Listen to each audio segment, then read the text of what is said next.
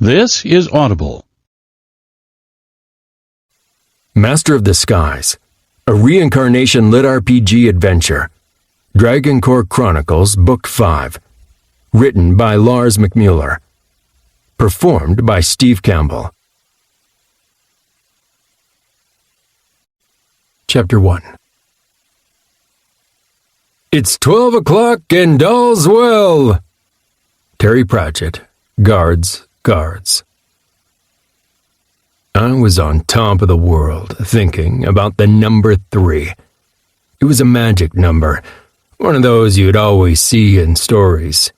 3 wishes, 3 sisters, 3 books, if the writer would ever get to it and finish the job. Though I guess with me in a different world, I was never going to read the end of that trilogy.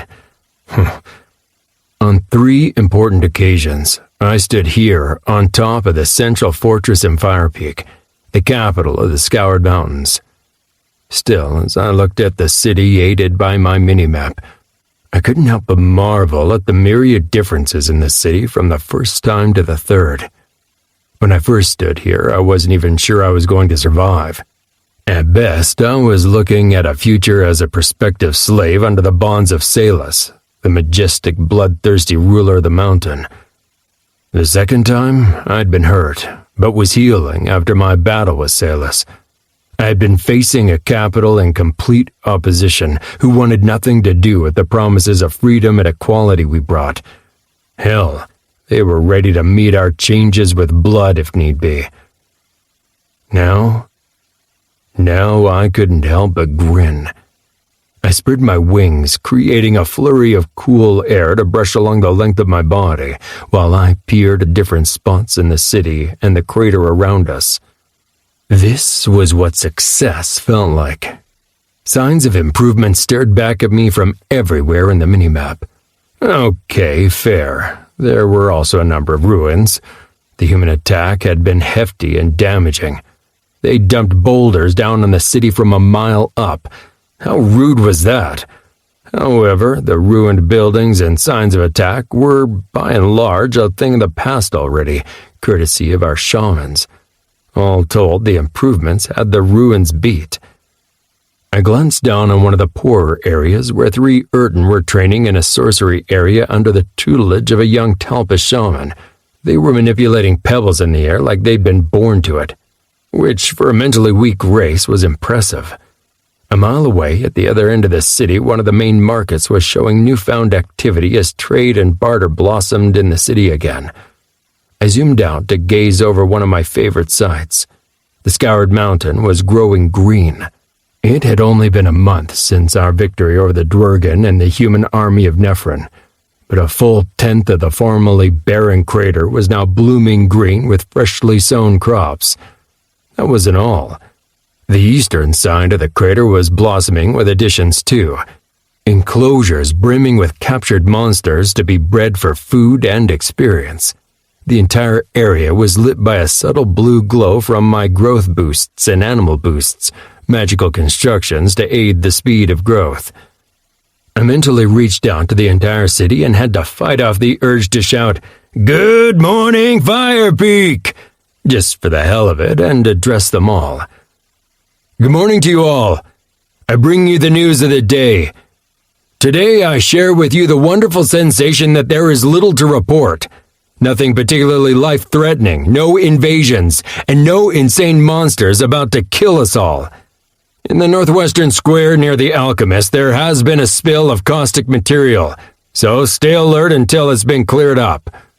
We're still looking for people interested in joining our scouts and mages, but at this moment, we have gained enough guards and fighters. Thank you all for joining up to help keep the mountain safe. As always, if you have anything you need us to address, grab hold of a guard or go to the fortress. We are there for you. Oh, and here's a reminder. The training competition will end 2 days from now. Everybody who joined up and had their stats assessed should join us to get their final gains noted. I don't think I need to remind you, but the 2 persons with the largest improvements in attributes, mental and physical, will win a major quality item from my horde. I closed the connection and let my vision slide over random streets in the city. What I could see was wonderfully life-affirming. People of all races were going about their business, reacting to the message with smiles, and a whole lot of posturing and jibing from people who were still training. There were a lot. The citizens of Fire Peak had seen the light and the possibilities of self-improvement, and they did not hold back. Even Roth had to admit that a good deal of the trainees were going at it hard. As I closed the mini-map of the capital, I opened up another mental connection. This one was newer to me and felt less tangible, more like closing a video call on the cell phone than proceeding to call somebody on the landline. Less evolved, perhaps? Even so, the connection was solid. The mental voice on the other end came through clearly. It was also straight to the point and not a little bit overbearing. Onyx? You still insist on doing this on a daily basis? With a mental readjustment, I opened up the minimap again and, within seconds, had it zoomed in on the solid form of Crave. The blue dragon was in his usual spot on the lower end of his upside-down fortress.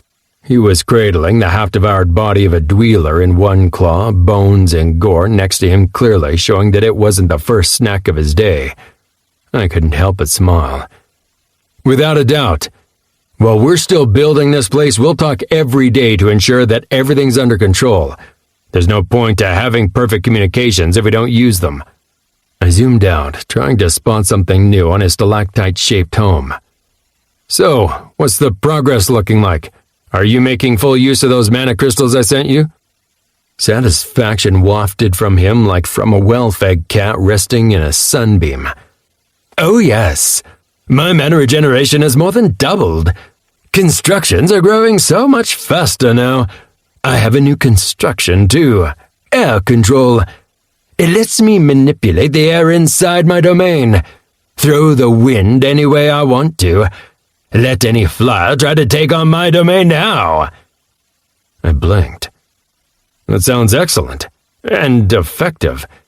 Do tell me if there's something new, and think about the non-combat uses of it too. What? I mean, you've got what, a mile of domain now? With the air at their backs, any of your minions should be able to fly across the domain at twice the speed, right? But then I would have to focus on them all the time. Sure, but if it means that all your minions work twice as fast, don't limit it to just that single recommendation either. That was literally the first thing that came to mind. I'm sure you can figure out something even better. Like being able to carry more weight while flying. Okay, that might be flawed. But think it over. I'm certain there are more uses to be discovered. Meanwhile, how are your shamans doing? Crave grumbled, still mulling over the possibilities until he collected his thoughts again.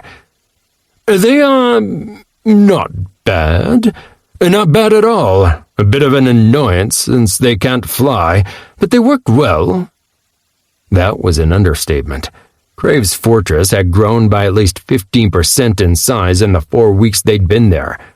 Before, it had been an old ruin with half the rooms filled with detritus and dirt and the other half open to the outside. Now it was brimming with fortifications and new constructions, ready to take on anything and anybody. He continued grudgingly.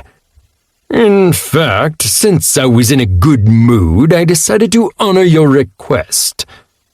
Do you mean? Yes. I've let one of the tiny Talpus creatures start aiding you instead of expanding my defenses further. He is out in the tunnels extracting materials right now. According to him, you should expect the first batch of ore in a week or so. I beamed. That was great news. So very, very altruistic, too. Thank you very much, Crave. That is wonderful to hear. We can start crafting high-quality items soon then, and then we'll be able to send it all to Azel for enchanting. Yeah, you ship that off to that white pretender. Just make sure I get my portion of the enchanted items afterward. It should do wonders for the increase of my hoard. I promised him that he'd get his due, then went to talk with Azel. That talk was a lot briefer and less friendly. While our relationship had improved, We were still not exactly pals. But there was definite improvement here, and talking to him on a daily basis helped keep us cordial. The White Dragon had also taken well to seeing the number of mana crystals I sent his way to speed up his development. That, and the aid of a shaman to help clear the area from when we'd brought the mountain down on them, went far to improve his mood, especially when he realized that I'd been true to my word. Neither of us had known for sure how much would remain of my old hoard when he returned and got it cleared out. He did manage to salvage a good number of my former constructions, though, along with both of the soul carvers. His constructions were springing up fast, too. Mind you, it was exceedingly weird seeing my old domain covered in a layer of frost and snow. But once he got to clearing most of the rooms of debris and soil from the cave-in, his influence started growing rapidly. On top of that, he'd taken to creating enchanted items with a single-minded focus that both impressed and scared me. As expected, he took the news that he was soon going to see high-quality items with satisfaction and renewed zeal. He promised me that he'd be done with the latest batch soon and send most of them back up to Fire Peak. Then we had a brief discussion on technicalities about enchanting. After that, we broke the connection with little formality. It wasn't a perfect system, not yet. We were still ironing out the flaws, and some speed bumps impeded how fast we were able to transport items and manpower back and forth, but it was constantly improving. The best part was what my vassals didn't even fully realize. Every single interaction like this, every single cordial cooperation, however businesslike, tied my vassals closer to me, even if it worked as much in their favor as in mine, at least on the surface. In time, with enough interaction and tying ourselves closely to them, they'd find themselves a natural part of our forces, without me having to resort to coercion, bartering, or threats. Dreams of the future. A lead role in that dream stood right next to me. My third vassal, Slither, was back up in Fire Peak, having returned from visiting his own domain moments ago. I lowered my head and looked at the spindly stickkin. God, looking at his stick-thin body, it was easy to ignore exactly how powerful and dangerous the teleporting little killer was. Good to see you, Slither. What's the news from the Aberrants? His smile was as disturbing as ever. He looked like a bird who'd spotted a worm and was calculating the best method to strike. But his mental message carried genuine warmth and humor. My people are well and interested. Still, I am not sure if you understand the magnitude of what you're asking, Onyx. I snorted. It's hard to fix in the mind, sure, and it's a massive scope, but it's a worthwhile task. So, the question is whether the Aberrants are up for the challenge. Let me hear this from you again. You want to tame the mountain? I grimaced. Close, but no. I want to understand it. I want to take this insane, deadly place and learn everything we need to not be taken by surprise. I want to take the one group of people who are the best at moving unseen around the place, the Aberrants, and make you responsible for scouting the mountain and bringing any challenges to my attention. No more unanticipated monster surges. No more rabid beasts growing in strength to the point where they can suddenly roam the layers unchecked. But you have no plans to kill them all? People in this place wouldn't take kindly to that. Live, fight, thrive, and all that. There will always be monsters to fight in this mountain. Killing all the higher-level beasts would lead to stagnation and no growth for the rest of us. But that is no reason to let them grow unchecked and threaten to overwhelm our forces due to sheer negligence. His head lolled as if it were loosened on his neck.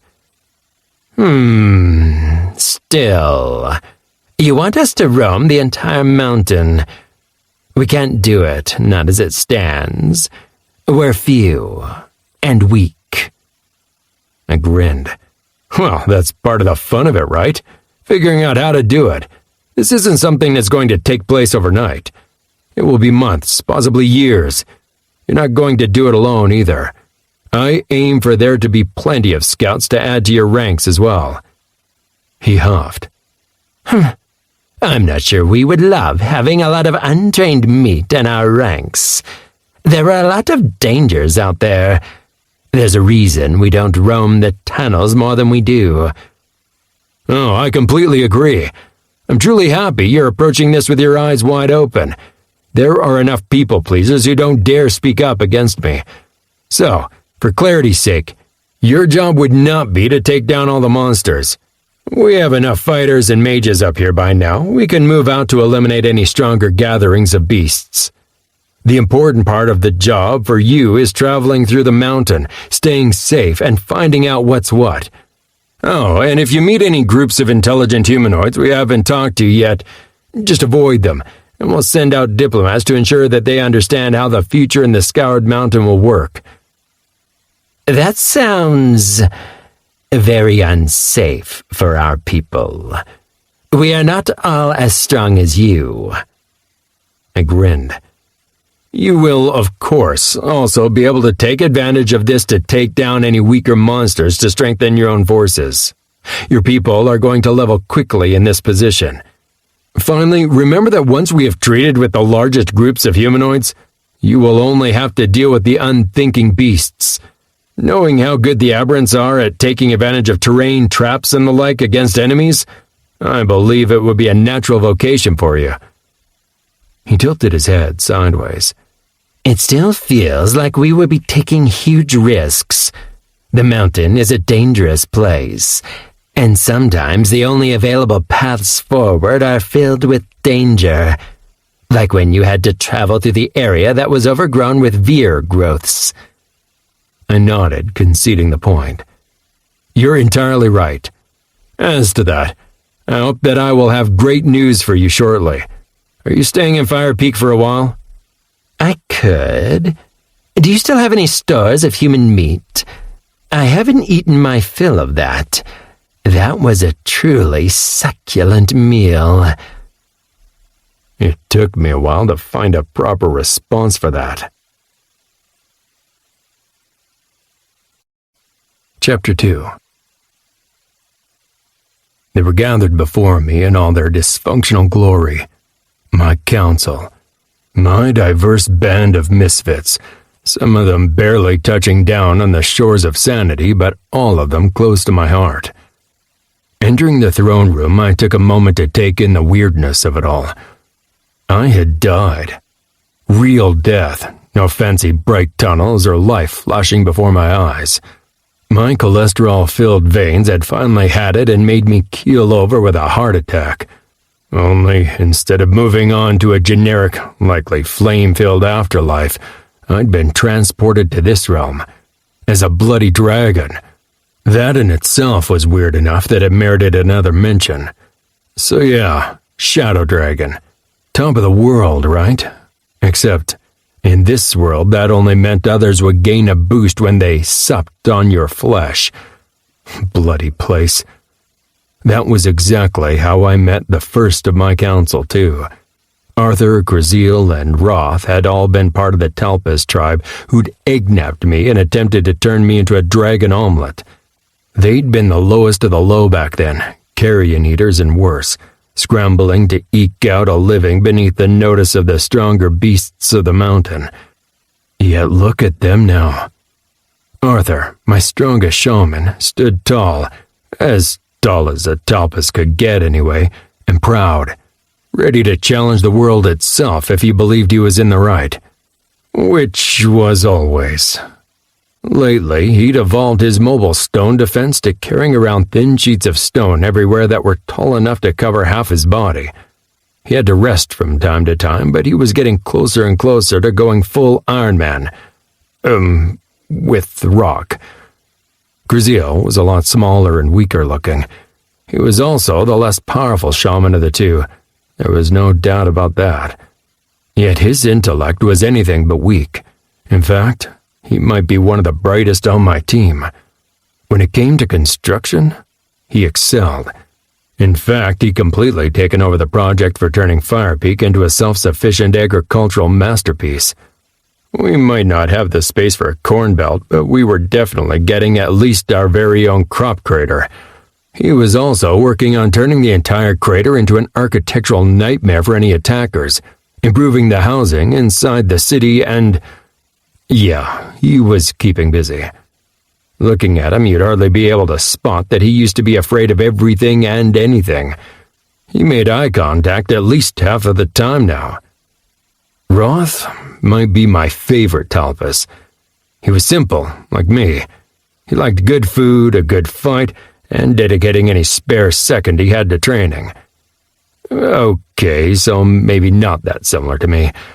Still, his bulk had increased to the point where, at times, you'd be hard-pressed to recognize him as a Talpus. He was definitely not the target of the mockery that sometimes still landed on the other Talpi for being one of the lesser species of the mountain. Dude was swole, like my daughter would say, with an eye roll, which might mean that she was serious, was being ironic, or wanted to marry him. Hell if I knew. Gert came later. Inducted into our forces along with a larger group of Kralls, the low-set, ugly humanoid had been an unknown to begin with. She only became their leader later on, but had taken to the role with aplomb. She had also taken a radically different approach to the leader role for a Krall. She didn't roll with the normal Krall strategy, which was becoming the biggest and baddest and growing into a physical force of nature with impressive natural armor and the brain capacity of a left-handed wrench.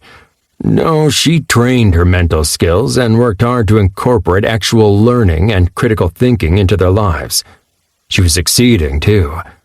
She was one damn tenacious critter, and I couldn't be more proud of her. Grex was another simpleton. The ugly imp liked fighting and taking on the world, with nary a thought in consideration to tiny details like size, odds of survival, or similar trivialities. He and his kind tended to live brief lives, but he lived every second of his life to the fullest. Having lost half a leg didn't slow him down in the least. He claimed it just gave him less mass to carry around when he was flying. Demodius was a newcomer. He had only joined us a couple of months back when we took on the task of reforming Firepeak into a place worth living in.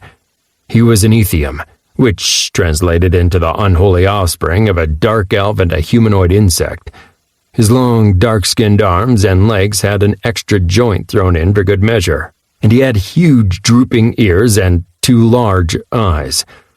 He looked servile and mild-mannered, the byproduct of having survived as a former slave of Salus, and he was an excellent administrator. In fact, I was secretly planning to ladle all the responsibilities of actually running Firepeak onto his plate. He was that good. He was also incredibly conscientious and dedicated to making the place decent for everybody. I needed to give him a token to show him my appreciation. A gift basket or a level up or something. The entire scene was wrapped in a nice warm glow. Not friendship or anything like that. Or, well, if you wanted to be corny about it, you might say something exactly like that. In this case, the glow gave off actual literal boosts to our attributes. The blue glow spreading out toward our entire group stemmed from Timothy. My only fellow ex-Earthling and former human-turned-ghost was floating in the center of the group like an apparition from some chick flick with Patrick Swayze. He was an incredible nerd, stubbornly proud of being a New Yorker, and he liked the Patriots. Despite all that, he was an amazing person. I strode into the throne room and took in the mood. They were looking rather miffed for some reason. Arthur always looked like he'd been hit by bad news, so that was nothing new. But some of the others also sported annoyed demeanors. I let my mental voice ring out into the room. "So, who's ready for good news?" Arthur sneered at me. "Fa! Unless the news is that you've managed to make Timothy here finally be quiet, I am not interested." My amused snort made Timothy's affronted look grow even worse. I smirked. "I don't think there's a force of nature in this world that has the power to succeed in that. Anything I should be involved in?" Timothy stared me down. "Not unless you're a huge fan of slavery." Arthur rolled his eyes. "Yes, Like your see-through friend here likes to say repeatedly, he believes the surviving Dwergen should be let off the hook for trying to kill and enslave us all. Tim held up a finger. Don't twist my words. I simply don't think that chaining them down and forcing them to slave for us is the right thing to do. Besides, it's not like they had any say in it since Teller was the one commanding them. I have been talking to them, and they want to prove themselves. I merely plan to find a decent alternative to slavery. That topic again. I nodded thoughtfully to Timothy, then settled down, lying where I could observe them all. We've been over this, Tim, and I agree. I'm not a huge fan of this solution either. But it's the best solution we've come up with so far. Also, you're not improving things by trying to inflate them into something they're not. They're not chained. They're not enslaved. They're under house arrest. So please don't try to make the council's heads explode by arguing over what's already settled. If you figure out a better idea, come to me. He looked about to argue, but I spoke over him. Besides, as you very well know, this isn't far off from what they'd be subjected to back on Earth. They're fed, they're hidden away, and they're kept busy. That's exactly what would happen back in the old prison system. We'll find a better solution in time, but for now, that's what we've got. Besides, it's not like they want to be let out into the streets.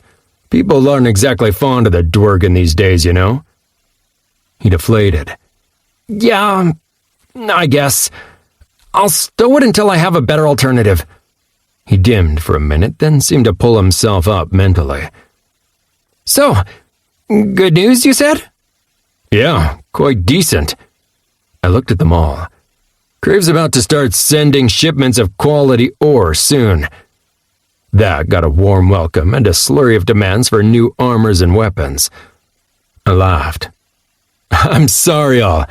I will have to remind you that we're still going to get everything enchanted afterward with a Zell, unless it's something urgent. Besides, you know the drill. Tim and Demodius are in charge of the priorities for all of us. So, unless you haven't already, go tell Tim what you can't live without. The blue ghost looked at all the eyes landing on him. Joy, he exclaimed dryly.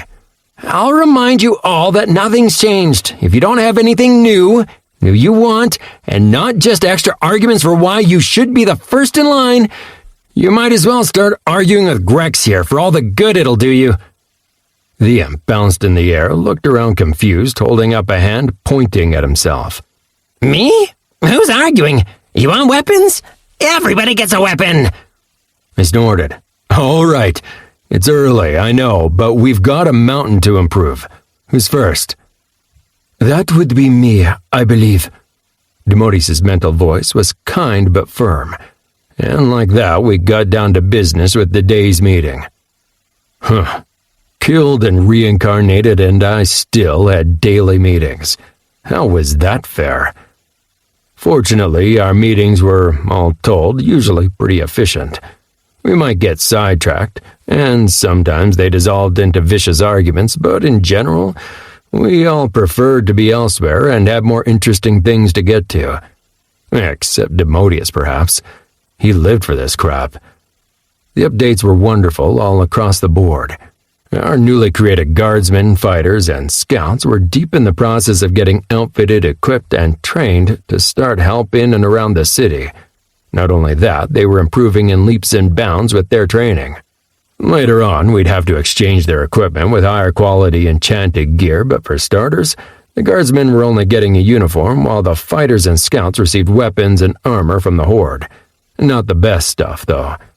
I'd initially been worrying about exhausting my Horde, possibly dropping down to a lower level of Horde size, what with all the items we'd been handing out left and right.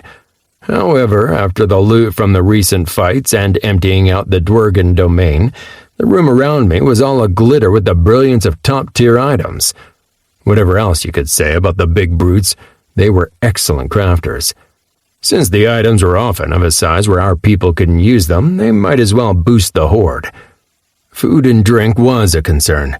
However, Krasil was all over that, along with Lave. We'd have loved to have Kaveen on board for that, but they'd finally found her body hidden in a cellar. The cauldron, formerly responsible for production and crafting in the city, had been brutally murdered during the battle with the Dwergen. Her replacement, a younger Urton, seemed competent enough, but was far from as decisive and savvy as her predecessor had been. That would be a work in progress. For now, however, Graziel and Leif promised that our increases in production would be enough to keep up with the city's needs. As for our enemies, they were a thing of the past. The surviving members of the former city guard and the Gathering had stopped working against us. People in the know, or so Demodius had phrased it, confirmed that they were no longer on the warpath. In fact, former city guard and mage inductees were fighting to join up with us now that they could see the way the winds were blowing. We still had to keep up with vetting them properly in order to weed out those who were joining us under false pretenses, but the times, they were a-changing, for sure. Timothy was having a friggin' ball. Or at least he was keeping busy enough that he didn't have a bloody chance to become introspective. He'd lost Lore, the crawl that he'd worked closely with for a long while, and he'd buried himself in work to move past it. If he had a manic gleam in his eyes at times, I didn't mention it. He did clearly enjoy his work and was working wonders. With all the new citizens, city guard inductees, and mages applying to join our forces, along with the Dwergen survivors and the aberrants, he was doing some serious overtime to get a handle on his Kipu project and create a working overview of feats and attribute requirements. From what he said, he was getting close to where he'd have something new. He didn't elaborate, but it sounded like it would make waves when we got that far. Arthur and Graziel were kept incredibly busy. Not only did they have the crops project constantly keeping them out and about, suddenly they also had a ton of new mages to train and assess. Fortunately, Demodius handled all the administration work, but he had no talent for spellcraft, and our Talpi shamans were the craftiest ones around after him. They had mostly divided the workload between them. Arthur handled most of the training, delegating some of it to the newer Talpa shamans and finding others to handle the hard lifting for the irrigation system needed for the crops. Meanwhile, Graziel took care of the finer details of the canals and of trying to work out with Demodius how best to utilize an influx of new spellcaster talent. Gert had taken to joining them, mostly to learn more about creative thinking than anything else, I believe. They were really getting creative. Listening to them go on, they might either solve all our problems or kill us all. I let them go ahead, though. Just asked them to check with me before they implemented any major decisions. Roth had never had more fun. He had a whole city to push around and train, and he was enjoying it to the fullest. According to him and the people who trained under him, he was being an absolute menace and possibly life-threatening. He was also learning new tricks around the city to use in his own training. As for me, I stayed in the background like a leader should, except for the occasions when I needed to be visible, nudging them when they needed a little encouragement, challenging them if they were moving in a direction I found wrong, encouraging them to evolve and grow, and ensuring that we were, in fact, progressing where we wanted.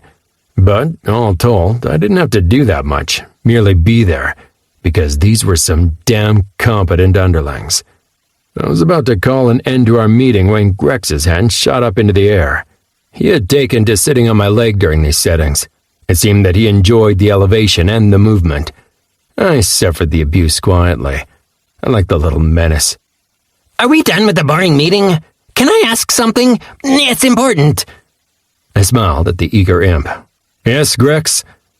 He and his people were mostly trying to train with the other imps and some other winged fighters of the city. They had mixed results.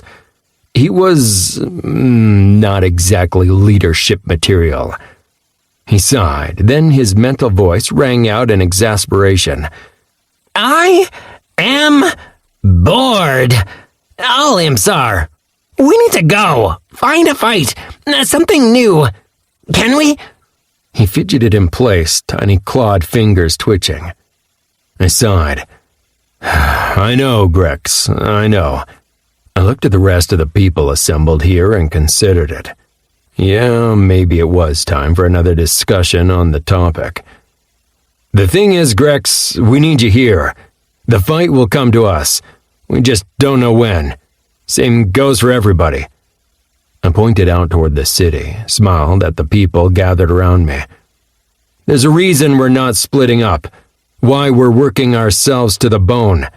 We are planning for the long run, but we cannot afford to split up and do whatever we feel like.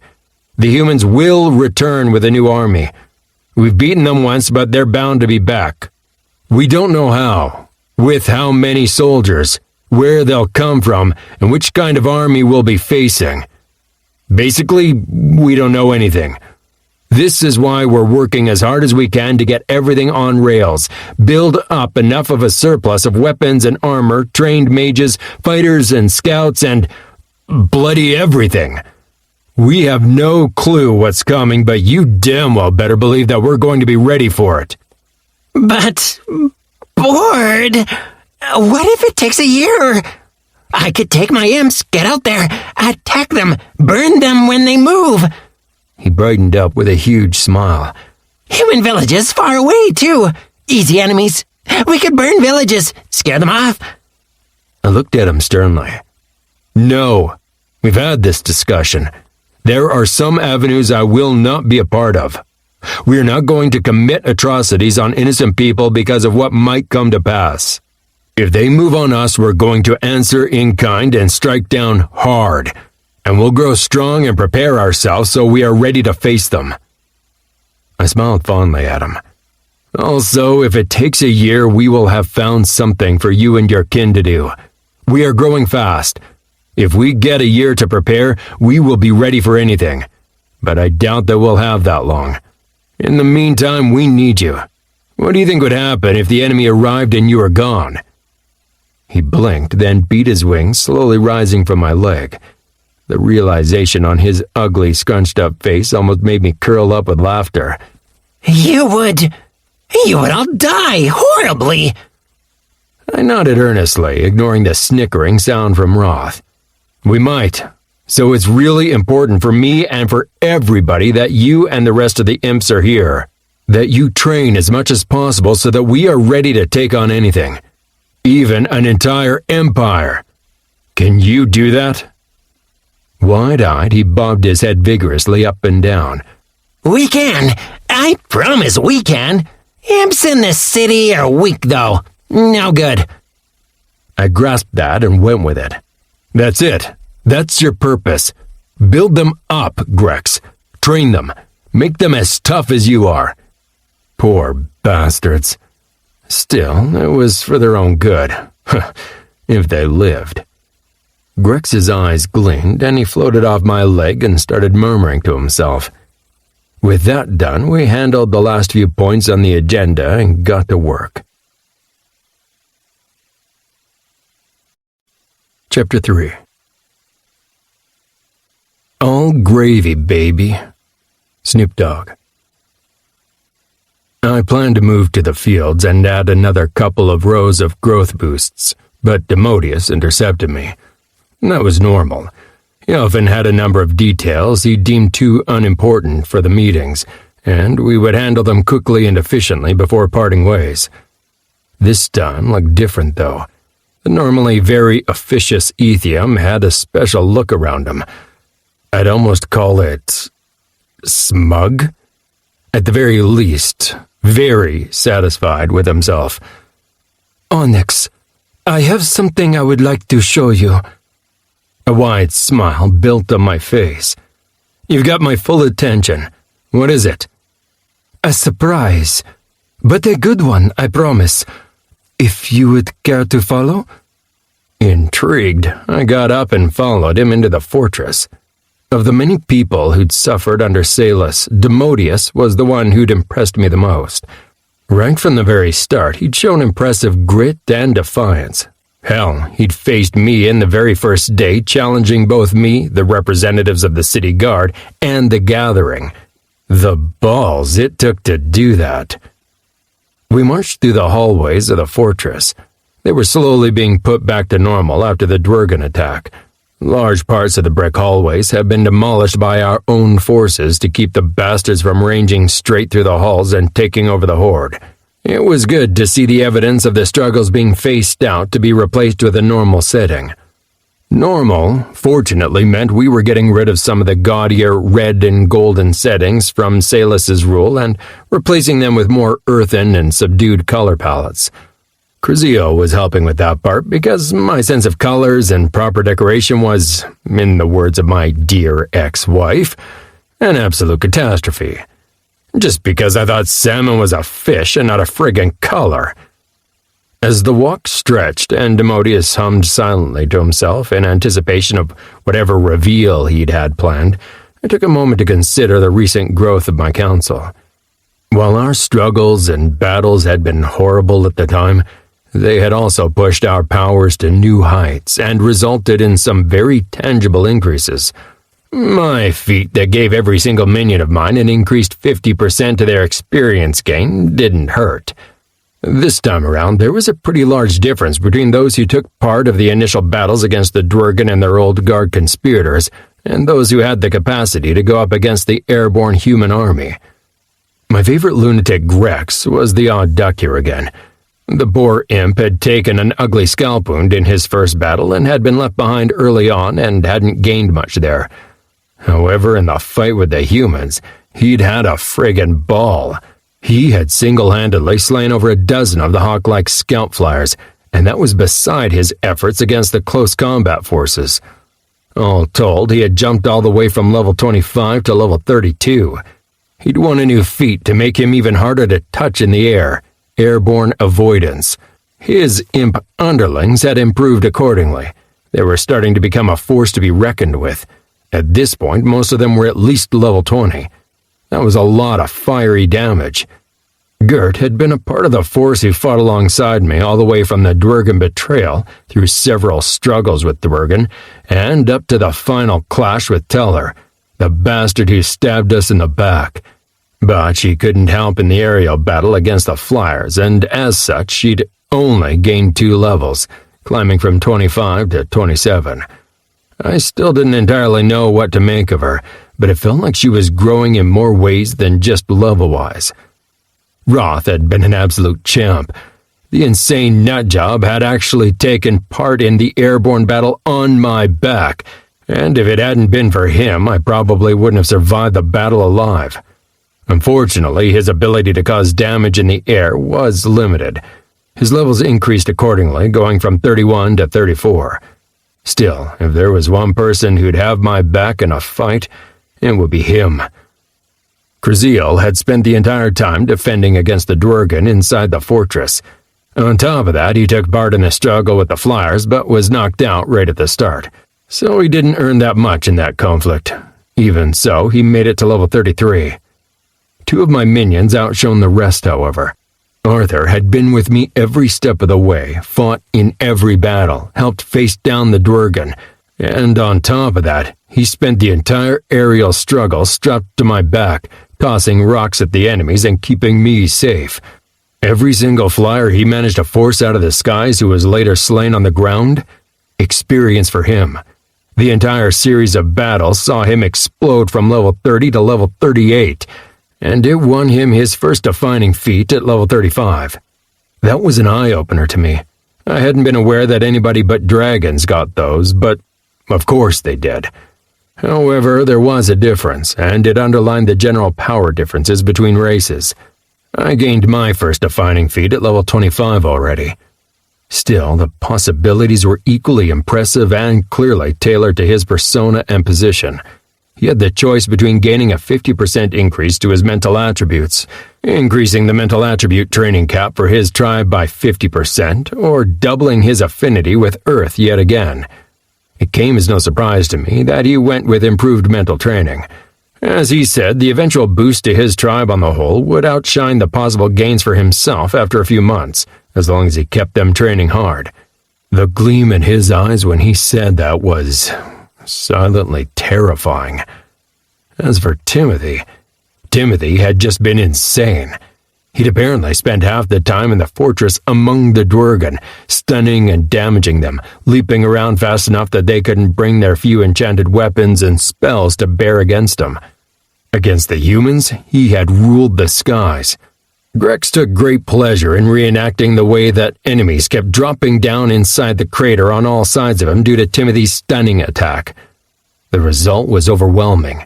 He went all the way from level 28 to level 37, gaining 2 feats, one of them a defining feat at level 30. Clearly, the level you gained your defining feats at were tied to your race, so the more powerful your race, the earlier you get them. Unfair, but consistent. Typical of Deyra.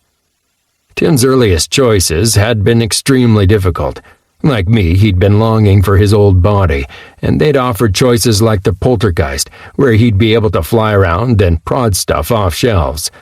There were no distracting options to choose from for Timothy this time. No lure promising added tangibility or the capability to become physically present. Seemed that ship had sailed back when he chose his specialization as an ectoplasm. Basically a ghost with enhanced control over his ghostly body. Still, the choices of the defining feat were equally enthralling. Between defensive combat efficiency, offensive combat efficiency, and out-of-combat efficiency.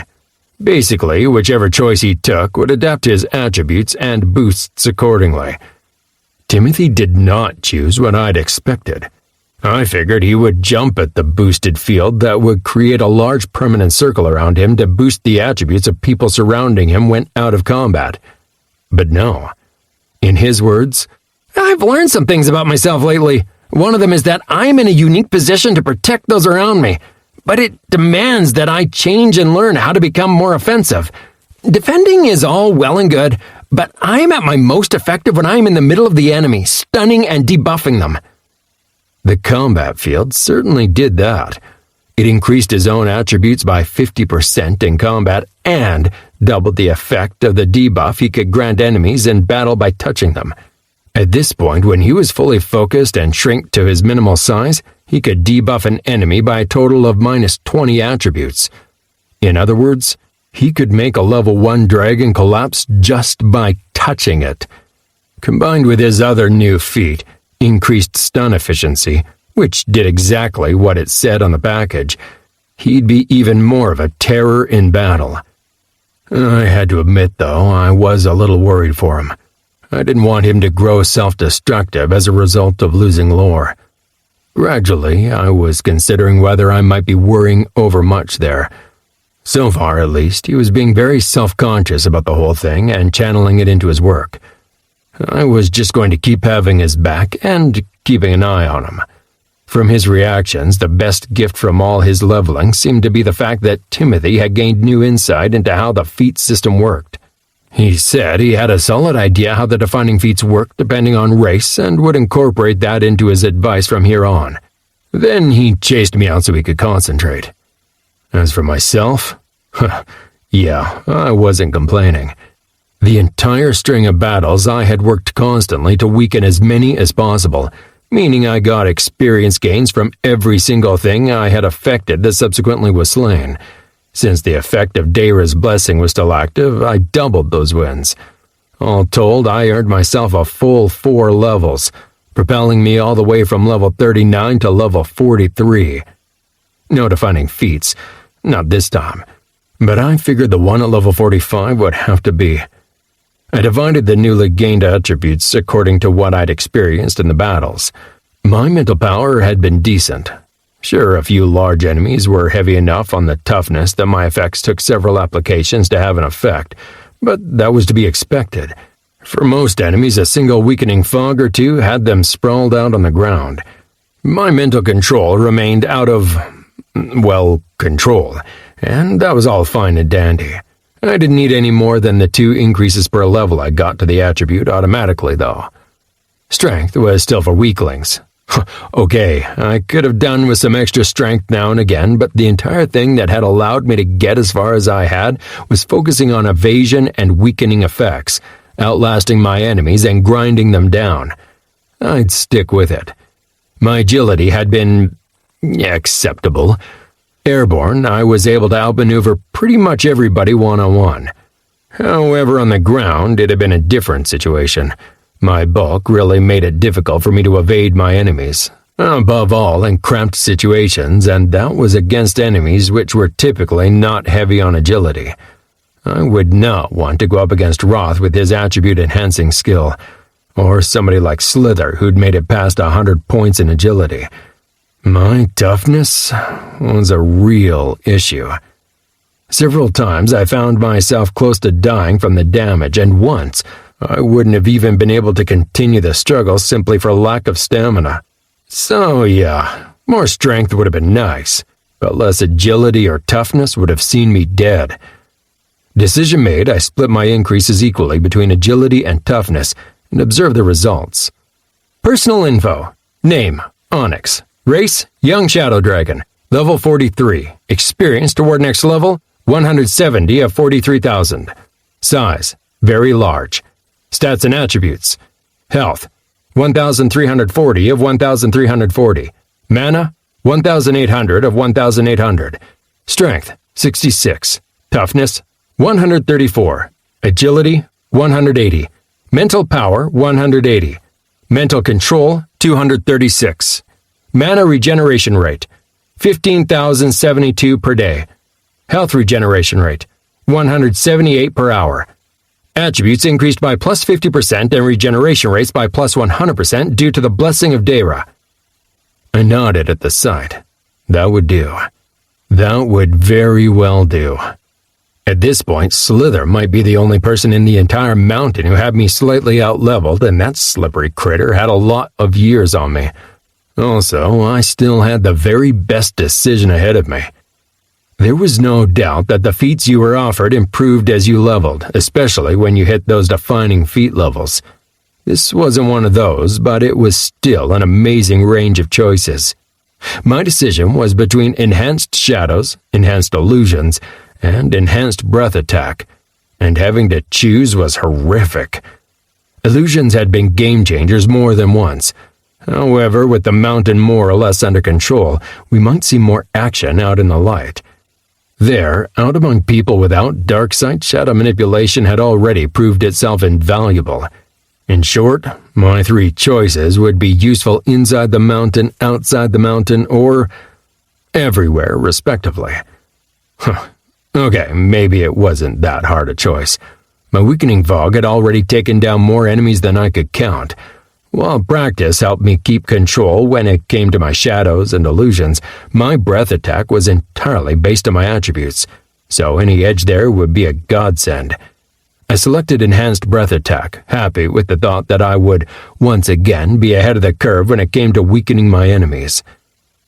Enhanced Breath Attack. From now on, your mental control will be applied with a plus 50 increase when calculating the precision of your breath weapon. The same applies for mental power when applying its effect. With a satisfied sigh, I dipped into the latest horde size increase. Considering the level, I'd found the improvements a bit underwhelming the first time I looked at them. But I couldn't deny that they'd hit the points I really needed. Your current horde size, 82 mana crystals, very large, grants you the following. Maximum population size, 1,000. 2,000 with Blessing of Deyra. Current population, 2,000. Domain size, 20,000 foot radius. Domain detection range, 250 miles. Domains within range, inside mountain, 3. Outside mountain, 0. Mana regeneration rate increased by 700%. Total current regeneration rate increase equals 4,800%. The possible quality of magic abilities gained from the Horde is heavily increased. Common possibility of multiple magic abilities. Magic abilities are gained faster. New constructions available through the Horde. The connection and benefits will remain for as long as your Horde is active. I love the fact that my minion count had, what was the word? Octupled? Something like that. Hell, at this point, I'd say around 1 in 4 of Firepeak citizens were minions already, and there'd be more minions soon. A few of my constructions had improved, some more than others. The first one was my absolute favorite. Construction improved. Outpost. With the growth of layers, the need for guards and defensive positions increases as well. This construction allows you to define a spot where your minions will be more effective in combat. Regardless of the name, this construction can be positioned anywhere within the domain. It adds a field, giving a slight boost to the physical attributes of all minions within range and mildly decreasing those of any hostiles. 3 of 4 outposts created. Size of field, 25 by 25 yards. Boost improved by plus 50%. Debuff improved by minus 25%. Number of possible outposts improved to 4. It was a late discovery for me and kind of embarrassing. I had learned a while ago that I could move my constructions around within my domain, but I hadn't thought to practice using it while in combat. This might change, though. The simple expedience of moving something like an outpost on top of an active battle might swing the outcome, especially now that the boost had been increased from plus 25% to plus 50%. This could be a godsend for situations where we were outmatched, numbers or level-wise. Construction improved. Sorcery chamber. This construction transforms an area of 10 by 10 feet into a sorcery chamber. Inside this area, mental training will allow your peons to improve their mental prowess. If they spend enough time here, they will be able to improve selected attributes. Progress will be limited to the original attributes of the creature and dependent on the efficiency of the training. Your minions are now able to improve their attributes even faster. Attribute gain speed increased by plus 50%. The attribute cap of your minions has been raised.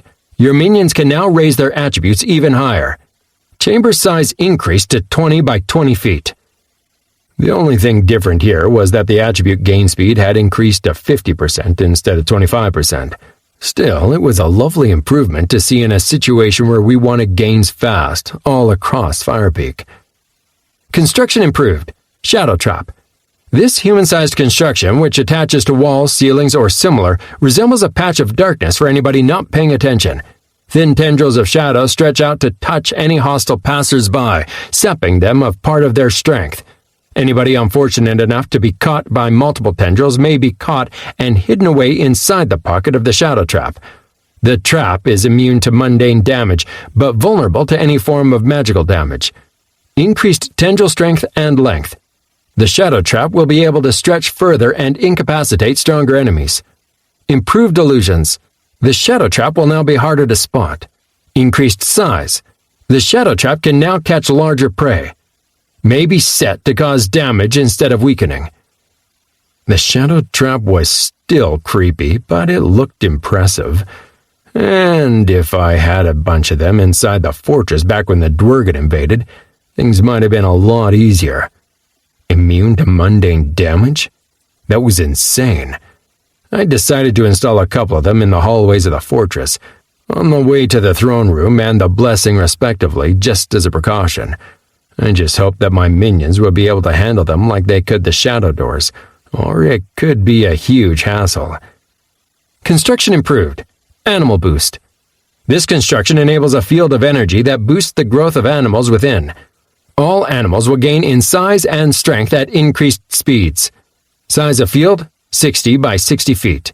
Field size augmented to 90 by 90 feet.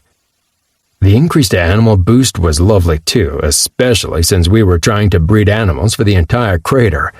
Even so, the real winner was the new construction. Well, there were two, but the first one I was kind of ambivalent about. Construction unlocked. Feedback tower. This tower comes unmanned and unarmed. It has rudimentary defenses to keep its inhabitants slightly safer than outside the tower. Its real power lies in the feedback effect. Any damage inflicted upon minions inside the tower will be repaid in kind as a feedback wave striking any enemies nearby, disrupting and stunning. Feedback towers are not the sturdiest. Their defenses are built to be destroyed. When broached, the tower will emit a powerful weakening pulse centered upon the tower. Mana cost, 1,250. Construction time, 48 hours. The effects were not too shabby at all. If you put up a series of these towers close to each other, you could probably create some sort of feedback loop effect to completely ruin an invading army's day. Feedback loop. I like the sound of that. Nice and futuristic. You'd be able to sell anything with a name like that. Anyway, what I disliked was how the entire structure seemed to be built around the defenders getting hurt and overrun. It fit quite well with the dispensable minions part of things, which wasn't really my brand of beer. Still, it could really help put the hurt on anybody stupid enough to try and invade. There was a certain karma to the idea of taking some of the asshole Dwergen and stuffing them in there, too. I'd have to think about it. The second new construction, however, that was a godsend. Construction unlocked. Scout Tower. This tall tower enhances the eyesight of any minions placed on top. It has an alarm bell on top which requires activation from a minion to use. Mana cost, 1,000. Construction time, 24 hours. I'd created my first scout tower the day after we sent the humans packing, right up on the very edge of the crater looking to the west. Fortunately, the range of my domain had increased enough for that to be possible. Otherwise, I would have had to think up some other system. However, with this tower and a duo of scouts up there at all times, we weren't getting surprised by anything this time around. There were no details as to the maximum range or anything, but since it worked based on the eyesight of the minion, it probably wasn't reduced by some system-based range. The scouts reported that they could see miles and miles, far enough that it would take an invading army well over a week to traverse the distance on foot. I might have to ask Firth and Tim to stick their heads together and figure out the actual range. I couldn't be arsed myself. I was already picturing Tim raving on about calculating the curvature of an unknown globe and... yeah, delegation was good for the soul. I'd created one of each construction by now to have it done. The lone feedback tower looked silly standing alone out in the center of the crater. Even so, it looked like creating one of each construction was a stable requirement for increasing the horde for any size from here on. I didn't want to be caught having to wait 3 days because I failed to create them up front. On top of that, I really was swimming in mana these days. I'd taken to creating at least one mana crystal daily. Even if the additional mana regeneration wasn't really useful, they could always be used as healing reserves, or as gifts. I was musing whether I should get started on a second scout tower, or maybe several, to ensure that we had the entire circumference of the mountain covered, when I almost stumbled over Demodius. He had halted in front of an opening to... The blessing? I was here a couple of days ago. 3 days, actually, Onyx. Your boost from the blessing must be running out soon. I blinked and checked. Damn, he was right. That's impressive, but I'm guessing you didn't bring me here simply to remind me of that? His smile mirrored his own personality, relaxed and resting in himself. He held out an arm and activated the mechanism that opened the door. It's easier if you see for yourself. With a curious glance at him, I slowly looked from him to the door, then shrugged and slowly nudged it open. The colors were the first thing that hit me. The rainbow-colored undulating waves of the wonderful feeling that was the blessing of Deyra. The sensation came next. A quick burst of heat, almost overwhelming. Then blessed, wonderful ease, like settling into a bath that's been poured just right. Then I spotted the surprise and laughed out loud. I was right? I was right? I turned back to Demodius and beamed at his smiling face. You were indeed. We had the water mage join our builders, and with her and one of your Talpi shamans, they were able to clear the walls within half a day. I shook my head at him in amazement. That's incredible.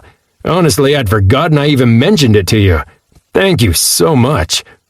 I couldn't wait any longer and ducked into the room and took a look at my surroundings. Ha! I'd been right. It had felt completely off, having the room painted with completely white walls. Sure, the effect of the colors playing on the clean white surfaces had a therapeutic effect, like one of those lava lamps hippies loved, but it looked plain wrong considering the elegant architecture of the place. It had been wrong. I marveled to see the sight of 4 walls entirely covered in elaborate colored mosaics. At first, I simply stood there marveling at the sight. They were beyond elaborate, pulling me closer to take in the details. It was astounding. The pieces of the mosaics were tiny, most of them less than 1/4 of an inch in size. They were covered in some sort of lacquer, and I'd bet good money their colors were still as vibrant as when they'd been created.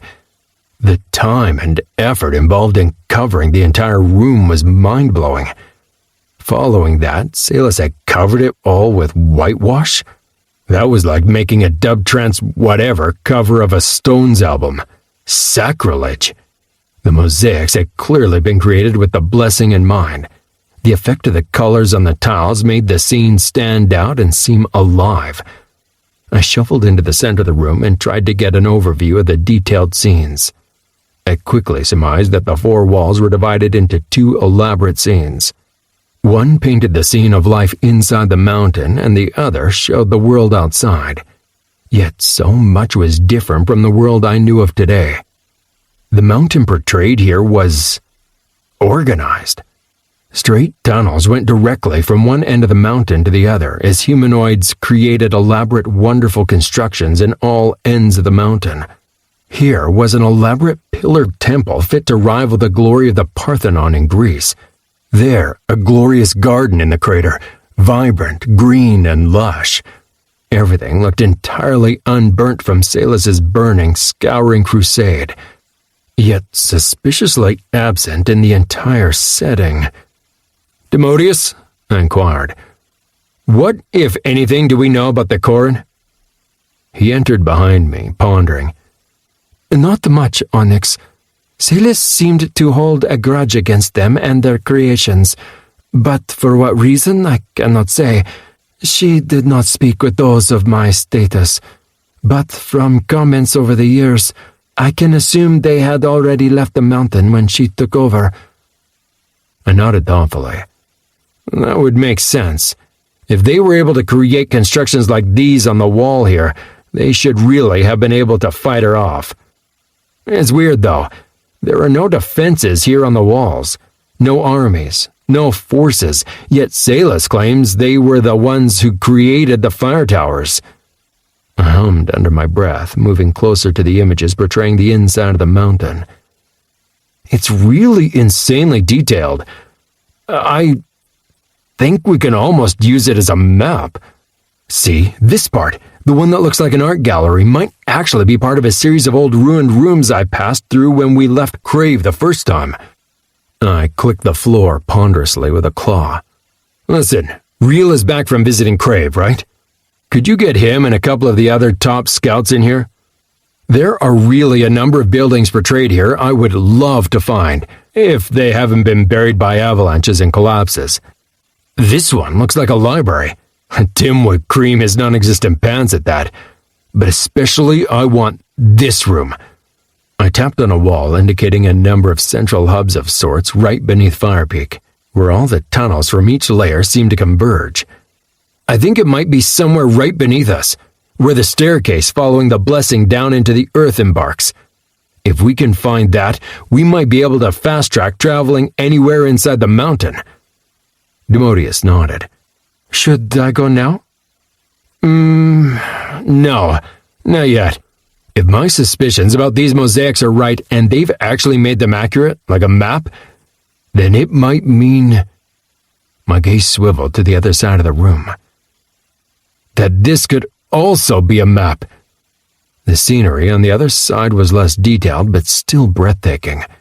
It was a major panoramic view of a mountainous wasteland with little greenery and life and few man-made creations to break the wilderness. Yet right there, in the center of things, was what looked like the Scoured Mountain. If that held true... Check this out and tell me if I'm wrong. Here and here. Compare those to our mountain. The officious Ethium moved closer to the walls, then looked closer. His gaze swiveled back and forth between the spots I'd pointed out and our home. One was an elaborate city looking like something out of ancient Rome, and the other a ziggurat of sorts, an imposing building rising into the sky. While they didn't look anything like our mountain. There is a glow, Onyx. The light shining from within the center of this city and the other building. It looks to be the same as in the Scoured Mountain. Do you believe that it means... That they could be the other blessing Salus believed she'd found? I interrupted. Yep. In fact, I'm damn near sure that it is. Why else would Salus go to the trouble of covering these walls up? She obviously didn't want anybody else to see. I mean, I could still be entirely wrong, but it feels like what she would do. So, if you could get Real and Firth and her people up here and confirm whether I'm right, they should know enough about the surroundings to be able to tell us whether these images look anything like the real landscape surrounding us. Demodius nodded and got to work. I did so as well, but not before I'd taken a deep draught of the liquid in the blessing. I'd never thought I would find a drink to rival coffee, but here it was. You have partaken of the blessing of Deyra. The blessing expands your connection with Deyra, allowing you to approach the utilization of the maximal capabilities of your species for learning. Your body is similarly boosted, increasing your natural attributes, regeneration rates, and learning capabilities. Your attributes are boosted by plus 50%. Mana regeneration rate doubled. Health regeneration rate doubled. Experience gain doubled. Time remaining, 71 hours, 59 minutes. Yeah, not even espresso could match that. I said it. Chapter 4. The rest of the day flew by. I created a few extra growth boosts and a single animal boost. Then I went to oversee the beginning of the first defensive wall Graziel wanted to construct to protect our crops from thieves and monsters. Finally, I held a public gathering to spread information about the possibilities and limitations of the training and sorcery areas in the city. The last one was actually really educational, and not only for the citizens. Some of the new trainees had come up with methods of training that outperformed the ones we taught ourselves, like holding a leaf, or leaves when you grew stronger, aloft with gentle touches of air magic. It sucked for mental power, but the mental control needed to keep it even in the air was impressive, and so were the gains in training. I was also able to mollify the disappointed citizens who wanted to become minions and start training by informing them that it was all a matter of reaching the next 2 levels for me. I had a hard limit on the number of minions that wouldn't grow until the next horde increase, and level 45 was the only requirement I had yet to hit. The experience involved for new levels was starting to become somewhat of a hindrance, since it increased with each new level. I knew that. Everybody knew that. Even so, the crowd seemed to take my rapid experience gain as a given, a tiny bump on the road. Truth be told, considering the speed at which I'd leveled to date, they probably were in the right. When I returned to the fortress, I found chaos. Not the bad kind of chaos, though. In fact, once Demodius had guided me through the hallways down to the bottom level of the fortress, which seemed to be the central gathering place, it felt entirely like coming home, like returning to a workplace after having an unnaturally long vacation. This was my kind of chaos. The chaos of dozens of builders and scouts shouting and discussing while some were hard at work. It was all there, the construction sounds, the grunts of effort, the slacker standing in the corner trying to avoid work. "What's going on here?" I asked one of the slackers. Real. He was a dozen steps behind Firth, who was pointing at a builder and shouting. The short-tempered Cauldron scout seemed uncommonly animated, pointing and gesturing. Real grinned in welcome. The tall Talpus was looking good. His new life as a diplomat seemed to agree with him. He indicated Salus's old scout and shrugged. "Well, we had a little gathering of scouts up at the Blessing, and... well, we think you're right. So we thought, why wait? If we can locate the place leading down to where those central tunnel openings congregate, and those tunnels haven't collapsed, we'll have safe, fast, and direct passage to anywhere in the mountain." He shrugged. "Turns out once Firth gets an idea in her head, there's no telling her no." I moved on over to the massive cauldron. Sometimes I found it hard to believe that the rough-looking, muscled-winged female was the highest-leveled scout in the mountain. But whoever you asked, the answer was clear-cut. She was the one in the know. Her levels backed it up, too. In front of us, a trio of heavy builders were busy removing the tile floor to get at the soil underneath. "Hey, Firth, ruining my fortress, are you?"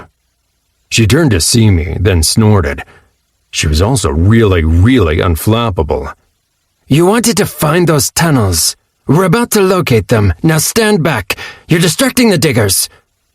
I shook my head in amazement. I need to ask, how the hell did you survive scouting under Salus? She didn't exactly seem the type to take well to anything but complete obedience. She rolled her shoulders and snorted.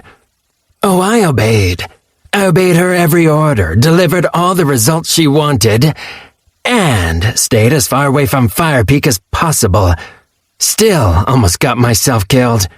You and I won't have the same problem, will we? I smirked. Not at all. As long as you do your job and don't lie to me, we won't have any problems. In fact, I find it liberating that you're not bowing and scraping. Her upper lip rose, displaying some truly intimidating incisors. In that case, I'll make sure to be extra liberating. Huh. Do me a favor then and tell me, are we on the right path? Is the image showing the outside of the mountain also accurate? You're asking if you, by sheer luck, have located 2 other blessings which would otherwise have taken years or decades to hunt down, if it would even be possible? She nodded to the diggers in front of her. We'll see in a while. But I'm guessing yes. The images match what's out there, and they also match up with a lot of the landmarks inside the mountain. We didn't have to wait long. The workers soon removed the last tiles and went to work with mining picks and shovels, making the dirt disappear.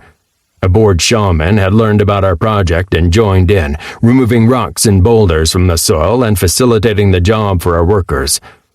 20 minutes later, the hole was about 15 feet deep when one of the diggers shouted in amazement.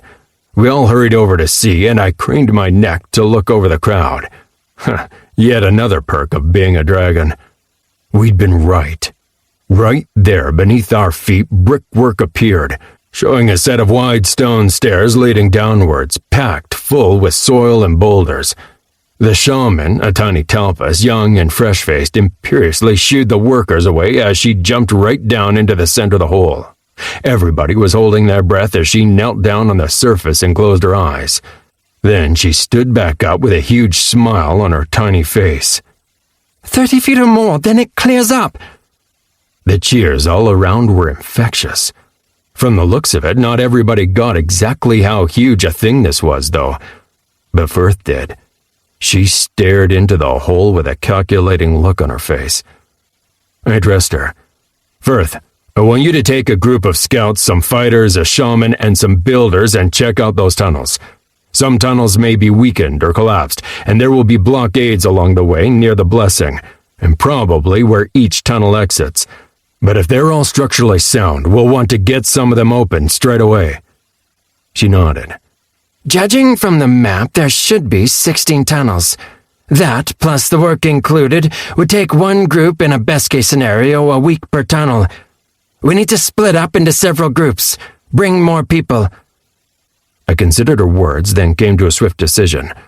Yes, but only enough for 2 groups to begin with. Have you considered why Salus decided to close off the tunnels? In part, I'm sure it was to hide the existence of the blessing, but it was likely also to avoid the risk of having somebody bring forces up to ambush her fortress from beneath. Her frown made her look angry. You are likely right. Salus was always wary of attackers, but why only 2 groups? Because, well, Salus might have been somewhat paranoid. I think she was right here. The mountain is still untamed enough that we can expect monsters to make it into the tunnels. So to begin with, we'll only want to open up the connections we really need. The ones near Crave's domain and near the Soul Carver's old domain, where Azel is right now. Later on we can expand when we control more of the mountain. She hesitated, then nodded. I will get the people ready. They will leave within a couple of hours. Make sure that your vassals know so they can clear the area down there and don't attack us by accident. She turned on her heels and started walking away. I called after her. Wait, they? You're not going yourself? She stopped, looking incredulously at me. It will be a waste of my talents. Interesting as this discovery may be, the scouting work will be mundane. I will move around outside the mountain for the next while, or in that scout tower. It is useful, but I don't trust others to stay vigilant for long periods of time. We need people on the move to spot scouts and others who know how to stay hidden. She turned to continue, then hesitated and showed her teeth at me. Having you here has not been boring. I believe you will be killed soon because you are clueless, but I hope you survive." I glared at her back as she walked away. Was that her idea of a compliment? That scout was weird. But she was true to her word. A couple hours later, the first two groups, fully equipped with food and weapons, dipped into the tunnel and started the descent. I shrugged and got on with life. So much to do, so little time. Within minutes, the idiosyncrasies of my main scouts were buried beneath a mountain of other issues. We got back to administering a society that was learning and growing in all the right ways. 2 days later, Firth returned, striding into my throne room with her scouts at the back. The humans were coming, and they weren't alone. There were plenty of disparaging remarks that could be ladled onto my followers. They were unprofessional, often uncouth, violent, and didn't always work well together. Also, the fact that they came from extremely different walks of life and upbringings caused an immense number of conflicts. But they were effective, especially when it counted. 10 minutes after Firth had first come crashing into the room, disrupting everything, my entire council was gathered in the throne room, except for Real, who was down in the tunnels, and Krasil, who was racing to return from the fields. Crave and Azel were both listening in by means of the communications field, and Slither stood among the others. I cut through the bickering noises surrounding me, smacking one paw down on the tile floor with a resounding clap. The scent of fear lay heavy in the air. "Concentrate, everybody. We knew this was coming even if we had less time than anticipated. Now I need your full attention. We have to plan what to do. What we decide now will decide the future of the Scoured Mountain. Now, please. Firth, would you be so kind as to tell us the details of the encroaching army?" The cauldron spread her wings and folded them behind her again. It seemed to be a comfort thing, like cracking your neck. "The human armies are indeed arriving. There are a lot of humans and a few other races too. This time, however, it looks like they don't have a lot of aerial forces. A few scores of parvu beasts mostly. But that might be the only positive piece of news I can tell you. They have fully armed riding forces, and the parvu beasts are weighed down with provisions and what may be siege equipment. They carry enough that they are in no fear of running out of food and are likely outfitted for any eventuality. They also have an entire following of non-humans, what looks like non-combat forces. I estimate their numbers to be around 20,000. A shocked hush filled the room. Firth spoke on, cold and uncaring. "This includes only the humans. The non-humans add another 12 to 15,000. Fuck. Nobody said anything for a while, but you could see the stunned looks on their faces and the mental calculations that were taking place. Fire Peak alone used to boast over 10,000 inhabitants. However, those numbers covered all the inhabitants, and with the recent numerous battles, who knew what we were at now? If we included everybody in Fire Peak and all the minions under my vassals, we were perhaps up to around 13,000 people total at most. Of those, perhaps 2,500 to 3,000 who were used to fighting in some aspect at most, with a lot of those divided throughout the mountain. The number of fighters throughout the entire mountain were sure to be a lot larger, with smaller groups and tribes out there constantly fighting for their survival. But there was no way we were going to win them to our side in time. I'd been into war stories at a certain point in my life. Who hadn't, right? Well, there was a British general, can't remember which one, who once said something like, "There are countless factors to winning a battle: willpower, training, positioning, having the better weapons. But you will find that he who argues the hardest that numbers rarely matter is always the one with the fewest soldiers." That was very much the case here. We didn't know if we outleveled the enemy in general, though our forces were fairly untrained. We did know that our position should allow us to take advantage of the terrain, and our weapons and armor were of a pretty good quality. But counting on that to make up for our fighting forces being maybe 1 to 8 of theirs? That was a losing proposition. The Cauldron Scout didn't care about softening the blow. She continued. They are still at a distance where it is hard to make out their exact composition, and it will be longer still before those of us with skills are able to tell their general levels. However, we estimate that around 50 to 60% of their army are regulars, humans trained for close combat, and the remainder are divided between ranged fighters and riders. The riders are the fewest in number. There will also be spellcasters, but we have spotted no full companies of their kind. I exhaled noisily. Any good news? Yes. I noticed them very early on. This means we have time to react. I believe it will take them at least 3 weeks to travel to the foot of the mountain, though parts of their forces will be able to range out and strike at us as early as 2 weeks from now. I nodded appreciatively to Firth and turned to face everybody. Regardless how abrasive she could be, when it came to precision and attention to detail, she had not let us down. There we have it. Within 2 weeks, the mountain might be under attack. We need to figure out what to do and plan for it. For now, I'd like to hear all your thoughts. Grex was the first to react. He buzzed through the air, yipping with excitement. Thoughts? Boredom is gone. We can fight. I sighed. This was going to be a long day. Chapter 5. In preparing for battle, I have always found that plans are useless, but planning is indispensable. Dwight D. Eisenhower. For a while, we did not plan, just listened to the thoughts and reactions of all the members of the council and my vassals. The reactions were as varied as they were, though some surprised me. A rare few were ready to go out there and take them on, odds be damned. Grex, unsurprisingly, and Roth were also in that camp. At least Roth was ready to wait for nightfall so we could ambush them properly. Most of the others were in favor of letting the army approach the mountain and defend from them on our own terms, with ambushes, traps, and, if need be, collapsing the tunnels on them. There was one piece of consensus. Nobody believed they would be stupid enough to climb the mountain. With how few flyers they had and the steepness of the slopes, it would be suicide, unless they let their parvu beasts carry their troops up in steps. If that happened, we should still have the aerial superiority to take out their flyers.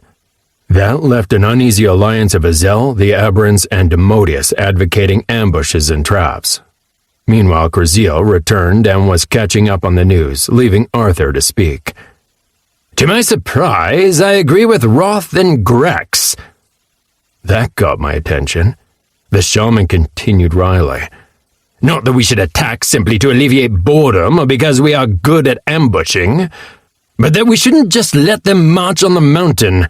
We should make their approach as difficult as possible, ruin the terrain, ambush them at night, and make them fear for their lives. Slow them down. Not because we hope to stop them from reaching the mountain, because that's not likely. For one simple reason. We're growing extremely fast these days. If we make their arrival to the mountain take 6 weeks instead of 3, we will have hundreds of additional fighters outfitted in Dwergen-crafted enchanted arms and armor, and we will have a lot of fighters and mages who are certain to train unceasingly because they'll know their survival depends on it. That got a lot of support from the others. Azel liked the idea of doubling down on the enchanting, and Slither appreciated the thought of training his people's ambushing techniques on an entire army. Demodius, meanwhile, clearly approved of the improved odds of having stronger and better equipped fighters and mages for an inevitable fight. Timothy and I were sharing glances. It turned out that we were the only ones who had really dissenting opinions. Tim was the first one to speak up. I believe we should parley with the humans. What now? There's no time for parties. We must fight. I snorted. You could always count on Grex. He means that we should meet with the enemy, try to find some common grounds for peace. And I agree. Roth scratched his neck. But we tried that. Why would we attempt to do that again? Arthur's scorn was as clear as day. We did not try to talk with them. Mordial did. Then he blew up their entire command. He snorted. I doubt it would actually bring any useful results, but Onyx has been known to talk others into things they did not expect to agree to. I nodded gratefully to him wide-eyed. That cantankerous shaman was full of surprises these days. He narrowed his eyes and pointed at me. Besides, he rarely does anything without an ulterior motive. Also, if you notice, he hasn't really said anything. Onyx is never quiet. Not unless he knows what he wants and expects to overwhelm us with cleverness.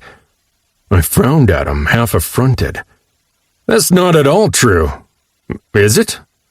A series of shrugs and nods were the only response I got. I shook my head with a smile on my face. Backstabbers, all of you. Okay, here's what I think. Yes, I believe you are right. We'll have the best advantage in a fight inside the mountain. It's what we're used to. The enemy will be half blind half the time, even if they bring torches, magical lights, and whatnot, and we'll have our shamans who can turn the mountain against them. On top of that, we'll have Deyra's boosts and constructions to aid us. That's a combination that's hard to beat. I also believe that Arthur is right when he says that we should try to delay them and build our strength, ensuring that we are at peak efficiency when they make it here. I held up a claw and saw that I had their full attention. There is one flaw with simply combining those approaches. It discounts the enemy. With 20,000 soldiers, I emphasized the numbers, watching them pale in reaction. They're bound to have a lot of special fighters or talents among them. Remember Teller's final magic trick? Or the tentacled flying beast? Salus's ring of fire? Their powers will be able to counter a lot of our powers, I am sure. Or they'll have magic items to do the same. So, in my opinion, the best way to handle the conflict would be to avoid it entirely. I nodded at Arthur. It is like Arthur says, though. Traveling to meet them, betting on the fact that they will agree to peace? That would be folly. I prefer peace, but we should be ready for war. So we bring a large group with us, hidden behind shadow and illusions. If they're not interested in peace, we take war to them. Suddenly, everybody was all smiles. Even Grex was satisfied with the idea, probably because he didn't think it was very likely that the humans would refrain from attacking. I couldn't fault him for thinking that if that human commander from their aerial forces was anything to judge by. Unfortunately, I had to smash those smiles straight away. There is one other thing, however, and I doubt you are going to like it. They all became wide awake at that. I continued. We have tons of sayings where Timmy and I come from. You can pretty much find somebody who's made a point of saying exactly what you want to say, only a lot more fancy. You guys know me. I don't care about fancy. I care about doing the job and doing it right. Sometimes doing the job means looking at the materials you've got in front of you and realizing it might not be enough to build the house you want. Kriziel blinked cautiously. What are you saying, Onyx? I'm saying that we need to prepare for the eventuality that we might lose this fight. I swept out a claw. Every one of you here, and all of our people, I know you. I trust you and can count on you to account well for yourself in battle. I shrugged. So the odds are 8-1? No problem. If it were only us. However, those odds also account for the people of Firepeak, Azel's minions, Crave's people, the Aberrants. Can you all face me and honestly say that each of those, including those who were slaves a few months ago, will be able to take down 8 to 10 seasoned soldiers apiece? Even one? Most of those aren't fighters. I looked at each of them in turn. Nobody gainsaid me. Arthur just rolled his eyes. I continued. I'm not saying we should plan to lose. I'm saying we need a backup plan. Somewhere to run if all else fails. Firth narrowed her eyes, then nodded to herself. You are going after the blessings. I smiled. You're damn right I am. I grinned. Well, you are, if you agree. Unless somebody else comes up with a better plan, that's what I've got. We try to talk some sense into those human bastards. If it works, perfect. If not, We show them a fancy illusion that we're retreating to the mountain or something, when in reality we're setting them up to be ambushed. Then you and a few other high-level scouts take off to find the blessings. Then we know that we have a fallback position in case they turn out to be stronger than us." Arthur glared at me. "Which leaves the ambushers in the middle of a huge enemy force at the mercy of any surprises on the attacker's side?" I grimaced. "You know we can move fast when need be, but we can improve on the plan. In fact, we will need to. I want all your input, because these details aren't going to iron themselves out." Roth sat down on his haunches. "We need iron for what now?" "Solve themselves, Roth. These details aren't going to solve themselves." Timothy came to my rescue. "And he's entirely right. In fact, we'll need lists. First thing we need to do is have everybody agree to the overall plan, and then we are going to get busy." Demodius nodded appreciatively. When it came to administration, he and Timothy got along swimmingly. "I will send for some of the staff who handle the stores in the mountain. I should also ask them for some food. This might be a while." It took for friggin' ever. Coming to an agreement on our approach in the first place was hell. But the real trouble started afterward, when we had to delegate, figure out who would handle what. The major issues were that the groupings of the city had very different foundations and interests. Azel's fighters were generally heavy fighters, very unsubtle but high-leveled. A good deal of them were above level 20.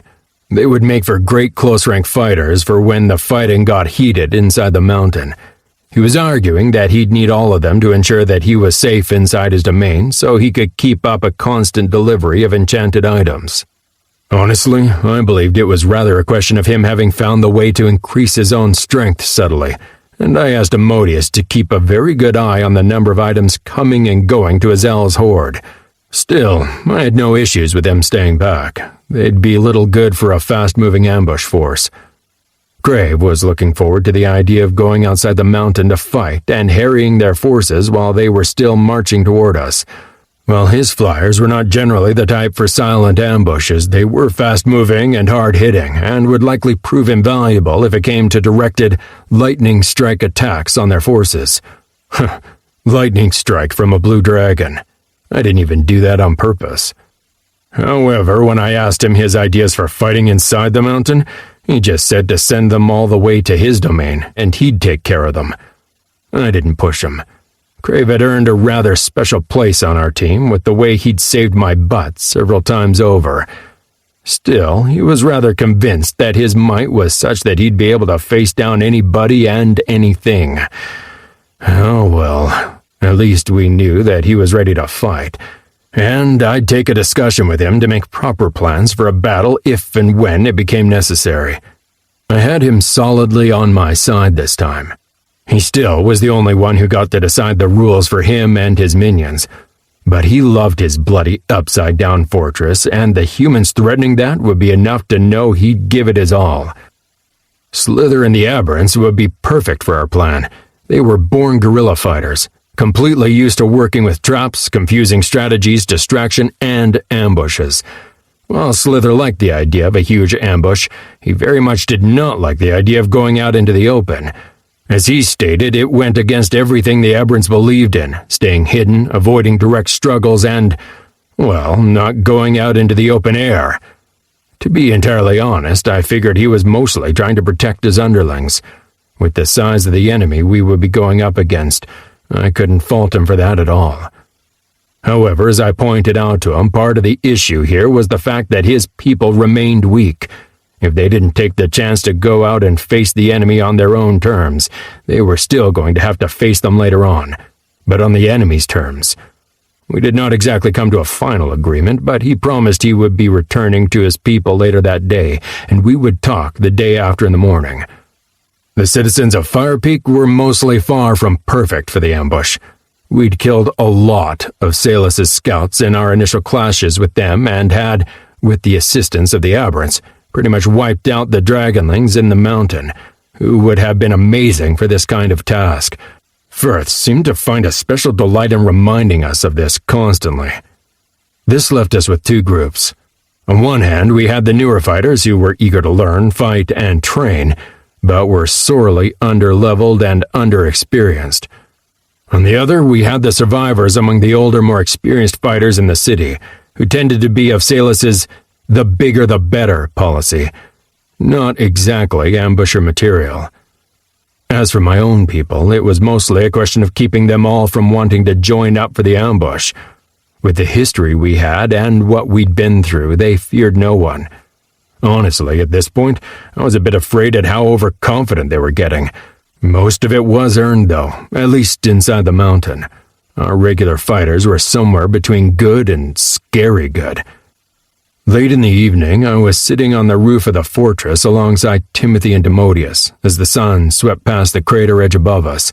The council had gone to their separate responsibilities, and I'd asked the pair to sit with me while we talked over the details. Been a while since we got to sit down and chill, right, Tim? He snorted and waved at his see-through lower body.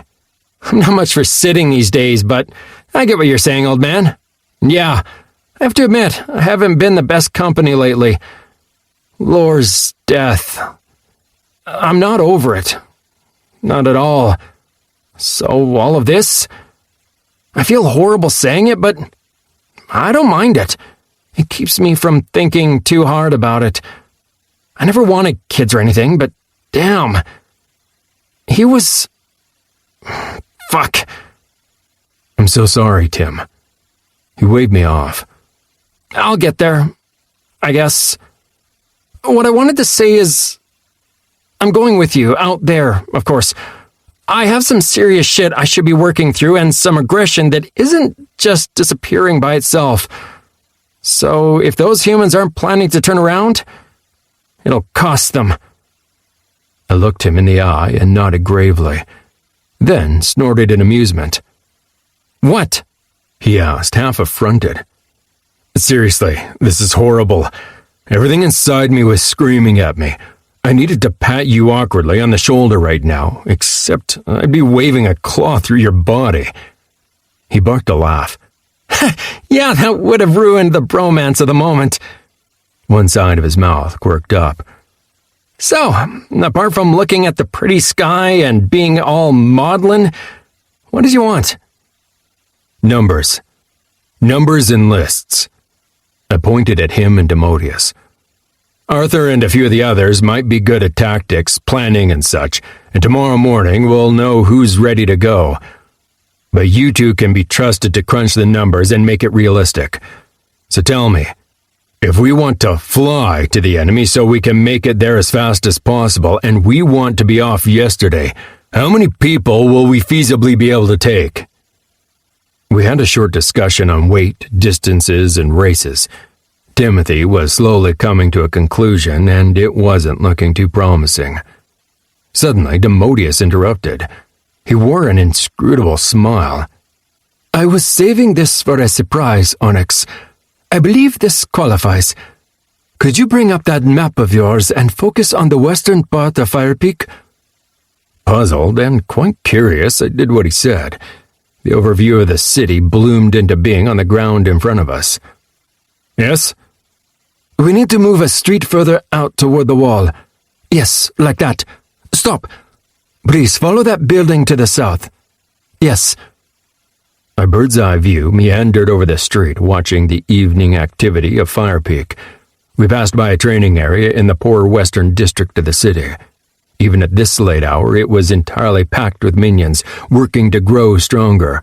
I half expected him to ask me to stop there, but he didn't. A couple 100 feet farther north, he finally exclaimed, "Stop! That building on the left has an enclosure behind the building. Please zoom in on the enclosure." I did what he asked. Then I started chuckling. Soon the chuckle built up into a full-blown rasping laughter.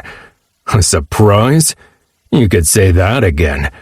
When I finally stopped laughing, I looked at the smiling Ethium in front of me, impressed. Parvu beasts! How the hell? Just... how? Demodius bowed, and he indicated the map in front of us. The 5 massive beasts were all lazing about or asleep. The battle against the human flyers was... not particularly enjoyable inside the city. Those beasts were bombarding everything, and we had no way of defending. Buildings were collapsing everywhere around us, and the mood was rather grim.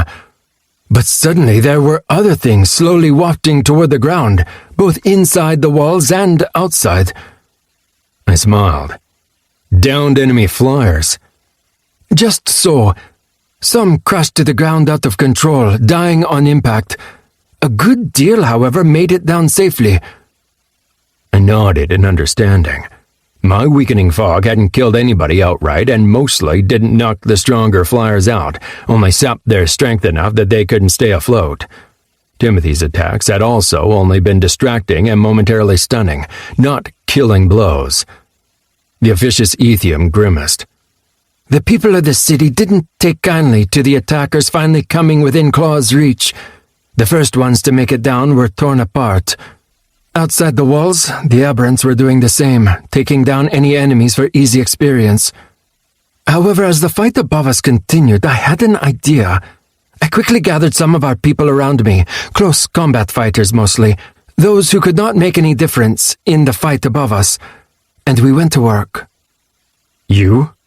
You subdued the flyers and saved their lives? Not personally, no. He waved the idea off with a hand. And we didn't get to as many as I would like. The distances in the city were too large, and our people generally took to the arrival of easy experience and vengeance with quite a bit of glee. However, we did manage to subdue a few here and there, and talk some of the citizens into helping. We overwhelmed them, killed their riders, and trussed them up. I tried to remember the fight. It was a bit of a blur, admittedly, but I don't recall attacking any Parvu riders in the beginning. Oh, no. This is one of 8 enclosures. Over the course of the battle, we managed to save a total of 31 flying creatures. Later on in the battle, they tended to drop fast with holes in their wings or fully on fire. We saved less of those. I blinked and looked at the huge beast lying docile on the ground, then back to him incredulously. Are you telling me you managed to save some of the close combat beasts? How about the poison spitters? Both. Admittedly, we are having some issues with the fighters. Your clencher trainer, Amos, I believe, has taken to the task with enthusiasm.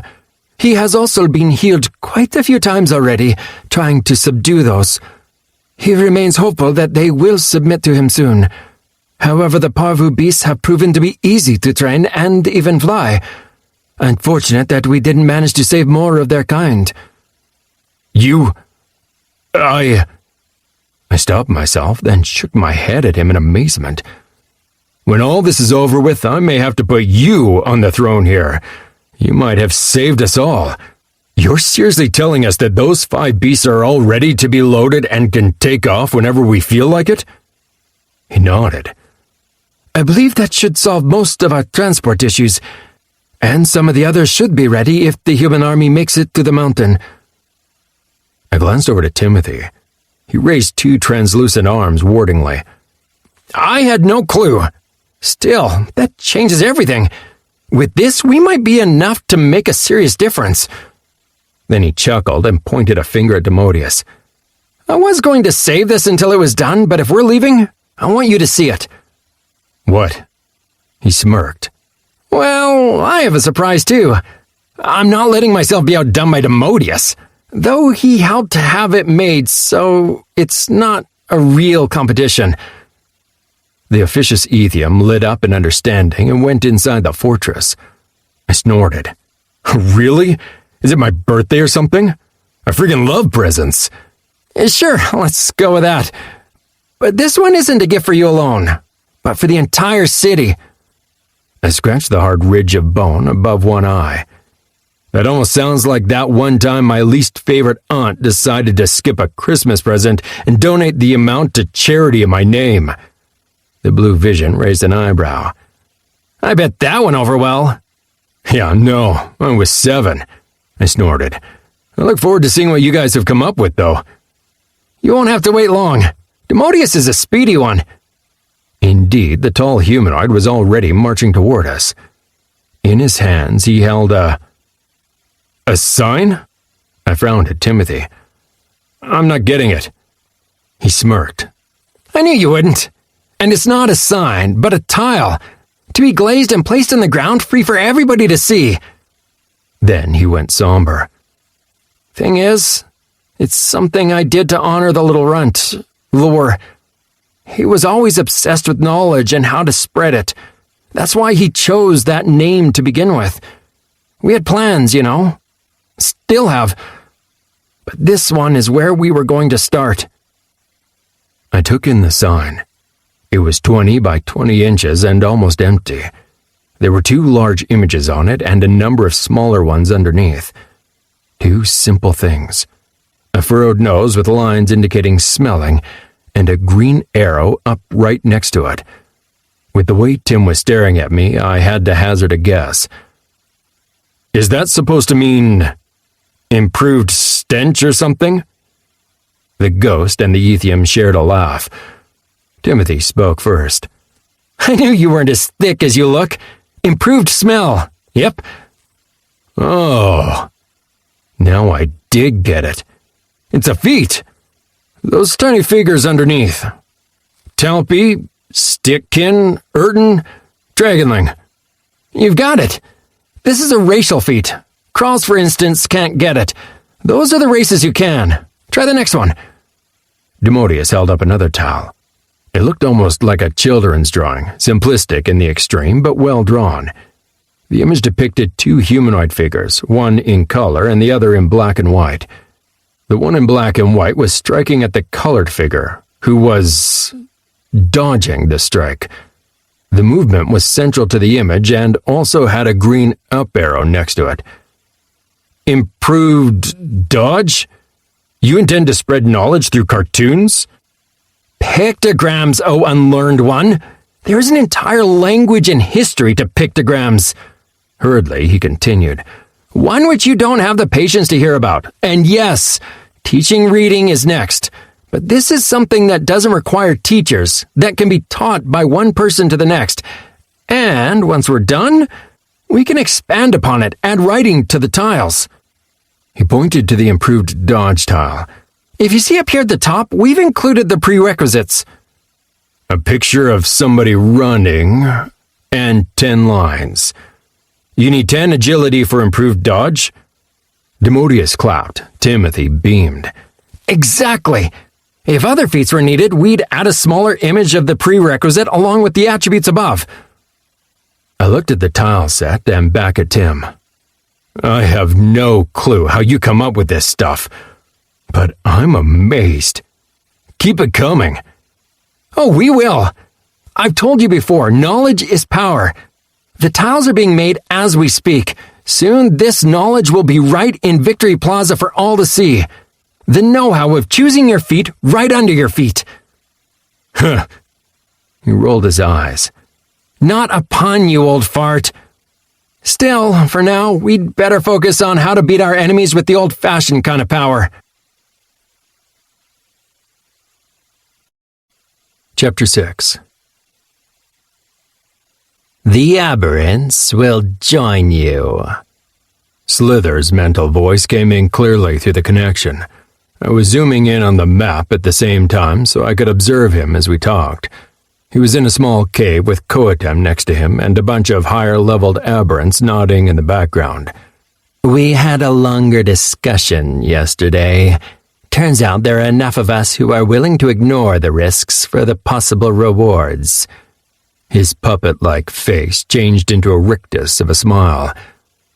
Knowing that those who survived in the fights against the Dwergen and the Old Guard gained 5 levels or more has helped. Huh, I can see how that could be an added incentive. How many want to be a part of it? Too many, really. We have hundreds aiming to join up, but it would take at least a week for us to march out there. How? Way ahead of you, mate. It's not going to take a week, and we're not going to march. Okay, hundreds might be a bit too much. We'll want to pare those numbers down a bit and be realistic about it.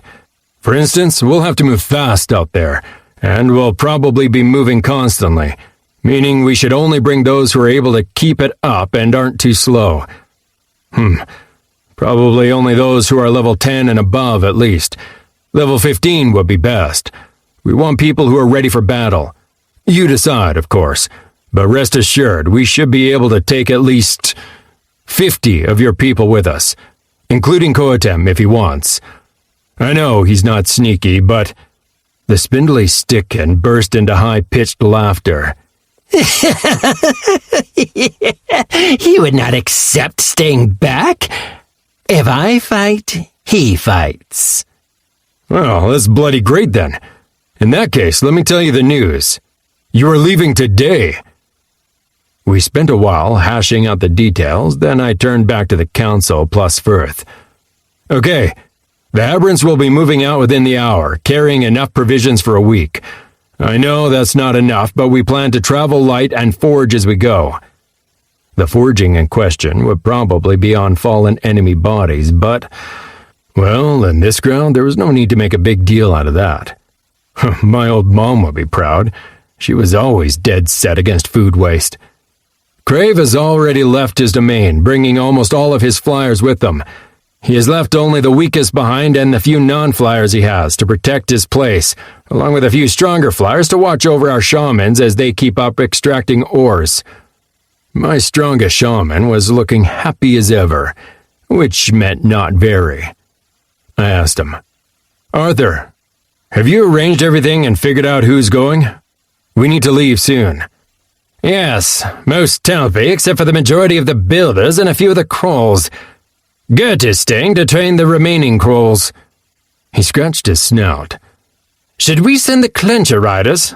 I know, it will take a while for them to reach us, but they might be able to make a difference when they arrive. No, I grimaced. I'm not underestimating the Clenchers. They've proved themselves several times over.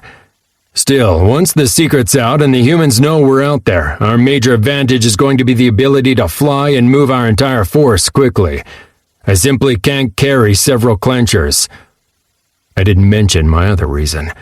We'd lost some Clenchers lately and we're down to 7. 2 of the female Clenchers were pregnant right now, but if we didn't give them the chance to rest and procreate, there was a risk we'd lose the last of them.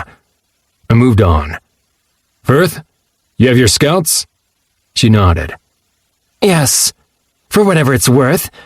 I have almost no surviving winged scouts left, so I have had to recruit from the people in the city. They're levels 10 to 15 mostly, and most will probably die, but that is quite fine. They will do their jobs. Such a heartwarming person. I want you to take steps to ensure that you make it. Get a few magic items from the Horde to protect you. Grex? Your flyers? Ready. So ready. We have all who survived the battle with the humans. Almost all imps in the city. All have trained hard. We will destroy. My mood was lifting as each of them checked off in turn. The shamans were ready. Excepting the ones at Crave's domain, one here in the fortress, and those who were down in the tunnels right now trying to open direct travel routes to Crave and Azel, every shaman would be leaving with us. One final detail really put a smile on my lips. The month of peace hadn't gone by without progress. The rest, plenty of food, lack of stress, except for the harshness of the training regimens imposed by Roth, Arthur, and Grex, had resulted in exactly what one would expect. The fortress was teeming with pups and newborn. And those pups... At this point, every third adorable fur face coming into this world was an evolved Talpus. As for the ugly, squealing abominations of nature that were the Kroll, about the same.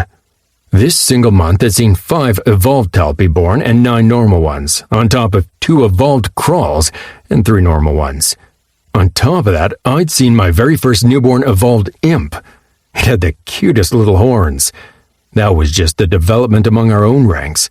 I had no clue about the rest of the city, but the fact that so many were training and we were no longer letting people starve, it would mean an explosion in the average strength of our people. That wasn't the best part of it, though. No, this was. The single shaman who was staying behind here in Fire Peak, It wasn't because he was going to keep up the work on the crops. No, we delegated all that to people from Fire Peak and postponed expanding until we knew what was going down. That single young shaman, our very firstborn evolved Talpus, who was only just evolving past being a pup himself, he was going to stay in Fire Peak to ensure the next group of shamans in training didn't fall behind in their training. That's right. We already had another crop of prospective shamans in the works, and they were showing so much promise, even the dour Arthur had to admit that they blew past the accomplishments of any past shaman in his tribe, or any tribe he'd heard of. That was even before considering the effect that Arthur's new feat and the improved sorcery chamber would have on their improvement. Honestly, the layered effects of feats on top of the procreation boosts of the mountain and my habitats was getting to be pretty insane. Oh, not that the shamans in training were just Talpi now. There were 3 crawl pups in the group too, and even a bloody imp who was driving the poor shaman teacher insane. Still, the future was looking good for our shaman collective. 2 things to do then. Okay, everybody, this is it. We don't know what's going to happen out there. We might be preparing for nothing and come back with a lasting peace. But I wouldn't hold my breath. So, we are going to prepare in any way possible and boost our attributes as much as possible. Roth's long furry eyebrows rose impossibly high on his face and his eyes twitched to the side. That's right, Roth. We'll be digging into the Horde. We're going into this with our eyes wide open and our attributes fully buffed. As for my own blessing, it would likely run out way before our battles finished, but I was still going in fully buffed. Chaos ensued. It took a while, but eventually every single one of my minions climbed back out of the piles of magic items, manic grins on their faces with necks, arms, and bodies decked out with items. I feared that they might knock the Horde back to a lower limit, but in the end, there were only so many of my council, and the Horde was massive.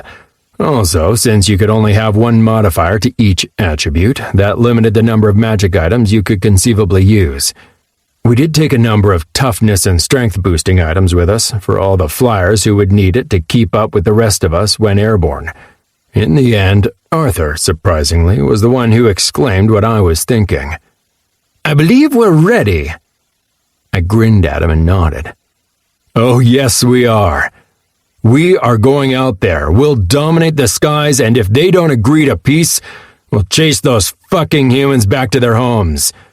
Now it's time to tell the world. Let's go up. We're back on the roof of the fortress. Sometimes I needed the intimacy of going into the city, looking into the eyes of my people as I talked to them. At other times, there was a need for a show, for me to be seen by everybody all at once, to seem big, tough, and fucking invincible. I probably didn't do that good a job of that, following in the footsteps of Salus, the walking goddamn mountain. Reds really had a leg up on that part, since they grew in size a lot more often than shadow dragons. Still, I gave it my very best. Surrounded by my council, those who had been with me right from the start, survived situations we had no right to actually make it through. I did feel quite optimistic about things. People of Fire Peak, I began, sending my message to all corners of the city. We knew that war was coming, that it was inevitable. We beat the humans so resoundingly that their flying army is a thing of the past. This time around, they are mostly a ground army with a few scouts and heavy flyers to carry their equipment. But they are still coming back like we knew they would. I tried to layer my news with all of my honesty, make them see that I believed this with all my heart. You know what Salus would do if she saw enemies on the horizon. She would take every single one of you if she believed it was necessary, force you into battle, face the enemy head on, and keep on fighting until there was but one army left standing. That is not who I am. I will not force anybody to fight who does not want to go down that path. Right now, we are going out to face the human army and try to earn peace between our peoples. If we do not succeed in this, we will fight them, ambush them, and make life unbearable for them out there in the wastes. However, their numbers are such that I do not believe we will be able to crush them." I paused to let that sink in. "Those of us who go out to face them now would have to kill 50 of them or more for each of us for that to happen. The enemy may reach the Scoured Mountain regardless of the best of our efforts. I do not tell you this to bring you down, simply to encourage all of you to work, train, and prepare as well as you can. We will earn you the time to grow strong. This way, if we come back with a weakened enemy at our backs, the mountain will be ready to face them down and crush them. They can't hold us down."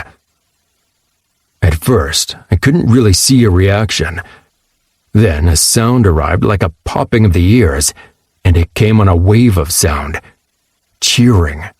Cheering roars and cries mixed into one loud amalgamation of noise.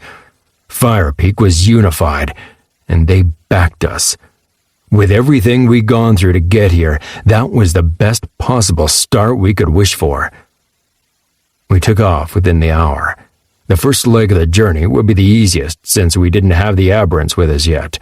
As such, I had only Arthur, Roth, and Kraziel strapped on my back, mostly because I liked the company. Behind me followed the 5 docile parvu beasts, each of them loaded with my minions, food, and drink, obeying the orders of a rider on their necks without issues. On either side of me, I had Firth and her scouts, and Grex and his uncontrollable horde of flyers. Grex's group flew around a glowing blue center. Timothy stretched into an unrecognizable blob in order to apply his boosts to as many as possible while airborne. Our departure was neither quiet nor professional. There was a lot of yelling, swearing, and laughing, from Grex's chaotic bunch mostly, but my other minions definitely didn't hold back. The crowd responded in turn, reacting well to the exuberant mood with shouts of encouragement and bloodthirsty yells.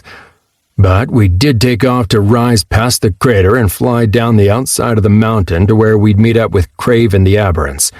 From the moment we crossed the edge of the crater, I kept up an illusion, stretched far and wide to envelop all of our people and hide our presence in the skies.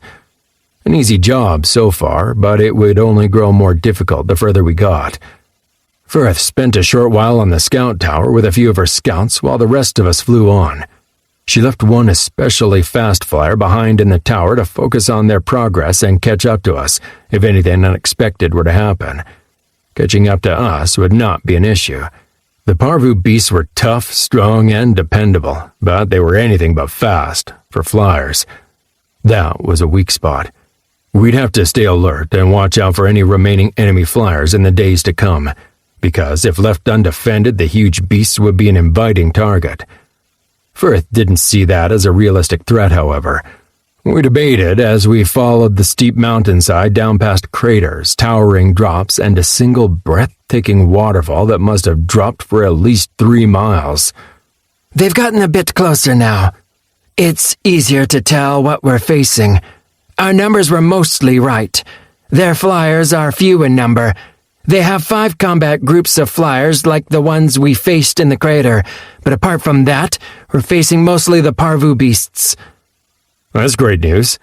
Means we should be able to tear them apart in the air. We just need to ensure that we protect our parvu beasts, or the enemy's scouts might take them down in turn. Firth assented. I agree. Not all the news is good, though. The non-humans, we thought them to be camp followers simply due to how chaotic and staggered their forces were. However, we can now see that they are all armed. Poorly armed, but armed. They are fighters. Auxiliary troops and scouts, most likely. I grimaced and flew in silence for a while. That is bad news. It means their numbers are much larger than expected. It also makes it that much harder to sneak up on them. Oh well. We know they'll have surprises ready for us, mages, really high-level enemies and such. Our best approach seems to be what we were planning all the time regardless. Hitting hard in ambushes, using my illusions to the utmost, keeping them reacting and keeping them guessing. That would seem like the best plan. For now, though, you had best focus on keeping your minions under control. Those dimwits are already struggling to keep up. I looked back and cursed. She was right. A good bunch of Grex's flyers had strayed outside the radius of Tim's outstretched tendrils and were now having a hard time catching up. It took a barked command from me and some high-pitched, heartfelt cursing from Grex until they were back and flying in something approaching an actual formation. Chapter 7. I wanted to meet interesting and stimulating people of an ancient culture and kill them. Private Joker, Full Metal Jacket. Everything went as smoothly as could be expected. Crave's minions and the Aberrants were already standing right outside the mountain, and we landed briefly, allowing for the chaotic sensation of people greeting others they hadn't seen for a while. At this point, both Crave's and Slither's people had been through several battles, with or against us, and there were a lot of friendly jabs being shot back and forth. Then came the cries of amazement and greed as our council unpacked the load of magical items from our hoard for Creve and Slither to divide. Still, they managed to keep the disputes to a minimum, and once they had everybody lined up to receive their items, calm descended on the groups again. I considered speaking to everybody then and there, but decided to wait. These people knew exactly what we were about and had no doubts as to how dangerous it was. Within the hour, the Aberrants had been divided onto the separate parvu beasts as well as onto my back, and we took off again. Soon after takeoff, we stumbled upon the first problem. The imps had no issues keeping up with the parvu beasts given how slow they were, but they complained about the strain. Flight was draining on the small creatures, sustained flight even more. We had allowed for this slightly, as I'd taken less burdens on me compared to the parvu beasts. This allowed the ugly critters to put down on my back and hold on mid-air, giving them 10 minutes of rest before they went flapping off to rejoin Timothy's boosting presence again. However, if this was after an hour, we could expect serious issues for the rest of the flight. After a brief discussion about distances and possibilities with Firth, we slowed down slightly and introduced a planned half-hour rest after the first half-day's flight. The next issue? Formations. Crave's people, as well as the scouts, were used to flying how they fancied, doing as they wished if they spotted an inviting-looking target or something that captured their curiosity. However, the illusion I was maintaining was already huge, and there was a limit to how much I'd be able to stretch it without it reaching the limits of my capabilities. It was good training, admitted, but not exactly viable in the long run, especially since being spotted early on could ruin our plans entirely. Fortunately, both Firth and Crave commanded absolute obedience, and soon we had them all almost looking like a real flying formation. Then blessed order for a handful of hours, where we simply got closer to the enemy. Before we left, Tim had gone on about how far we'd be able to fly, the average speed of an albatross, and other enthusiastic rantings. I hadn't paid attention after catching the point. Namely, that we'd be able to cover several hundred miles in a day even with our slightly reduced pace. We followed this with a break a bit past midday, allowing people to eat and relax until we started in on the second, more grueling part of the flight. Impressively, people actually maintained the pace we'd set. However, even with all the items from my hoard, imps weren't built for long-distance flying. My own imps were keeping up rather well, but the newly joined imps from Firepeak and a few of the flying aberrants simply didn't have the attributes. Hence, I found more and more of them hanging off me as I flew, like a particularly ugly batch of combat jets refueling mid-air. Hour after hour, more and more imps joined their number, until I was starting to lag myself. Oh, and we didn't move forward without a fight. As Alis had promised, the wastes outside the mountain were a savage place, and that was swiftly confirmed by a series of confrontations. Ambush predators sniffed around on the ground, while the skies held any number of threats, small and large. Most of them were intelligent enough to realize that our forces were too large to handle, but some either overestimated their own abilities or simply thought they could get away with attacking and retreating with a nice meal. We disabused them of that notion severely. Most of our people might be outside for the first time in their lives, but they had still been raised in an environment with a constant threat of ambush.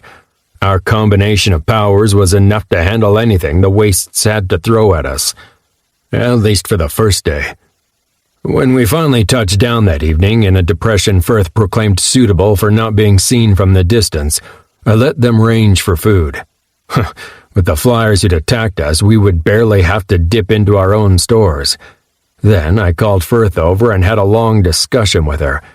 Following that, I asked Tim to join us, and we went back and forth between the three of us. After a moment to settle my head, I called the entirety of my council over, along with Slither and Crave. Once they sat down, I delved straight into it. Firth, how far have we gotten? We're almost halfway to the enemy. With our pace, we'll be set to reach them in the evening tomorrow, with ample time to adjust to their progress. Appreciate it. For the sake of expediency, would you repeat what you said back there about the way they are dividing their forces? Firth held her back ramrod straight as she addressed the others with a serious mien. That flying force of nature could have made for an excellent principal. Or a professional dominatrix. She had the disapproving stare and strict personality down pat. If their approach and organization are a measure of their combat prowess, we are in more trouble than we feared. There is nothing surprising in their progress as such, but they do not leave a lot of openings. While they travel, they have the Parvu beasts handle most of their loads, while they have the ground-based and the flying scouts range out on all sides of the main army, covering any approach. Their irregulars might be the only exception. They travel surrounding the humans in a larger, less organized mob. Irregulars? Arthur frowned. Non-human allies. They would make for a good target for an ambush, except it seems they hold mostly ranged weapons. She scowled with disdain. I believe they do not have the discipline to be truly counted as part of the army. At the very least, once they camp at night, they remain the one exception to a tight security web. Their forces mostly sprawl in an unorganized heap surrounding the main army. Inside the main army, the humans are being very well organized, with the different companies keeping to their own, with open pathways between each camp for easy movement and guards both inside and outside of the camp. I allowed this to sink in for a moment. This is a big part of the reason I wanted to speak with all of you, and why I believe we should change our approach. Roth gave a satisfied growl. We're attacking outright then, aren't we? No. Arthur crossed his furry arms while the others looked on in confusion. Explain.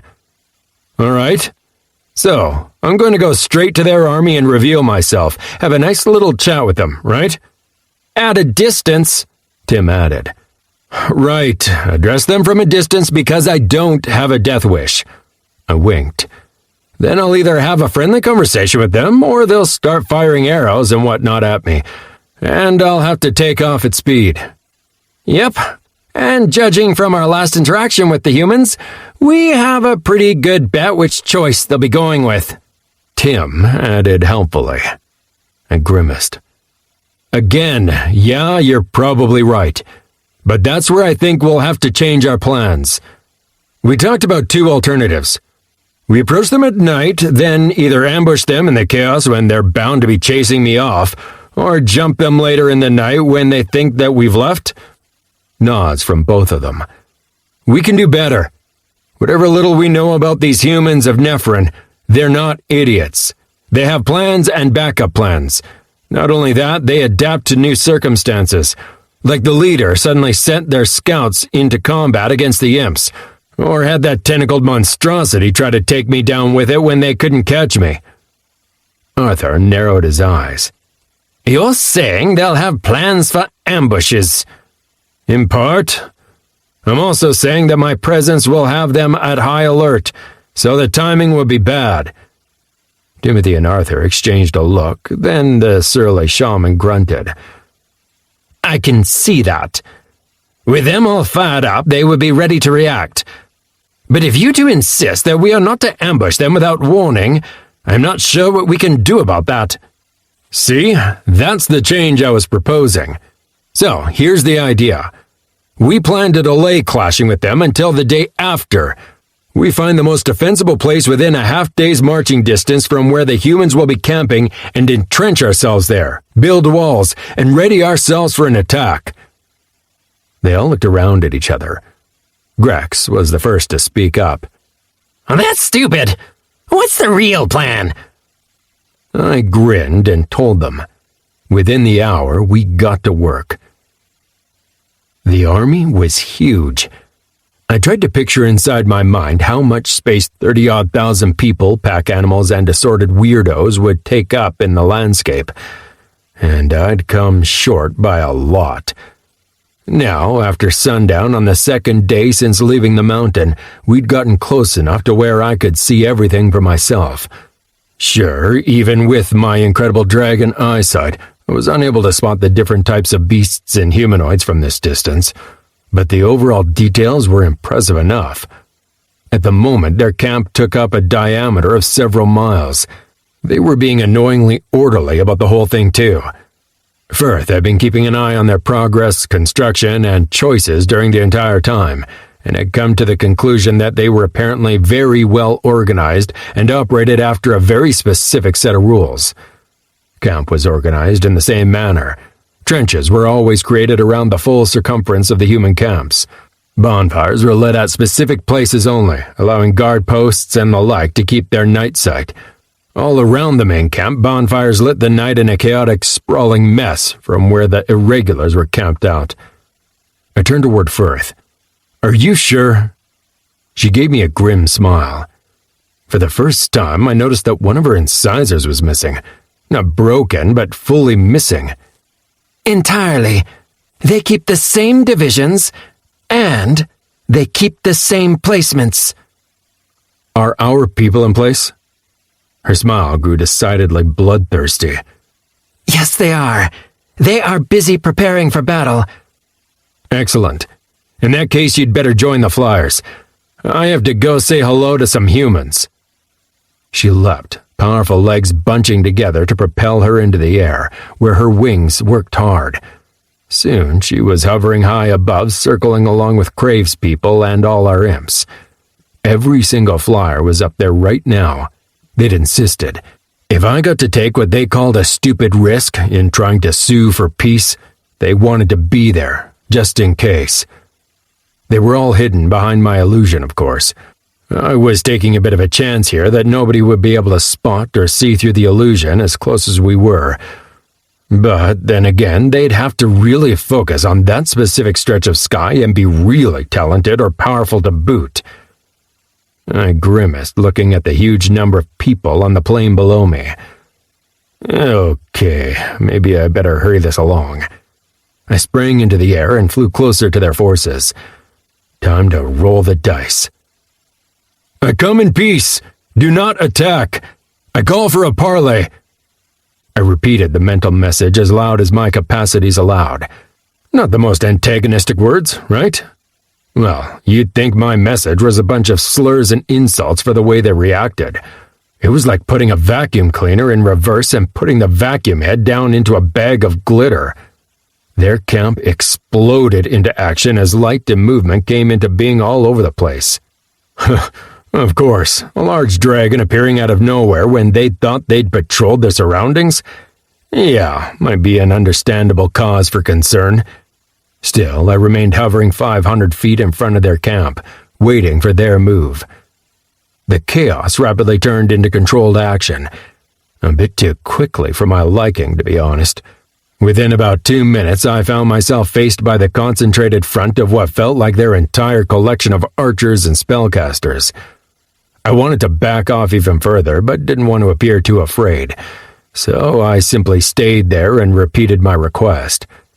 "This is not an attack. I want to talk about peace."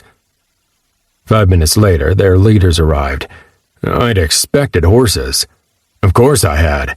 I mean, every damn fantasy movie I'd ever seen had horses. Horses and dragons. That was a universal truth, right? Not here, though. The 20-man large group of cavalry that emerged in formation to face me was seated upon a kind of animal I'd never seen before. They looked like if you took leopards and added longer legs and about a couple 100 pounds of extra muscles. I felt pretty confident I could take one down in a straight-up combat, but I wasn't feeling my odds for facing more than one at once. They came within about 200 feet of me when a trio of riders continued alone from the formation. Behind them, the formation closed effortlessly, like they were training on a parade ground. 50 feet farther ahead, the three riders reined in. Two of them were fully armed in gleaming mail, adorned with gold and shimmering with magic. They bristled with weapons, too. Embarrassing, really. They were afraid to even talk to a tiny dragon without being fully armed? Huh. The final rider dismounted. She wore the same armor, but held a large two-handed staff. The moment she was on the ground, she started chanting and gesturing with the staff. I froze, ready for action. If they were going to act against me, it would probably... Nothing, except for a large glittering circle that sprang into being around the foremost riders. It was golden, too. Show-offs. I gave a low growl. "I come in peace," I said, "but that doesn't mean I won't react. A dragon gets tetchy when you start casting unknown spells near them, understood?" My words were not hostile, but I made no secret of the threat contained within. With their defenses in place, they finally felt safe enough to address me.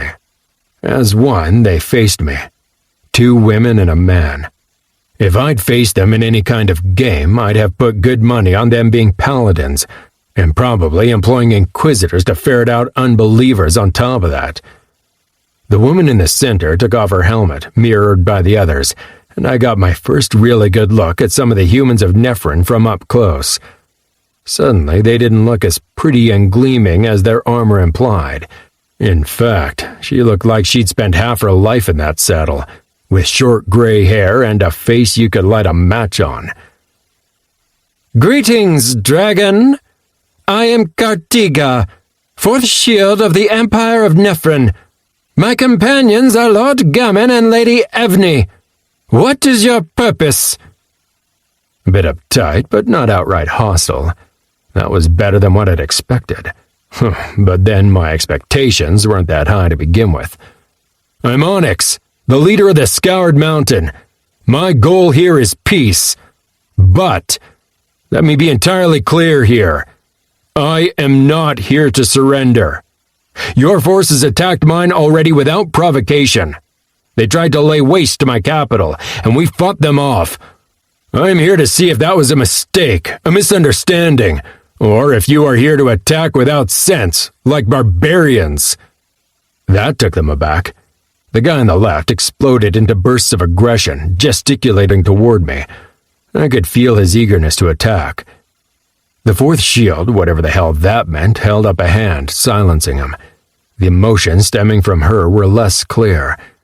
Guardedness, definitely apprehension, and curiosity, perhaps? She asked, "Without provocation, you say? The information we have gotten says that your forces are the ones who struck first. Did you not make your spellcaster eradicate our command?" I slowly let myself glide down to the earth. It would seem that we were beyond the part where people just started flinging spells. "I did not, though your people might have reported it like that. I spent a while talking to the one who led the assault, Lord Verneth. He was captured in your attack. Our human," I stressed the word to see if it would make a difference, "sorcerer volunteered to talk to your command, sue for peace. When he realized that your flyers intended to attack us regardless of what he said, our sorcerer friend sacrificed his life to halt your forces. Then your glorious leader decided he'd attack anyway. Besides that, I find it rather suspicious that you have been so fast in assembling and bringing an army down upon us. It's almost as if you had been gathering the forces even before you knew what your flyers would bring." That wasn't all we'd learned. It was close, though. The annoying leader of the flying attackers had been severely closed-mouthed and heaped abuse on anybody trying to interact with him in any way. Still, amidst the abuse, he had given up a few pieces of information about the Nefren Empire. They had a strong military presence and dozens of smaller armies. They had plenty of allies. They were centered around a huge city several 100,000 strong, which clearly, from his descriptions bragging about their constructions, held a blessing of Deyra.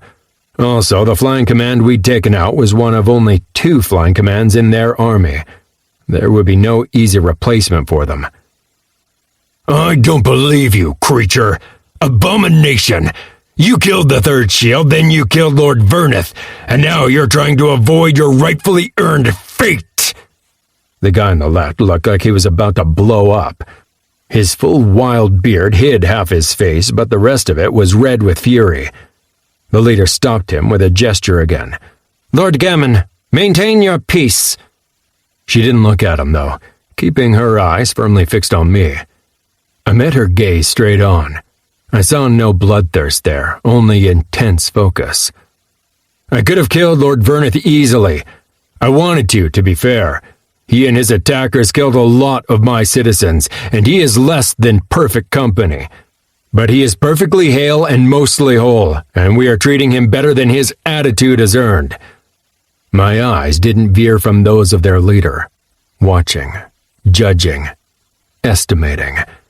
I could feel as the side of my mouth crept up in realization. But then, you don't really care about him, do you? The dull sensations of shock from Cartiga and Lord Gammon were almost confirmation enough, but the rightmost woman helped me. What came from her was nothing less than pure, unfiltered guilt. Nobody spoke. I nodded to myself. Of course you don't. So even if I promise to deliver that lord of yours back to you as good as new, except for the arm he lost along the way, that wouldn't change a thing. Would it, Cartiga? The leader accepted the accusation without reaction either way. If you return Lord Verneth to us, that would allow us to judge the veracity of your claims. The smile I beamed at her was closer to a smirk. Uh-huh. Are you going to wait right here until we bring him to you? She gave a curt shake of her head. As much as I would want to perform a proper investigation, our orders are clear. We need to advance until ordered otherwise. Unless we had Lord Verneth with us in a position where he could speak freely, there would be no reason to deviate from those orders. As for your former insinuation, it is not based in fact. The 4th is a standing army. We did not have to prepare. We merely changed our course. Now I did smirk at her. I might believe your word on that, except that the part about Lord Verneth is, at best, a half-truth. It is clear that even if I deliver him back to you, nothing is going to change. Meaning you already know what the result is going to be, and this is all play acting. So let's cut the shit and talk about what really matters. Lord Beardface couldn't take it anymore. Please allow me to punish this monster. Talking to the 4th shield like that, it does not bear... I interrupted him. The blessing. That's what you're after, right, Cartiga? She hesitated, then nodded, businesslike. All right, now we're getting somewhere. I'm betting you're not going to deviate from those orders of yours, unless they result in you taking charge of the blessing? Another nod. You seem to understand. We are not against the possibility of peace. In fact, I would prefer it. But I cannot defy my orders or I will label myself as a traitor. That I cannot do. Appreciate the candor. The 4th shield has to take orders from the 1st, 2nd, and 3rd shield, right? It's only natural. Now, there's only one real question left. Are you left with room to think and act for yourself? That was too much for the bearded warrior. He drew a glowing spiked mace and slapped the flat of his other hand down on his mount, which sprang into motion. Cartiga acted immediately. Her loud yell reined in the guy, like he'd reached the end of his tether. He glowered at me, breathing like he had just performed a 100-yard sprint in that heavy armor of his. The 4th shield castigated him loudly. Lord Gammon, you claim to be better than these monsters? Then show it! Is this what the Order of the Radiant Knights has come to? Turning to me, she set her teeth, but continued. We are under orders, that is true, but do not take us for mindless slaves. If you have anything noteworthy to discuss, I am ready to talk. If not, We will meet you on the field of battle. Again, I would prefer if you would give up the blessing and avoid this unpleasantness." I observed her, then started humming under my breath. "Well, that is something. All right. In the spirit of sharing, I'll put this out there. I don't give a crap about the blessing." That took them aback, all right. Sensations of shock, and from that gammon dude, outright suspicion came in waves. Kartika hazarded, "You do not care about the blessing?" I shook my head vehemently. "Nah, it's a means to an end. It helps my people grow stronger and helps them survive. That's what I care about. Survival. So, obviously, there's no sense in me giving over the blessing just like that. That would be throwing away an advantage with no guarantee that you wouldn't turn on us right away." The fourth shield interjected. "I disagree. If you were ready to grant us the blessing, I would be able to negotiate a guaranteed safe passage away from your mountain and a peace treaty that would secure your existence and that of your people for the years to come." "Pull the other one. It's got bells on." "What?" The confused look on Kartika's face almost made her look nice. "I mean, come on now. Guarantees? Peace treaties? Words. You do realize that you're the ones who have already tried to ambush me. What reason would I have in trusting the words of your people? You have already as much as admitted that you're perfectly fine with attacking, even though you know that you're the aggressor here." "I can assure you the word of a fourth shield is not wind." She actually looked insulted. Finally, I'd actually gotten through to her. Maybe not in the perfect way, but still. She was equally outraged and actually agreeing with me. "Well, that might be right, but if the second shield were to act, then where does that leave me? Out in the wastes, without food and support systems, with no blessing to aid my people." My snort made the bearded guy's temper flare yet again, but I ignored it. "No. What I suggest is this. I'm fairly new to my position in charge of the mountain, hence my people have not had the time to enjoy the effects of the blessing in full for a long time yet. They would struggle a lot in the wastes. I want to be sure that we all have a chance of making it out there, so I suggest that we negotiate a fair period for my people to grow.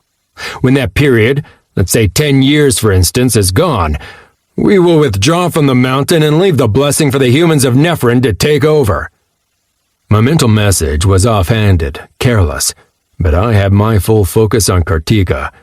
If only she grasped the chance for peace here, for... "No!" The word was like a bullet to the brain, like the blade of a guillotine slamming down. It carried finality with it. A single emotion emanated from Kartika in waves so strong I could almost feel them. Regret. "My superiors would never accept it." I produced a regretful in the back of my throat. "Oh, come now, Fourth Shield. You would take us to war just like that? You said that you had the authority to negotiate. I might be able to accept a shorter period of time." She lowered her head. "That is not the issue.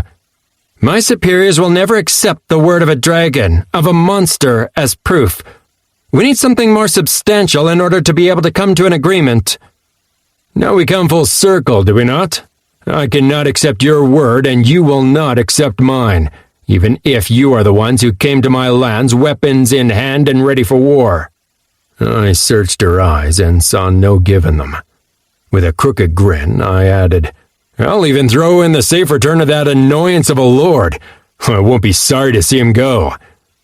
She huffed a laugh under her breath. Still, she shook her head sadly. "No, it will not be enough. Unless we are permitted a degree of control over the blessing, I will not be able to talk my superiors into peace." "Which would mean living under the threat of your swords," I hissed sadly. "War, then?" "War." Her response was filled with regret, but entirely steel-set. Chapter 8. They allowed me to fly off in safety. That was gracious of them. In return, I told my flying minions to remain peaceful, hovering further up in the air under an illusion, instead of descending to attack the enemy in an ambush for the history books. That was gracious of me. We flew away from their camp and back toward our goal. I spent the time contemplating our discussion. In all honesty, I hadn't really expected them to cave. Salus had been right in that. The blessings were simply too powerful and able to support the rise and fall of empires and powerhouses. They could change the power balance of the entire friggin' world. As such, they weren't going to accept any scenario that would possibly let us keep the damn thing. I'd hoped that at least I'd be able to take them into discussing the matters, though, win ourselves a few weeks or months as messengers flew back and forth between them and our command. No dice. The Cartiga woman knew exactly what she had to work with and what her superiors would or would not accept. Competent leaders. What a pain. If only that bearded asshole had been in charge, we could have them charging into our every trap. The sky grew entirely dark and night fell as we flew. Contemplating what they'd said, I couldn't see anything I'd missed. No opening where we'd have been allowed to live in autonomy and grow until we'd be able to move to one of the other blessings in relative safety. I couldn't help but feel a sting of disappointment. Not at the failure of the peace talks, though. More at one surprising fact.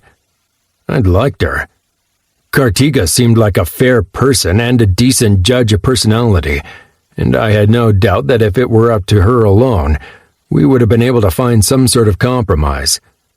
And now we'd be forced to meet her on the battlefield and try to kill her. Damn it. The return was almost peaceful. Almost because a huge flying rodent tried to make lunch out of a handful of our imps. Unfortunately for it, one of the scouts spotted the pitch-black body of the nocturnal hunter way before it dove to attack. The night vision of our people really was a godsend out here. The imps met the attacker with an orchestrated barrage of firebolts that brought the beast tumbling, burning past us all, dead before it even hit the ground. I felt the pressure on my illusion, but was surprised to see that holding it wasn't really tough. My ability with the skill was truly growing. A couple of hours later, I met with the majority of my forces, and flew right past them. Then, a short while later, we found our destination. A fortress, or more accurately, what looked like one. 2 young Talpa shamans looked like rats that had been through the ringer. They were drenched with sweat, lying bonelessly on the ground. Around them, large walls of rock and soil rose into the air at least 20 feet tall and 200 feet wide. It was an impressive accomplishment creating that from scratch in less than half a day without the aid of any of the stronger, higher-leveled shamans. It was also a sorry excuse for a fortress. To be entirely honest, I was afraid a strong wind would make it keel over, but the young ones maintained that it would do its job. Probably. Possibly. The following day took forever to move past. I knew exactly what my problem was. Inactivity. I'd never done well without having something to do, and now I was forced to stay inside the fortress and do nothing but maintain my illusion. Illusion. I had no doubt that the scouts in the oncoming army were shitting bricks right now. Whoever was watching us right now wouldn't be seeing a spindly fortress with 50 flying menaces lounging about the place and a dragon right in front of the walls. Well, they would. But for them, the walls would look even taller and packed with soldiers, and the corner towers of the edifice, which didn't exist, would be bristling with armaments and sorcery. In short, it looked like the perfect outpost, created to make an encroaching enemy pay for his audacity. If they somehow saw past the illusion and saw that we were a lot less than we wanted to show them, and the fortress a lot weaker than it should look, great. Hopefully that would make them underestimate us further. Still, the hours stretched into years, like a Friday workday that refused to end. In front of us, on the ragged wastelands, the progress of the enemy army was slow but inevitable.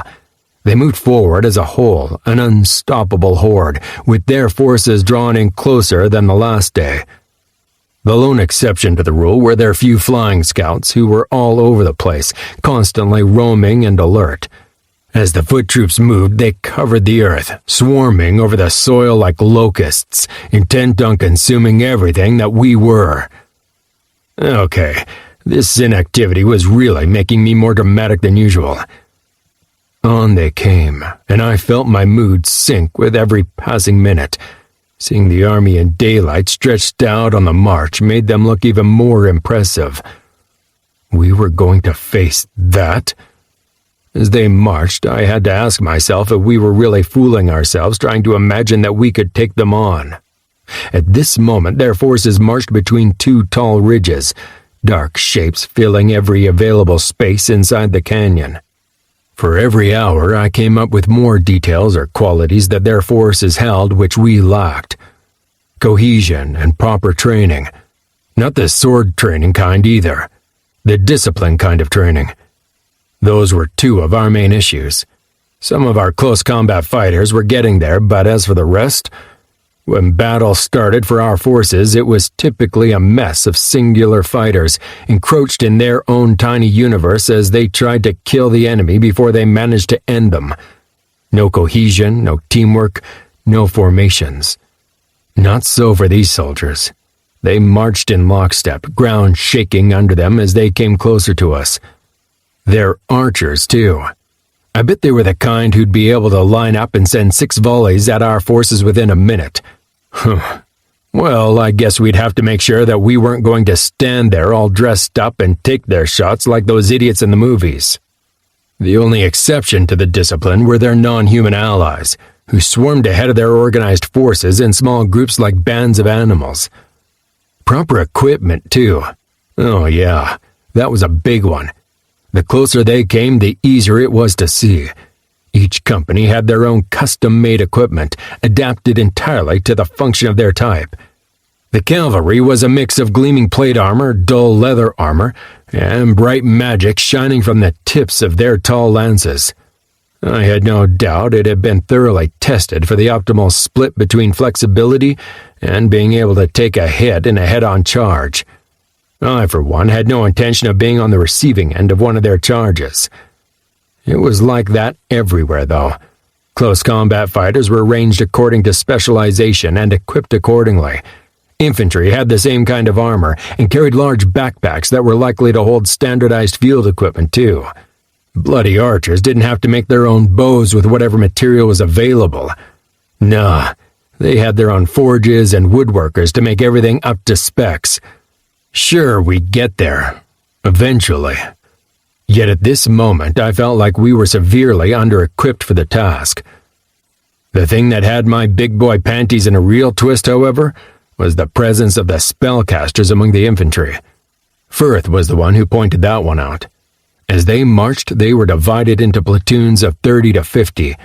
Each one of these platoons had at least a single soldier in the platoon who eschewed their regular weapons for staves or wands glowing with magic. Damn.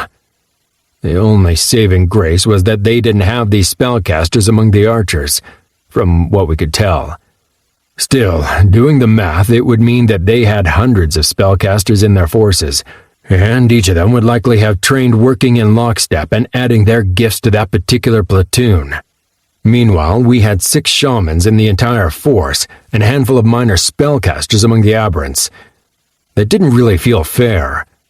At this point, I would really have loved to have my inspectability to figure out the powers of the approaching forces.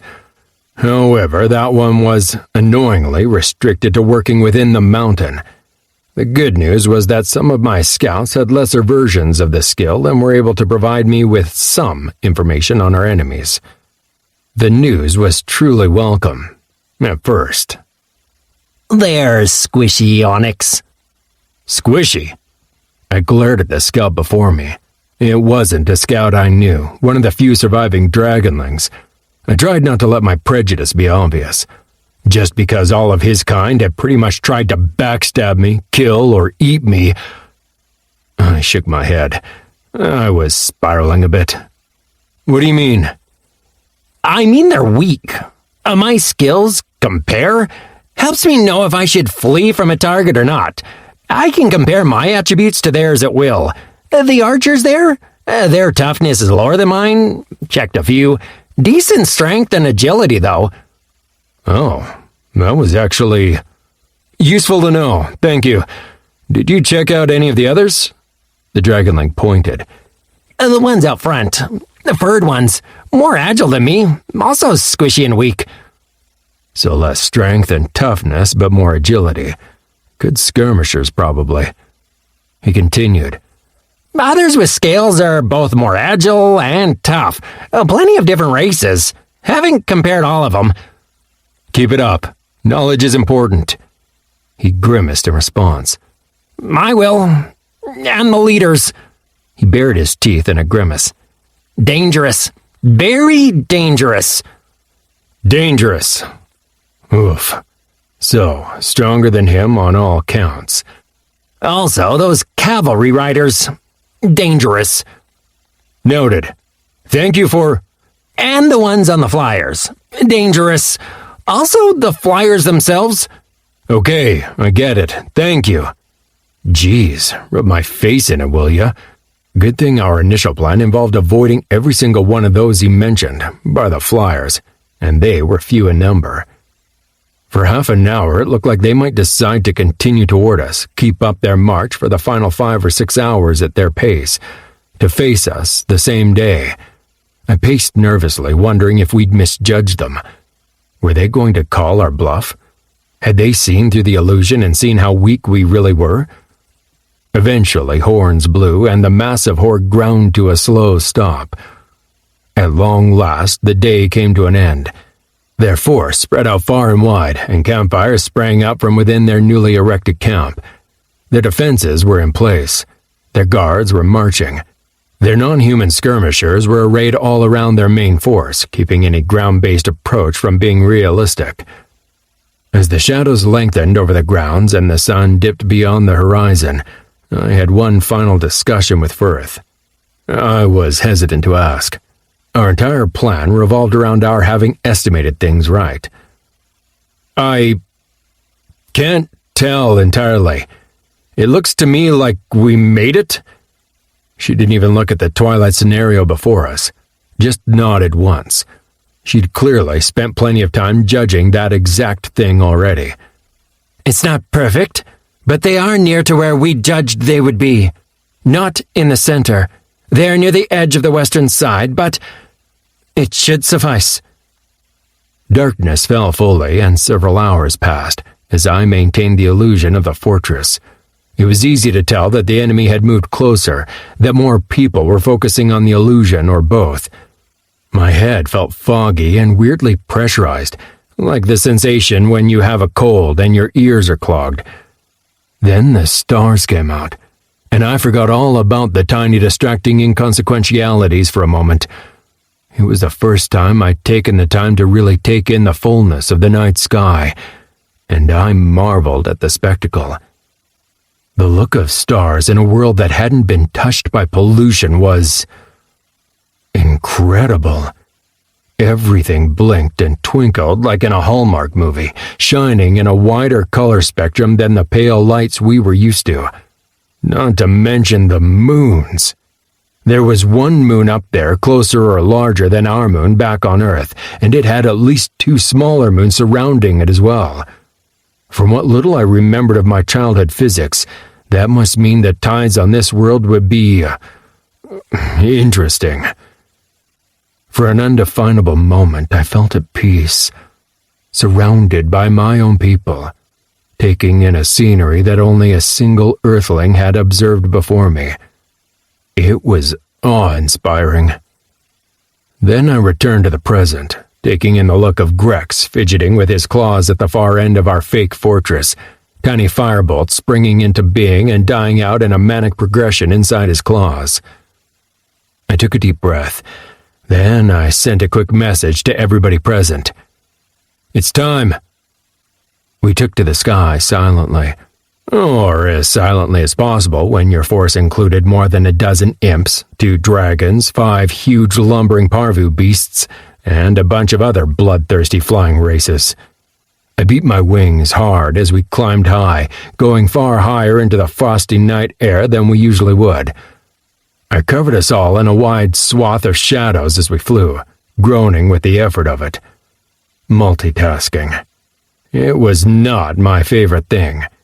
It did, however, come easier to me now after 2 days of uninterrupted practice, and knowing that the strain would be over soon helped. The stress didn't. This was a critical moment. If they had already broken my illusion or managed to spot the unnatural blob of darkness traveling through the night skies, we'd ruin the surprise. However, below us was nothing but silence. Or, at least, the comparative silence of more than 30,000 people at rest or preparing for the following day. Then we were there, resting more or less comfortably inside a circle of shadow hundreds of feet above the western part of their camp, ready and waiting for action. As agreed, I sent a tiny focused beam of a message straight at their position. A simple message. Now. Then we waited. At first, there was no reaction. Silence continued to reign, only interrupted by the occasional sound of iron against iron and one incredibly loud snore. Then new sounds appeared, inconsistent with the ones we'd heard before, shuffling or moving of earth. Then the scream started. Chapter 9. Attack him where he is unprepared. Appear where you are not expected. Sun Tzu, The Art of War. At the moment below us, every single one of our close combat fighters was running amok inside the human camp. Roth led one group, Slither and Coatem the other. It sounded like they were in a foul mood. I probably would be too if I'd spent the entire day buried underground, not knowing if I would be spotted, where I was going to dig myself up, or whether it would all be wasted effort. I blamed the humans and their focus on organization and consistent behavior, really. That was what made it possible for us. They stopped marching around the same time each day. They camped in the exact same manner. They placed their forces in the exact same places inside the camp. Also, they didn't change up their construction or protective measures. They might after today. Since we already knew approximately how far they'd travel, we only had to apply a bit of effort on the shaman's part to make sure there was only one appropriate camping ground for the horde, unless they wanted to keep on traveling for several additional hours. According to Arthur, it was almost too easy, making sure the terrain ahead of them was covered in deep mud and inhospitable as hell. Inside that appropriate camping ground, we buried our people. That had been the most nerve-wracking part of the entire scheme. We needed to be able to hide more than 100 people underground, strengthen the hiding place enough that it wouldn't collapse from having a horde march over it, and ensure they didn't suffocate. There'd really been no reason for me to worry, though. After the constant work we'd put them through back near Fire Peak over the past few months, our shamans were able to move awe-inspiring masses of earth within a ridiculous period of time. Once they were done constructing the rooms, 2 separate large underground rooms, which made me think of my grandpa's old root cellar, Kraziel went over them both, hardening the substance to the point where he pronounced them sufficient to withstand a rockfall. I didn't know about that, but I did walk on the ceiling of both dwellings, and all it did was rain down a bit of dust below. Just like that, with a couple of small holes for ventilation, we had all our close combat fighters hidden near the heart of the enemy. Now the plan was coming into fruition as our forces poured out into their camp. With a sigh of relief, I dropped the illusion of the fortress, while still maintaining my cloak of shadows over the flyers. Let them see that it was a fake now. It could only add to the confusion. I sent a message to my people below. Roth, they're right north of you, a few 100 feet, no more. Slither, northeast of you, same distance. You know the plan. Hit the targets, then run for your lives. No lingering, no fighting. At this point, there was little doubt somebody with enough mental power could hear my message, but as long as I kept it vague, I didn't care. The first attackers hit their targets. I hissed at the flyer surrounding me. Any moment now. Stay ready. Nobody moves until I say so. At my mark, the parvu beasts moved to where we agreed. They all stayed put, hovering nearby even if it cost some of the imps. Grex was giving off a high-pitched whine as he buzzed to and fro, longing to close with the enemy. Suddenly, the camp below exploded. If I thought that the initial cries had meant the battles had started, I'd been entirely wrong. Now, cries of pain, roars, screams, and sounds of battle erupted below us, and the first of the flyers inside the camp took to the skies. A bloodthirsty smile spread on my face, and I growled in satisfaction. "Now! Make them pay!" And then I released the shadow hiding us all and plunged. We met the climbing flyers mid-air and hit them like an avalanche, unstoppable and deadly. Firebolts blossomed into being and impacted the rising enemy flyers, hitting like falling meteors. I focused my sight on one of the few close combat flyers, a poison spitter this one, and crashed straight into its neck, claws first. The momentary glare of panic in its eyes faded instantly as my impact and bulk hit the neck with a massive crack. I unleashed a weakening fog at another flyer, pushed off from the poison spitter's falling form, and hovered mid-air, taking in my surroundings. All around me, our flyers swooped and dipped, attacking any flyers attempting to take off to avoid the chaos of what was happening on the ground. Anybody mighty or agile enough to avoid the plentiful firebolts from the imps soon found themselves beset by a whirlwind of surrounding claws and teeth. The flyers from Fire Peak and the few flying aberrants took this chance to obtain vengeance on those who had tried to take over the mountain. The hawk-like scouts had no chance of standing up against the firebolts and soon fell like giant torches throughout the camp below, adding to the chaos and confusion. A single one of the wyvern-like beasts managed to struggle into the air, despite its face looking half-charred from fiery impacts. I hit it with a weakening fog dead on and grinned to see the dragonling scout swoop past its glazed remaining eye and carve open the membrane of its wing. On the far side of the camp, Crave and his minions were doing the same thing, protecting the skies in a show of mayhem that was equal parts monstrous and gory. He bit the head clean off a winged scout and roared with bloodlust. Below us, there was little fighting. Not in the way you would expect when you unleashed 100 persons into the midst of a force tens of thousands strong. Violence? Oh yes, there was plenty of that, but our people on the ground did not stand a fight. They flowed around the flying beasts, engaging and moving on without halting, only rarely striking or even defending. It had been Lave's parting gift, a large jar filled with a dark, caustic substance. "Gurnworm venom," she told me. "It's incredibly potent. I spent some time going through the stores in the fortress when I found this. Smear it on a weapon, stab, twist, and move on. Whichever enemy you faced is going to suffer excruciating pain for the next several weeks. Most won't survive. Even if it does survive, it will be horribly weak, unable to move. Just be warned, whatever you are up against won't feel it right away. Any strike after the first one will be a lot less efficient. Still, I believe it might come in handy." Understatement of the century. Below, our people were flowing through the enemy camp in two waves. One was led by Roth and the other by Coatem as they sprinted through the flyer encampment. For each flyer, parvu beast, scout, or whichever it was, a single attacker would peel off from the group and launch in to perform a strike against the confused enemy beast before disengaging and moving on. Sometimes my Talpi used their atlatls to launch the poison spears at a distance without even stopping.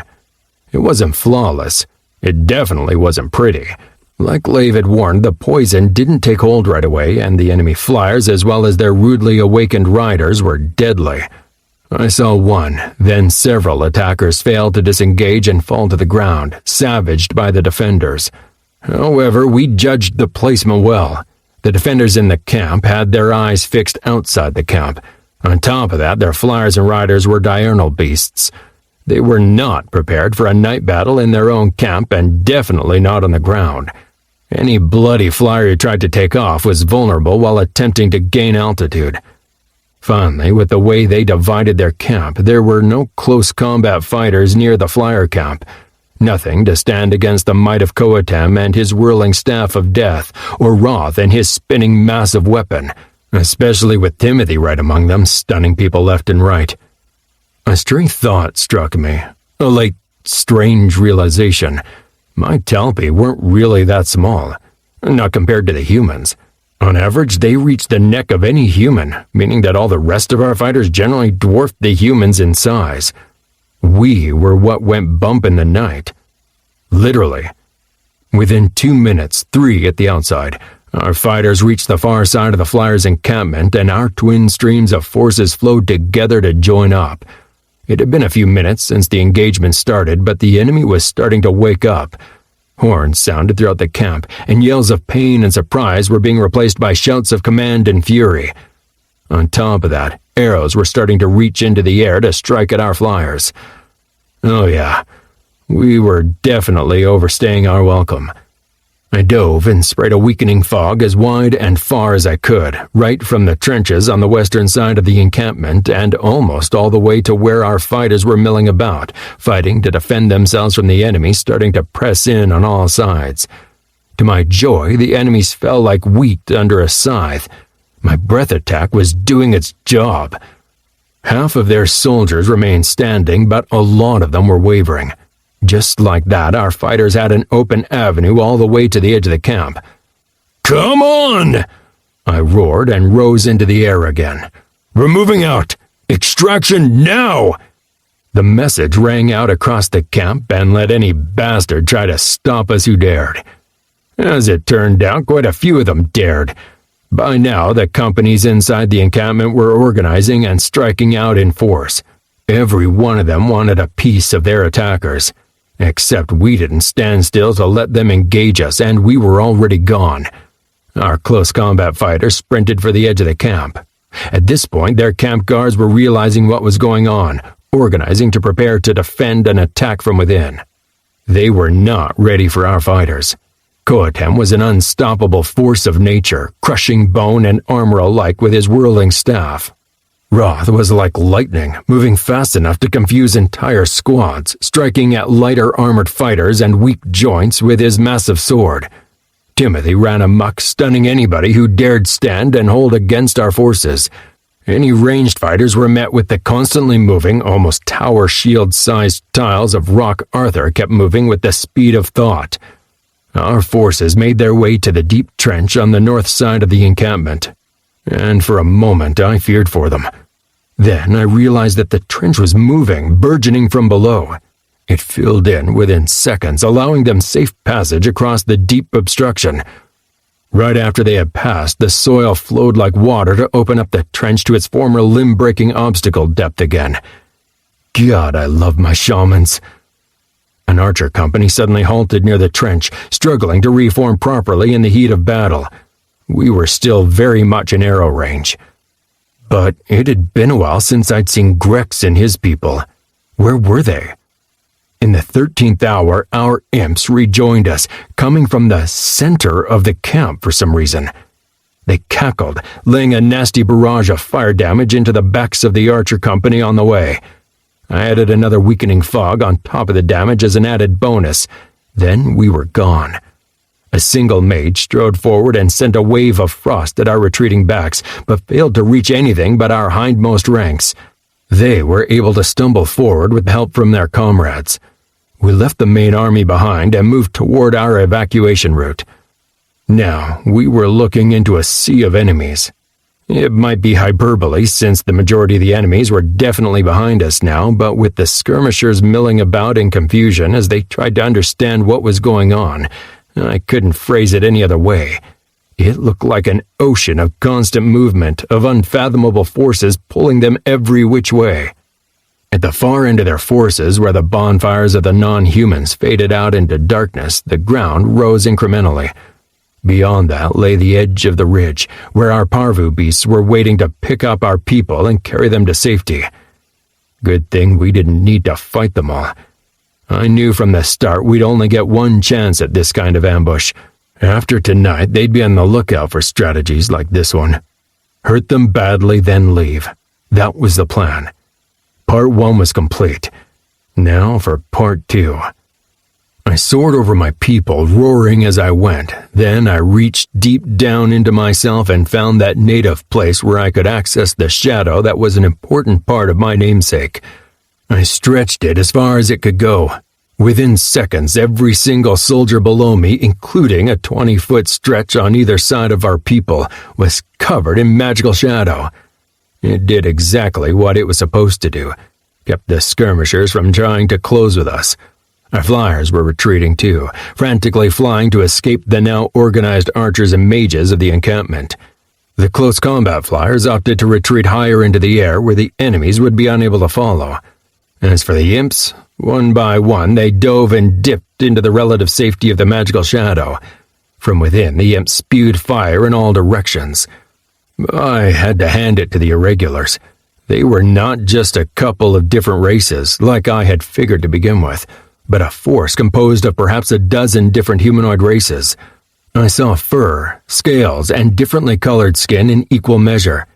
The humans might use them as humanoid shields, as less important fighters who didn't even deserve to be brought into the safety of the main camp.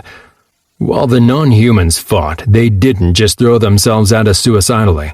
No, they kept their distance, unleashing ranged damage on us. Fortunately, my breath attack kept them weakened while my shadows kept them from actually aiming. Few managed to hit anything.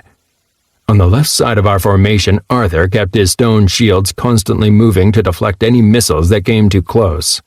On the right, Kraziel shot his own missiles at any ranged enemies moving too close.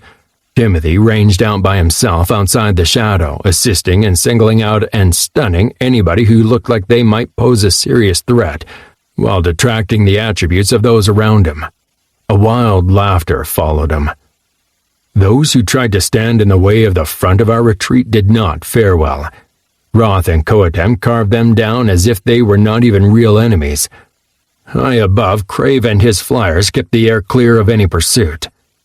For a brief moment, our way out seemed clear as the humanoids were starting to shy away from our forward path. But then a series of stinging impacts hit me, and I watched my health drop by 20%. Around me, others fell with cries of pain. I looked around, anxious to see what was going on, and then I spotted him. Or her. A large reptilian form, as tall as a human, but with 2 sets of arms. The reptile was slithering alongside our retreating soldiers, shouting and pointing. Right at me. No, not at me.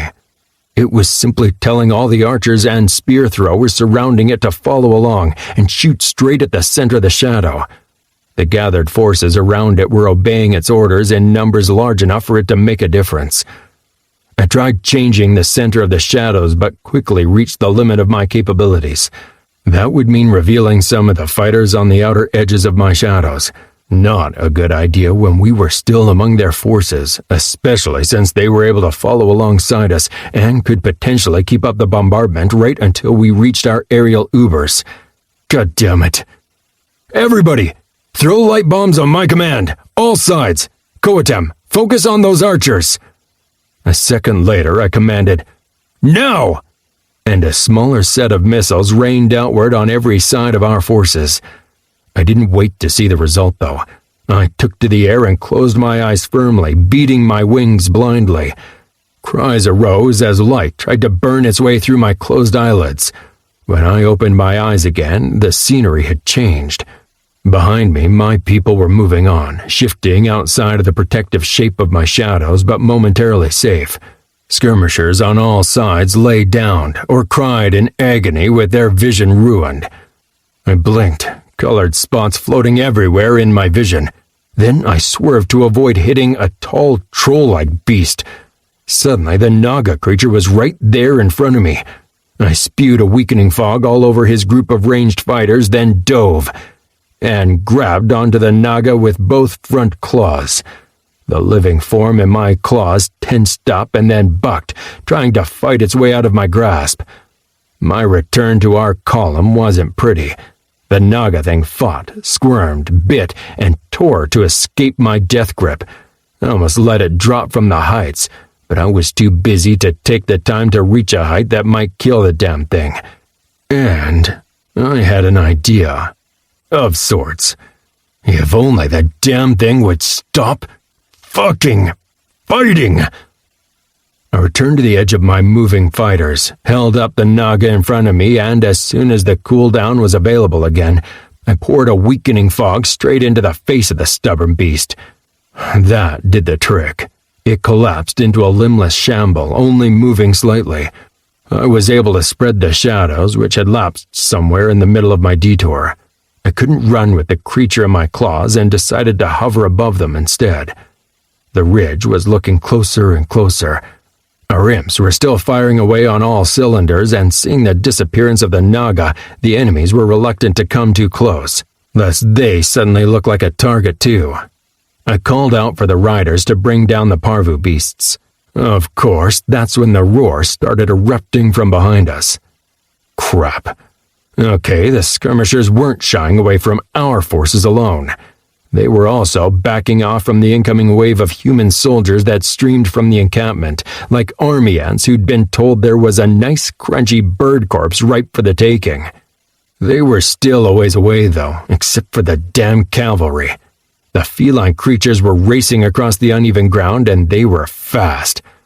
Whew, angry, too. I spotted Beardface at the front of their lines. He had really not taken well to our little surprise. If only he wasn't followed by so many damn fighters with shiny lances. I glanced behind me. Double damn. There was no way we'd get everybody out of here before the first riders got here. The infantry had no chance of catching up, but we'd have to do something about the damn cat riders. Grinding my teeth, I glanced left, then right, locating the people I needed and issuing commands as fast as I could. Slither, Roth, get everybody without a working set of wings out of here.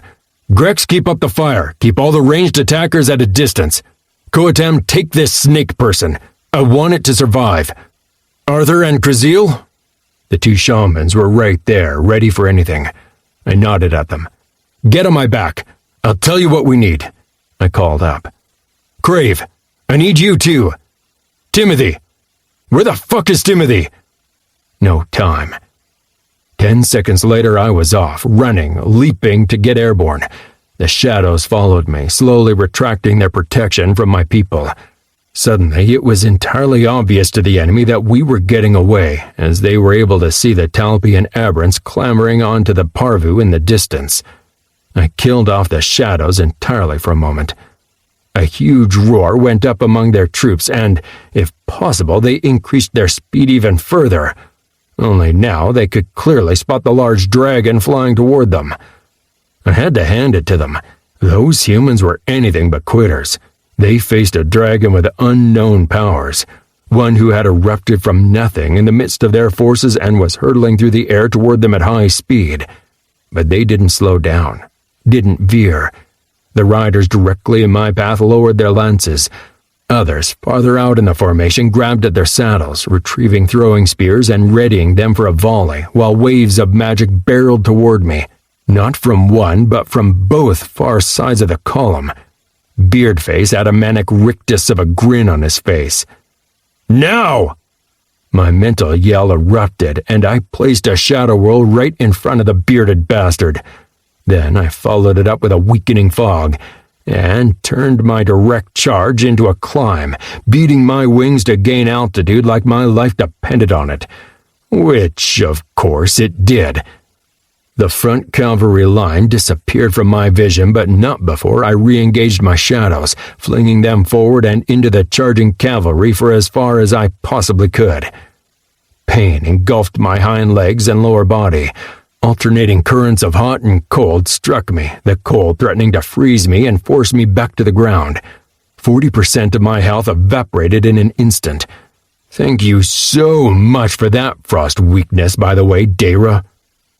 But then I escaped the range of the mage's spells and kept climbing. The confused cries of the cavalry riders were drowned out by cries of shock and pained roars from their mounts as they literally stumbled upon the second part of my hastily contrived plan. Reaching a height I deemed sufficiently safe, I leveled out and veered back toward my people. I risked a single glance behind me, though, and chuckled grimly to see the chaotic pile of downed riders and hurting mounts. The stone obstacles Arthur and Kraziel had forced out of the ground at a moment's notice were not especially tall, probably 1.5 feet in Arthur's case and less for Kraziel's. But suffering from sudden blindness mixed with the chaotic images and illusions from my shadow world, they'd done the trick. The charging cavalry had no realistic chance of clearing 2 unexpected jumps in a row while blinded. The minority of mounts who'd actually managed the jumps or somehow smashed through unhurt were met by the stunning, deafening damage of Crave's lightning breath. Only a rare few emerged untouched on the other side. They were now milling about, unwilling to charge the rest of our people by themselves. We were going to make it. There was nobody left behind, only the chaos left by our rampage. That and... Timothy? Timmy! Get your blue ass back here right now! We're leaving! My message tore through the night sky. Our parvu beasts were starting to take off now, one by one rising into the air as our people crawled on board. It was neither majestic nor fast, but there was nobody near to stop us. Finally, Tim moved back from his rampage among the fortunately unmagical skirmishers. I breathed a sigh. We'd made it. The furious roars behind us sounded like sweet, sweet triumph. Chapter 10. Firth didn't return with us. Neither did most of our scouts. Mid-air, she caught up to me, claws covered in blood. As usual, she didn't waste her time. We are leaving. What? Now? We just fought a battle. I knew we'd planned for them to leave, but Jesus, talk about work ethic. Does that reduce our haste? This play fighting of yours will be worth nothing if we do not locate the blessings in due time. We will try to send information back to you when we know more. However, their placement is far away and far apart. Do not expect any knowledge for at least 2 weeks. Like that, she was off. I was reduced to sending a mental yell at her back. Good luck, and well done in the battle, you foul-mooded antagonistic critter. That last part I kept to myself. Barely. Even though I had to hold myself back from kicking her from time to time, she got things done. That counted for a lot in my book. Back in the mock fortress, we took stock of our situation. That, of course, was an oversimplification. First, we took care of the worst wounds, which, without the Urgle here, pretty much meant bandages, poultices, or, for the unlucky imp, the edge of an axe to create a nice even stump. It wasn't pretty. Then, as the adrenaline of the battle started oozing away, tempers flared, and a handful of fights and arguments broke out over things our fighters had done or should have done during the battle. Also, a third of my minions slunk off to have a bit of privacy with one or several others. This, as well, was perfectly normal and a regular part of any battle as we came down from the adrenaline high and realized we'd survived. Finally came the well-known parts of the aftermath. Some celebrated results in the battle, newly gained levels, stolen equipment, or simple survival, while others were bemoaning wounds and sorry results. Everything, however, was like a ritual, a set of steps everybody had to go through. The message was pretty simple. We made it. Oh my God, we actually survived. Well done. Then we could get down to business. How are they reacting? Kraziel's mental message held a great deal of anticipation. Not only fear, though, a desire for battle. That was new. A female Telpus scout I'd talked with a few times smiled broadly. They're not moving out at least. They're too busy staying in their camp and licking their wounds. We'll keep an eye on them for the rest of the night. By we, she meant the few remaining scouts. That was probably our most pressing issue. The last few months had been hard on scouts in the mountain, and sending away Firth and some of our best scouts hurt, though it had to be done. Thank you, Mania, right? One final thing before you're off. The next few weeks we'll have a hard need of your gifts and those of the other scouts, but you'll need help. We'll send some people out among the fighters and ask for volunteers to share the burden. Make sure they take the easier tasks, all right? She nodded professionally and stalked off. Turning back to the council and my vassals, I asked the one question that had been burning on my mind ever since the worst shock of survival had dissipated. How did we do? Crave growled. We did great. That was so much fun. Nobody saw us coming, and we taught them the value of strength. And the value of subterfuge, I'd say, right? I smirked at the huge blue dragon. He'd grown. This battle had made him hit some sort of capstone, and he'd actually increased his bulk yet again. I felt dwarfed by his immense form, which was rippling with muscles. He rumbled in satisfaction. I believe we will have to repeat our test of mettle someday, Onyx. You'll be forced to admit that I am the stronger of us. But yes, your little trick worked well. Lightning played over his skin, and he bared his teeth in joy at seeing the others edging away from him. Anybody who tried to make it into the air, we tore apart. A few may have survived, wounded, but we did not leave anybody in the sky. That was what I longed to hear. How about your own forces? How are your losses? He snorted. Negligible. A few weaklings didn't make it. We will be able to go again right away, should you want to. A moment of hesitation went by, then he finished. As long as you pick a good target. There were some strong foes among their ground forces. Words of caution from Crave? That meant he'd really been fazed by the enemy. Damn. That will not be necessary, but count me impressed by the strength of you and your people. You did well. Satisfaction stemmed from him, both with himself and the praise. Regardless of his words of challenge, I didn't really fear him wanting to go up against me. If it happened, he'd kick my scaly ass, especially now, as the effect from the blessing had run out. Damn, but I felt weak. I'd really gotten used to that boost. Anyway, it didn't feel like Crave actually wanted to challenge me. At this point, it seemed more like a habit, like he was acting this way because that was how he was used to the world functioning. I turned to the others. How did the rest of you fare? Slither? He grimaced.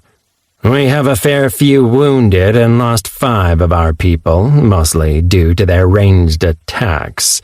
In a couple of days, all will be ready to fight again, but we managed. Bar a couple, every one of our poisoned weapons found flesh. Ha! Well done indeed, you scrawny twig. Roth laughed at the stickkin and slapped his back. I saw you during the fight, leaping about between them, disappearing and reappearing where you wanted. You are good.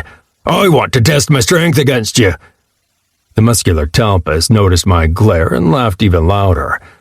Some other day. Don't be so touchy, Onyx. We did well out there, of course. Timothy kept the flyers stunned while we took our poison to them. And for the rest, we roamed like we wanted. We lost only a single Talpus. I fixed my gaze on Timothy. You did do good, Tim. Only, what happened out there? Don't do it again. Please. We need you.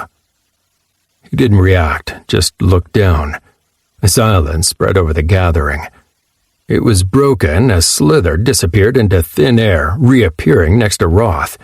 He moved slowly around the buff little furball, looking him over, taking in his form and the single wound on the Talpus's arm from the battle.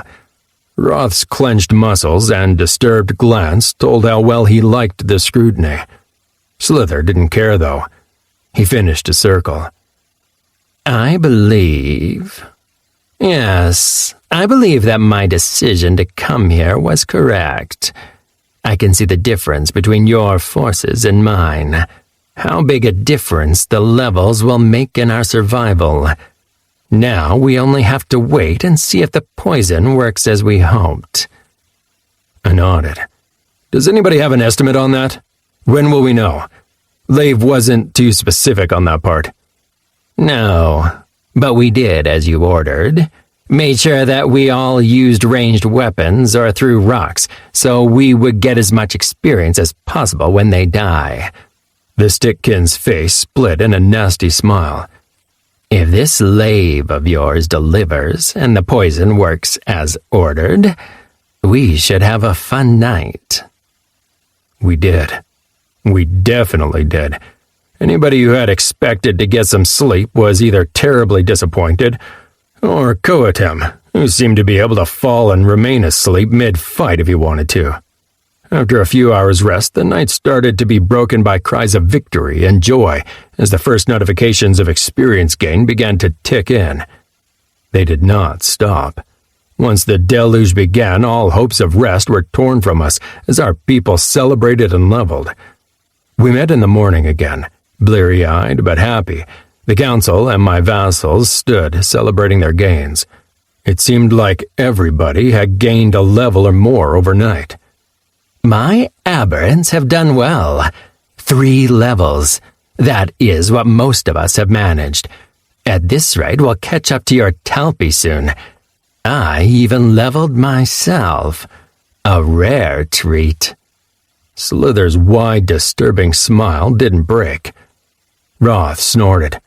Good luck with that, Twig Boy. This night was good for the Talpi. Most gained 2 levels, and there are some fun new feats. New feats? Timothy was right there. I snorted. Later, Timmy boy. Plenty of time for that later.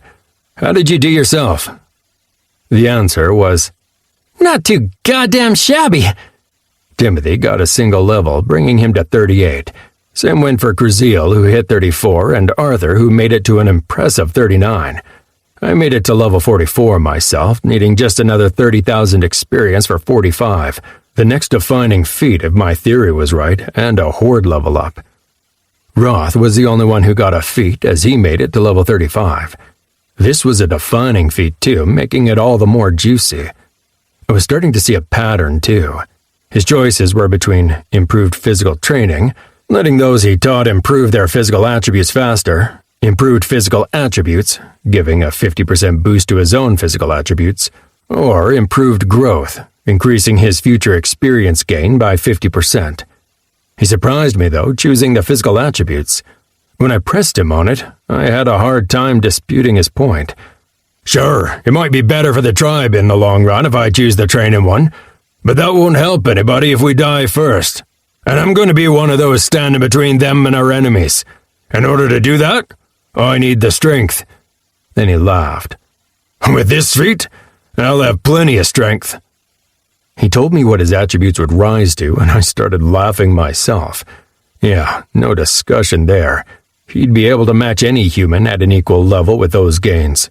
If anybody had earned the right to call themselves a defender, it'd be him. Personal info. Name, Roth. Race, Talpus, level 35. Experience toward next level, 23,400 of 35,000.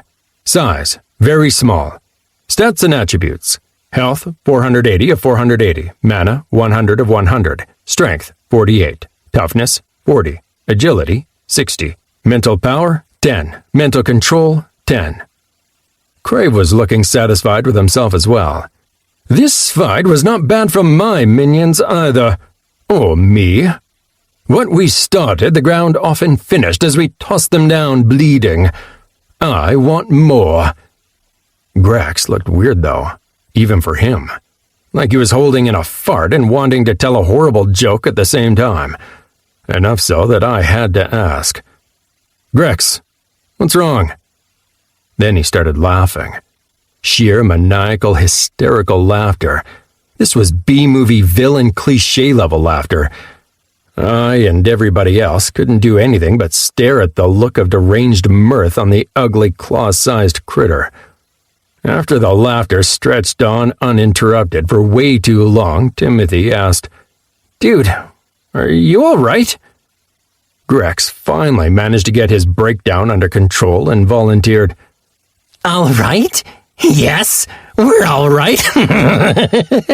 We imps were naughty. So naughty. I frowned. Naughty? What do you mean?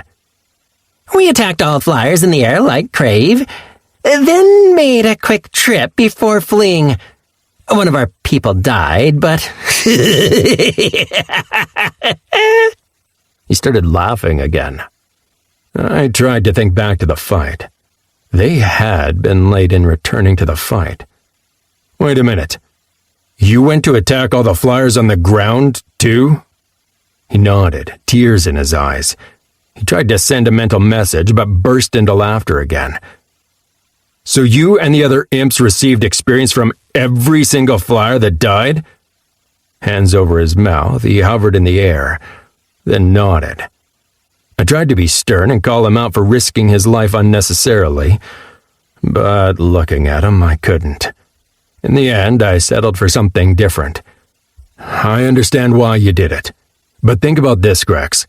Your returning late meant that the skirmishers had some extra time to attack us. Risking your own lives? That I can live with. Risking the lives of everybody else? That is unacceptable. He tried to look bereaved and completely and utterly failed. I sighed, gave up. This was bound to become a problem in the future, but for now, I was taking the easy way out. How many levels? I gained 4 levels, and a funny feat. All the other imps gained even more. Some of the new ones from Firepeak gained more than 10. No longer will we be dismissed. Overnight, we have become a force to fear. I hid my smile, and on the inside, I had to marvel at his audacity. 10 fucking levels in one battle. That was going to make a difference. About that funny feat? He savored the taste of it. Fire control. No more will I be limited to regular spells for boring imps. I can make exploding fireballs. Long, thin streams. Go whoosh. Do what I want. I shuddered. For a moment, I felt sorry for the humans who'd end up in his path. All right, everybody. Let's gather up and listen to Mania. I asked her and the other scouts as soon as the sun came up to keep an eye on the enemy. How many survived and their reactions? If ever they're going to abandon their approach, it'll be now. The lithe Talpus scout jumped down from the wall of the fortress and nodded to all of us. You failed. You did not manage to defeat their flyers. What the hell? I gawked at the Talpus, then stretched my neck to look at the far encampment. No flyers buzzing about. But the experience. I narrowed my eyes, looked at Mania again, then at the tiny quiver near her lip. Mania? I asked, with menace in my tone. Are you seriously messing around with us on something as serious as this? Her face erupted into a brilliant smile. Oh, yes, I am. She pointed at the enemy. I'm not lying, though. You didn't defeat all of them. There's maybe a dozen flyers that survived, all told. Of those, I believe some have already suffered permanently from the poison. Regardless of whether their healers are trying to save them, the damage has been done. She held up a single claw-tipped digit. All the Pavu beasts are dead. A chorus of growls, yells, and roars celebrated our triumph. I breathed out in relief. What had I done to be surrounded by people who lived only to test my nerves? How about the reaction? What are they doing? Rearranging, it would seem. With every Pavu beast downed, they are busy moving all their cargo and heavy equipment onto the only remaining animals that can take the weight. I blinked. What did she... No, not the cavalry. She nodded, eyes twinkling. I released a deep belly laugh. I bet Beardface just loves that his force is being degraded to pack animals. Still, you all know what this means. I faced my people. They aren't turning back. They are going to keep on marching. Despite tonight, we are still outnumbered and way under strength compared to them. But we are in an excellent position to lay the hurt on them. So, now I want ideas. How do we make sure that they regret their decision and flee back to the human empire? The next few hours were fun and filled with ideas. My people were definitely not all deep thinkers, but when it came to ideas for messing with the enemy, they sure delivered. Hours later, we took off, relocating under my illusion to arrive at the next point of attack. It was not going to be a short flight. The others had argued that we should trust in my illusion, but now that the enemy knew about me and about my illusion and shadow gifts, I wanted to approach with caution.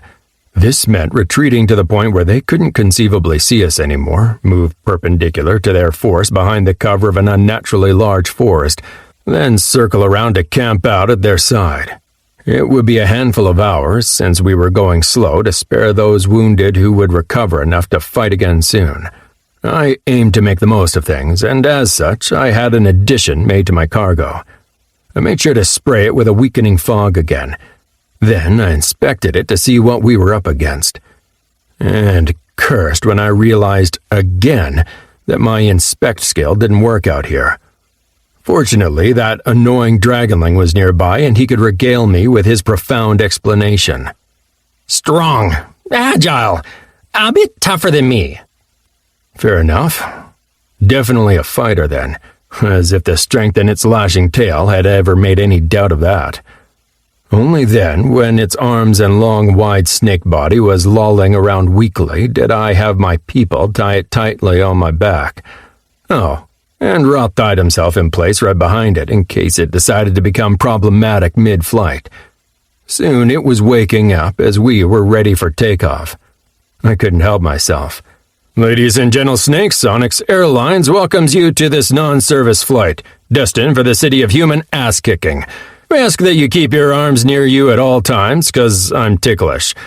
Please turn off all magical spells and contraptions. A bright light emerged beside me. You call me a nerd? That was horrible. I know, Tim.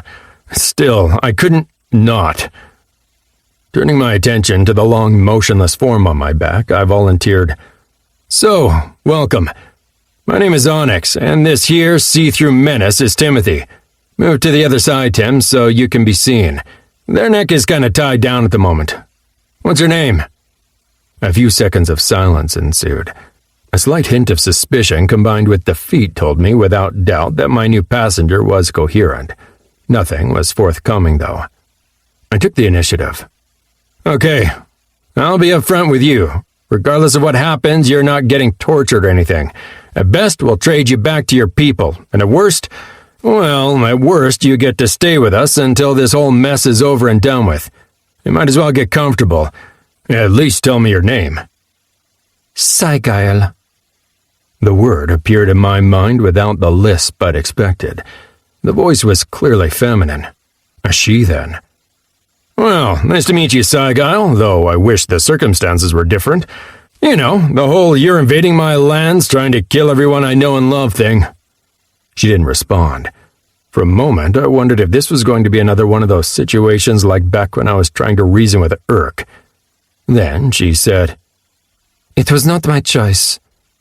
Yeah, I hear you. We don't always have the choices we want in life. Military life is like that, with strict orders and such. Still, when it comes to exterminating a whole mountain of people, that feels a bit weak, you know? I'm aware I'm looking at this from the receiving end, but still, it looks quite prejudiced, you know? Frustration. Annoyance. Definitely annoyance with me, but also with something else. No, we do not have a choice. Viperkin in the human lands. We either join the military or become slaves. No middle ground. I was starting to get a hold of her way of speaking. She definitely wasn't dumb, that was for sure. It felt like she wasn't that used to speaking. Or maybe mental speech didn't come naturally to her. As for her words, I grimaced and let myself float for a moment on an upward draft of wind. Ah, the old catch-22. Either you accept a crappy life or suffer something even worse, at the chance of eventually earning a better life. She didn't respond to that. We flew for a while in silence while I let the reality of that hit me. So, if all the Viperkin in the army were indentured servants, or thereabouts, fighting to earn their freedom and a right to a better life as veterans on the other side? How long do you have to serve in the army? And does that count for every non-human? She hesitated before answering. Mistrust rose to the surface again. I could almost hear her thoughts. Why is he asking that? Why am I responding? Why shouldn't I? After almost a minute, she responded. Her mental message was imbued with so many emotions, tangled up in a hate-filled web. envy, greed, desire, murderlust. Not every non-human, no. Just the lesser ones. We must serve for 10 years to earn our gold stars. The lesser ones? Oh, damn. Hi there, good old-fashioned discrimination. I imbued my message with scorn, finding that it came easily to me. Ah, I see.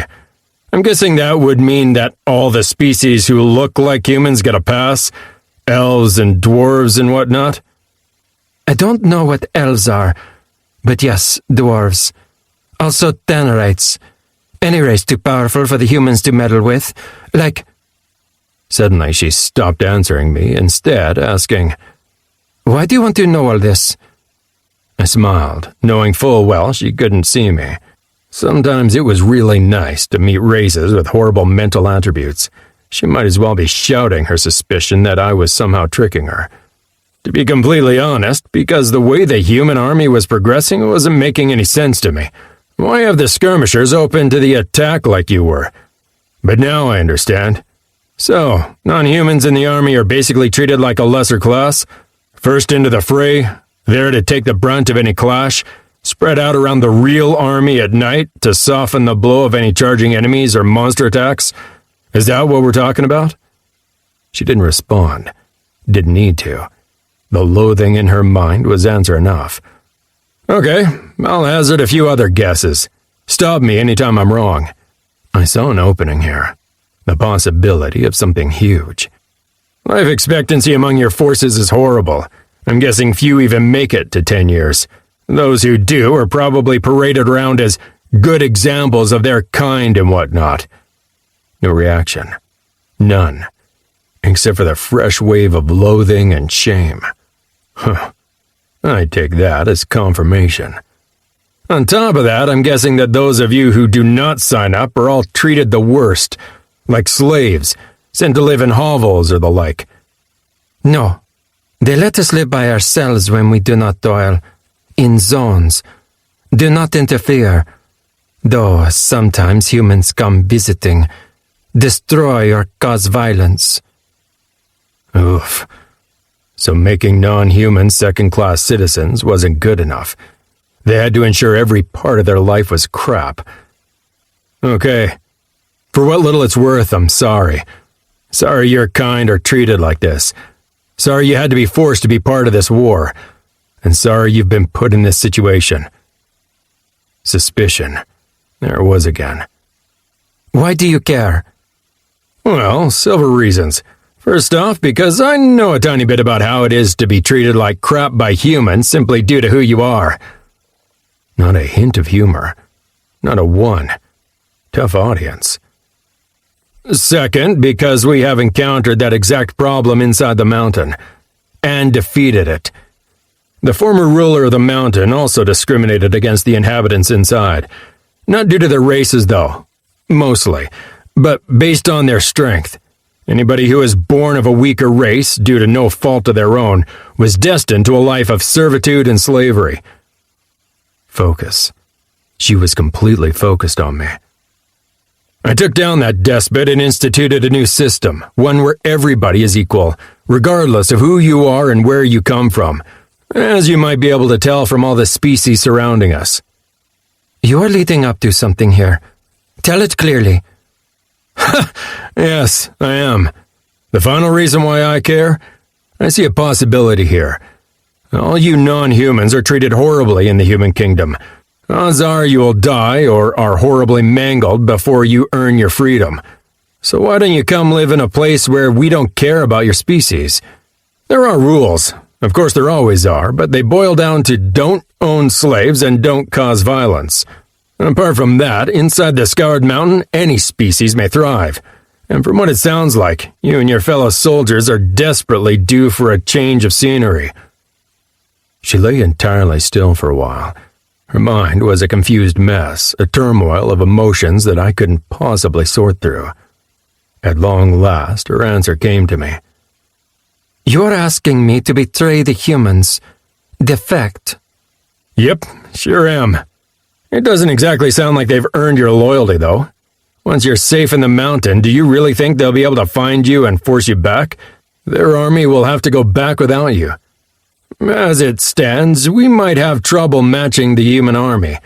With you on our side and the mountain at our backs, we'd be able to go toe-to-toe with them and win.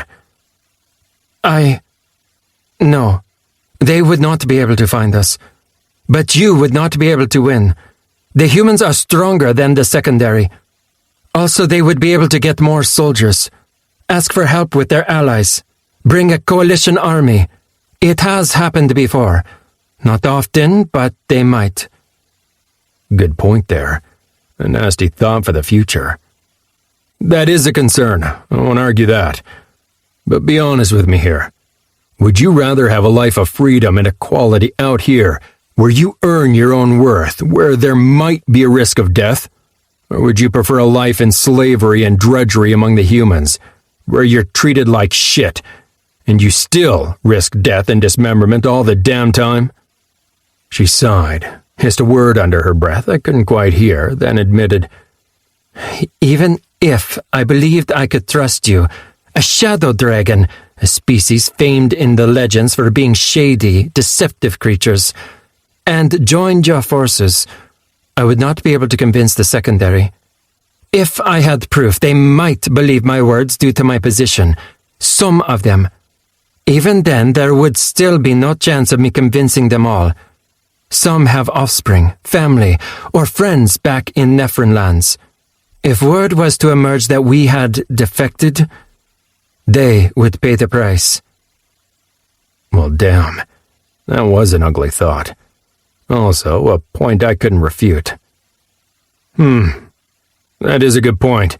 However, my own point still remains. I have no interest in killing off your comrades or any of the non-humans. The humans are the ones pushing this agenda, so you had better think about how the hell we get past this. Unless we come up with some solution, you are all going to be entering the Scoured Mountain to be introduced to the traps and ambushes of our combined forces, in a place where we know all the shortcuts and can see you at all times. Even if the humans might have the power to press on despite that, you know who's going to pay that cost in blood. She didn't gainsay me, just lay still, not reacting. It's always been like that. Why should it stop now? She sounded resigned. That was too easy, though. Because we make it stop, damn it. We've actually managed it within the mountain, so we are going to find a solution for you as well. Use your head and wrap it around the fact that you'll be better off with us, and we'll figure out a plan that works. I promise you that. I could feel her retreating, closing off against my arguments. I don't believe you. You promise and you claim a lot of things, but you don't know my people and our plight. Leave me be. Damn it. I overdid it, pushed too hard. Now I'd scared her off from the idea. How the hell could I right this boat again? Chapter 11. We must free ourselves of the hope that the sea will ever rest. We must learn to sail in high seas. Aristotle Onassis. We're not supposed to harm the skirmishers. Have you lost it entirely, dragon? Where's the sense in that? They're everywhere. Arthur's mental voice was equal parts astonishment and scorn. That is one way to put it if you want to be pessimistic about it. Another way to put it is that I just told you that the force we will have to beat is suddenly reduced from 35,000 to 20,000. Doesn't that sound better? The dead stare he leveled at me made no secret of exactly how stupid he found that. No, it doesn't. You already said yourself that the snake thing isn't on our side, and even if she were, she might not be able to convince them. So, all you're doing is heaping another problem onto our already overflowing stack of problems. I deflated, collapsing to the ground.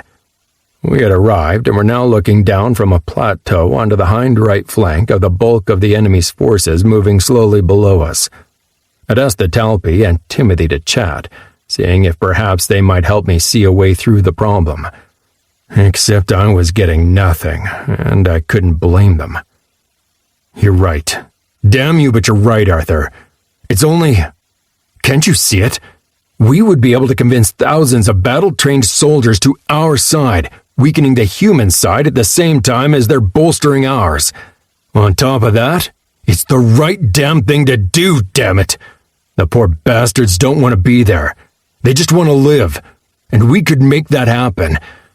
If only I could see the path. Arthur huffed, but relented ever so slightly. I see your point. You have a soft heart for aiding weak, helpless critters. It's one of your more tolerable qualities. But it cannot be done. Our targets are right in the center of all those skirmishers. How could we ever hurt our enemies if we had to make our way through them each time, both going in and out? We have already ambushed them from below. They will not fall for that again. I know, but this is who we are. How can we show them we're on their side if we kill them by the hundreds? He walked over close to me. His usual haughtiness mellowed for a moment, and he patted my flank. You will have to come to terms with reality. Sometimes life is not like you want it to be. And remember, even if this is a horrible choice for the non-humans, it was nevertheless a choice. They knew the risks when they decided to join the human army, and the fault lies with the humans. So they should have already come to terms with being slaughtered by other non-humans to defend some ashhole-ish human slave drivers? I snapped. Immediately, I knew I'd overstepped. Sorry, that was not okay. Let's get to it. We'll have to find out how best to lay the hurt on them. Obviously, our shamans are going to be key here. The benefits of rearranging the terrain in our favor cannot be underestimated. Graziel had been quiet until now, but suddenly his gaze traveled from me and onto the enemies below. Wide-eyed, he looked back at me. Onyx, I think I might have an idea. It's risky and it will be hard to do well, but we might be able to make this happen. Moments later, Graziel was sprawled in the dust, outlining the nearby area of the wastes. Badly. Brilliant mind he might be, but his drawing skills left something to be desired. He got the point across, though, as he outlined the vast plains reaching from here to a depiction of a mountain several feet away. With his claw, he drew a circle with tons of tiny dots inside, clearly made to show the humans. Then he created 17 more or less equidistant lines in the ground between the enemies and the mountain. This is how many days Firth initially believed it would take them to reach the mountain, right? Timothy corrected. 16 left. We spent 1 day planning and getting ready, 3 traveling, and then what's passed since yesterday. She said some would be able to attack 9 days from now. Though you may argue... Yes, okay, 16, Graziel interrupted. On all fours, he leapt across the ground, erasing the lines, then drawing 16 new ones. Firth is already gone, and we've delayed them a bit already, so we may be off by a number of days here. Also, with their flying troops as good as gone and only ground-based scouts remaining, they're bound to slow down, right? I counted 25 new lines, nodding my approval. Sure, we'll have to ask the scouts to estimate how fast they're traveling now, but yeah, of course, that was the entire point. Dust-covered and kneeling on the ground, his grin beamed maniacally up at me. Well, in that case, aren't we posing the wrong question here? I mean, the whole reason we came out at all was to slow them down and give our people in the mountain a chance to prepare and improve. And to whittle down their numbers, making the inevitable clash tip in our favor, Arthur corrected. Right. But what if we didn't need that? What if we slowed them down enough that they won't realistically be able to make it to the mountain? Or it'll be costly enough that they'll have to turn around. I glanced at the others. Skepticism seemed to be the prominent theme here. Sure, I'd say that I was intrigued by the what, but I want to hear the how now. Well, if you look at their columns down there, you will notice one thing about their cavalry. They may have loaded all those big ugly creatures down with cargo, but they haven't changed the way they move. Those nice, tight formations. Very pretty. Also predictable. Slowly, ever so slowly, a grin spread on my face as I watched Graziel explain his plan. Within minutes, I found myself nodding along with the others as we started embellishing on Graziel's ideas. I ended up calling the rest of the council over to explain the plan and to hear who had anything to add. 2 hours later, we were off to set it in motion.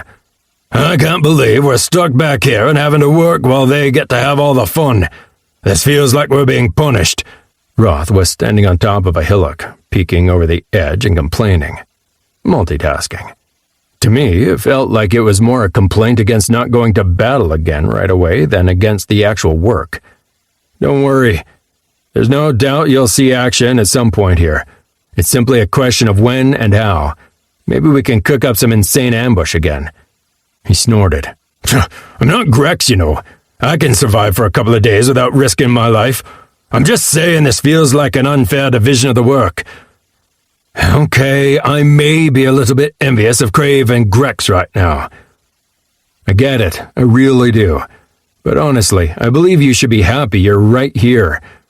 The humans still haven't had a chance to show their power, and I'm afraid Crave's underestimating them quite a bit. Grex also, but he doesn't care. Sure. Crave always did seem... Ooh, I think they're attacking. We had traveled back the way we'd come, covered by my illusion. Only we had edged farther toward the mountain than before in order to take us to a safe distance in front of the encroaching army. Enough to give us a bit of the afternoon and all of the night to work in. We might have been exposed, as it were, flying right back across the line of sight of the entire army, a couple of hours' flight out. Instead, we'd flown at a larger distance, then doubled back to edge down right on the other side of a low hill that the human army would have to cross. Then we'd parted, and the ones who'd stayed behind got to work. Okay, this very moment, not a whole lot of work was being done. Gawking, however, yeah. There was no discussion that our attention was well and truly drawn to the center of the human formations. We knew where to look. When Crave attacked, he made no effort to hide it. A blazing lightning bolt darkened the sky for a split second. Roth jumped up and down at the edge of the hill. Go, Crave, go! It looked like lightning had indeed struck in the form of a huge dragon shape landing in the center of one of their archer divisions. Everywhere around him, smaller shapes flitted. Even from a distance of several miles away, we could hear the cries rising from their ranks. Letting Crave and his tough winged minions loose smack dab in the middle of a lightly armored division seemed like cheating, but, well, it was effective. Okay, that was an understatement. It was a massacre. At the same time, on the other end of the human cargo train, bright missiles formed into being. I wasn't entirely sure, but it felt like I could hear whoops of joy. Grex and the imps have arrived too. Their attacks looked different than they used to, though. Instead of the usual singular firebolts blossoming into being in a chaotic, unpredictable mess of bright death-dealing, now the bursts were fewer, but a lot brighter. Looks like they are keeping to the plan so far. The imps are attacking in bursts to try and take down the sorcerers in the ranks of the close combat fighters. Try to remove them from the equation, while Crave lays the hurt on the archers. A single brighter light erupted, echoed by screams. Except for Grex. Looks like he's experimenting with that new feat of his. Roth laughed. That's a good Talpa strategy. Take out those who would be able to hurt you, and then you collapse the tunnel on the rest at your leisure. I agree. I'm not sure if we bitten off more than we can chew, though. It looked like my worries were unjustified, as no unforeseen traps were sprung on our fighters. We flew on, struggling to make the most of the distraction so we could arrive at our goal unheeded. Meanwhile, the bursts of firebolts and the cries continued unabated as the imps and Crave's forces ran amok. Roth whistled in amazement. Oh, I really hope we never have to face Crave. Look at him go! I had to silently agree with him. The archer regiment he'd attacked was a thing of the past, age-old history. Pottery shards at the bottom of a crater, a boy band hitting puberty. Not a single form stood against him for long, and he leaped to the next company to continue the carnage. Then, suddenly, a muffled explosion rang forth from below, and new cries of pain arose. These were different, though, monstrous. I couldn't see what was going on, but breathed a sigh of relief when a blue shape rose into the air again, beating its wings hard as it escaped into the sky. Behind Crave, his minions followed, fleeing whatever had just happened. Seconds later, the burst of firebolts died down as the imps also decided to leave the scene of battle. I gasped to see more than one flying shape fall out of the sky as they strove to gain height. This wasn't good. But was it bad or catastrophic? Too early to tell. We would know when they returned to us. But we were nowhere near done yet. Time for round 2. I grinned. Around me, all eyes were fixed on the battlefield, waiting for what was coming. At first, there was cheering. The human army stood tall, weapons raised into the air as they launched derision and threats at the retreating monsters. They'd done it. They'd actually managed to fend off those bestial, beasts. Those dastardly dastards. I huffed a laugh. They had no bloody clue what was about to transpire. Every single worker and shaman watched now, transfixed at the scene as they waited for what they knew would happen. The first attack couldn't have been more perfect. The human forces stood gathered in victory, all those who had moments ago been involved in a bloody struggle celebrating their survival, right out in the open. Then the rocks fell. The cavalry had drawn into a defensive formation, seeing the airborne attack. Heavily laden as they were, they'd likely not be as effective in battle, but they were still prepared. Even so, they'd arranged into pretty formations ready to react when they had a target. Tight and close. The first salvo of rocks hit 3 mounts simultaneously. The effect was horrible. Even at this distance, I winced at the sight of one of the feline mounts that was hit squarely on a shoulder and collapsed downward, mewling loudly. Another mount right next to it was struck on the leg, and its piteous cries could be heard where we stood. The enemy army froze for a moment, then exploded into movement. The waves of movement and sheer large-scale chaos reminded me of tossing sticks and stones into an ant colony as a kid. Massive confusion followed by a lot of activity but little guidance. The bombardments didn't cease, though. Every few seconds another rock fell with a massive impact. In general, they stayed above the cavalry section of their army. Sometimes they hit. A cavalry soldier on foot completely disappeared under a heavy rock. He did not get back up. Only rarely did the rock slam down onto the soil to no effect. 2 of the few remaining flyers from the army took to the skies. 1 spitter and 1 millipede thing who had somehow made it unscathed through our night ambush. They beat their wings heavily, working hard to rise up and do something about the attackers. Heroic. Stupid. Hadn't they seen the impact of Crave and the imps? The millipede wyvern thing, I'd have to have somebody tell me their real name, was faster than the spitter. It had a larger wingspan and greater strength. That only meant it was the one to be faced with the bone-breaking impact of Crave diving at it claws first. At this distance, I couldn't tell if it died on impact, or if the blue dragon had to bite or claw at it first. Regardless, its lifeless form was tumbling through the air seconds later. When it hit the ground, it buried several infantry soldiers beneath it. Meanwhile, Crave's minions were hot on Crave's heels in their attempt to get to the spitter, but they were beaten to the point by a concentrated stream of fire. Moments later, the spitter tumbled through the air as a blazing fireball evaporated a wing. They were too far away, but still, I could almost picture Grex's cackling laughter.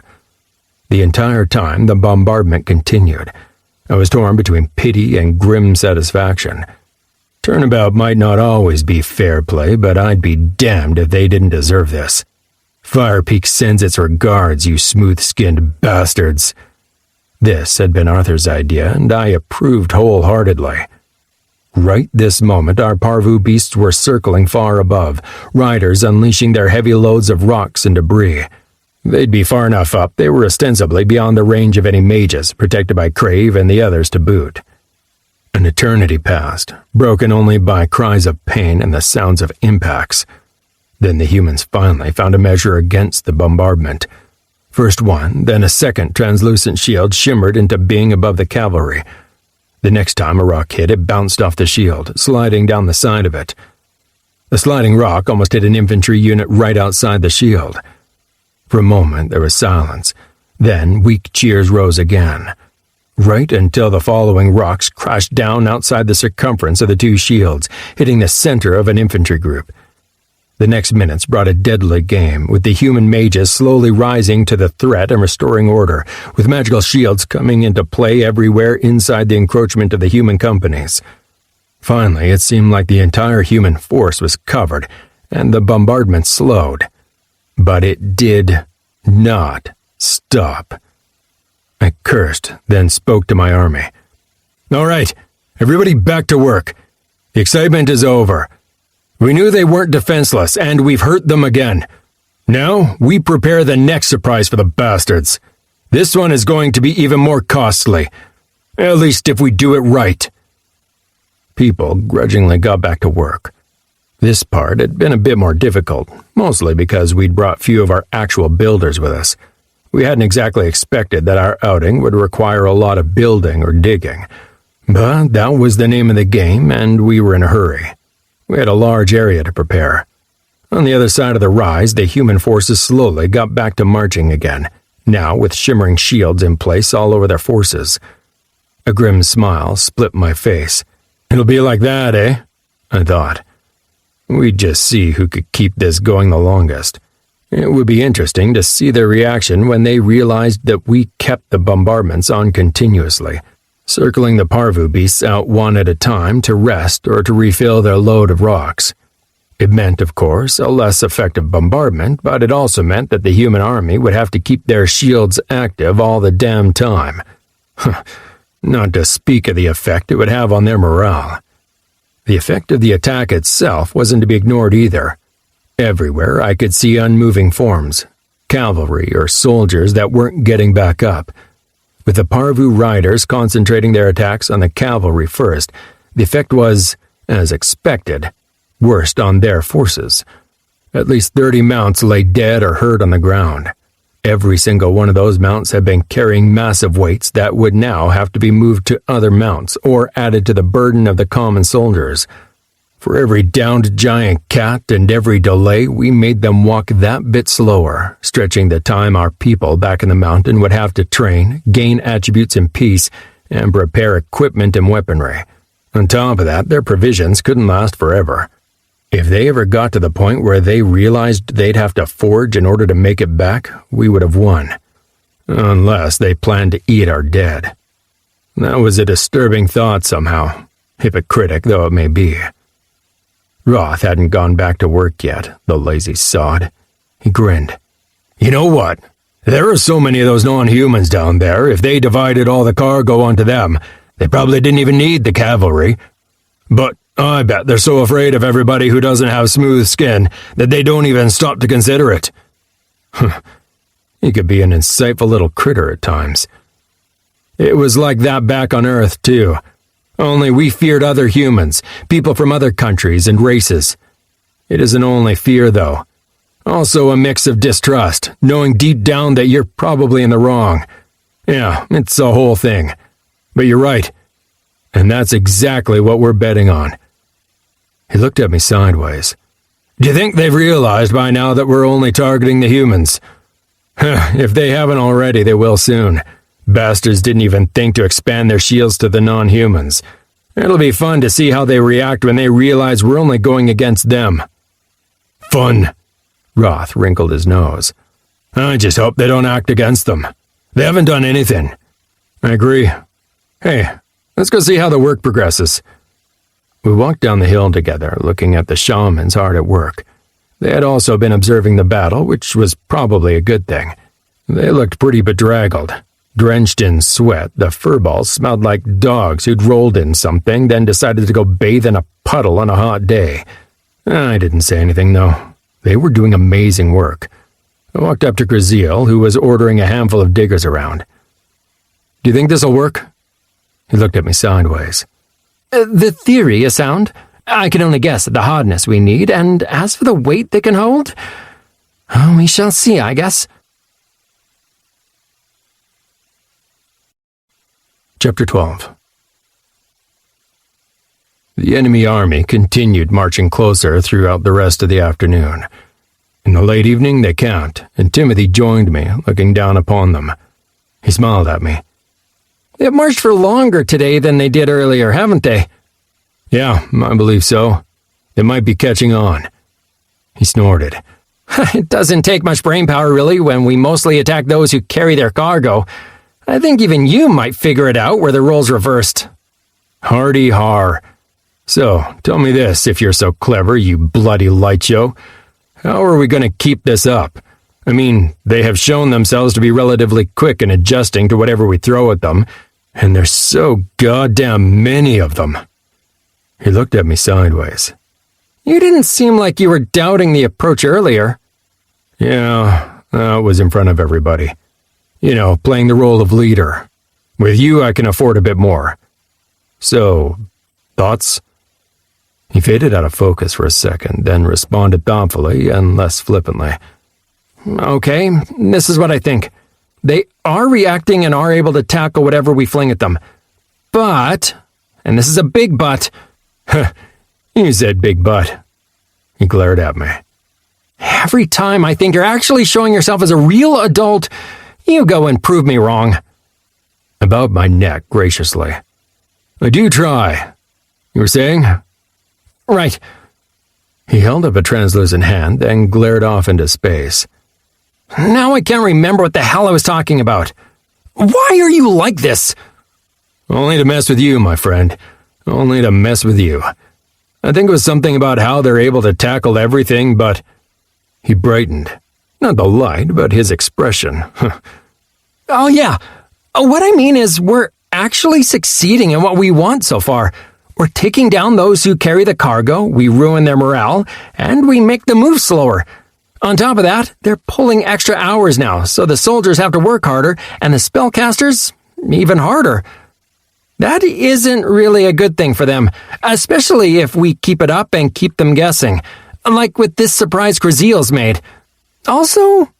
He paused, pointing with a bright finger behind him back at our troops. We've got dozens of people with plenty of experience when it comes to ambushes, traps, and nasty surprises, especially Slither and the Aberrants. I bet you every single thing I own, they'll be running out of provisions or soldiers before we'll be running out of ideas to fling at them.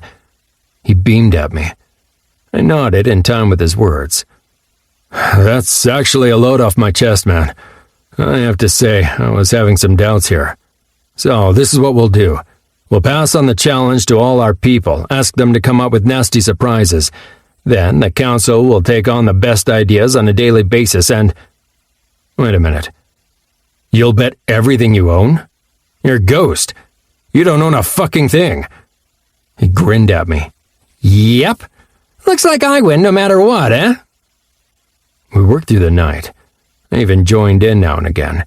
It was mostly for show. Even though I could make the dirt fly to make a golden retriever proud, I wasn't nearly as efficient as the Talpi, who had added some impressive attributes to their instinctive feeling for Earth. Crave and Grex joined us at some point during the night. Grex was grinning like a cat who'd gotten into the wet food and knew the gastronomical results were inbound. Crave was... less enthusiastic. Uncharacteristically so. Grex performed a flawless pirouette in the air, coming to a hover in front of me. That was fun! So easy! You should have seen the infantry. Do something! But they're all the way up there, and my arms are so short.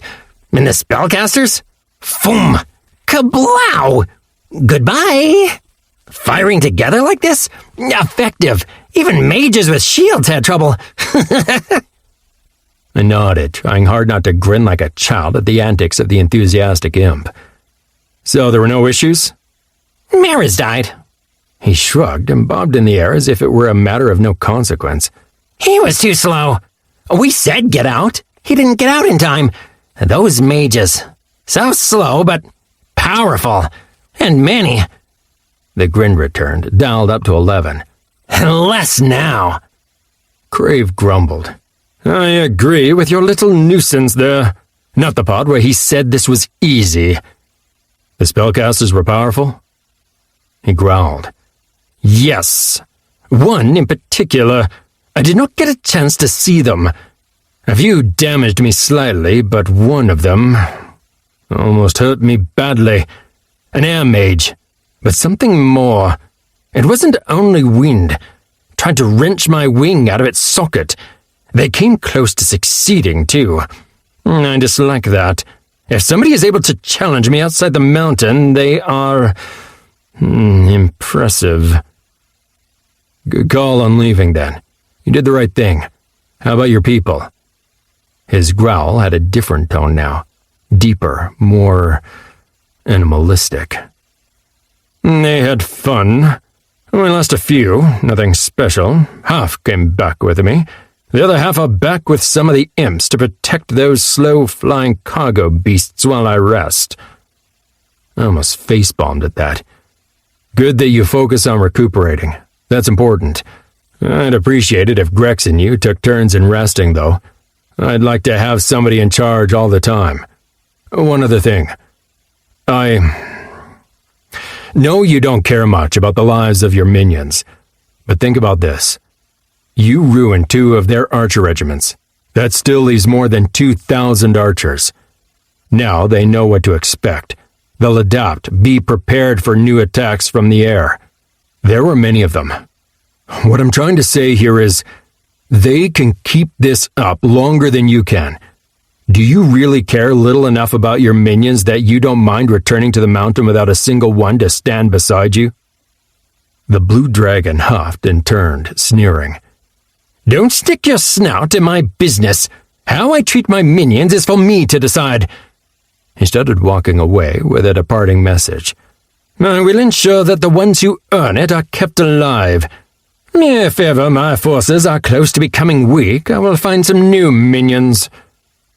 That was not what I'd wanted to hear, but it was probably the best I'd get from Crave. At least he seemed to understand the issue with the overwhelming numbers in the human army. I was more concerned about Grex on that topic. That might take more than one discussion. Right before sundown, we stopped and started withdrawing under our illusion, on foot this time. The parvu beasts were kept busy. At any time, there'd be at least 2 of them in the air, while another was reloading the large boxes strapped to his back, and the rest were off away sleeping, resting, or eating.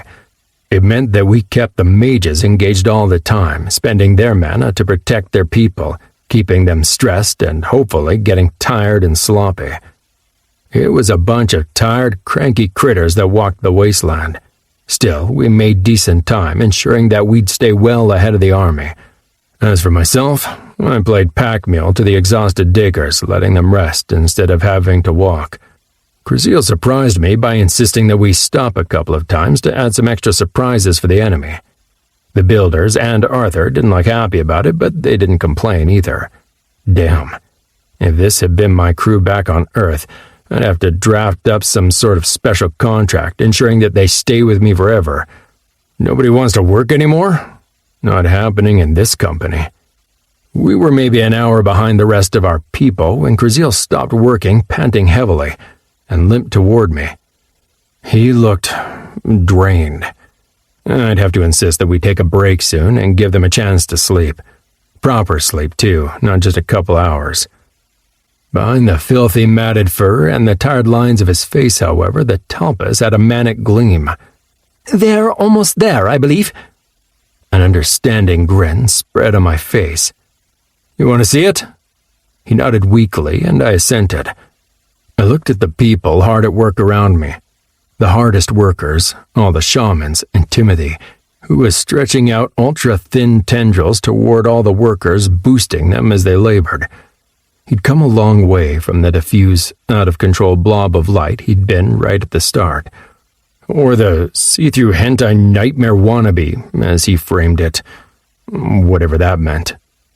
I shook my head and started counting. 25 total. That was doable. I sent a message to everybody. Gather round, everybody. We're taking the scenic route. In minutes, I had everybody latched onto my harness and slowly rose into the air. Not far this time. I didn't need to go high in order to ensure we had a good view. The enemy army was a handful of miles behind us. Again, I was taken aback by the size of their army. Looking at their legions darkening the lands, it was hard to see that anything we'd done had had any impact at all. Except for the skies. They were entirely free of anything.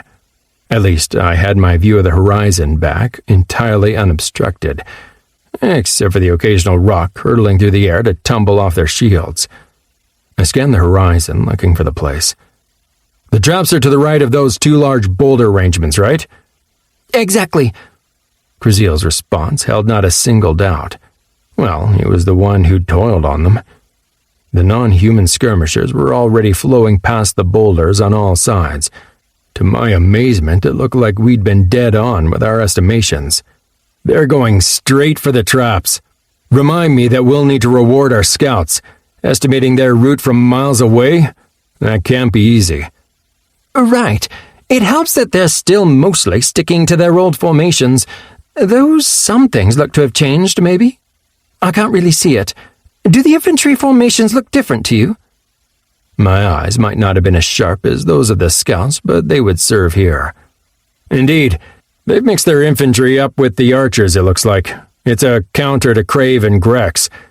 Crave won't have such an easy time with the armored infantry, and Grex and those really shouldn't try to take on a group with a dozen archers among them. Damn. True, Kraziel mentioned, not sounding concerned at all. Have you noticed that my calculations are holding up? You're not hearing a single word I'm saying, are you? I laughed and focused. Indeed, not a single trap went off among the lightly armored skirmishers who spread forward across the ground with little apparent organization. Our target was farther behind, in the center of the enemy army. Maybe 500 feet behind the skirmishers, following a few columns of infantry, the regal feline cavalry, led by our illustrious Lord Beardface, was barely to be seen beneath all the crates, timber, and bags that were tied to their broad backs. They trudged ahead, heads down and panting, weighed down by their burdens. So damn close. Not only that, they were going the exact way we wanted them to. Kraziel laughed softly as the last of the skirmishers went past and the human infantry formation started marching onto the terrain. Yes, I am a genius. Just another minute. You will see, At that exact moment, his laughter stopped as the soil collapsed and the entire front ranks of the infantry simply disappeared. Fuck! My outburst came instantly, unstoppable as I watched, crestfallen. So damn close. A few more fell in as the ranks failed to stop in time, but then they stopped, and their ranks descended into chaos. From above, a handful of forms swooped down, and fire broke through the shields at several places, hitting a few of the feline mounts. Then the imps fled away into the heights. I could almost hear their insane cackle, even through the cries of pain and confusion. I failed to halt a chortle from emerging, then sighed. Okay, it's not all bad, Kraziel. This is going to cost them. At least 100 infantry went into those pit traps, and with the surprise at the bottom, not many are going to crawl out again. Still, what went wrong? Kraziel didn't respond. It should have worked. We had everybody jumping up and down on the traps to sense how the earth reacted, and those beasts weigh at least 5 times as much as the infantry apiece. Timothy floated to hover in front of me and joined the conversation. It could be any number of things. We may have underestimated the weight of their armor and equipment. It may be because they are so much closer together than the cavalry. It could also be the resonance effect from the infantry walking in lockstep and... Resonance effect? Yes. His eager smile beamed toward me. It's known from many studies where companies or whole armies march in formation across bridges and such. It's the effect where the resonance... You misunderstand me, man. I cut him off. I mean, resonance effect? Don't make shit up to sound clever. In fact, I might have heard about the resonance effect at some point, but I did so enjoy annoying him. Anyway, regardless of what the cause was, the solution is the same, right? Make the upper layer of Earth harder. Tim glared at me, then raised a finger at me. Yes. I deigned not to notice the bunch of curses that followed after. Chapter 13. It's nice when you meet up with an old friend and see how much you've both grown. Unknown. Kartika, Lady Evney, Beardface, so good to see you all today. The consensus on the people facing me was clear. The feeling was not reciprocated, especially not by Lord Gammon. Last time it took him a while for his face to grow beet red. This time, that was the starting point, and it only got darker from there. This was bound to be a nice chat. It had taken a bit of yelling into the ether in front of the army before they'd showed up, to be honest. It was almost like they were expecting me to stab them in the back or something. Eventually, the leaders of the human forces did arrive, however. Nothing like last time, though, with them parading out in front all fancy and trusting. No, this time they halted their approach a mere 100 feet in front of several mixed companies of infantry and archers. The cavalry had unloaded their cargo and were looking eager to charge. Kartika didn't waste her time. Do you want anything, Onyx? The others did not want to meet with you at all, but I wanted to hear what you had to say. Hear your excuses for your cowardly ambushes. It didn't look like her heart was in it. Honestly, it felt like she was trying to prod me and get a reaction. Might as well oblige her. I huffed a low belly laugh. Cowardly? Remember how we parted? Your last word? War. If I choose not to face you on a field of battle that favors you, you call that cowardice. Come on, Kartika. Don't be ridiculous. I doubt you even believe that yourself. Oh, and if you are afraid for yourself, I'll give you this guarantee. I swear in the name of Deyra, I will not attack while we're talking or right after. I even called off the air bombardments for now, as a gesture. She squinted at me, calculating. Okay. Say I believe you. What do we have to talk about? Our goals have not changed, and neither have our orders. I shrugged. I just wanted to exchange pleasantries. Hear how you've been. Catch up with Beardface. Oh, sorry, Lord Beardface. He growled. Actually growled. Not a bad one either. Kartika held up a hand to him. If you intend to waste our time with childishness, this meeting is over. I will call for my people to attack in 2 minutes. Well, that's what's wrong with youngsters these days. No patience. But okay, let me come straight to the point. I want to offer you an out. She didn't get it. An out? Yes, a way out of this unfortunate situation. I shrugged. Listen, it's not like you wanted this. That's clear to everyone. Some of the more war-hungry leaders in your army probably did. I very pointedly did not look at the boisterous cavalry leader. But you didn't. This is all about following orders, not wanting to lose your place in the hierarchy and whatnot. Well, and a little bit about honor and nonsense like that, I expect. I waved a claw nonchalantly back and forth. But mostly, you want to do your job and go home. So that's what I'm here to tell you right now. From here on out, I'm pulling out all the stops. We've played nice so far, been humane, not used the really dirty tricks. So this is the chance you get. Go back home. Tell your leaders you think you would have been unable to make it all the way to the mountain, let alone face the forces we have waiting for you there. Take whatever punishment they're bound to foist on you, and live. Don't come back here. Just stay and live a long, satisfying life. Or, better yet, return as a friend. I wouldn't mind meeting you if it weren't for the situation, I think. Probably not your friends there. They look like they wouldn't exactly feel welcome in my company. I inclined my head. I don't need an answer right now, but know that right now you get the chance to stop it and leave in peace.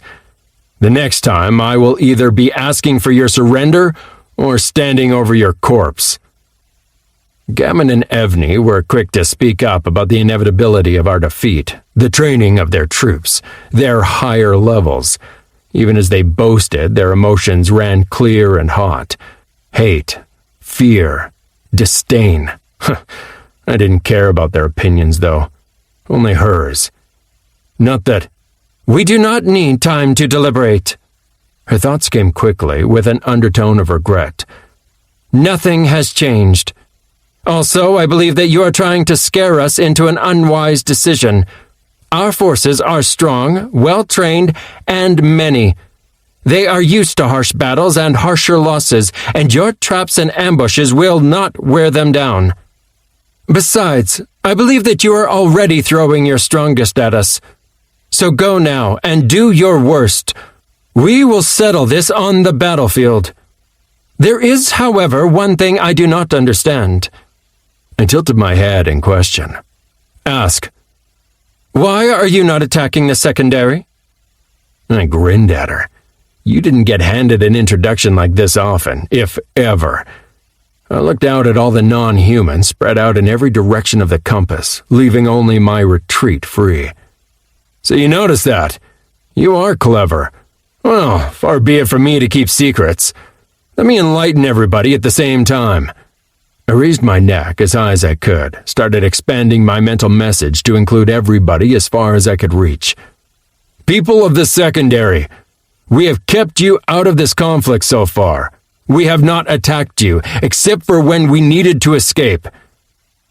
What are you doing? Kertiga's suspicion was written clearly on her face. Explaining, like you asked. I continued, spreading my message to everybody. There is a reason for this, and it is this. You are not our enemy. Inside the Scoured Mountain, we have plenty of races like yours. They are not secondary. They're not treated as less. They are equal to anybody else. Beardface wasn't stupid. I had to give it to him.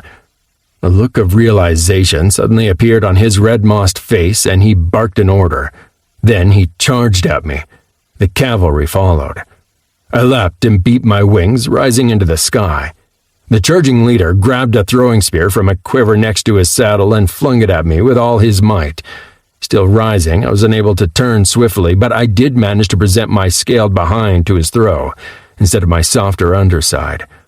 The pain was still ugly, and it took around 15% of my health, but then I was up in the air and rising fast. As I flew away, I finished my message. Your glorious leaders attacked me moments ago, even while we were talking peacefully. Why?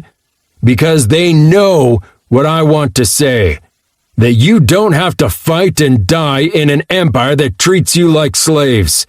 You don't have to wade through blood and gore in conflicts that have nothing to do with you for the unlikely chance that you'll actually earn a decent life afterward.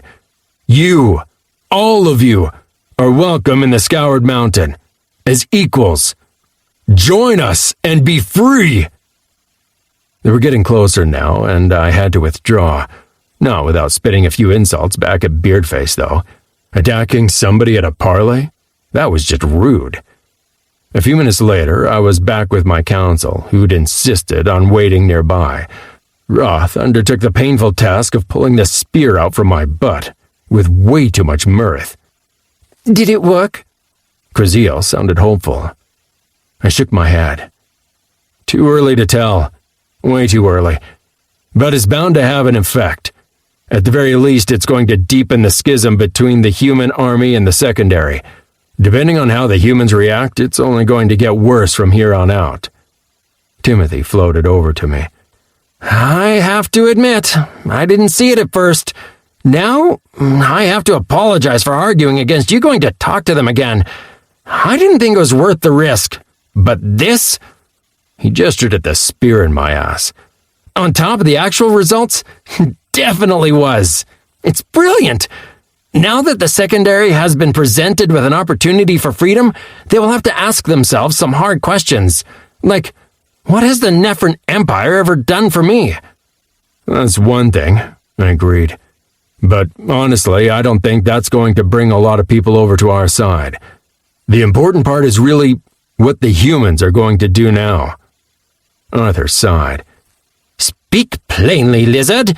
In Deyra's name, you exhaust me. I'm sure you'll see it, Arthur. It's a leader thing. When you're confronted by someone and you, as a leader, are in the wrong, the way you react has consequences. And it all depends. Are they going to ignore it? Deny it? Come up with empty platitudes on how they're going to change things in the future? I smiled. We can't guess, but the answer is going to influence how the non-humans are going to react for sure. Right now, I'm just spouting empty promises. But if the humans were to suddenly put out guards on the non-humans or something, to ensure that nobody wants to defect, that would skew things. Arthur nodded. I can see that. So, what do we do in the meantime? Same thing we do every day, Arthur.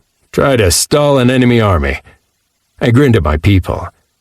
You were going to gather suggestions on how to slow our enemies down, right? So tell me, what have you got? This is going to be fun. Okay, it wasn't that fun. Turns out a lot of our people weren't exactly strategic geniuses. That, or their idea of simplicity, or the level of violence involved, was off by an order of magnitudes. One of them suggested that we could perform surprise attacks and then have our flyers drop and pick up our attackers mid-flight and be away a lot quicker. Another insisted that our shamans should be able to create custom rocks for the bombardments of their forces. I actually agreed on that one, though it would probably be way too time-consuming compared to the effect. And as long as the shields were still up, it would be a waste of time. The next week was not exactly fun, but it was definitely more fun for us than it was for the human army. We kept up our bombardment 24/7, kept moving ahead of their army on foot, and kept laying traps for them. Weird to say, but warfare after a while turns into work. You wake up, you get to work, you estimate how far you've gotten compared to what you wanted to achieve and adjust your goals accordingly. But Slither and his people, they came through. When it came to traps, they were downright scary. Damn, but we tried a lot of things. With some of the ideas, I had to be impressed with the theoretical insight of my minions and their mindset. First, the bombardments. Our rocks weren't making it through their shields. Well, we took bigger rocks, combined the assaults. Turned out 3 larger rocks, one of them, a massive boulder tossed by Koatem, had no problem making it through some of the weaker shields they were using. That made for a couple of fun hours until the humans adjusted, adding another layer of shields. Also, our pit traps. Oh my lord, they had fun with the traps. The first few days we created a few traps here and there to keep them on their toes and keep them guessing. Also, because our people needed some rest, to be fair. But next to our own traps, we had the aberrants letting loose. Damn, but they were creative. There were tripwires cleverly disguised. Tiny caltrop-like objects carved of bone or wood that would pierce the foot of anybody stepping on it. Ankle-deep holes covered with leaves and a thin layer of dust, ready to break the legs of any cavalry stepping in. It felt like the aberrants were working off decades of pent-up nastiness.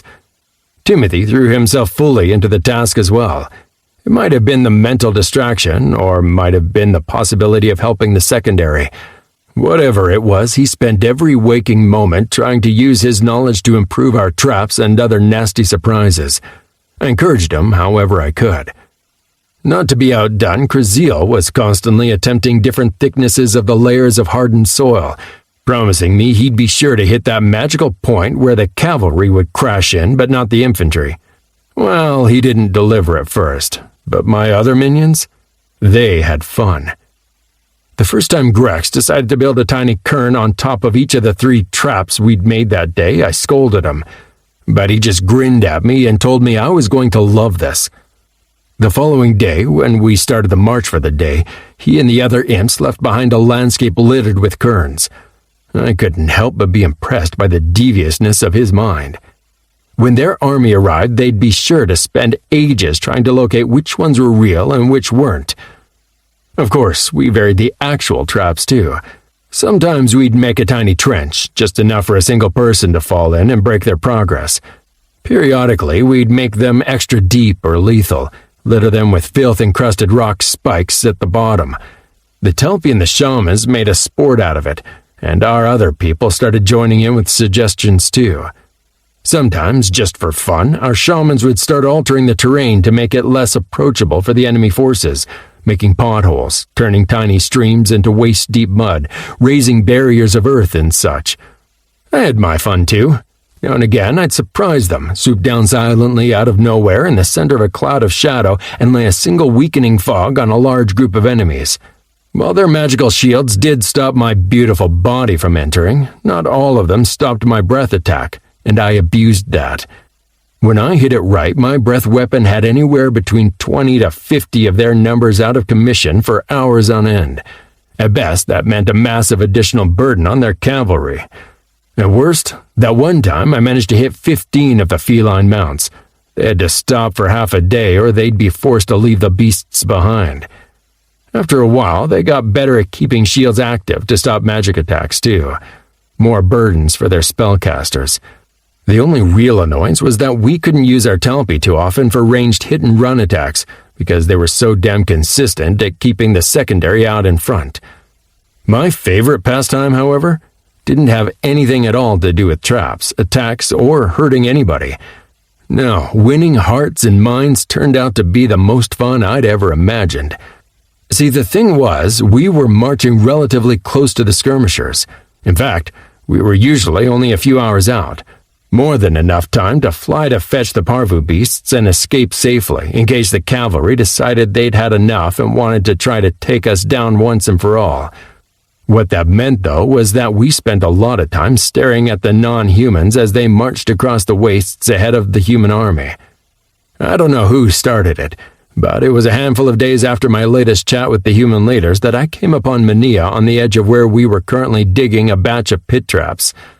The scout wasn't digging, wasn't creating cairns, but she was hunched over, fiddling about with something, and I got curious. Idling closer, she heard me way before I reached her, reacting only with a glance before returning to what she was doing. What lay before her was a flat rock holding a couple of slabs of meat. We weren't hurting for food these days, not in the least.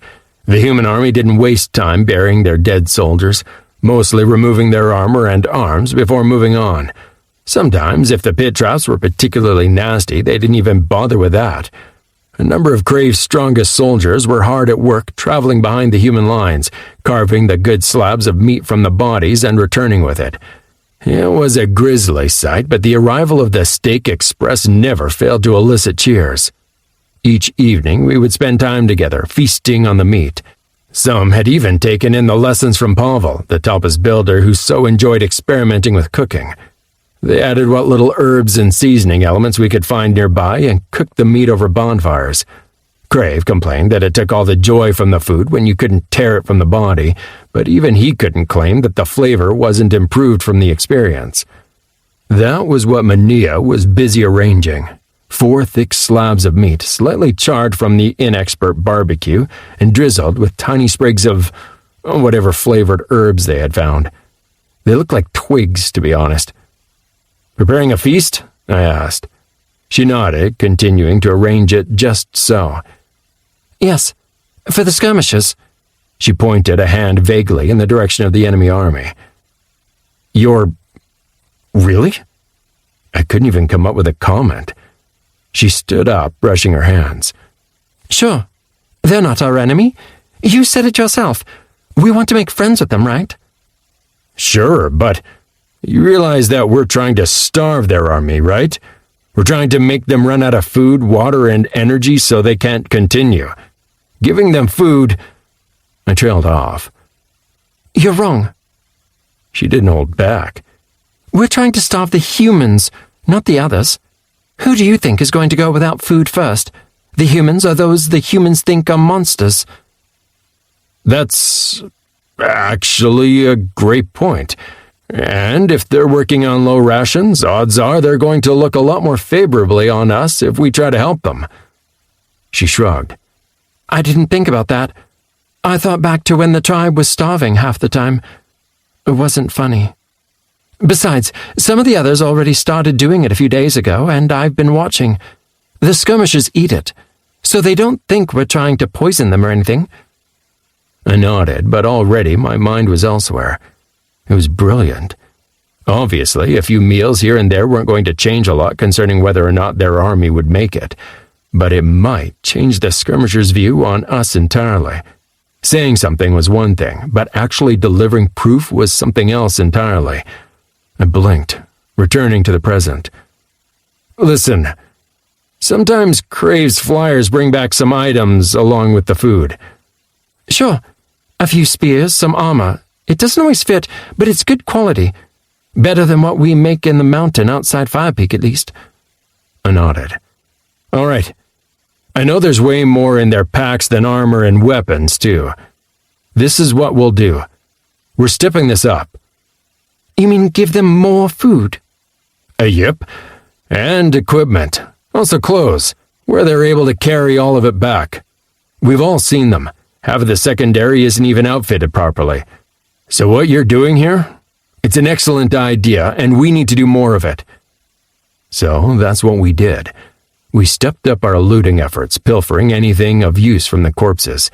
Uniforms, cloth, flint, and steel, whatever they had that an under-equipped army would be able to use. We took it and left as offerings for them to pick up. They took it all. Not a single thing went back for the human army to recoup. We were watching. Our approach was working.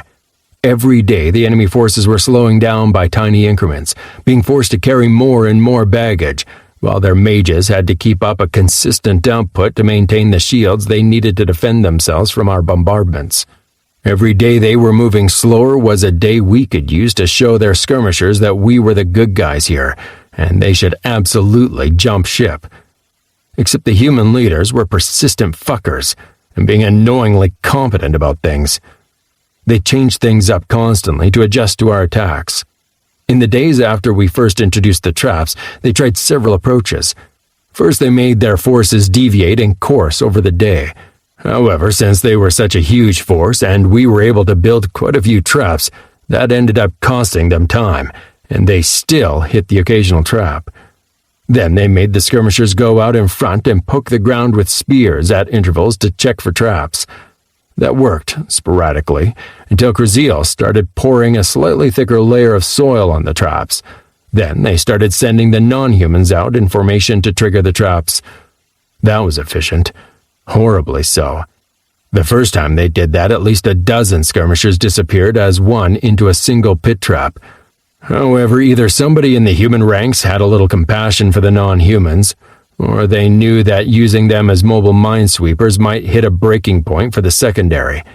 The next day, they had a new development. 6 humans walking slowly among the foremost skirmisher ranks. I was away from the ranks when that happened, but Arthur was quick to move back to tell me the unfortunate development. They're using earth mages. Indeed they were. The bloody humans had enough mages they could use them as living trap detectors. Like Arthur said, they'd be able to do the exact same thing with little effort. Behind the earth mages, a solid mass of archers marched, keeping a constant eye on the sky. There were so many, a head-on approach looked dangerous enough that even Crave didn't like the odds. So we had to wait for a day and a half until the weather was on our side and we got a dose of heavy rain, heavy enough to cover Crave's and my approach behind an illusion. It took half an hour of waiting within a heavy rain cloud to ensure they were in a good position and weren't ready for us. Then it was all over and done within 10 seconds. I dove low and hit as many of the archers as I could with a weakening fog, then followed up with a deafening roar to stun everybody nearby. Meanwhile, Crave swooped close to the earth, dipping down to take out all the earth mages he could hit. Finally, a bunch of Talpi with atlatls leapt out of their trenches to fling spears at them. There were shields, sure there were, but none that could withstand the bulk of Cray for more than a split second, especially when there were also spears flung at them. When we returned to our people, we looked like giant flying hedgehogs. Both of us were riddled with arrows, and I was particularly low on health. That wasn't something I wanted to chance repeating, but we succeeded.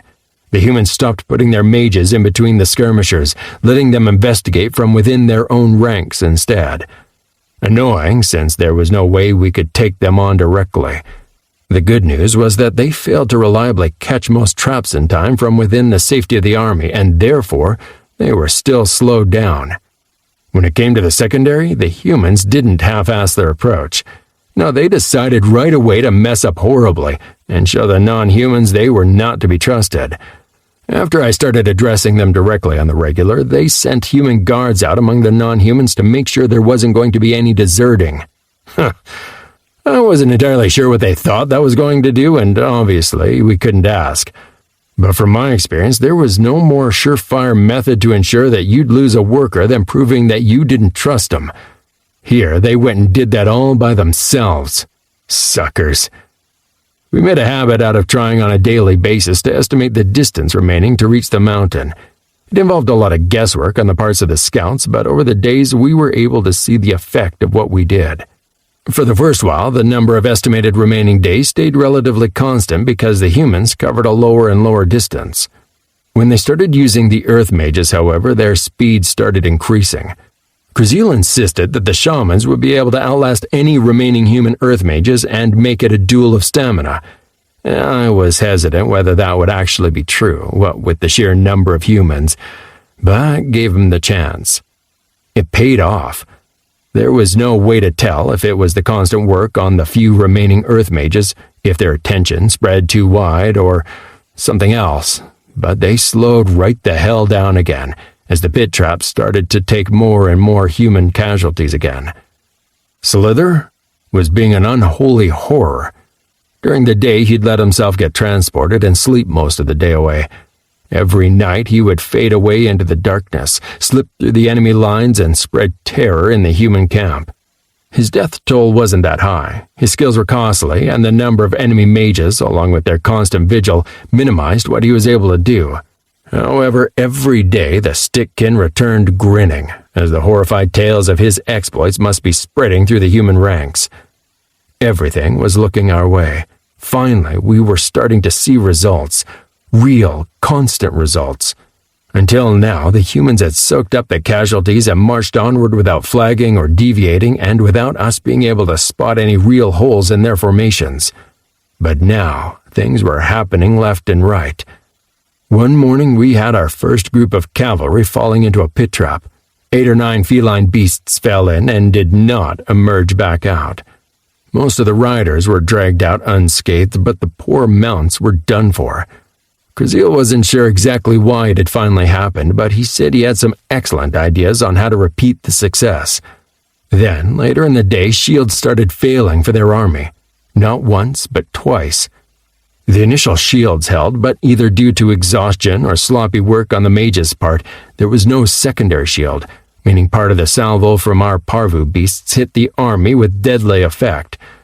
Finally, at night, the most groundbreaking reaction came as an entire group of deserters from the secondary slew a human guard and jumped ship to join our side. Chapter 14. Right on the verge of our triumph, the humans finally revealed their secret weapon. Somehow they'd managed to figure out when Crave would be absent from the skies. Either that or they got lucky, because the only flyers present above them were about a third of Crave's minions and a handful of imps, including Grex. Nobody was prepared for a counterattack, not when everything was finally going our way. Fire was the first sign that something was going wrong. The singular brief illumination of the imps' firebolts in the dark made our scouts cry out and wake the camps. I didn't need as much sleep, so I was already up, chatting with Timothy about the only right kind of coffee. The moment I heard the cries and saw the fires, I knew something was wrong, and I was airborne in seconds. I saw Crave's form slowly rising below me. At this point, I cursed my build and the lack of aerial speed. Activated aerial burst of speed, and the wind beat against me as I soared through the night sky, already too late. The colors turning the moonlight into a kaleidoscope ahead of me were enough answer to that. Those weren't imps creating those colors. There were blue, white, and green explosions, and between those flashes, I saw something even worse. My people were falling. A parvu beast dropped out of the sky, engulfed in a blue burning fire, with one wing almost obliterated. The other wing was also riddled with holes. I beat my wings faster. A mile more, then I'd be there. Even as I had that thought, I knew I wouldn't make it. Another parvu beast fell, this one burning with bright white fire. It was too covered in whichever attack it was under to be able to see it fully. My imps were circling in the air around the enemy, yet their firebolts were being absorbed or ignored. I couldn't quite tell. As the third parvu beast fell with an inhuman cry of suffering, I finally got a good look at the assailant. It was a single attacker, a scout, a weak unarmored flyer, one of maybe a handful of flyers left in their army. Maybe the single one not trailing along, suffering under the poison. Unassuming, easy pickings for our imps. Unimportant. Or so we thought. There would be no reason to keep a particularly good outlook after the remaining flyers, given how few there were left. However, we'd forgotten two details, one from our battles with their flying battalion and the other from the ongoing conflict. 1. The scouts were incredibly fast. 2. The humans adapted really well. In this case, they had taken a page from our own damn playbook. There, strapped to the back of the hawk-like scout were not one but 4 figures. Each of them was a damn mage. Bursts of color spread outward from wherever the scout flew. Where the colors hit, our people died. My mental shout rang out. "Flee! Come back to camp! Now!" It was too late, though. The parvu beasts were slow and unwieldy. The imps less so, but they weren't the focus of this attack. No. I was less than half a mile away when the final parvu beast fell, attack after attack pounding away at its flank. The moment it fell, the giant hawk veered to face me, then dropped downward back to the safety of the welcoming army. I cursed and cursed, but I was too late. There was no rest for the remainder of the night, just one grim realization after the other. The first was the worst one. We'd been winning every single battle so far, but in one fell swoop we'd lost the chance to stop them before the mountain. It might not seem like much, one attack out of many, really. But with the parvu beasts gone, we'd lost the only chance we had to quickly relocate all of our people out of the reach of their army. And they bloody knew it. We'd been kind enough to show them exactly what we relied on the damn beasts for. So now we were down to fighting them on the run, pitting our movement speed and endurance against theirs. From here on out, they'd have full mage accompaniment again, given that they didn't have to keep up the aerial shields all the time. Their morale would improve too. We could probably forget about drawing the non-humans to our side too when they could see that their side was back to winning. God's fucking damn it! It wasn't all bad news. At first I'd feared that our entire contingency of aerial fighters had been annihilated. They hadn't. We'd lost 2 imps and 3 of Crave's fighters. The moment they realized that their attacks weren't having any effect on the humans, they'd pulled back and only attacked from a distance, and the humans focused exclusively on the parvu beasts. So even if that meant we were well and truly screwed on the bombardment side, we at least still had the rest of our forces mostly unharmed. If they dared to try to range out and annihilate us, well, they'd pay, that was what. If they tried that trick with the flyer again, we'd overpower them and smack them out of the sky. With that in mind, we started the next day prepared for a marathon. A marathon was what we got, too. The shamans and diggers earned themselves a steady spot on my back, given that they worked themselves to the bone preparing traps even as we moved. Meanwhile, our flyers circled the enemy, looking for openings or possibilities to make the humans pay. Except the humans weren't being considered at all. They were back in formation, infantry and archers mixed to counteract any flying strafing, with their mages near the front to locate our traps.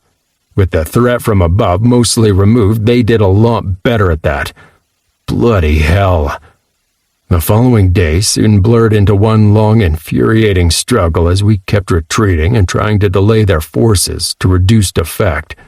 We sent a flyer to the mountain to let them know what was going on, give them a deadline, and tell them to send any flyers that were trained enough to join us in battle. Then we dug deep down and did what we could to hold them back. Quite often, it didn't feel like much, and we revisited the plan of going against the secondary. That would enable us to hit them harder, engage in more hit-and-run tactics, and go all in on the guerrilla attacks. What kept us from it were the few defectors who'd fled from the secondary and, surprisingly, Grex. The defectors were able to corroborate everything that Sygile had said. Non-humans were definitely on the B team. Some of them bought into the whole shtick about the superiority of the humans and their ilk, but there were so many who just wanted to earn the right to live their lives in peace without being seen as slaves or less. The mood in their camp was definitely close to bursting. There was talk everywhere about defecting and uprising. The ones who'd split were those without families back in the Empire, those who were ready to risk it all. Somehow, Grex became completely enamored with them. They are small, weak, like we were, but ready to fight, like us. We will help them learn and grow, level up, free their own people, as we have. It was probably the least bloodthirsty declaration I'd ever heard from Grex, but once he'd laid it out there, nobody could find it in their hearts to disagree with him. The parallel to how all of them had started from nowhere and slowly earned the liberties they had today was simply too clear. So we used it instead. On a daily basis, we'd ask them for input, names, details we could use against the encroaching human forces. Then I'd spend at least an hour circling the secondary and extolling the possibilities they'd have with us, at the same time expounding on the injustices committed by the humans, both in the army and back in their empire. For the sake of fairness, there was a lot of injustice to start with. Oh, they tried to stop me. Of course they did. Mages hidden among the secondary, archers along the outer edges. Once, they even went so far as to divide their companies out to march among the non-humans. But when they did, we made them pay. Whenever they overextended, left formation, or spread out too far, I was right there to punish them, as were Crave's troops and my own flyers. After a while, they fell back to their original plan, ignoring my words and taunts, even as it cost them in terms of people jumping ship. They still kept their guards inside the non-human camp, but seemed to use them only as a safeguard against the non-humans attacking them directly, not interfering with the secondary and adding suspicion everywhere. Unfortunate. That, it would seem, was the right choice for them. For every non-human that fled from their ranks, they got rid of the most outspoken and adversarial. On top of that, we weren't exactly equipped to handle the pressure of having a ton of additional people to care for and feed. As such, the retreat slowly turned into a muddied affair, where every other day we'd gather a group of soldiers from the secondary and a few of ours to have them march back to the relative safety of the mountain ahead of ourselves. It cost us. It cost us in time, manpower, and food, and the numbers that defected from their army was probably negligible in the long run. But I honestly couldn't say that I regretted it in the least. 2 weeks dragged by, and the mountain grew slowly larger behind us. As we got closer, we started receiving messengers from the mountain, informing us about the developments that had taken place in our absence. We sent them back with orders, plans, and an ugly truth. We weren't going to fend off the humans. The Scoured Mountain was going to see battle. At this point, our failure was inevitable. We were less than a week away from home, and the losses the humans were taking were, at this point, like a drop in the ocean. Oh, we still hurt them. Anywhere between a few scores and 100 humans fell to our pit traps and surprise attacks on a daily basis, and we'd received between 10 and 20 deserters daily. We'd caused terrible harm to the human forces. Their flyers were gone. The number of their mages had to be dramatically reduced at this point, and their archers had been decimated. We'd probably taken out 3,000 or 4,000 of the human soldiers by now, nearly 20%. That made the odds look a bit better. If we managed to sway the skirmishers away, we'd be at maybe 16,000 humans to our 2,500 to 3,000 defenders. How magic and tunnels would change those odds, we had no clue. As for the attackers, Beardface must not have been lying about their training or indoctrination or whatever. They marched on nonetheless, and if they hadn't broken by now, there was no way they'd do it when they had the goal right in sight. We made the inevitable decision and called for a council of war. We warned our people. Then, at night, I flew all the way to Fire Peak, spent a few hours talking to Azel and various minions who needed to know that, yes, I was still alive. Yes, they still had to continue with the orders we'd given them until told otherwise. Also, yes, shit was about to go down. The morning after saw a large circle of our people gathered on one of the foremost rises on the western flank of the Scoured Mountain. We looked down on our processions as they marched over the wastelands. In front of the human army following them, our forces looked tiny and insignificant, like a testament to our failure. Everybody looked grim, especially Demodius and Real. Understandable, since it was the first time they'd seen the enemy forces. Real gawked. You have fought this? Grex cackled. He really sucked at reading the room. Fought and won. For a while, at least. I cleared my throat with a rumble, attracting their attention. Listen, I won't beat around the bush. Earthism, dude, Timothy interrupted. I sighed. I won't waste your time, we failed. There's no way that we are going to stop them before they reach the mountain. So now we need a plan for the next steps. What do we have to work with, both in terms of soldiers and equipment? How do we handle the defense of the mountain? How do we best divide our people? Where do we plan to defend and how? Demodius nodded officiously. I should probably start. But first, I believe that somebody has arrived who has something she would like to say. I told her where she could find us, if she made a decision. I blinked, surprised at the sight of Sigyle arriving, sliding off the back of one of Crave's larger flying minions. The snake woman slithered closer, eyes unwavering as they focused on me. For the briefest of moments, it looked like she was going for the throat. Sigyle? She stared, unmoving. Then she bowed. I have seen your mountain. You did not lie. I will join your forces on one condition. I gave her a soft smile. Ask it, but it is a bit late for this. We could really have used your help a couple of weeks ago. Now? I pointed a claw to indicate the enemy army right out there. She slithered a bit closer. I believe you are in the wrong here. You will come to understand why. Since I learned that you are actually letting our people join yours, I have pondered how best to aid you, and that is where my condition lies. She told me, and I just looked at her, mouth wide open in astonishment. Then I burst into laughter. Granted, and 100 times granted. But you are aware of the risk you're taking? I am, but it is acceptable to me. This could work to the advantage of all of us. I laughed again. Oh, I agree. Does anybody here have anything to say against Sigyle's plan? Arthur was the only one to respond. I believe I have told you before, Dragon, about the dangers in trusting those you do not know well.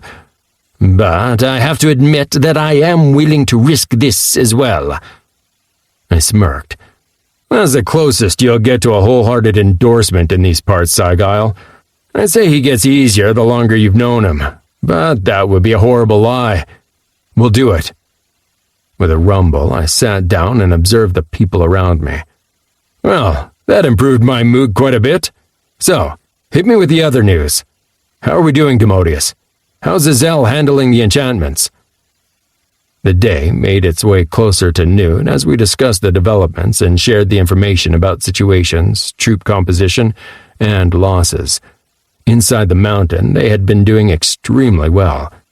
The first impressive piece of news was that the corn tunnels from underneath the Blessing did indeed go straight to the far corners of the mountain, that they had not been breached in any places and were as sound of construction today as the day they'd been created. The staircases went straight down. Then tunnels moved out from the staircases on each layer. It was a testament to Salus's efficiency that they'd managed to hide the tunnel exits all those years. As you requested, we have only cleared the 2 tunnels so far. the one emerging near Crave's domain, and the one half a day's travel from the Soul Carver's old home. It means that we are able to transport ore straight from Crave's domain to our forges in Firepeak. Once it has been forged, it goes straight to Azel for enchanting. With a self-satisfied smile, he continued, We have caravans moving every other day fetching ore, delivering equipment for enchantment, and retrieving completed weapons and armor. At this point, we are perfecting the whole rotation. I believe you will be very pleased to see the stores at Azel's. I'm sure you're right. Well done on leaving everything with Azel. His domain is the closest one to the nearest entrance to the mountain, right? In that case, the first thing we'll do after mobilizing our people is to have them pay him a visit and get outfitted. Training progress was impressive too. After hearing about the attribute increases that people were experiencing from their continued training sessions in the capital, even Roth couldn't find something to complain about. 8 attribute increases in a month on average? That is good. No, it's great. Because some are always slackers. That means some have worked hard enough to counter that. I will need to hear about their training programs. I snorted. Of course you will. In due time. Maybe let's focus on survival first. How about levels? Demodius shook his head. That part is less impressive. We have been ambitious in sending out scout groups in larger numbers, with warrior and spellcaster groups ready to move in. Except the upper layers are only now starting to really see the resurfacing of some of the tougher monsters. We do use the techniques you told about to subdue monsters and have everyone share in the experience, but it remains slow going. Our forces have maybe gained 3 to 4 levels on average since joining us, with acceptable casualties. 3 to 4? Demodius, that's... He held up a hand, stopping me. Not very impressive, I'm afraid. As you may recall, an overwhelmingly large number of volunteers were former slaves with few or no levels. Gaining the first handful of levels is easy. A tight smile made its way past his officiousness. They do learn fast, though, and their enthusiasm is beyond the reproach. They wish to thrive. Great. That leaves us in an excellent position. We have new enchanted equipment. We have ways to move fast through the mountain, and we have a lot of ambitious fighters who want the chance to earn their levels. And we have a surprise courtesy of Cygile. So, ideas. How do we capitalize on this? Chapter 15. Consider the source. Don't be a fool by listening to a fool. Sylvester Stallone. There we go, Lord Verneth. Company from your own ranks. Lord Verneth's eyes widened as he took in the sight of Cygile. The very unlike pair looked at each other, then back at me. Then the expected outrage exploded from the human. What is this? I glared at him and sighed. He looked exactly like the moment we'd pulled him off his ugly wyvern-like mount and dragged him all the way back to the mountain to languish in one of the prison cells, which used to not be a prison, but Salus's old larders. Details. Tall, regal, a veritable poster child for army recruitment. If ever they were to invent the cinema in this world, this guy was sure to become a media darling. Well, if it weren't for his voice, which was nasal, wheedling, and just plain grating. Oh, and the fact that he was missing an arm. Oops. I checked out his details. Personal info. Name: Euphrenius Verneth. Race: human. Level: 38. Experience toward next level: 29,205 of 38,000. Size: medium. Stats and attributes: health: 560 of 560. Mana: 220 of 220. Strength: 50. Toughness: 56. Agility: 38. Mental power: 20. Mental control: 15. Euphrenius. Yeah. A decently tough and strong bastard, but without his magical items, I'd be running rings around him. Doing the math, I was pretty sure he had a feat giving him extra toughness, but nothing else to aid him apart from the 3 attribute points per level, which was normal for humans. Also, it looked like the Nefren Empire didn't believe in training chambers, or he'd have additional points. Interesting. Engaged him, trying to keep my temper in check. Lord Verneth, you are a prisoner of war.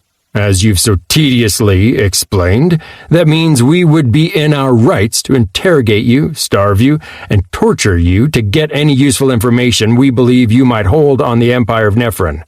Am I right? He sneered. No, that wasn't an apt description for the contempt he didn't even try to hide. He radiated scorn at me. Despite physical circumstances, he managed to give the whole looking down on me vibe a pretty damn good go. Not even that you managed to do right, beast. Behind those wide eyes of yours there must be a tiny brain, or you would not be capable of summoning mental speech. So, get on with it and tell me why you have dragged me here to meet with this soldier. He somehow managed to make that word sound filthy. I might as well warn you now, if you are going to threaten its health, or torture it, or something like that, it will not work on me. So, go ahead and eat it already. I will not cave before your bestial tricks. I have explained what happened with your sorcerer already. The treacherous bastard deserved to die for siding with animals.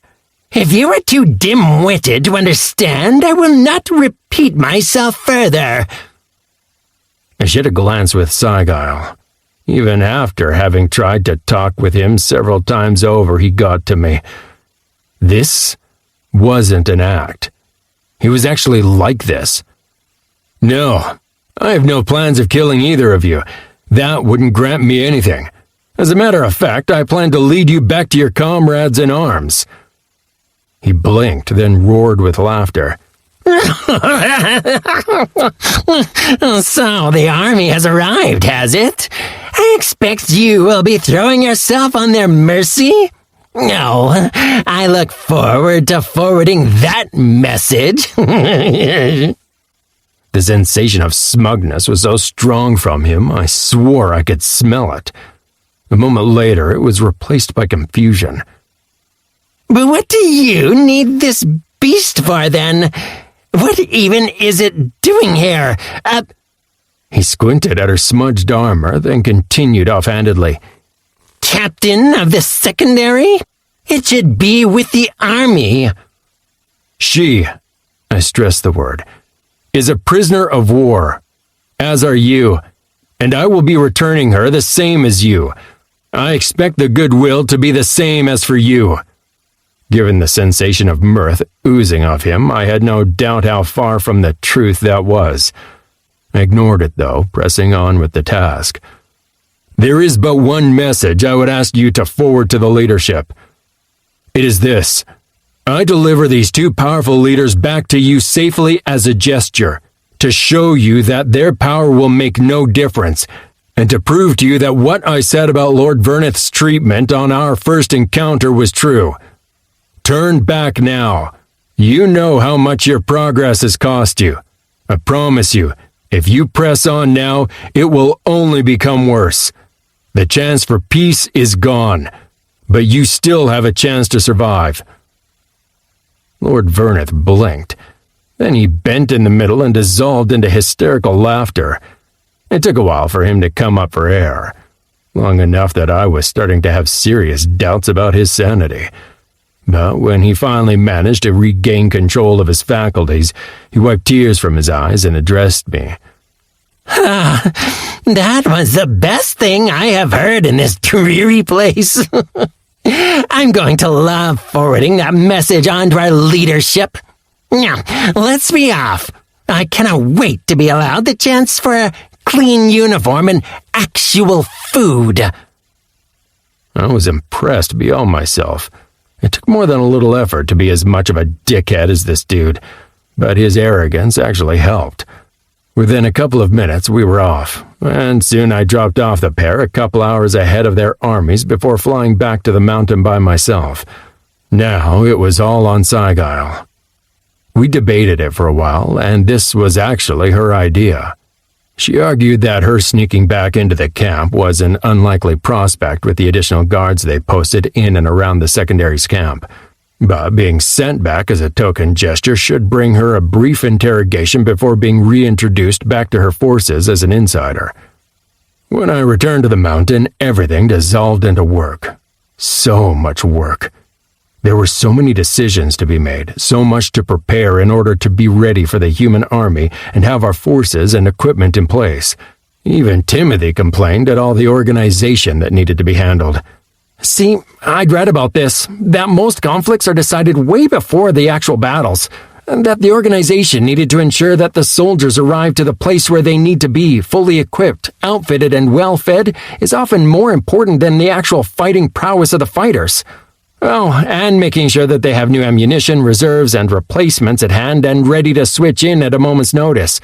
That messengers are ready to relay orders. In a protracted battle, proper preparation is key, and a tiny failure can cost you everything. That was new. I thought you weren't exactly a fighter. Where does this military wisdom come from, Napoleon? He didn't respond right away. In fact, I didn't know a see-through projection was able to squirm. Timothy? You don't need to know. We're planning a war here. Of course I need to know. If I should bring in Arthur to help us with the planning, I would rather be aware now. You're bluffing. He rose into the air to stare straight into my eyes with a deadpan look. Am not. You know the deal. We want people who are actually good for the job here, not those who struggle on regardless. Fantasy series. What? I'd been teasing him, but... You're basing actual life-and-death decisions on goddamn Lord of the... No, I'm not! For once, it actually seemed like Timothy's temper was boiling. These aren't all goddamn we'll just call for the Eagles fantasy books we're talking about. I know you probably won't believe me, but a lot of fantasy series are very realistic and do an excellent job at lining out some of the issues that can happen. Food or water goes bad. A shipment of arrows doesn't reach its destination. A messenger is slain and there is no backup. There are so many things that can go wrong. Sun Tzu or whatever may harp on about the theories behind warfare, but if you want to know what happens to a unit in a desert when their water goes bad, I trust a fantasy writer who's done his research. I blinked. This was not the road I expected this conversation to take. At all. I tapped the ground with a claw, thinking.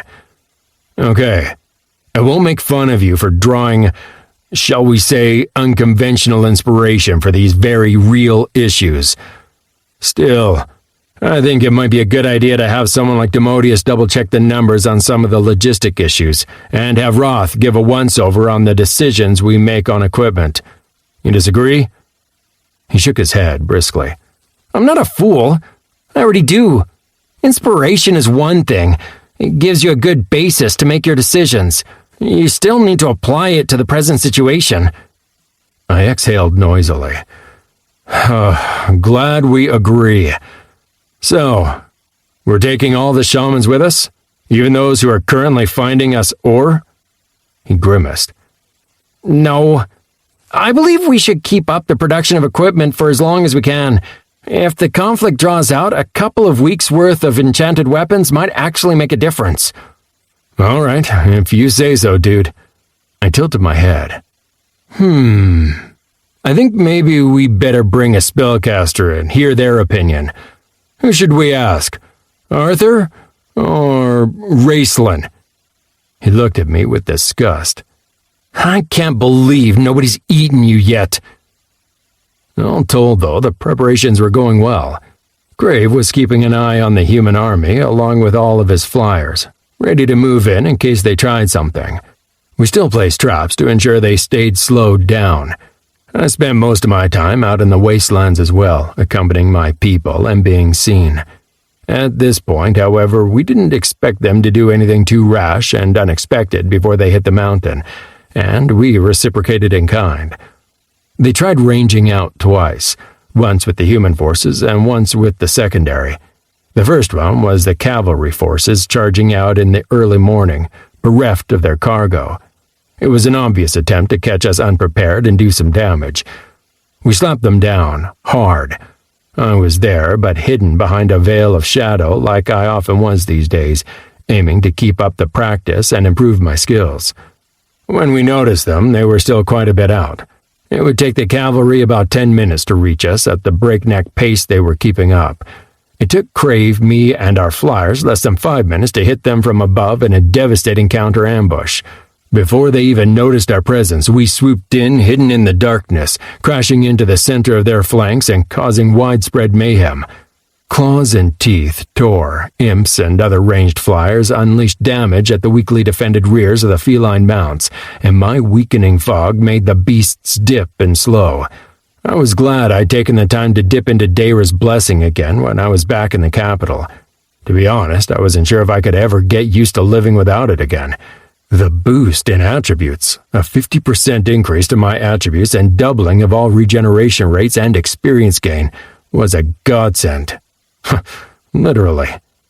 We might have been able to take their cavalry out entirely on that day. Unfortunately, they did come prepared. Within seconds of our attacks, magical shields and counterattacks sprang up from a handful of mage riders in the center. Quite a few of them struggled to cast their magic and control their mounts at the same time. Still, they mostly managed, and we were forced to pull back and attack through the plentiful holes in their magical defenses. We harassed them all the way back to their forces and cost them at least a third of their cavalry. That might teach them to believe I was gone simply because they couldn't see me. Their second foray was harder to adjust to. During one evening, they simply decided to send out the secondary en masse. In small, unorganized groups, they loped forward, shouting and hollering. It was the first time they'd really involved the non-humans in a larger move, and to be honest, I couldn't believe it had taken them this long. Possibly they just didn't trust them, or they were starting to become too unruly in their ranks for obvious reasons. But that decision ended up costing the humans even worse. We wavered between options for a few precious minutes as the noisy horde grew closer before we reached a decision. We for sure weren't going to face them at this point, not after all the trouble we'd gone to in order to avoid killing them. Once the decision was made, the path was simple. We sent most of our people loping back toward the mountain. We loaded as many ranged fighters onto Crave's back and mine as we could carry. Then we hid behind an illusion. We spent a brief moment observing our forces to ensure that the non-humans weren't catching up to our running forces. A few of their races were long-limbed and athletic-looking, but to be honest, it didn't look like they were really pressing hard. My forces had the attributes to keep up their pace for a good long while. Long enough for us to put the hurt on the humans, at least. It was quite simple. Every winged and flying unit we had went after them, along with all the highest-leveled ranged attackers on my back. We moved as close to the human forces as possible, hidden behind my illusion. The moment the first shout emerged, we unleashed every single ranged weapon we had at close range, right into their flanks. Without the secondary to spot us, we managed to get damn close. The shields and the infantry company we hit practically imploded under the combined force of my weakening fog, Crave's lightning breath attack, our imps, and about 30 ranged attackers flinging spears and whatever from our backs. We left them bleeding, reeling, and exhausted, struggling to rearrange their forces so they could strike back at us. Then we retreated and did it again, only from another flank. A few hours later, the secondary had been withdrawn to their regular circle around the forces, and we were back with the remaining infantry, who were taking a well-earned break.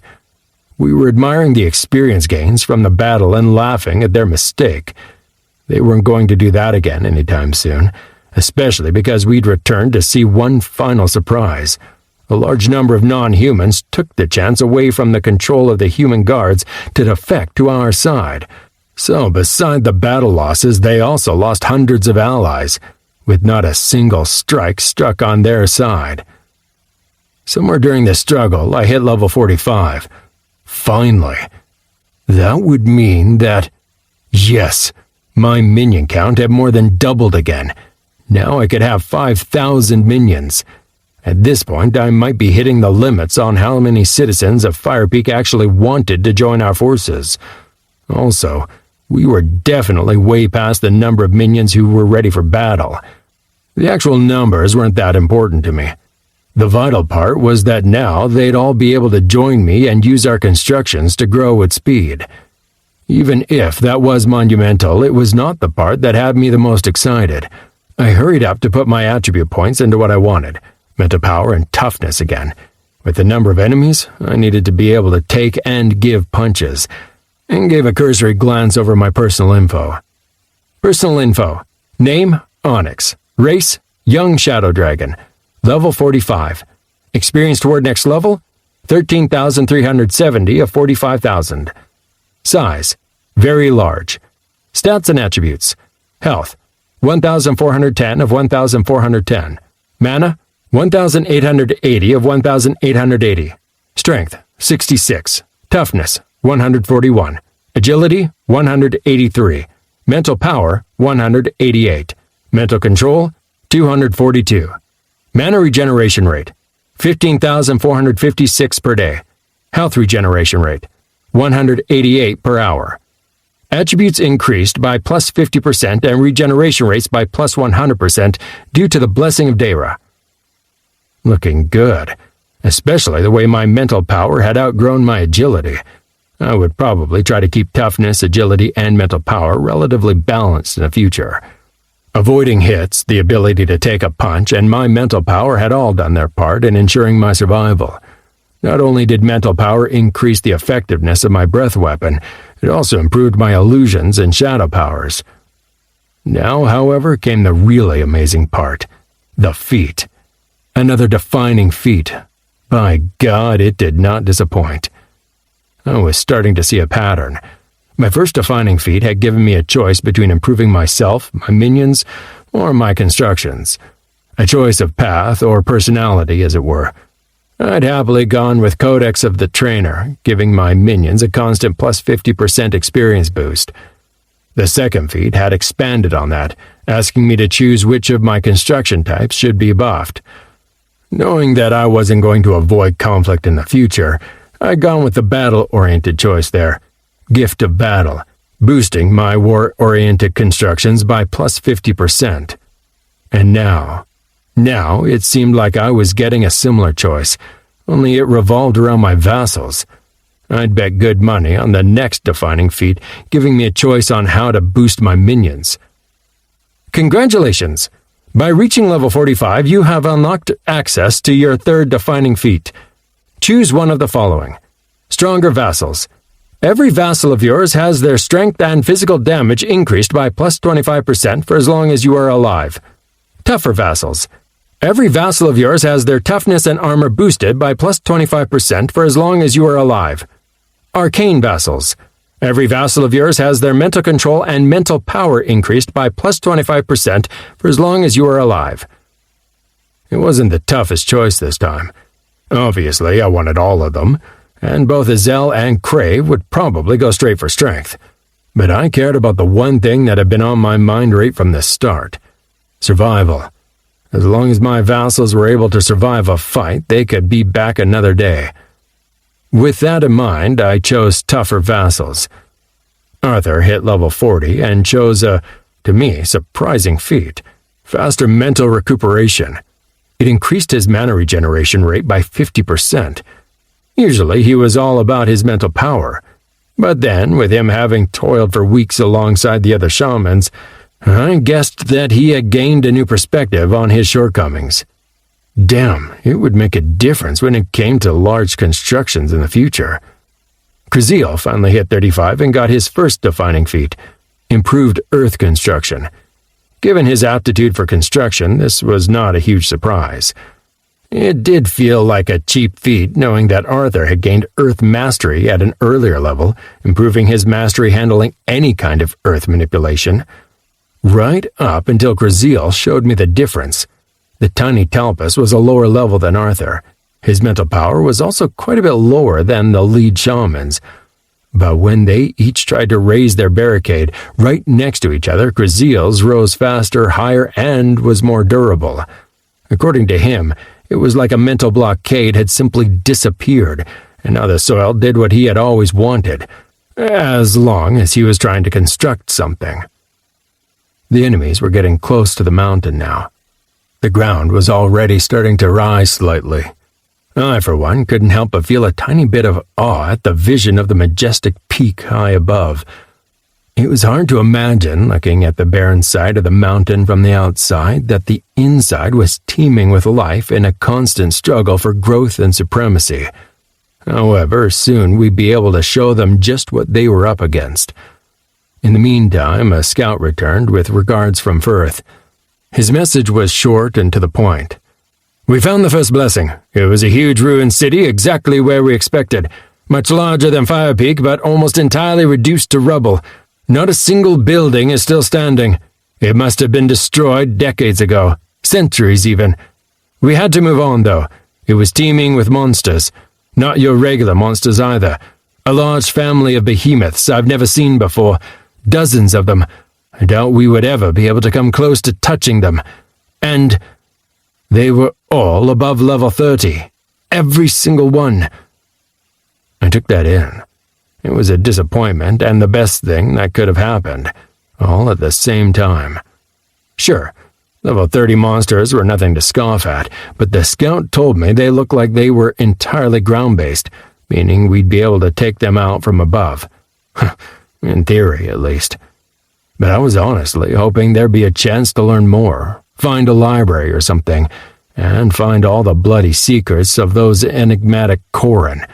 Who were they? How'd they manage to hold, then lose several bloody blessings? Especially when they clearly were damn progressive, both when it came to knowledge and the workings of the earth. I put it out of my mind for the time being, though.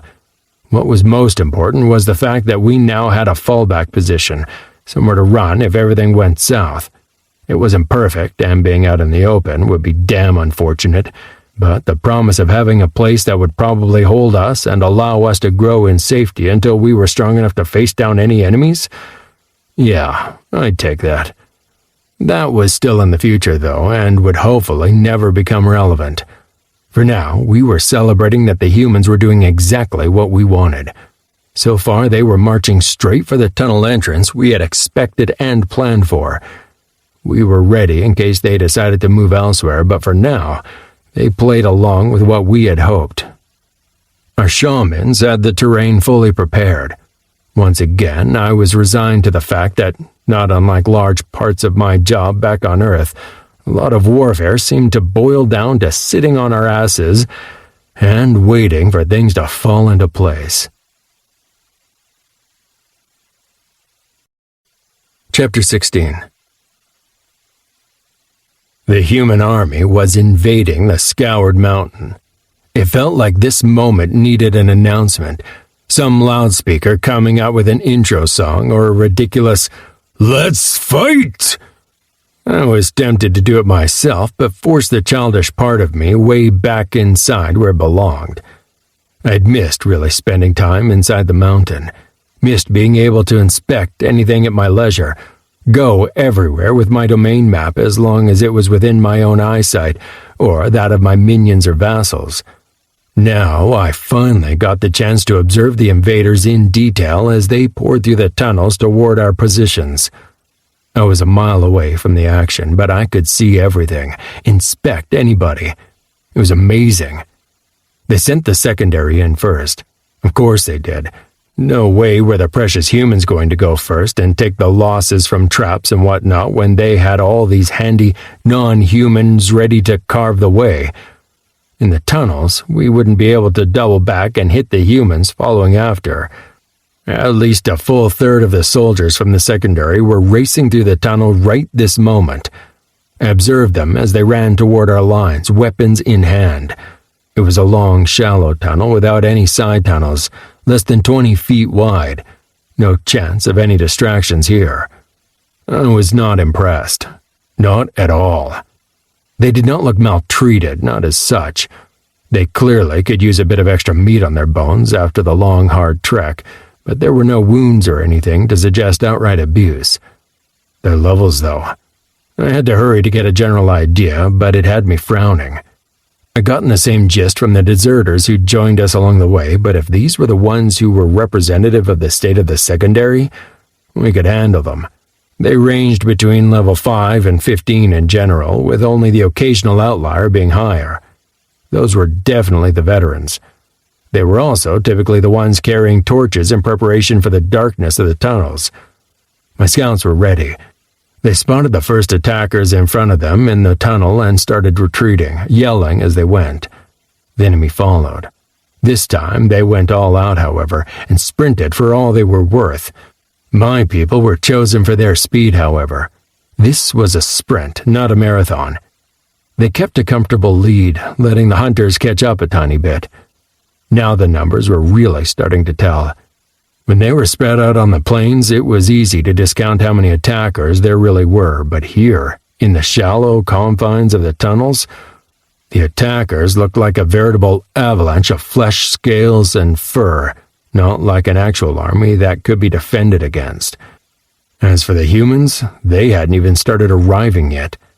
The numbers looked endless. I could see everything. On top of the scouts, I had 2 of my shamans hidden behind a thin, fake wall, just a few hundred feet beyond the entrance to the main tunnel.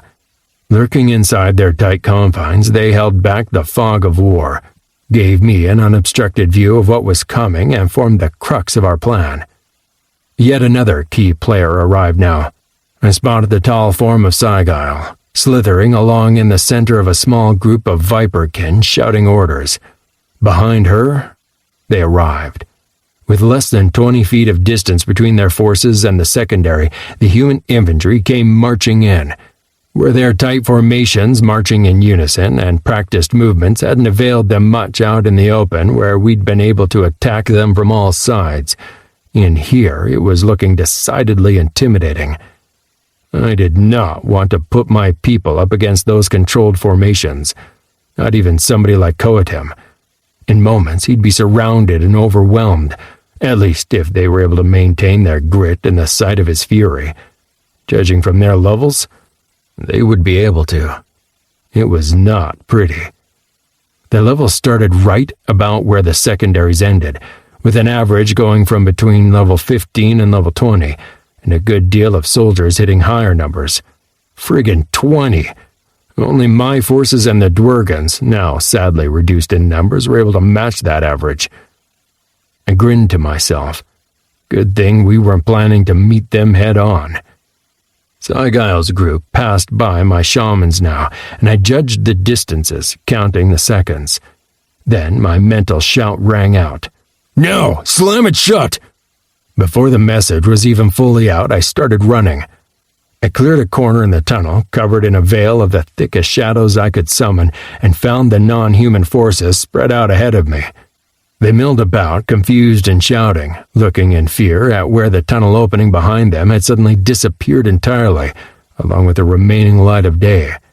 They were shut inside the mountain, trapped with the monsters. It was all Kraziel's invention.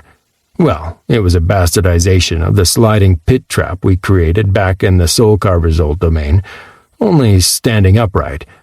The shamans had spent a good while creating a slot that could guide the door to where it needed to go, working on the material of the ground in order to reduce any kind of friction, and finally create the door, a custom-built slab of rock, relatively thin, but hardened to the best of Kraziel's abilities, until they were able to move the damn thing faster than an IKEA sliding door.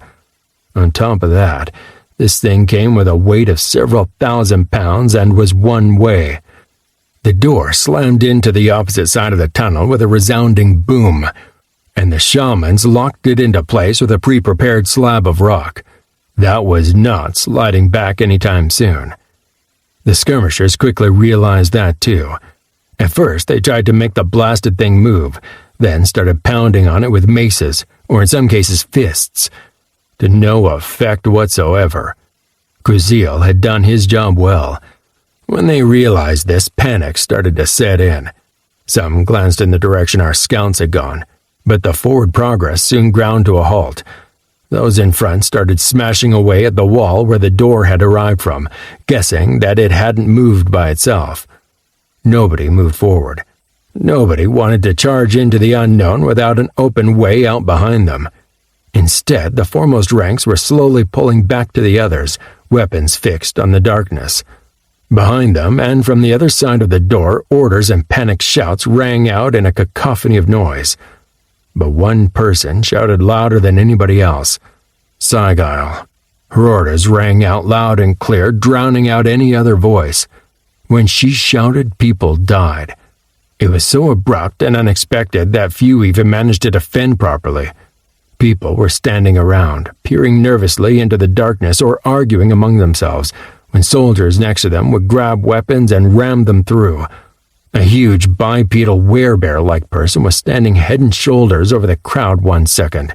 The next, he was on the ground, pierced through the neck and both armpits. Within the span of 10 shock-filled seconds, the length of the tunnel was turned from half-orderly masses of soldiers into a blood-drenched abattoir. Now it was my turn to react. Closing the minimap, I faced the non-human ranks, let the shadows drop, and roared. The wave of fear that spawned in return was almost tangible. For a moment, I had to struggle to keep the animalistic part of my brain from taking over, diving into the masses to rip, tear, and slay. But even as I pushed that part deep down, Sigyle handled what needed to be done. A few loud orders rang out from her and were repeated within seconds from hundreds of people farther along the line. Split seconds later, the front ranks lowered their weapons. I took my cue, let my gaze roam over their ranks, inclined my head slightly, and sent them a simple message. "Welcome to the mountain. Follow me."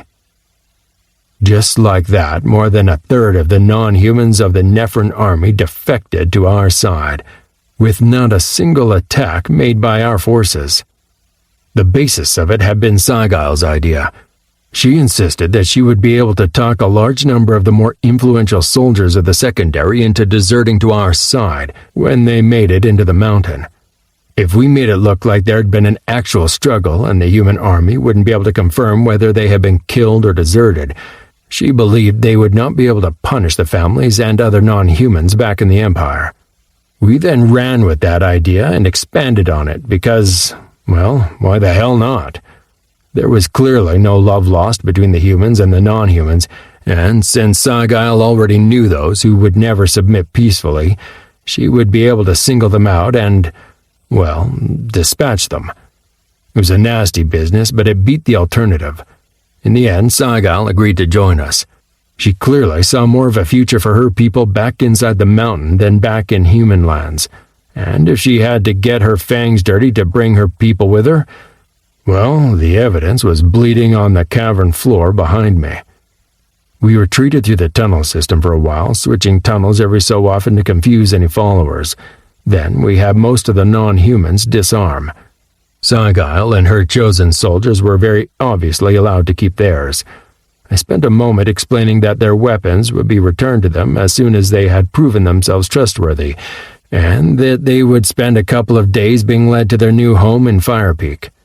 I also told them that they would not be required to fight against their own forces unless they volunteered. That seemed to reduce the stress among their numbers. They did not start the march right away, though. There was still no telling what was going to happen, and we might have more of the secondary join them before the day was over. I did not envy them the trip. The huge group of around 4,000 non-humans were nowhere near as fit as our people on the whole, and the climb would be grueling for most, since they had already been marching for ages on limited rations. A bunch of my builders and a good number of aberrants who were not ready for all-out war would lead them through the core and tunnels toward Fire Peak. It would be a hungry couple of days. We didn't have enough to spare for these numbers down here with us. When they did make it to Fire Peak, they would have to somehow divide the people safely inside the capital and manage to feed them with a growth system that was already pressed as it was. Still, in the days and weeks to come, I might end up envious of their fate. Even with a third of the non-humans suddenly on our side, we were vastly outnumbered. I rushed through the tunnels, checking in on the mini-map and updating my forces on what was happening as I ran. Sagile and some of her closest soldiers followed behind me. The human infantry had sent for a couple of spellcasters and finally brute forced their way through Kraziel's hardened door.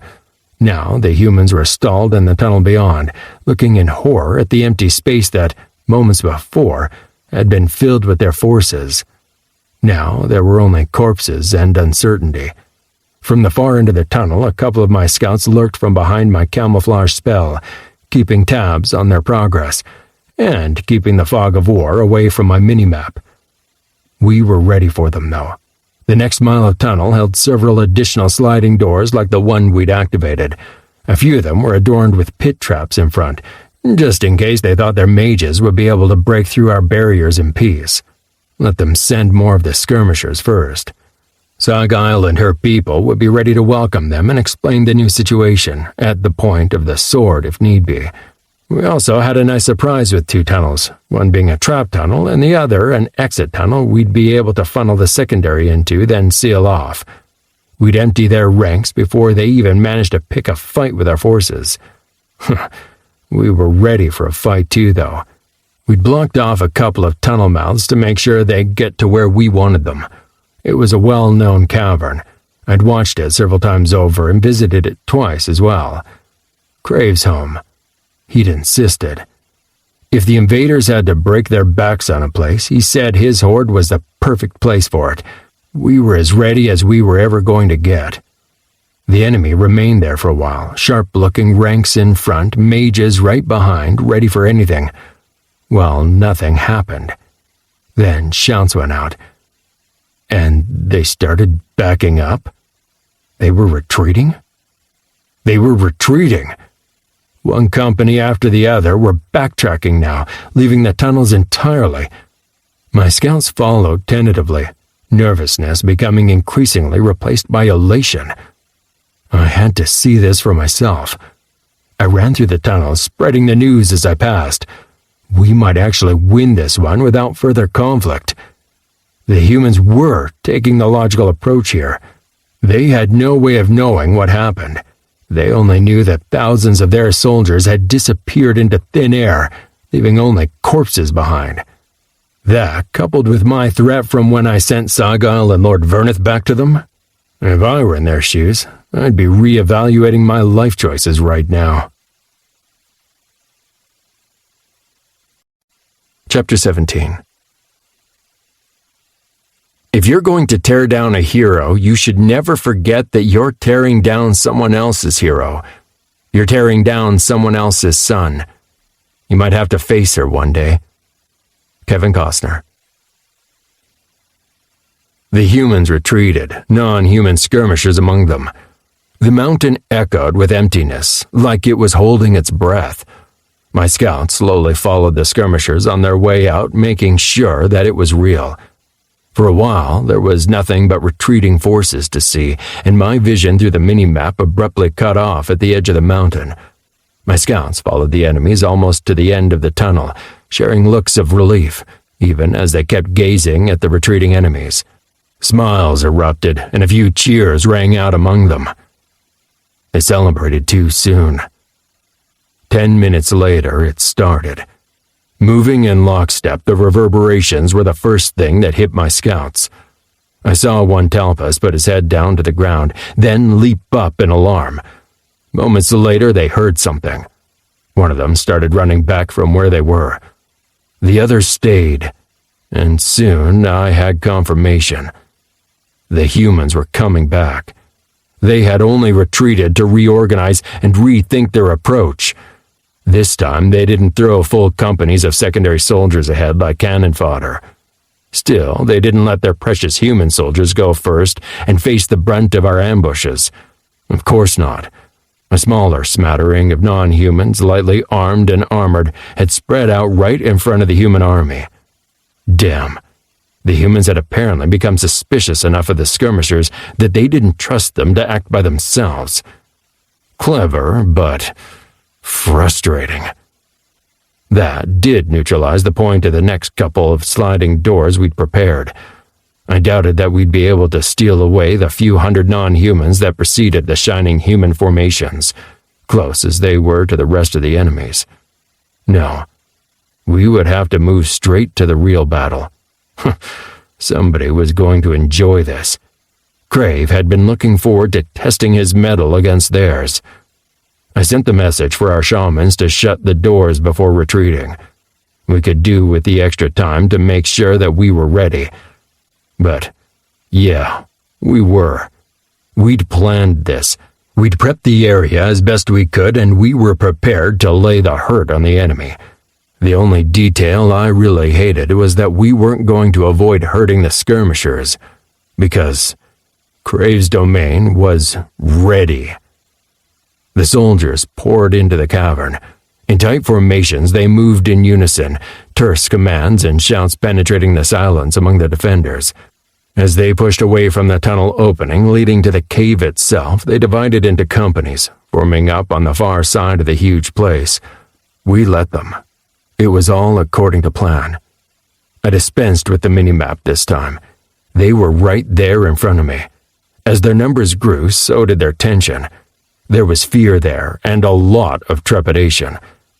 The amazing part was that the fear was mostly on their side. I couldn't completely blame them.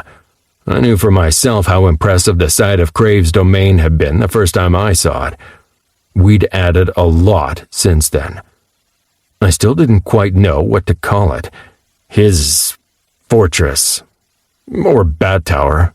War-prepped stalactite. Ceiling castle. Whatever. The construction hanging from the ceiling was looking deadlier than ever. Every single corner of the deadly-looking upside-down tower created by the Corn had been gone over by my shamans. They had removed any non-essential constructions, added protective formations to any defenses, and closed off any openings. What remained now was oppressive, threatening, and more than a little scary, just like Crave himself. Every visible part of the place brimmed with defensive constructions, armaments, and Crave's minions. As for Crave, he was standing next to me on an open platform on the lower layer of his castle, overlooking the incoming army. It was a new addition, created after somebody brought the lower part of his castle crashing to the ground, and it allowed us to oversee the entire cave below through 4 openings facing the cardinal directions. All the while, we remained protected from harm. That's right, a glimmering sheen surrounded the entire room. A blue dragon construction, apparently. Protective cage. Anybody who wanted to face off with Crave and me directly would have to punch through a massive protective shield first. It felt nice being able to flip the bitch on those bastards. They do look impressive as they stand there all lined up, don't you think? My query made Crave snort. He responded arrogantly. Like it matters. I look forward to seeing what they can do. Like I told you, this is where they will break. Look, they haven't even brought all their forces. They underestimate me. Us. He was right. If I did the math right, and that had never been my strong side, they had only brought about 3,000 to 4,000 soldiers into the cave so far, and it looked like the influx of new soldiers was slowing down. To be honest, I'd probably have done the same. They were rightfully nervous, but this looked like something we could use to our advantage. Agreed. Well, how about we make them pay for it? Crave nodded, eyes fixed on the enemy companies. A loud shout had them slowly moving forward. A bit more and we can get this started. Yeah, and we've got our other fighters ready to move in if need be. I eyed the far end of the cavern, where our forces were hidden behind a layer of illusion. A couple of hundred fighters waited, mostly aberrants led by Coatem, bolstered by Roth and a dozen of our most talented fighters. I doubted the illusion would be able to keep them hidden from thousands of soldiers and dozens of spellcasters throughout an entire battle. If it did, great. Then we could ambush the hell out of them later on. I wasn't betting on it, though. They were mostly there in case. If we were hard-pressed, they could move in quickly to aid Crave's minions. If the human forces spotted them and went for them, They could lead them farther into the mountain to introduce them to the aberrant and talpy way of warfare, traps and ambushes. I had the foremost enemy companies that were slowly shuffling across the uneven floor of the cavern. Looks like they're getting there, aren't they? Want to do something about it? It was true. The lead non-human skirmishers were ambling closer over the uneven ground, readying throwing weapons and, in a few cases, bows and arrows. Behind them, a row of 4 companies of heavy warriors were marching forward, followed by another 4 archer companies. The non-humans are too few and too weak. They cannot hurt us. I will ignore them, save the surprise for their main formations. Fair enough. As the non-humans drew closer, missiles started flying through the air toward us, and I had to agree with Crave's assessment. They couldn't touch him. Honestly, they probably wouldn't be able to cause any damage even if they'd been left untouched. Most of the missiles would just bounce off the shield surrounding Crave and myself. Whatever few shots might range higher toward the minions waiting on the higher levels would be met with a different kind of protection.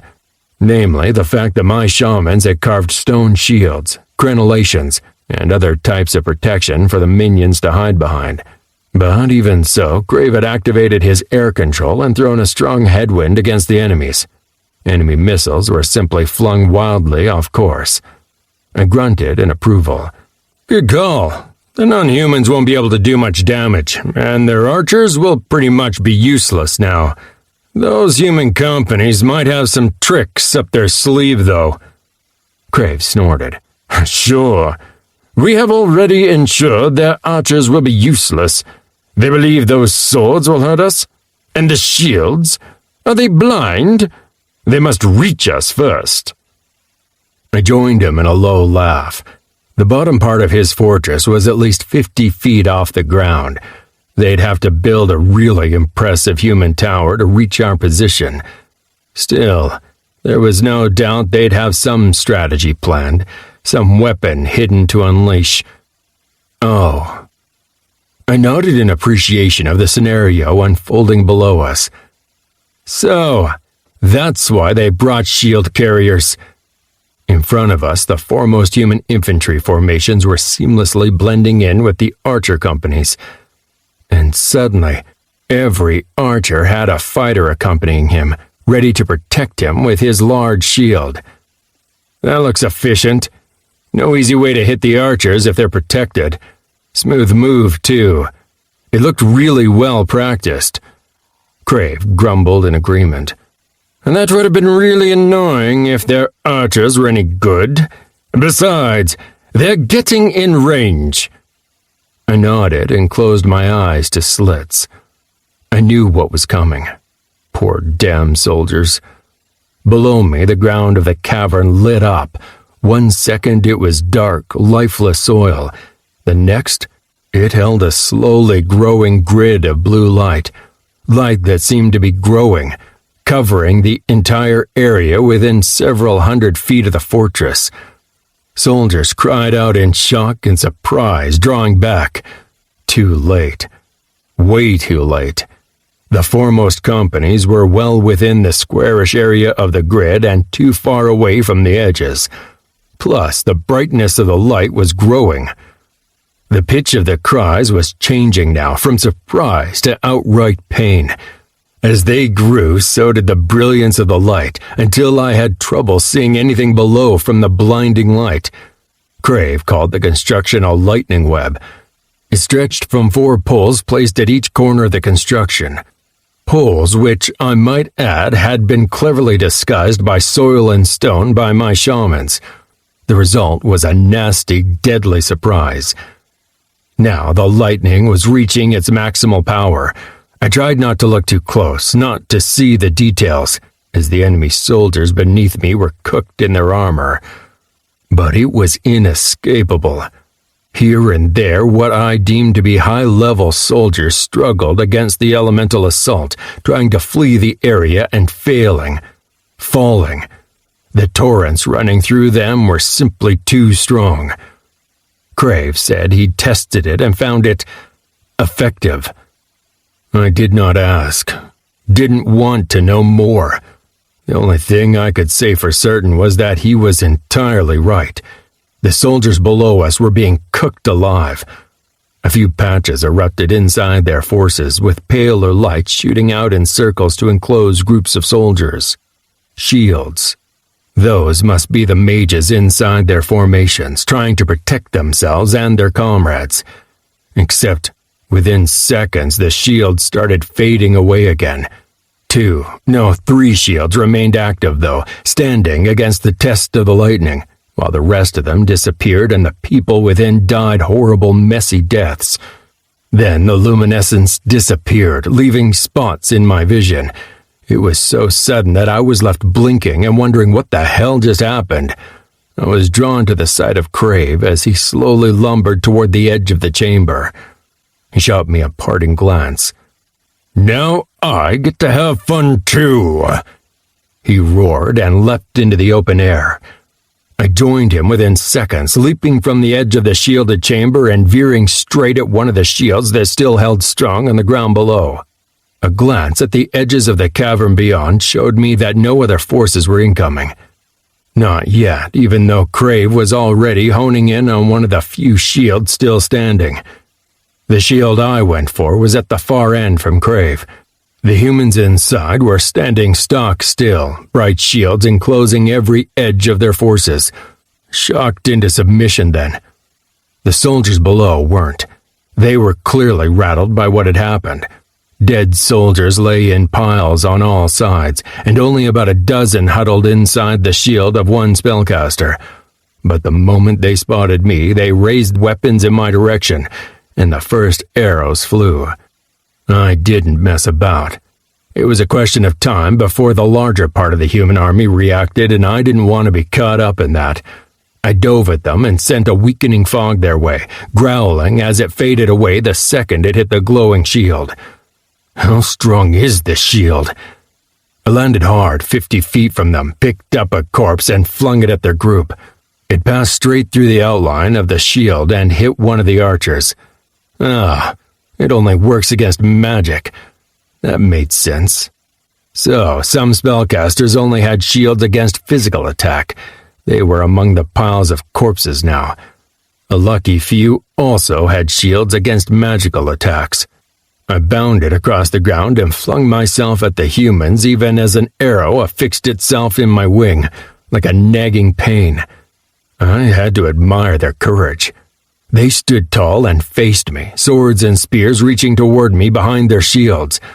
But I wasn't playing around. Not today. As soon as I breached the shield, which let me pass without any sensation whatsoever, I unleashed a deafening roar, and that was enough to seal their fate. Whether it was due to the low levels or my massively increased mental power, the shockwave of my skill dropped almost all of them insensate to the ground. Just 2 of the fighters remained standing, trembling legs indicating that they were not unaffected. A minute later, they were all dead. Crave was already back inside his chamber when I made it up there. He licked blood from a claw as he glanced at me before looking into the distance. That was a test. Now we will see their true strength. Time proved him right. A while later, a blue haze appeared among the remaining forces. Another magic sphere, but this one was different. For one, it was larger than the others. On top of that, it was obscure, swirling mists hiding the figures within. Slowly, the shield started moving toward us. Crave grunted. This is it. This will be their strongest. See? They hold the weak ones back. And they know their participation will be inconsequential for this test of strength. I squinted, trying to make out what was inside the damn sphere and failing. There were definitely more figures within, but how many? 5? 50? I couldn't tell. You don't plan to face them head on, do you? He growled with amusement. And they do not face me one-on-one, do they? Why should I give them that honor? No. They try to take me down in my horde, meaning that is what they'll taste. The shield was coming closer now. We still hadn't seen anything ranging out from within the shield.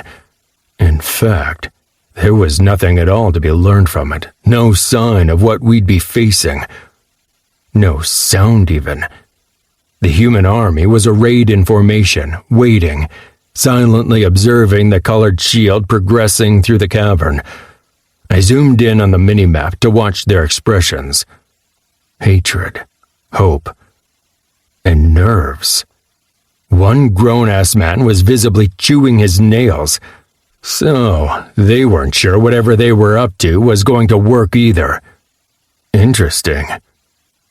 Now the blue-white shape was starting to navigate among the corpses. It undulated slightly and moved a bit sideways occasionally. The shield has got to be focused on a single person. It moves like it follows somebody at least. Crave grunted. Let's start testing the strength then. With his frown, the lightning web ignited below us again. I squinted, then tried to focus beyond the glaring light. The shield below was still going strong and not dimming at all. It was still moving forward, too. That didn't do much. What's next? The blue dragon looked straight at me and bared his teeth. In the bright light, the huge form looked demonic, almost feverish. No? Now I show them our real strength. He unleashed a massive roar into the cavern, and his mental voice slammed out for everybody to hear. You would challenge me in my home, Crave? You may believe that you are strong, but until now you have only experienced the fake strength of a shadow dragon. Now you will feel the real strength of somebody who knows and values Deyra's words. Now you will suffer. Fake strength? How bloody rude. I saved that discussion for later as a mental command rang out from Crave, reverberating into the fortress above. It was tinged with bloodlust and eagerness. Seconds later, the fortress responded. For a couple of seconds, I was completely blinded. From below, the shimmering of the magical shield fought with the blinding luminescence of the lightning web as it sparked and spattered back and forth in dazzling movement. Now it was also joined by numerous streams of light that rained down to impact the sphere of magic from above. Darker streaks also rained down alongside the other attacks. Those had to be non-magical attacks from Crave's minions. Those others, though. What is that, Crave? I mean, not the arrows or the fire attacks from your imps. I recognize those. Lightning towers. They work differently from your shadow towers. These add lightning damage to anything shot from within their protection, he said proudly. I nodded appreciatively. That would deal extra damage and probably some stunning effects or worse on top of the regular missiles. Nasty. I remembered my experiences with getting shocked from electricity at work. Yes, that was plural. Apparently, I'm a slow learner. But I definitely didn't relish the thought of going up against that in combat, having to fight through the experience of getting shocked. In addition to the minor inconvenience of getting hit with an arrow or other missile, of course. The magical shield below didn't waver, though. It was dulling somewhat, perhaps, but the forward progress continued as it moved even closer. Crave hissed under his breath. A bit closer? Yes. The sphere was a few hundred feet from the bottom of the tower now. I glanced at Crave. Listen, I don't think that the magic is getting through that shield. Do you think we should stop the lightning web and have the aberrants attack? We ought to hit them before the rest of their forces attack. He looked like he was about to lunge at me. Instead, he growled right in my face. No! I will beat them! You will see! In moments, they will enter the range of... Now, watch! I watched, and I saw. Now the blinding lights were followed by other missiles. Heavier ones, impacting the surface of the sphere below with dull booms. Large missiles, too. I frowned. What are those? They're moving too fast to be rocks. He grinned maniacally, crouching at the edge to peer down upon the shield. "They are just rocks, but we have made massive slings for my largest cauldron. They can fling the rocks hard enough to break the shell of a voran. I would like to watch them take that." I very much would not. I couldn't help but feel a knot of nervousness building in the pit of my stomach. "They're still moving, Crave. We need to do something else." "No! Look! The shield is failing!" It was dimming, it was true. The brilliance was slowly fading, and within, a bunch of figures were slowly growing visible. A circle of people holding staffs. Was that a circle of mages holding the shield in unison, surrounding a smaller figure? Did it even matter, though? What mattered was that they were growing close to us. They stopped advancing. "I think they've gotten in range to where they want to be, Crave. Be prepared." "Oh, I am prepared. We are protected. We are shielded. What would they even be able to do to me?" I had no clue. I just knew that the fact that they'd moved this far without showing their hand gave me bad nerves. Then the swaying started. At first, it was more of a gentle push, a slight sideways movement that I almost ignored as a figment of the imagination. Then came another. This time, it was enough that I felt it, as a shudder moving through the entire fortress.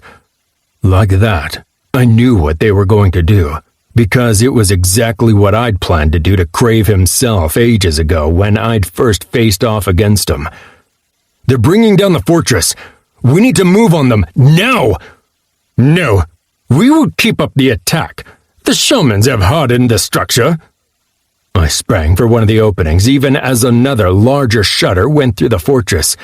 I was fairly certain I heard a loud cracking noise somewhere. "Does it feel like it's holding? Do it already!" Then I leapt out into the air. Bad timing. I hissed as a missile from above impacted on my back. The pain and lightning short-circuited my brain for a second before I managed to focus again and get my wings cooperating. Then I zoomed in on the magical shield and started circling to approach them from behind, where the risk of being shot from the fortress wasn't as huge. I sent a message to the aberrants. "We need all ranged fighters out to hit the shield now." Then I concentrated on speed. Behind and above me, the sound of beating wings alerted me to Crave's arrival. His mental voice sounded anything but satisfied, though, as he complained. "This is not necessary. We will—" I never found out what he was about to say. A massive rumbling sound drowned out all other noises in the cavern. Then it was joined by screams. I looked behind and up, and saw Crave's fortress tearing itself apart as a widening crack traveled through the top of the huge construction. Panicking, I sent a message to the aberrants again. "Move! Move back! Now!" Then I glanced at the huge stalactite, only to see that Crave's minions had gone beyond waiting for his instructions.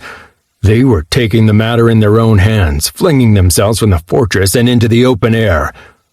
Below, I could see the almost see-through facade of the magical shield moving again, as the humans were rushing back toward the protection of their army. Torn between possibilities, I looked back and forth between the two major exits of the vast cave. Finally, I swore and halted my dive, beating my wings hard to return to our forces. I made it into the safety of the open tunnel amidst a rush of Crave's minions who were fleeing for their lives. There were a lot fewer than I recalled seeing earlier. Hopefully, they were right on our heels. Crave did not follow us. He was beating his wings hard, following the humans, seemingly caught up in the mindless need to attack them. Then the fortress fell. In my time as a construction worker, I'd been exposed to a lot of noise. I'd seen mansions torn down, huge silos brought down by explosives, and even one very unintentional collapse of a 3-story building as a planned demolition went all kinds of wrong. I'd never heard anything as loud as this. My people and the aberrants had retreated into the relative safety of the tunnel, and I hit the ground running, rushing in behind them. Then an explosion of dust removed any semblance of vision, even as the noise deafened me completely, and the tremor of the impact sent a wave through the ground hard enough to throw people around inside the tunnel. I still sent constant mental shots toward Crave, trying to find him, tell him where we were, which way he'd be able to escape, anything. But there was no response at all. Then I retreated into the minimap to try to see if I could spot something, anything. There was nothing. I don't know why I would have figured otherwise. The map showed everything as it was in real life, and since real life was covered with dust everywhere, so was the map. Then I brought up my personal info and saw my experience slowly climbing up. The stupid idiot. He was still attacking the humans, all by himself. There was nothing I could do right now except have my people attack blindly. We were so badly outnumbered that it wasn't even funny. But even so, I tried different things. I knew the tower was nowhere near wide enough to have covered the entire cave, but with the lack of any vision at all, at least the humans wouldn't be going for us anytime soon. I would be able to watch the layout from the room above, while the dust was still settling further down, giving me a chance to react before the humans were ready. Maybe we could ambush the fuckers and turn it around on them. Except, even at the very top of the tall cave, the dust wasn't settling, and the vibrations weren't stopping. I heard a mental voice from behind me calling my name. It sounded uncertain and panic-filled, and I recognized it instantly. "What, Krasil?" His mental voice was unnerved, panic shooting through his every thought. Onyx, pull back. We need to flee, now. What? Krasil, makes sense, damn it. I need you to focus. What's going on? It's coming down, right now. What's coming down?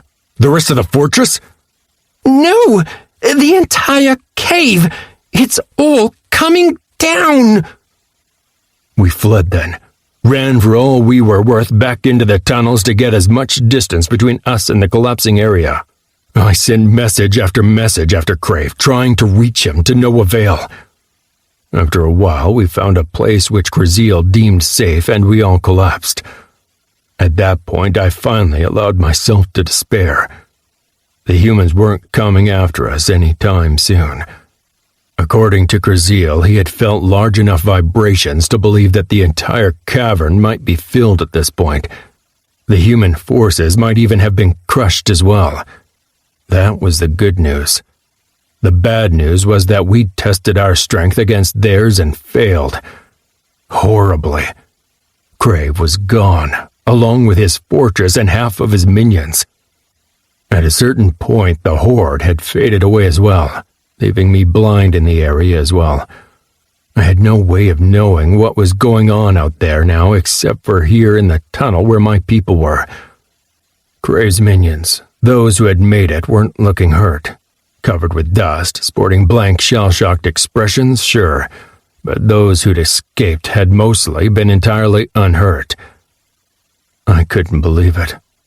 The power it would have taken for that mage to bring down the fortress by himself, even though it had been strengthened by my shamans. Now it was all gone, all rubble, and my introspection was interrupted by a sound. A scoffing, something from further down the tunnel moving toward us. I hauled myself up, started growling. They had already gotten through to us? If so, they were going to regret it. I peered into the distance, bracing myself for a conflict. Then Crave crossed the corner and limped toward us. Saying that Crave didn't look good would be an understatement. In fact, it looked like he'd taken a nice long shower under a waterfall made out of boulders and swords. Every part of his body looked battered. One eye was entirely closed. He favored his left foreleg, and his wings looked raw and chafed like they'd taken a sandblasting. Still, it was nothing compared to the look in his eye. The fire had gone out. The fight was non-existent. He barely spared me a glance as he limped past me and lay down next to some of his minions. Within the minute, he was asleep. Chapter 18. It took us half a day to find the tunnel where the humans entered the mountain. Half of that was taken up by simple rest and discussion. We left Crave to his own devices to begin with, but the remainder of us, fortunately, were up for it. Most of us hadn't even struck a single blow. I'd managed better than most, and even I had just received 8,300 experience for defeating that single group of soldiers. I did earn another 4,200 experience, my bonus from Crave as my vassal, which showed exactly how much he had gone berserk inside the cave.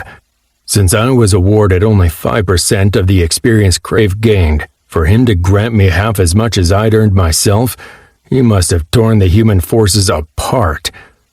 It still hadn't been enough. Far from it. We had to reopen one of the tunnels we closed in the first place to lure them towards Crave's domain.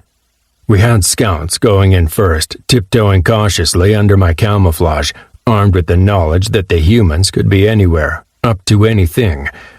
Had they opened any of the other tunnel openings we collapsed? Were they questing up through the mountain even as we searched for them? I had scouts spreading out to try and find answers. It took us about half a day, a lot of backtracking and choosing alternate tunnels for us to actually find a way back that didn't involve passing through Crave's now collapsed cavern. Now we were on the very edge of the mountain, standing right outside the tunnel mouth from which, only half a day earlier, the human armies had poured in. We weren't acting right now, simply waiting for our questions to find answers. My trusty shamans and Timothy were with me, as was Roth, staring down upon the human army camped down below us. They were unmoving, as they had been for more than an hour now. Everybody else was back inside the mountain, resting, waiting for orders. Timothy seemed jittery, his form wavering like I'd struck the antenna of his television. Why aren't they fleeing already? Or are they even fleeing? Are they going to find another entrance to the tunnel system? Man, I wish I still had nails so I could bite them. This is so damn nerve-wracking. Roth seemed less anxious, twirling his huge sword in an elaborate rhythm around him, humming off key under his breath. What? Why? We're ready. They come back, we kick their asses in another place. I glared at him, and Timothy looked aghast.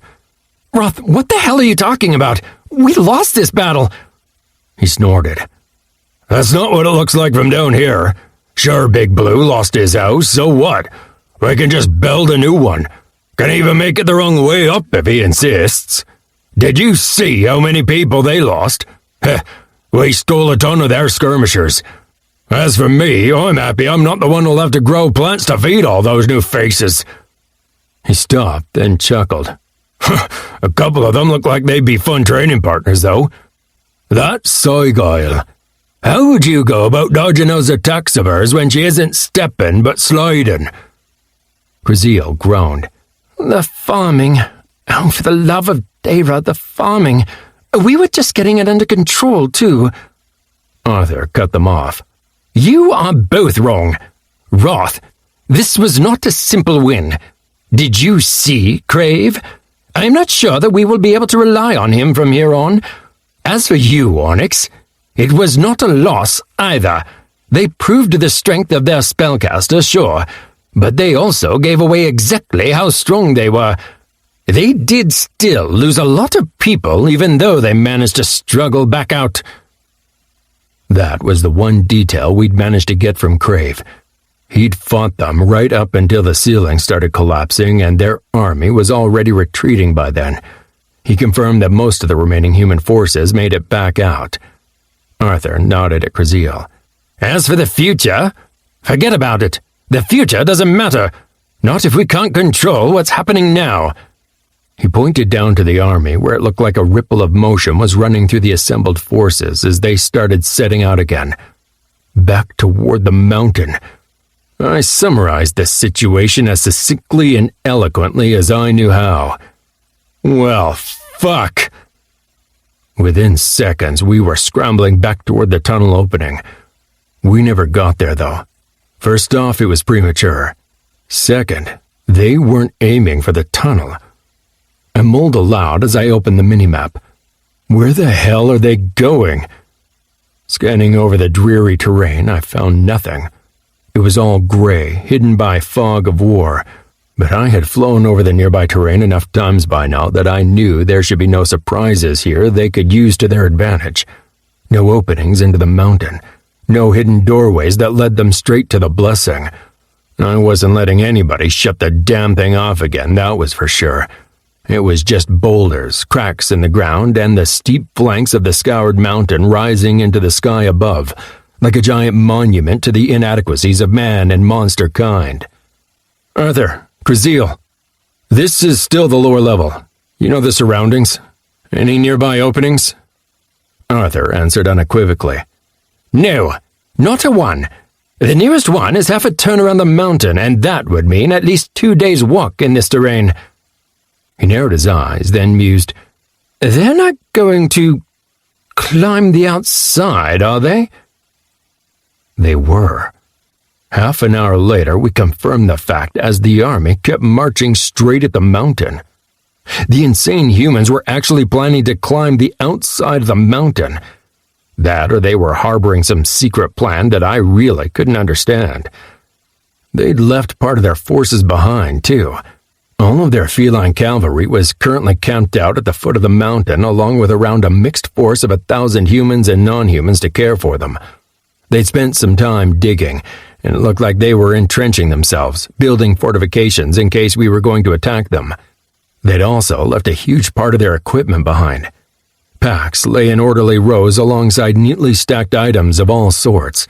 Spare weapons, carts bulging with crates, piles of long-worked wood and iron of what looked like siege equipment. There were mountains inside their barricades as they dug in. Obviously, we'd be able to tear their fortifications apart if we bothered to dedicate a good deal of time and effort to it. This wasn't them trying to start a siege. It was more along the lines of keeping us from attacking their cavalry and leftover people while we focused on the remaining forces. Which we would, because they were on the move. The rest of the army was approaching the western flank of the mountain, marching in the lee of 2 larger ridges that stretched out on either side of them for miles and miles. Soon they would either have to do something about whatever their plan was, or they would have to start ascending the side of the mountain. And I didn't give them great odds for success on that. Sure, the humans looked like they were in peak form, and they clearly didn't give a rat's ass whether the non-humans were going to make it. But this wasn't climbing Mount Olympus in Utah. This was fucking Mount Olympus, Mars. The height of it made Everest back on Earth look like a tiny little afternoon climb. Some of the cliff faces were near vertical for hundreds of feet at a time. The last mile or so reaching for the pinnacle was entirely unscalable, looming outward at times. They were planning to take an army up that? No, they have to have a secret plan. Perhaps they were going to drill right into the mountain soon and create their own opening? Even now, they were getting closer to where the ridges met, and the hillside was turning into mountainside, steepening as the soil was replaced by boulders and scree. Yeah, that was probably it. Any moment now. They didn't stop. Their forces spread out across the inhospitable terrain and kept up the climb, only slowing marginally as the terrain steepened. I watched in confusion. Arthur cursed. Loud, long, and emphatically. It's the damn Earth Mages! I looked at him in confusion for a while. Then I got it and started cursing as well. Straight from the heart. I rose into the air to confirm our fears. The non-humans were clearly ordered out in front to ensure that nobody sneaked up on the front of their army, same as always. That held true. It might be a little paranoid here where the hillside was slowly turning into mountainside, except... Okay, maybe it wasn't. We'd totally take advantage of it if we could attack straight at the humans. However, it looked like the secondary was having a pretty easy time of it so far. Apparently, they had switched up forces somewhat, only letting those non-humans range forward who had a physiology that would be able to handle the more challenging terrain. Rat-like soldiers were scurrying up the incline alongside several of the werewolf-like soldiers I'd seen earlier. Stronger, agile soldiers capable of moving on terrain that would make regular humans pause. As for the regular humans, there they were, the bloody mages, not too far from the front of the human forces, well hidden inside a group of infantry and archers and surrounded by... Yes, of course, surrounded by the leaders of the damn army themselves. Cartiga was right there, meaning if we tried to ambush them, we'd have to contend with the strongest enemies of their entire army. Lovely. Where the mages approached, the terrain slowly, subtly changed. It was still steep, sure, but the army pressed on assuredly, looking as if the footing underneath them was solid asphalt, not scree and gravel. Finally, masses of soldiers from the secondary who were less suited for climbing formed the rear guard, following the human soldiers and ensuring we couldn't simply hit them from behind. I sat down next to my shamans again. You were right, Arthur. The mages are right there in front. How are they doing it? Amused. Krasil, Arthur, would you guys be able to improve the footing for as large an area as they are? Arthur scoffed. No, but they are humans. They are stronger than Talpi. They receive 3 attribute points per level where we receive 1. And not only that, I do not know how it works for humans, but we have a natural affinity for Earth. These human mages seem to master more elements. What? So they combine elements? Krasil nodded. It would make sense.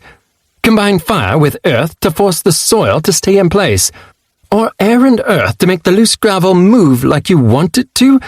I do not know how it would work, but... He waved a skinny furred arm at the army in the distance. It works. Clearly. I closed my eyes, deep in thought. Then I opened them again and followed the path in front of the army. They can't mean to climb the damn mountain, though, can they?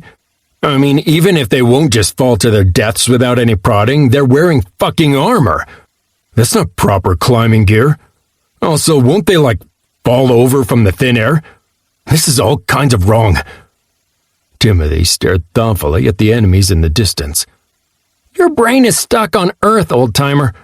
What? No. You can't just ignore physics, man.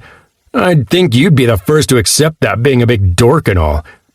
Impressive how you can be entirely right and 100% wrong at the same time.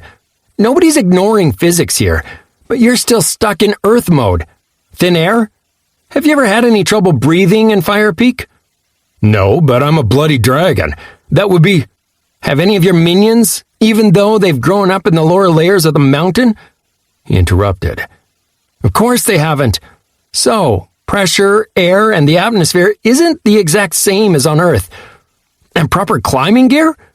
What does that even mean if you have 30 strength and 25 toughness? If we say that peak human physiology is like 15 in each attribute, who's to say that this isn't perfectly navigable terrain for a high-leveled army? Damn it. You're right. I grimaced. I know. He frowned into the distance. Honestly, I blame myself. I should have considered the possibility. Just because our people would have trouble scaling the mountain doesn't mean they will, especially with mages to alter the terrain. There are no entrance tunnels nearby, but that doesn't mean they won't be able to circle the mountain and find one. I exhaled noisily. Oh, I blame you too. How could you? He flipped 2 see-through fingers at me. Carl, nobody is doubting why dragons are going extinct. Nobody. Half an hour later, we were meeting with the entire friggin' council and Crave inside the tunnels. Arthur had laid out the development with little fanfare, making no secret of how we'd messed up. He rounded off, stating, That leaves us with all of our forces in the wrong place and I need to figure out how to stop them from climbing the mountain. And whatever we come up with, we are going to have to move fast, because the enemy does not look like they're slowing down. They exploded into chatter and shock. I had to enter the conversation. Stop! I'm sorry, but Arthur is right.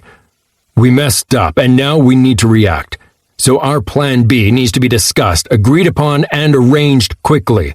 We are already behind schedule as it is, and all the preparations we've made included the humans trying to enter the mountain. On top of that, we'll need to tell everybody about this recent development, and fast, so we can adjust our plans. I know I'm usually the first to waste time on banter and chatter, but we are a lot of people here, and right now we're only taking actual suggestions and questions. The worst of the chatter died down, and I noticed Roth raising his arm. Yes, Roth? The secondary. They're still surrounding the enemy. Do we still avoid attacking them? We can't hurt the humans on foot if we can't get to them. I cursed and grimaced. Good question. The answer will have to remain the same as before. They are not the real enemy. And as you have seen, they would love to get away from the humans. However, if we are unable to find a way to deal with the army without hurting them, then we will have to hurt them. Grex was as indomitable as usual. We have all the flyers right here. Should we go attack right away? Climbers are good targets. They would be, I guess, except I'll bet you my old Mustang they're still maintaining their shields while they climb to protect them from above. We'd have to hit them hard to smash through that. It's an option, though, and not a bad one, especially once they start climbing the steeper parts. Grex again. Harass them? We should, except we're almost in the same position as out in the wastelands. Shields protect them, and their archers and mages are ready to punish anybody who get close. I'll listen to any suggestions to get past that, though. Cruzeal suddenly blinked. We should drop rocks on them. I shared a look with some of the others. You remember we lost our parvu beasts, right? We're out of strong carriers. Or... I realized what he was getting at the same time as he grinned, nodding as the penny dropped for me. Exactly. We don't need as strong carriers as we used to. There's no need to travel miles to drop the rocks, and there's ammunition everywhere. His grin widened. Our flyers can pick up a rock and drop it half a minute later. One more thing. We don't just drop the rocks on top of their shields. We drop them on their shields and right in front of their forces. Most of the others stared at him confused. Arthur was nodding, though, as were Timothy and myself. Great idea, Cruzeal. This way the rocks will crash downhill and circumvent their shields. That should create total confusion and make life a lot harder for them. Worsen the conditions for climbing, too. If we're really lucky, we can even start an avalanche on their asses. Avalanche? Roth appeared really confused by the idea until Timothy explained the concept. Oh, like a tunnel collapse where it starts spreading. Close enough, I guess. I shrugged. That should hurt them. Any other ideas?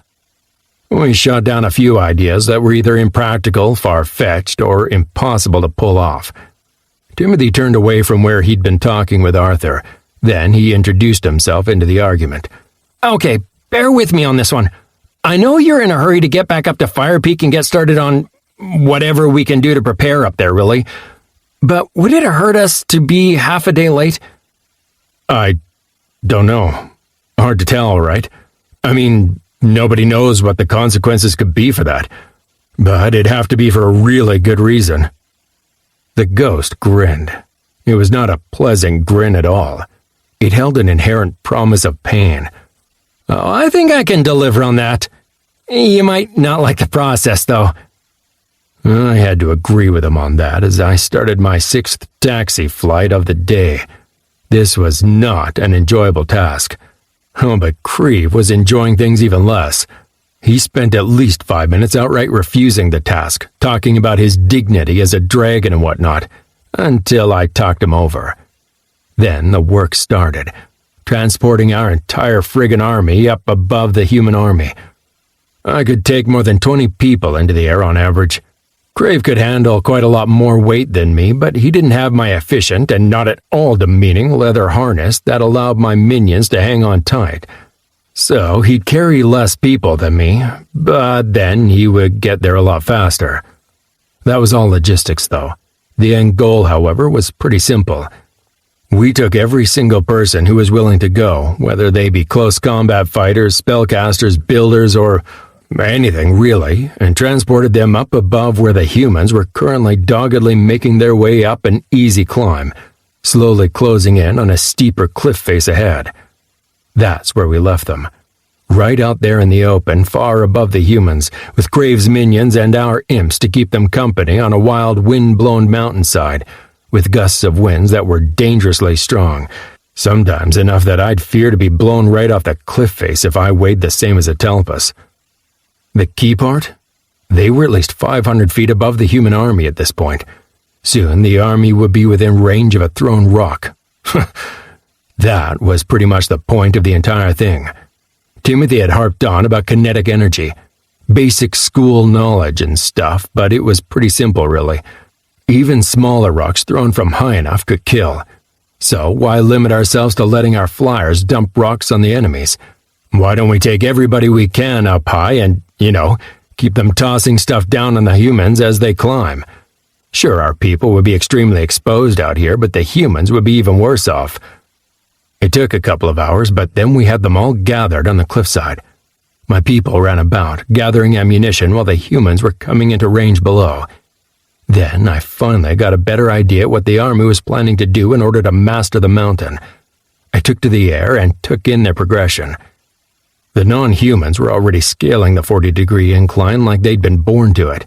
Behind them, the human infantry was slowly starting to move up the mountain face as well. On friggin' steps!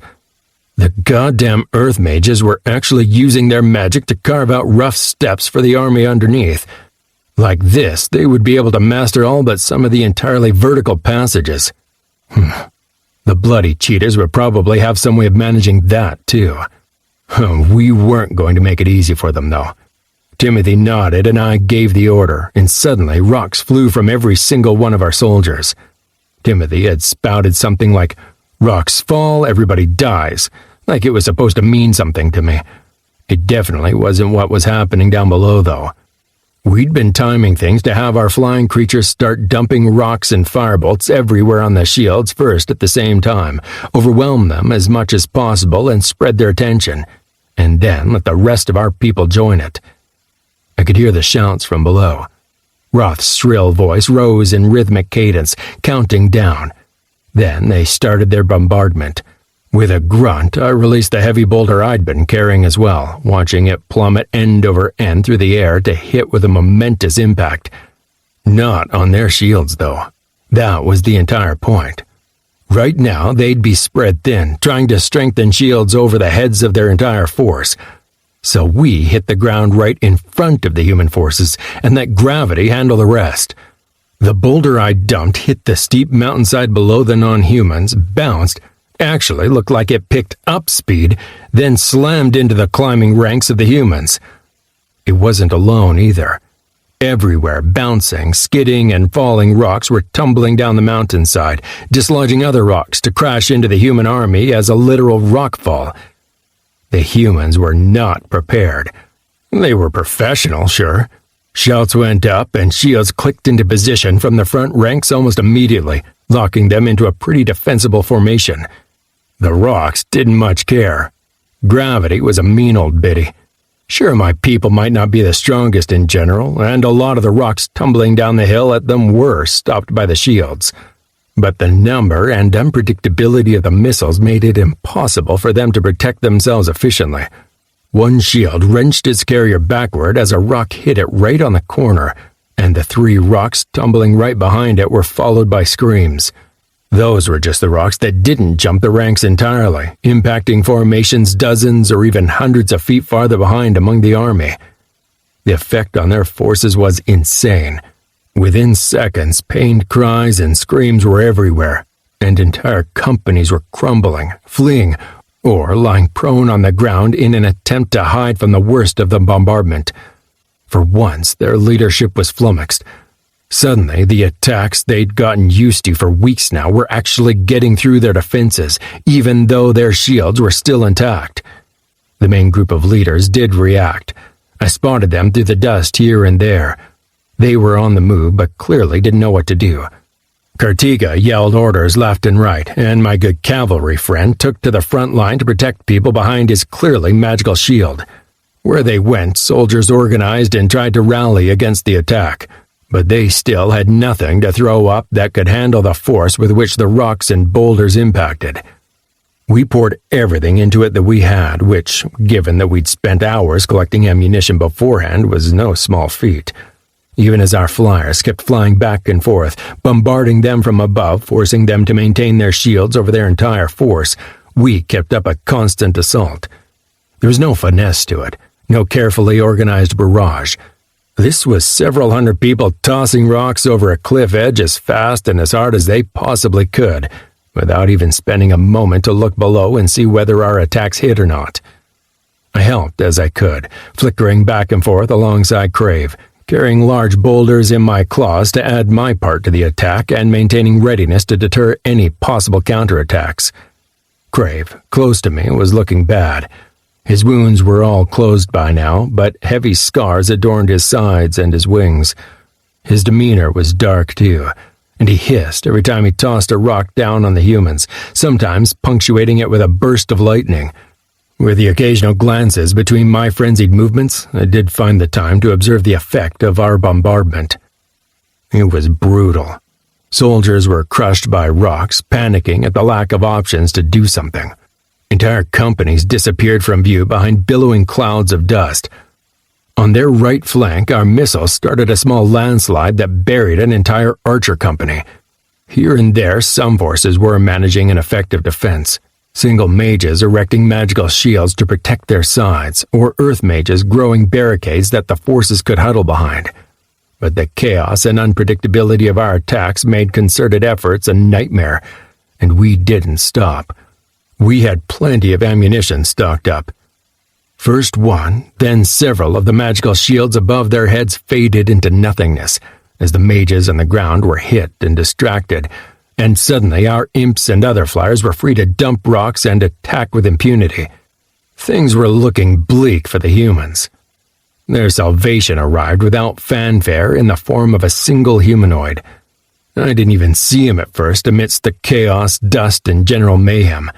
But from one second to the next, the dust clouds started settling, starting at the front of their ranks and moving outward.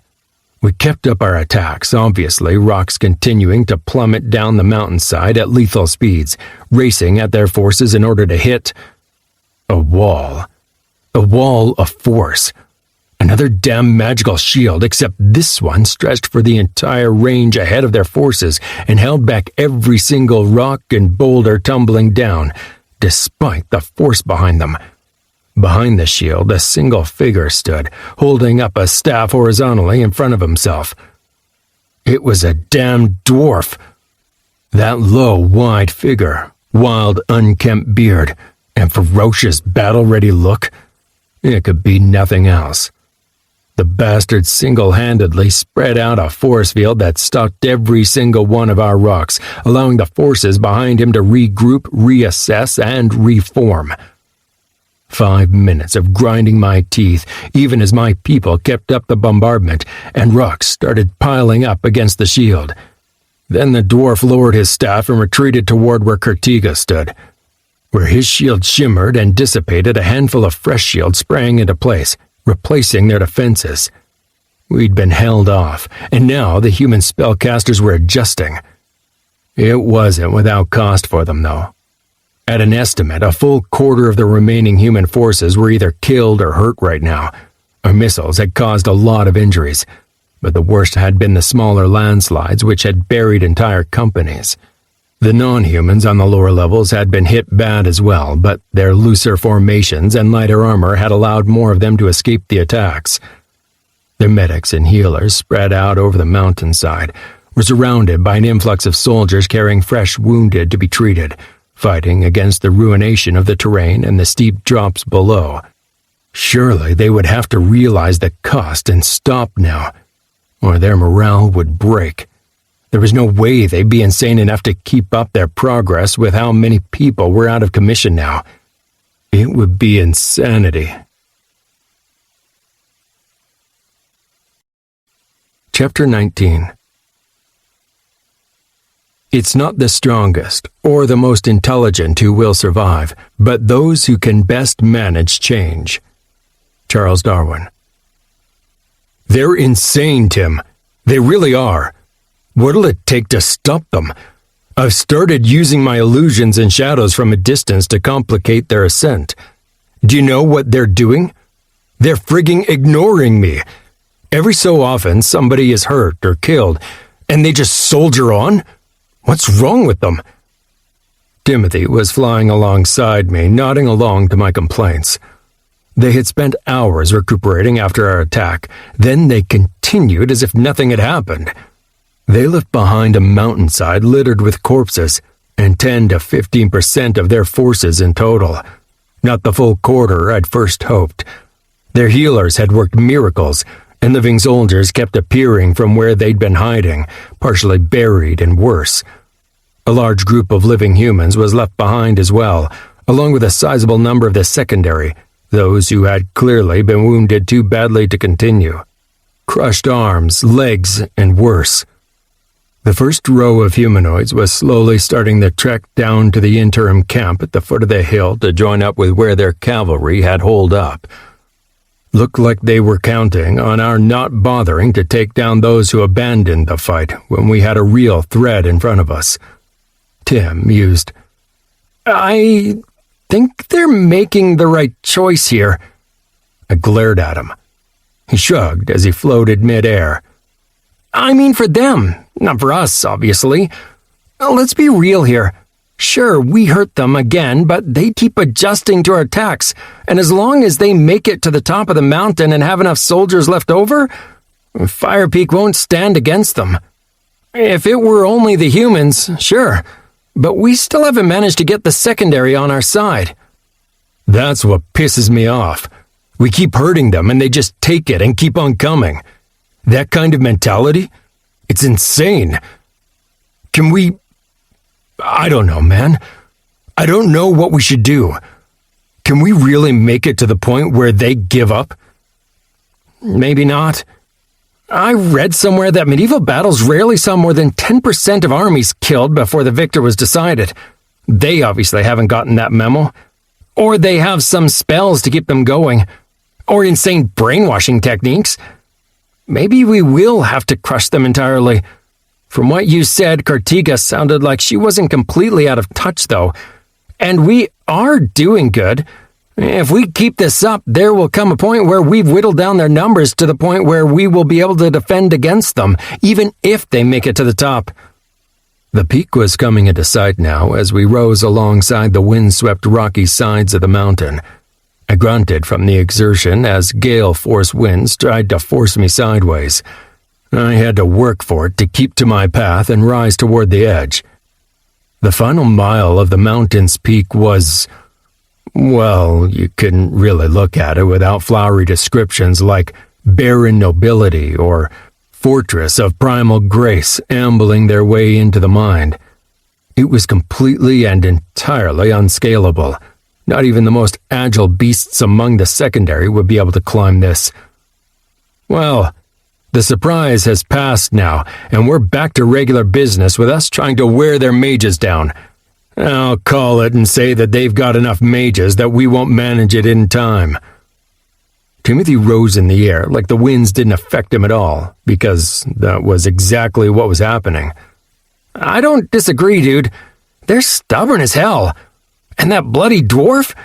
He must have been the one who brought Crave's fortress crashing down too, shielded by the other mages. I'd say we've done good work so far, but it's not enough. On top of that, the way they're approaching, they've cut us off from bringing our greatest strength to bear. No traps, no bringing down the tunnels on their heads, and no constructions that can help us in our fights. And worst, no system help. No constructions from your horde. No minimap. So, what do we do? I hit an updraft, relaxing as the wind carried me upward. We need two things, I'd say. First one's obvious. We need more to fling at them, like we just did. More firepower. We hurt them badly, and they are in a shitty situation, exposed on the mountainside like they are. even if their mages can protect them from way too much, and the secondary keeps us from sneaking in unseen from the sides. Do the same, but do it harder. Check. How brilliant, boss. That's going to work for sure. You know, sarcasm really doesn't look good on you. I'm a friggin' sentient rain cloud with the ability to adapt how I look. Anything looks good on me if I wanted to. He blurred for a moment and reformed, now with a floral bonnet adorning his head. Large letters stood out on the purple surface of the headpiece. You were saying? I glared at the letters. S-A-R-C. Yeah, you're so bloody funny. Ignoring you now. The second thing we need to do is figure out how the hell they plan to scale the crater in order to counter it. Because that's when they're really going to be vulnerable, climbing on a vertical cliff face. We were going over the crater now, and I stopped to hover for a while, looking down upon the capital far below. It looked so small at this distance. At least the crater was wide enough that they wouldn't be able to throw our own tricks back at us and just toss boulders and rocks down from the crater edge. Or, at least so I believed. Hey, Tim. They won't be able to use our own tricks against us, will they?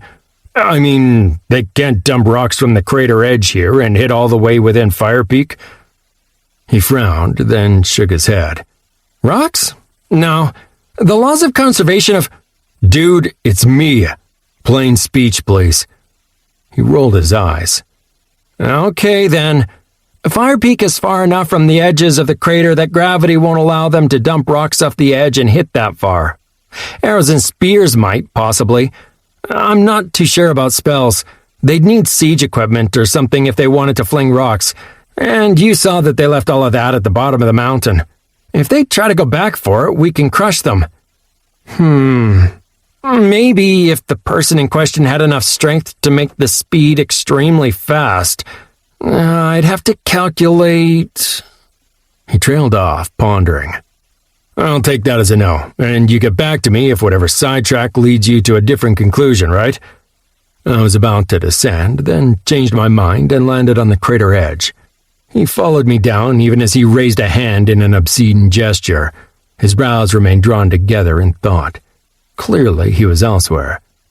I spent a moment lost in my own considerations right there on the edge. Of course, edge was a bit of an understatement. It was at least 100 feet wide, and there was no real danger of falling. The occasional remnant of tile work underfoot provided for solid footing. Pacing back and forth, I just didn't get it. The rise of the outer cliff face would test any mountain climber back in our world beyond their capabilities, even if height sickness wasn't a thing. There was no way they would be able to make that climb, even with mages ready to carve steps into the wall. Even if they did somehow, they'd have to descend the inside of the crater, which was even worse. But they would have to know that. The flyers who'd escaped and that bloody Lord Verneth I'd released would have explained that already. They would have to be planning for the climb, and have a way to beat it. Or... My gaze trailed downward, circumvented entirely. Eureka, bitches! What now? I know what they're going to do. I have an idea what we should do to defend against it. And I know how to prepare against the bastards. The throne room was packed. There were tons of people I didn't recognize. People of all sorts of species and ages gathered here with a common purpose. All thanks to Demodius. I'd asked him to put things into motion, and he had delivered. Within an hour, we had every single builder, earth, and water mage within Fire Peak standing around us, while Demodius and Tim were arranged on either side of us. I told Demodius, "Thank you for setting this up, mate. We'll be relying on you when we need to arrange the defenders as well." Then I addressed the crowd. "I've said this to my own people often, but it's not common for me to get the chance to talk to the people of Fire Peak face to face." Timothy interrupted. "Yeah, you keep herring off to fight off invading armies. So damn distractible, aren't you?" I laughed and sensed a tangible lightening of the mood. "Like Timothy says, sometimes it feels like there's always something keeping me from just being around in a city. I aim for that to change in the future." I let my mental message grow more serious. But for that to happen, we will have to get rid of the invaders on our doorstep. Gravely, I pointed a claw in a western direction. You all know what's happening. Right now, a large human army is climbing the mountain. We will try to delay and deter them, but odds are that they will reach us in a matter of days, a week at most, so we need to be prepared for them. I frowned. At first, I couldn't see how they were planning to climb to the crater edge and make it back down safely with an army in the tens of thousands. I'm a bit embarrassed to admit how long it took me to come to the inevitable conclusion. They're not planning that at all. They have a number of strong earth mages, including one extremely strong dwarf spellcaster. Once they reach a height where they can sense the crater within, they will be able to create a tunnel to reach us. And once they make it within the mountain, we'll be hard-pressed to beat them.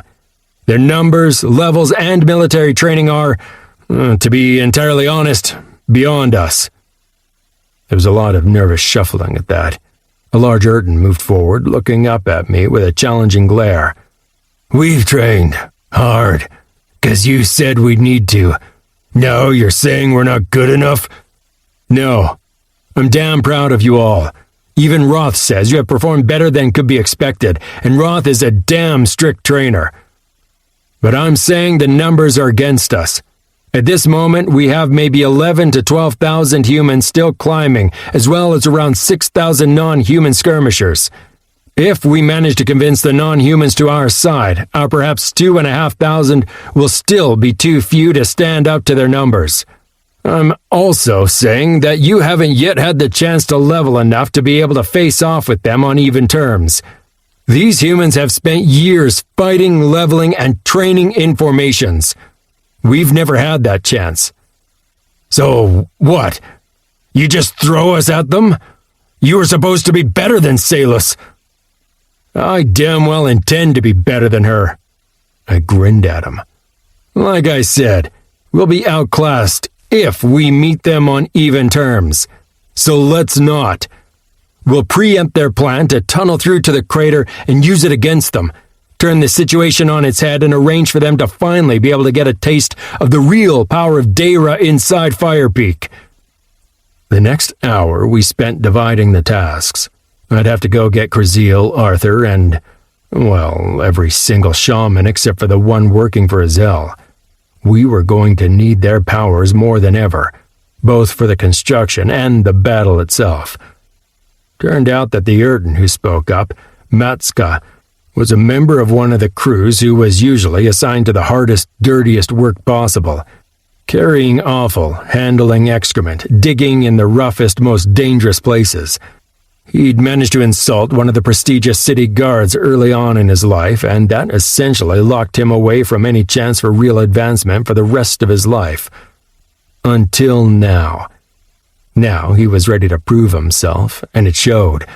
He was only level 6, but his attributes showed that he must have been living in the training area since they were erected. His physical attributes were impressive at his level. Personal info. Name, Matska. Race, Urton. Level 6. Experience toward next level, 2,810 of 6,000. Size, large. Stats and attributes. Health, 250 of 250. Mana, 110 of 110. Strength, 23. Toughness, 20. Agility, 21. Mental power, 11. Mental control, 10. Urton received 3 attribute points per level. Pretty good inside the mountain. Once I did the math and included the feat that gave him a point to strength every 2 levels, I learned that he gained a full 18 points from training. Even Roth agreed that was insane. At level 6, he'd be able to wrestle a newborn dragon to the ground. At the rate he was improving, there was so much potential here. His temper was also something I could work with. He was direct and confrontational, and he didn't waste time. Okay, Dragon, you get the shamans up here to handle the mountainside, make sure it doesn't fall down on our heads, and we take care of the heavy work, digging a tunnel straight through to the outside. Then we start building. What do you want exactly? Fortifications. I'm not entirely sure what's best to create. We'll have the shamans to harden the soil and rock to ensure the enemy mages can't just bring it crashing down. At least, so I hope. Once we've got the bare bones of our defenses in place where they're climbing toward, we'll start adding all the fun stuff. I can place shadow towers and traps all around, outposts, move the illusion defense. In short, create all sorts of nasty defenses that will help level the playing field, make sure that their levels and training won't count for much. I grinned. And having them face an enchanted set of fortifications filled with defenders and Deyra's constructions, while Crave, Azel, and I attack from the sky, I think that would do it. That we can do. It won't be a wall, I think. Just needs to be steep on their side. Then we can circle in people on our side as we please. Don't know much about all the rest, but if you make sure we have the time, I'll create a solid place for us to set our feet and throw those damn smoothskins off the face of the mountain. Timothy added his say. You know, everything I've read over the years says that one defender in a siege will be the equivalent of 10 attackers below. I added all the scorn to my mental voice. Aha! And what does Gandalf have to say about those odds when the enemy has an archmage or 3 heading up the wazoo? Ignoring Tim's furious stumbling, I turned back to Matska, nodding appreciatively. That'll do the trick. I'll make sure Kurziel makes it up here to discuss construction. I bet he has some solid ideas too. We will get people to handle everything else. If you provide the bones of it, we will handle the rest. The massive Urton looked into space, frowning. Will you be here to protect us while we work? I shook my head. No. I smiled at the suspicion arising from him. I will be out on the mountainside buying you the time you need to finish your defenses. Turned out that wasn't happening. Not the way I was imagining, at least. Once I returned to the council, I was, quite simply, voted down. To my surprise, Kurziel was the one to lay it out for me. Onyx, we believe the issue here is rather simple. Where you come from, there are no levels. You're used to, what did Timothy say? Numbers and armaments deciding who wins and loses. Here, numbers may help, but levels are the true factor. You saw it for yourself when Salus was killed and the rest of Fire Peak simply surrendered. Fair enough. I get your point. If we take down their collective leadership, we'll win. Is that it? Kurziel nodded. I am definitely in support of that plan, but, well, we've been racking our collective brains for weeks and haven't managed anything like that. So, what can we do now that we couldn't do before? Arthur smirked. I can help you there, Dragon. It seems to me we have a new set of shortcuts through the mountain. Sure. What's that got to do with anything, though? We'd just come from down there. Going through the tunnels again seemed counterproductive. Well, what if I were to tell you that the magical shields of the humans don't reach into the ground? It didn't take long to find the blessing. We just had to follow the noise. When Tim and I got there, we found Roth and Coatem trying to kill each other. Around them, aberrants, as well as my minions, were spread around the edges of the room, watching the engagement with interest. My ears rang with the strikes from Roth's two-handed sword being flung back from Coatem's huge iron staff. The matchup seemed completely lopsided at first. The large crawl was about 2 times wider than the Talpus and half again as tall. Even with Roth carrying the absurdly long sword, his reach was far beyond that of the squat little Talpus. Roth flung himself straight at the strong armored fighter, and I expected to see him flying back. Except I'd forgotten how fast he was. When the crawl struck at him, he slid right under the swing, reaching, stretching. Then his strike was forced wide by a quick slap with the other end of Coatem's staff. I blinked. The parry had been hurried, but completely under control. I'd seen the evolved crawl fight before, but never had the chance to really take in his combat prowess. Keeping up with Roth's speed? That was impressive. Shaking my head, I moved onward. Okay, what's going on here? Roth was rolling back from a quick jab and jumped to his feet. I got bored. I wanted to see what the big lummox could do with that huge stick he's carrying. He shrugged, grinning. Turns out he's not half bad. You mind coming back in half an hour? I need to show him who's better. A rumble from the large crawl was apparently laughter. He didn't say anything, though. Sorry, but no. We have serious business right now. Roth flung up his paws in frustration, and a few disappointed expressions dotted the room, and grinned. Besides, this is the kind of fight we will want everybody to be able to see. Once we've beaten the humans, we'll put it up in one of the large plazas of the city. Give everybody a chance to watch you beat the hell out of each other. We'll make snacks. That got a round of cheers. Suddenly, a shape emerged from behind my front leg. Serious business, you said? Jesus balls! My heart jumped into my throat. I knew instantly who it was, but it still took the adrenaline a bit to die down. Slither, would you stop living up to your namesake? I doubt it. Sneaking up on a dragon is good practice. The emotion coming from him was pure enjoyment. Huh. Well, it's your funeral if I accidentally step on you. Wouldn't be good practice if it was easy. His eyes gleamed with humor. In that case, you are going to love what we're about to do. I motioned for everybody to come closer and look them over. Suddenly, the room seemed crowded. About 80 people total.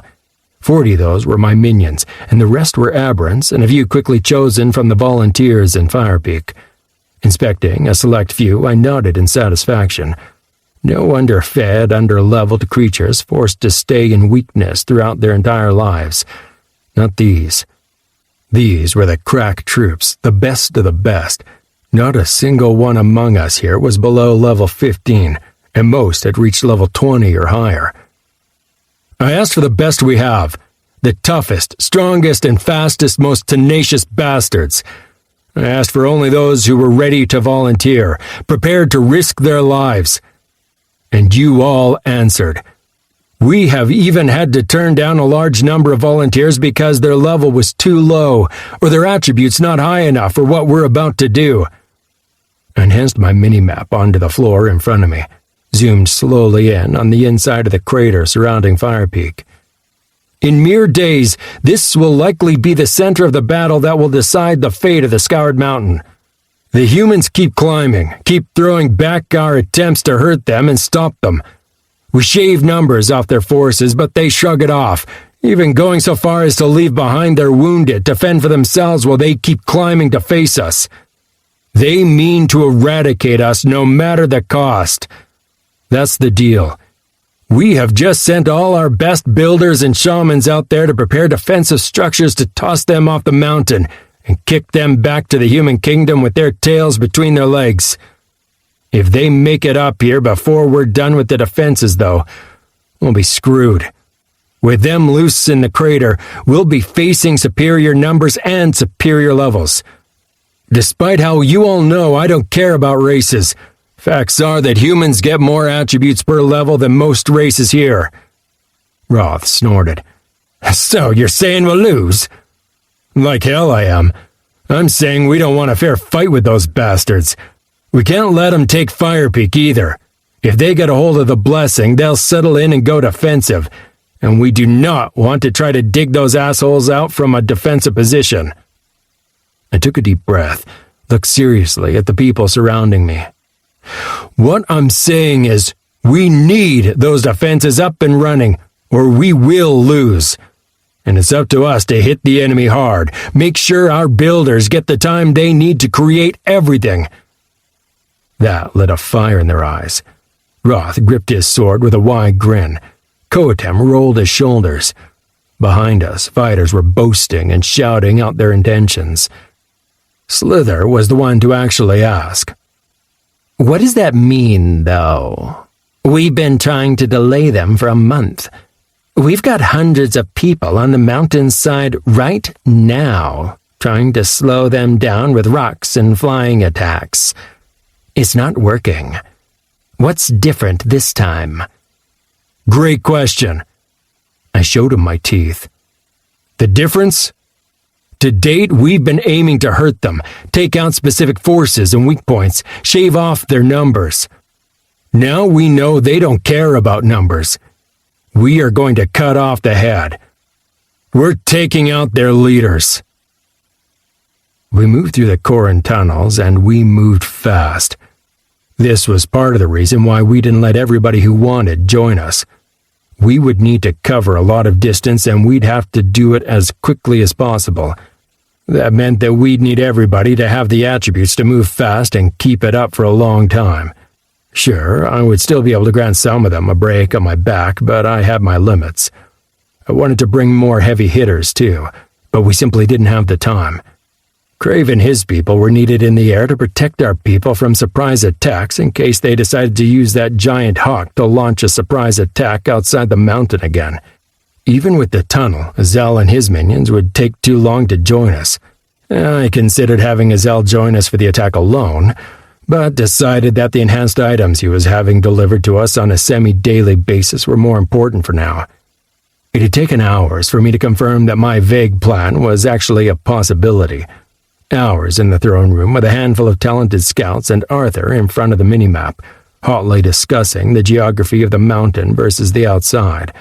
Of course, having inherited the very well-explored minimap from Salas helped a lot.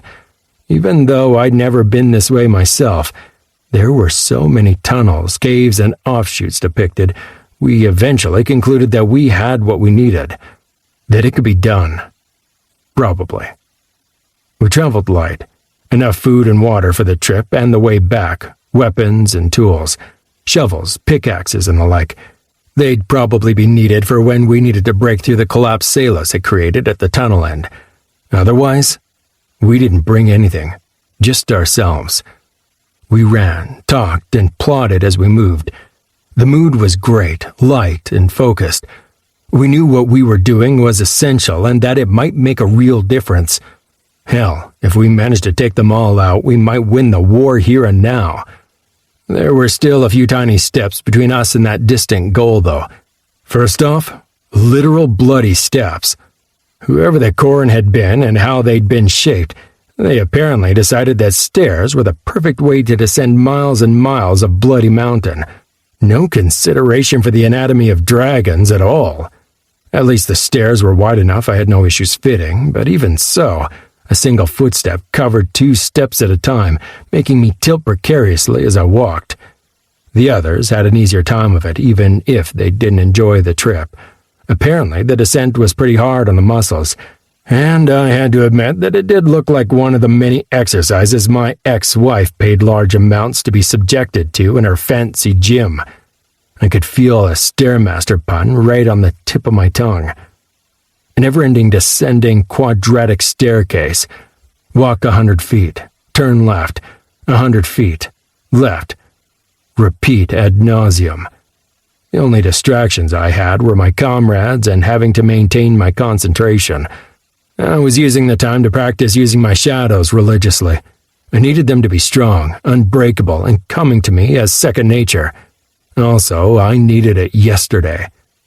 A few times we hit spaces where the stairs were walled off from the regular tunnel system, clearly demarcated by the well-crafted walls that I still wanted to learn how to make. Again, every so often a side tunnel would divert from the staircase, moving downward into the darkness. We only had the map up in the Room of the Blessing to compare to and choose the right exit, but it turned out to be pretty damn easy. Whatever else you could say about the Koran, they had been accurate in their work, and it was only a matter of counting the exits until we hit the right one.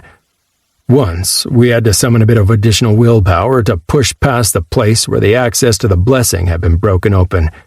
Kraziel had repaired the hole, shoving dirt into the opening until the pressure from the brightness shining out from the blessing wasn't physical anymore.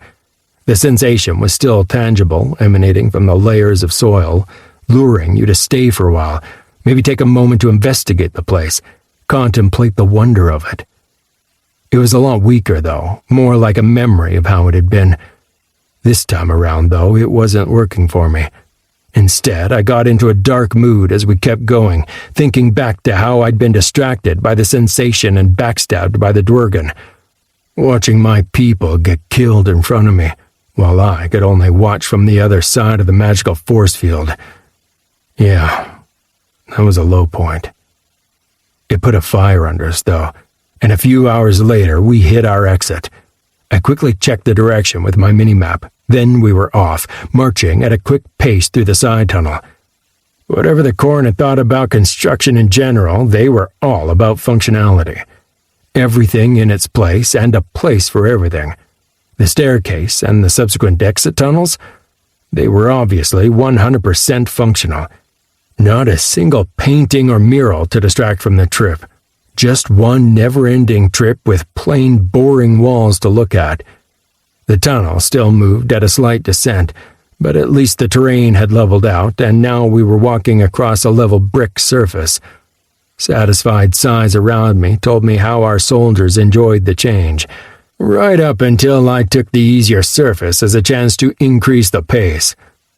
Finally, after an uncertain number of hours, we finally stared into the side of a collapsed tunnel, leading out to the western exit on the third layer from the bottom of the mountain.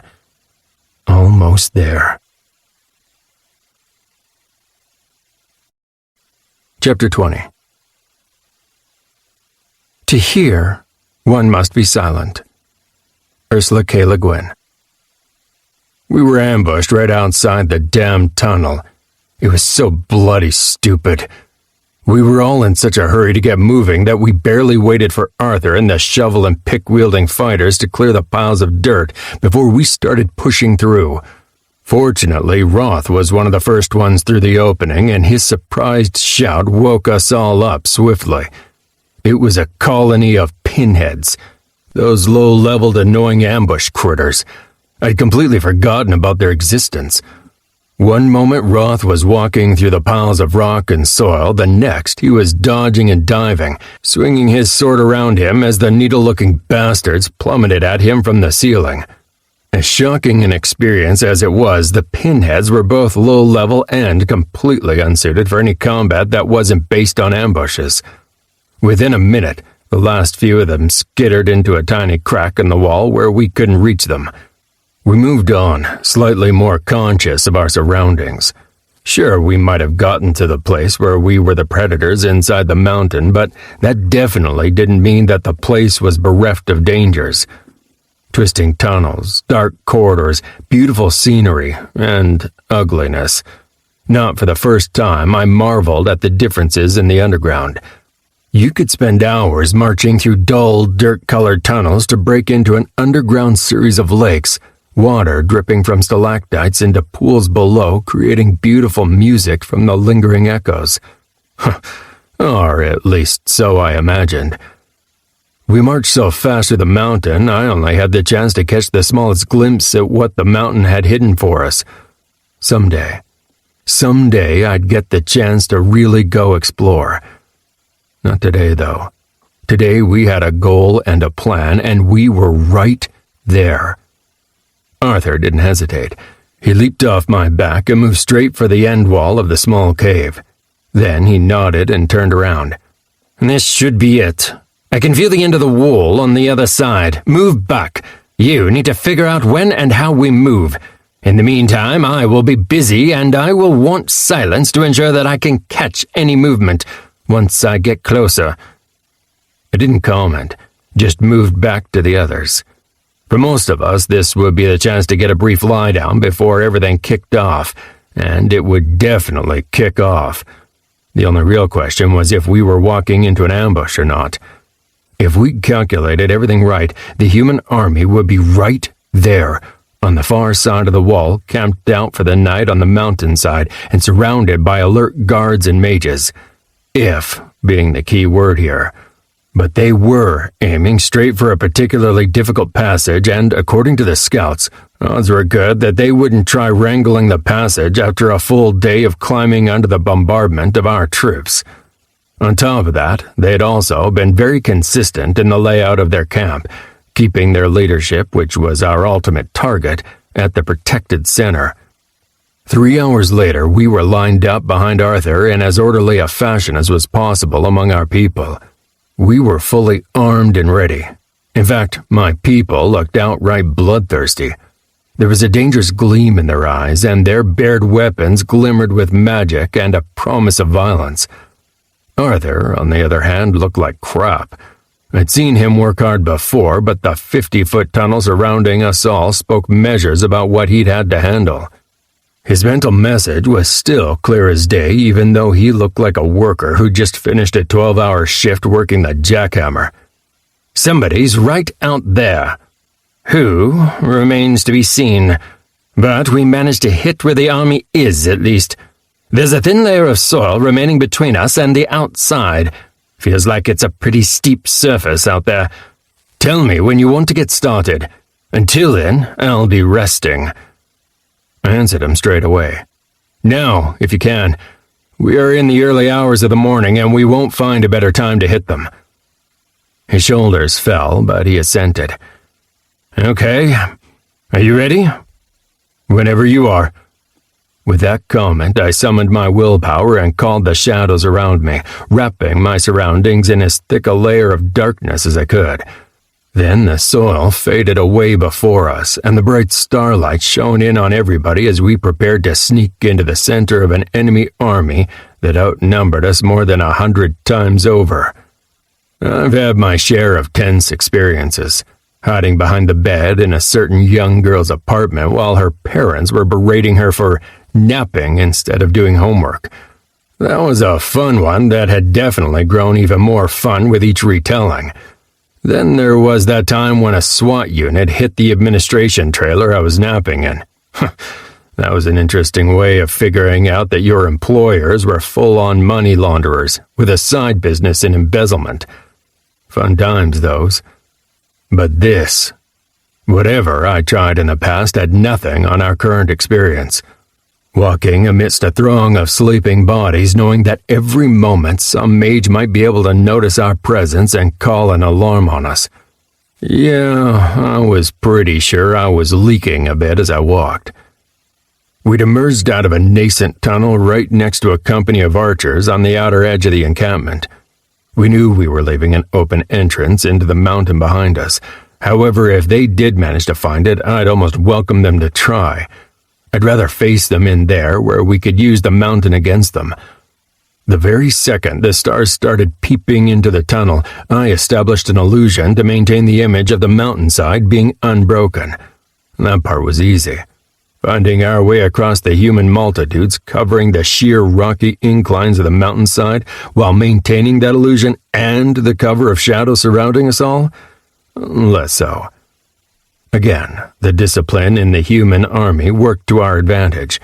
While the slanted rubble-strewn terrain didn't invite well-formed razor-straight formations or encampments following exact measurements, they still tried their best to retain their discipline.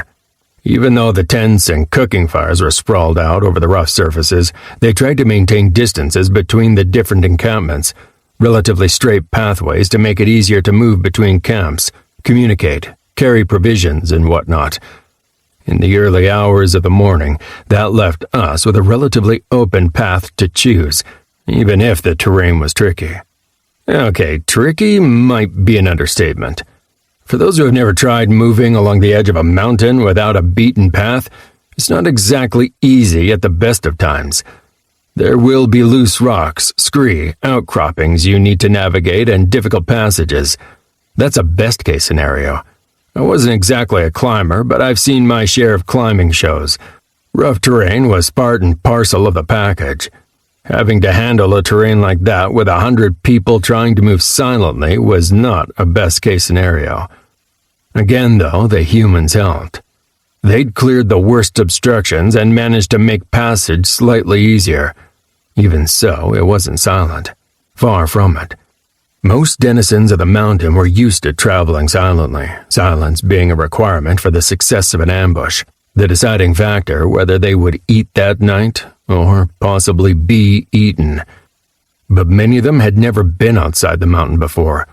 Neither had they had to sneak their way across hundreds of feet of 40-degree incline, surrounded by enemy soldiers. We were not moving perfectly silently. Rocks clattered across the ground, and scuffles and grunts were clearly audible for anybody who would listen. I expected to hear somebody cry out at any moment. Except nothing happened. Then I realized why. We were not moving in a cone of silence either. Everywhere there was a layer of noise and small sounds. Though the vast majority of the soldiers were asleep, the camp was busy. Even before sunup, there were people hard at work, preparing food, repairing items, handling every task known to man. If they had to turn their heads to look at every new noise, their heads would be gyrating like that possessed woman in the movie. To help us out, most people moving around the camps carried their own torches, kindly ruining their own night vision. Above us, we could see large, translucent domes covering the entire night sky. The magic shields, the ones covering the army from the bombardment of our forces. From this angle, it was actually rather easy to see that it wasn't a single shield. Well, there was one large shield, ostensibly the dwarfs, but underneath it, dozens of smaller shields were spread out to catch anything that made it through. Every other second, a flash of light appeared where another missile was deflected by the shield. God, no wonder that they weren't reacting to weird colors. We had our scouts ranging ahead to plot the course. I was glad I didn't have to. Not just because I had to focus on my illusion and the shadows either. Even with the humans' discipline, the mountainside was a broken mess. Adding to the difficulty, finding where we were going wasn't exactly easy. For 5 minutes, then 10, we found our way across the barren landscape, moving among the sleeping multitudes. We often had to move directions drastically to avoid workers, fires that were placed close to our path, or any number of things. On top of that, we couldn't tell exactly where we needed to go. It was not like they... I blinked, watching the Talpa scout pointing ahead of us. Okay, my bad. They were, indeed, announcing their position to make it easier for us. About 300 feet ahead of us, on the far side of an infantry encampment, a row of tents were set up in a wide half-circle, illuminated by a ring of torches, exactly like the original arrangement that Mordial had blown up. We were nearly there. Circling around the infantry unit, there were only a couple of minutes left before we had unfiltered access to the camps of their leadership. Sure, there were a handful of well-armored guards stationed around them, but Slither was here. We could take them out quickly and silently. Then the leatherworkers appeared. 3 young humans, hands filled with armor, chatting softly among themselves, emerged from between 2 tents and walked straight out into my circle of shadows. They halted abruptly, one of them dropping his goods with a cry of alarm. Then Slither was among them. Emerging from right behind 2 of them, his clawed hands worked lightning fast, stabbing into the backs of both. Then he leaped for the 3rd worker, claws first. They stabbed right into her throat, and he rode her to the ground. For a moment, all was still. Our soldiers stood in shocked silence, holding their breaths as they waited for the shoe to drop. Nothing happened. Koatem moved forward, picked up a corpse, and flung it over his shoulders. Seeing that, 2 other soldiers followed. Quick thinking there. That way they wouldn't be discovered until after the fact. Slither started lathering his claws with a dark, caustic substance again. Ah, intruders. I knew you would try something. The mental voice appeared out of nowhere. From the panicked look on the faces of everybody around me, they could all hear it. It was crisp, concise, and laden with condescension. Evil always acts at night. I will admit that I was starting to think that you worked differently from other monsters. I'm glad you did act, though. Perhaps we can finally put a stop to your pestering minions. Then a shout rang out, not from within the tents of the leaders, but from the tents behind them.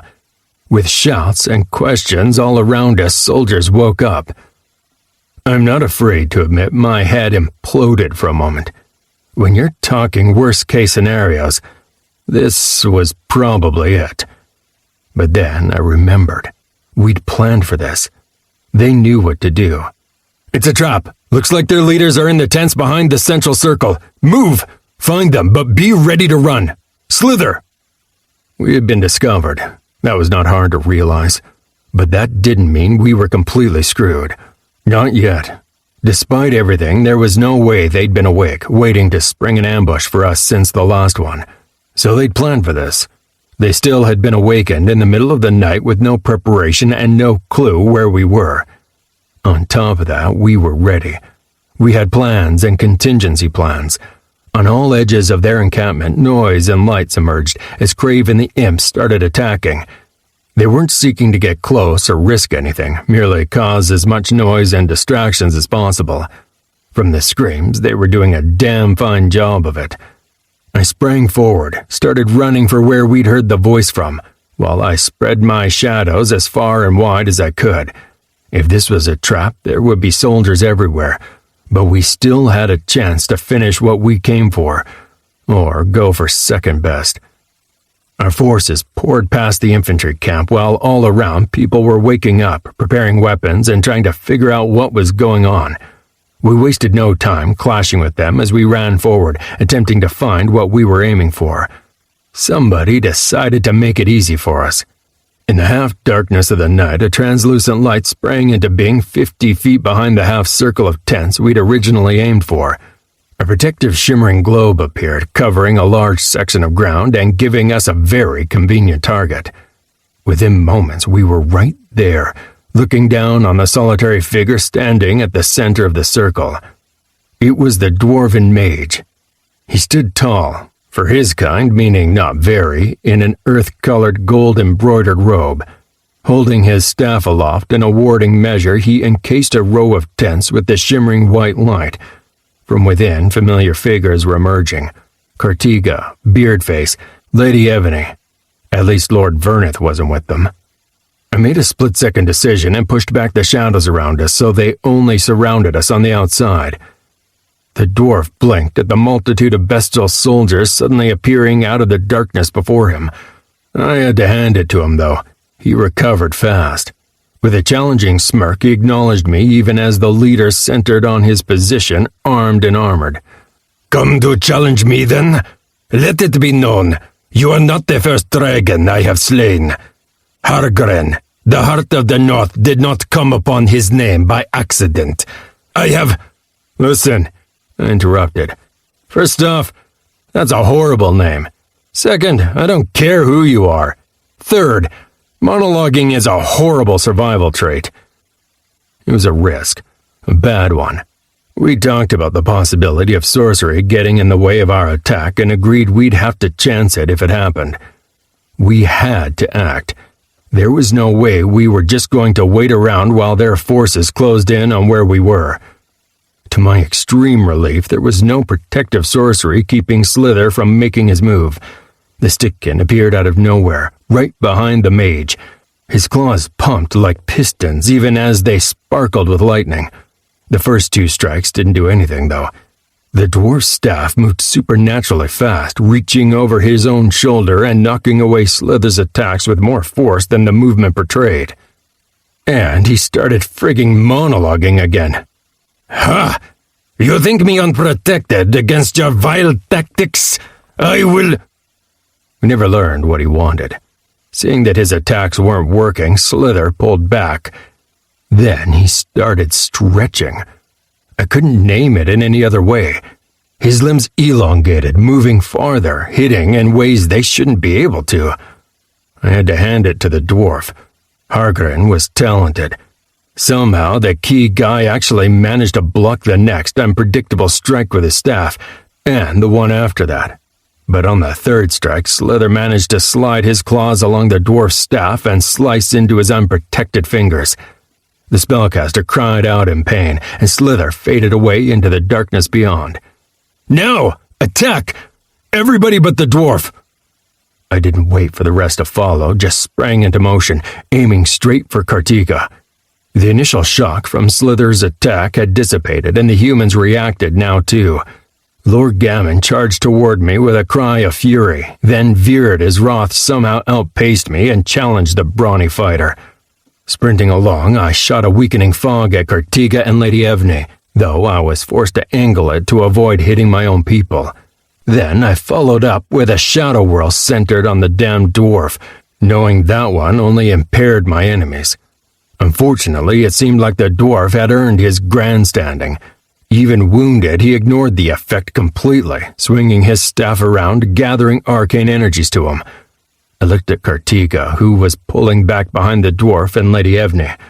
Then I took a split-second decision, veered and leapt, straight at Lady Evne.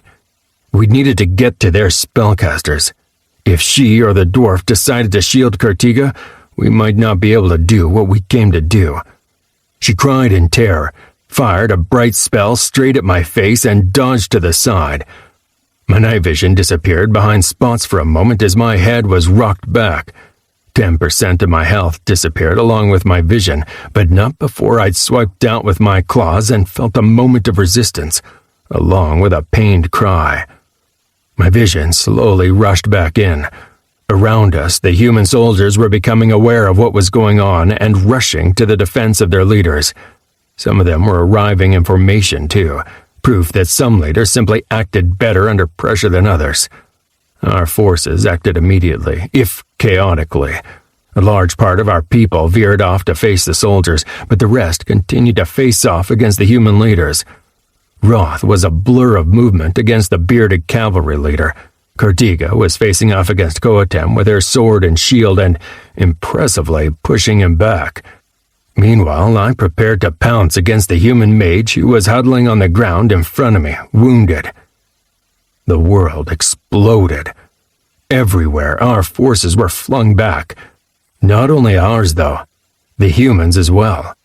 It came from Hargren. That damn dwarf was kneeling, forcing a wall of gale-like wind outward and forcing our attackers back along with the human soldiers. The only ones still standing were the leaders in their midst, who stood in the eye of the storm unaffected. Even Koatem had trouble standing against the hurricane-force winds that roamed in a widening circle around the spellcaster. Lord Gammon used the surprise to lay into Roth, yelling with each strike. He was using his superior strength to force his way onward, even though spots on his arms and legs were covered in blood from Roth's attacks. I gasped to see him grunt and force one of Roth's strikes to the side and slam the tip of his sword right into Roth's upper arm. Blood spouting, the Talpas fell back with a cry. "Roth!" I forced myself into motion, struggling against the oppressive power from the dwarf's spell, and shambled into a lumbering run. I had to finish this damn mage opposite me or I wouldn't be able to help.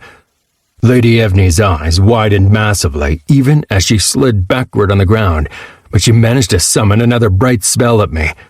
This time, though, I closed my eyes, choosing to take the hit straight on. Then I was right there. I bit down and my teeth closed around the struggling human, and I forced them closed. The sensation of her lifeblood exploding inside my mouth was beyond compare. With a shudder, I shook it off. No time to indulge my baser instincts. Kartika screamed something unintelligible at me while her shield started glowing with a purple pulsating light. Koatem was flung back, blood springing from his chest. He scrambled away. Kartika followed. The light filled every inch of space at her front and stretched out toward Koatem. I sprinted ahead, fighting the headwinds all of the way, and leaped in the way of the purple light, shielding Koatem. Flying in the face of everything a shadow dragon should be, I charged head-on, claws swinging. I was going to tear her apart regardless of whatever spell or skill she was trying to cast. My claws impaled her upper arm near the neck, and my world dissolved into pain. I pushed through even as my health plummeted with every tiny move. I pulled my claws back, feeling completely drunk. Watching her through a haze, I heard her pain-filled laughter. Her teeth were gritted as she addressed me through the pain. Her arm looked like some bloody carnivore decided to use it as a chopping block, but her eyes were focused. Mirror of suffering. Never lost a duel. Never expected to use it on a dragon, though. She wavered a bit on her feet, then found her balance. So come on, you beast. Strike. Let's stop the charade and end this. I saw a lot of things in that gaze of hers. Resignation, defiance, a shitload of pain. I nodded and almost fell over. Agreed. Time to end this. I moved toward her, baring my teeth for an attack. And a second before impact, I sent a message. Slither, my target. Cartiga's pain-filled concentration was completely focused on me. Her shield was raised to ward off my bite, mirror of suffering ready to punish me. The entire front of her body was covered in a dark purple light, making her look almost demonic. Then there was a moment of confusion, and Slither appeared behind her. His claws impacted her neck from behind, where her light and the skill effect didn't reach. I barely noticed her drop to the ground before Slither was yelling at me mentally, telling me we needed to get out. I finally noticed my health, blinking below 20%. Without taking the time to look around, I sent a message. Pulling out! Now! We'd done what we came to do. Then I staggered back where I came from.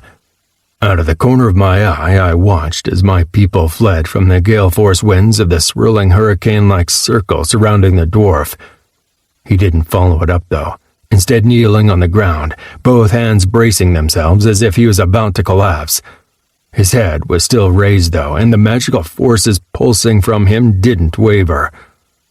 The remainder of my soldiers were struggling to extricate themselves from the clashes with the enemy soldiers.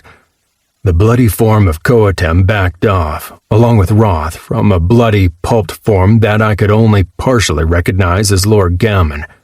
When he'd fled from Cartiga, the evolved Crawl had apparently helped take him down. Everybody else was retreating as fast as possible, just this side of panic. I helped as I could, unleashing my weakening fog, roaring and slashing at the air.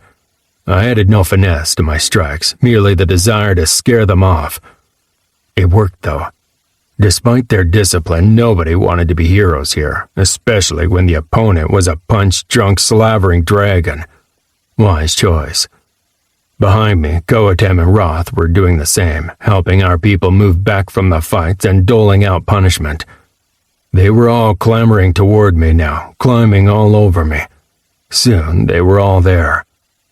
I was lost inside my head when Roth slapped me on the flank. Hail yourself, dragon!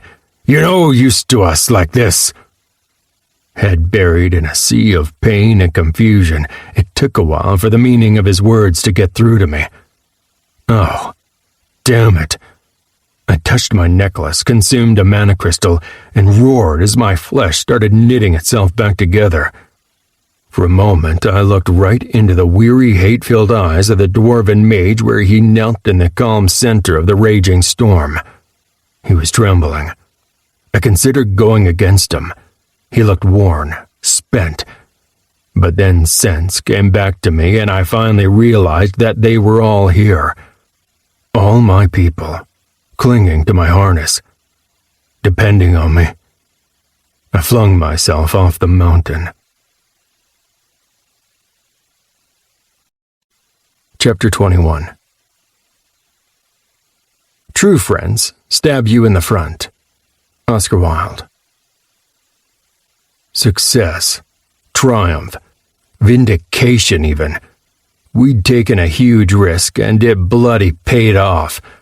Even with their leaders ambushing us, we'd managed to eliminate 3 of their leaders and poison the dwarf mage who, so far, had been the singular enemy who'd given us the most trouble. Let Lord Verneth be the one to lead their armies onward. Pretty please. Pick your poison, they say. In this case, literally. Unfortunately, our nighttime ambush out in the wastes had spent all of the lethal poison we had. In this case, we'd gone with a different approach and opted for the merit seed poison Leva concocted. Apparently, she had managed to strengthen the paralyzation effect and turn it into a slow-working poison that dumped the targets into long-lasting comas. We didn't have large quantities of the stuff, but we didn't need it either. Roth, Coatem, Slither, and myself had smeared the stuff on our weapons and claws, making damn sure we didn't get any on ourselves. That was why we didn't push our luck with that damn dwarf. From the moment Slither managed the first couple of scratches, he was going down. Sure, I would have felt a lot more secure if we'd managed to kill him off, but this was a good alternative. The experience spoke clearly. They had been high-leveled. Not as much as Sayla, sure, but everybody who managed to get a strike in on either of their leaders had gained at least half a level. I hit level 46 myself. As for the rest of the fight, we hadn't done much damage. We'd fought defensively, focusing only on making it out of the battle alive once we'd gotten to the leaders. It had taken us quite a lot of time to transfer all of our forces back to the remainder of our people outside the mountain, mostly because we had not been in the best of shape after the attack. That included myself. The mana crystal I consumed was continuously healing my wounds, even as I plummeted toward the ground far below, with way too many soldiers hanging on to me for dear life. Hence, my landing held an uncomfortably large degree of controlled crash to it. I was fortunate that I managed to avoid smooshing any of my minions on impact. Then we had to handle a very fast round of triage before I struggled up to Fire Peak, carrying 24 badly wounded soldiers who needed to see the Urgle as soon as possible for healing. Finally, I spent a while with Crave transporting our forces back above the invading army. I took a look at the forces spread out far below us, then at my people, who were continuously moving back and forth all across the mountainside, securing ammunition, then dumping it down on the enemies below. A few of us had taken to digging into the mountain with picks because we were running out of easily accessible rocks. "Are you sure?" I asked Crave. The huge blue dragon was glaring down on the massing individuals below. He stood right near the edge of our plateau, making no attempt to hide himself. "Yes, your silly strategy is working. Their shields are failing. I have seen a handful of missiles overwhelm their defenses in the last half hour. They also sent the final flyer away a while back to tell the human empire back home they are failing, I expect. When the two of us join in the attack, it will be even worse for them. If any of them want to survive, they should start pulling back shortly. If not, I will feast." I nodded eagerly. "That is amazing. Thank you for keeping an eye on things. That means all we have to do now is push them. Make sure that they know we aren't going to hold back, then hopefully that's it. By this time tomorrow, we might see their backs as they start trekking back toward human lands." I didn't comment on the niggling doubt about the hawk that had fled. They might be vying for reinforcements. However, with their main flying army crushed, I couldn't see them bringing anything in time. They'd have to risk all their flying forces on one enemy. Still, the thought wouldn't go away. Crave unleashed a bestial roar that reverberated out over the mountainside. His eyes gleamed with undisguised bloodlust as he answered. "Then we slay them one by one, and take their strength for ourselves." "Yeah. We'll see about that, Crave. All honor due to Deyra, but we're looking to end the conflict with the humans, not escalate it and ensure that we continue this war forever." He snorted. There was a lot of hatred and disdain in that snort. "That is your take on it, not mine. For now, I will pay them back for what they did to my home." With that, he took off into the air, heavy wing beats bringing him toward a large stack of boulders. Somehow, the humans still didn't get it, though. At this point, I couldn't tell if it was a matter of persistence, stupidity, or simply because they didn't like their chances of being able to make it all the way home to the human lands. But the human army stayed right down there, didn't push onward, just huddled down like a tortoise, waiting within their shell to see if we would go away. Of course, we weren't going anywhere either. We were starting to really hurt them. Every now and again, one of our missiles, either by our flying minions or our people on the mountain, made it through a hole in the shields. The cries and heavy impacts below showed that we were finally getting somewhere. Their morale had to be at the breaking point now. Their desperation finally resulted in an unprecedented move. Following a sudden explosion of shouts and movements, their army started rearranging. No retreat, however. Amidst a lot of confusion, the rough circle of non-human skirmishers outside the human camp contracted and started pulling inward. I cursed as I realized what was going on. Damn, they actually did it. The human leadership's interest in survival finally outgrew their desire to keep the non-humans at a distance and showing them they were worth less than the humans. They were being annoyingly clever about it too. They still kept maybe half of the remaining secondary in a protective circle outside the actual army, but the rest of them were divided liberally among the rest of their forces. I cursed. Then I sent a message to all our forces. Stop bombardments for now. Return for new orders.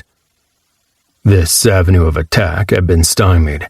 Still, that opened up for another range of moves. Before, sneak attacks had been completely impossible due to the chaotic disposition of the non-humans.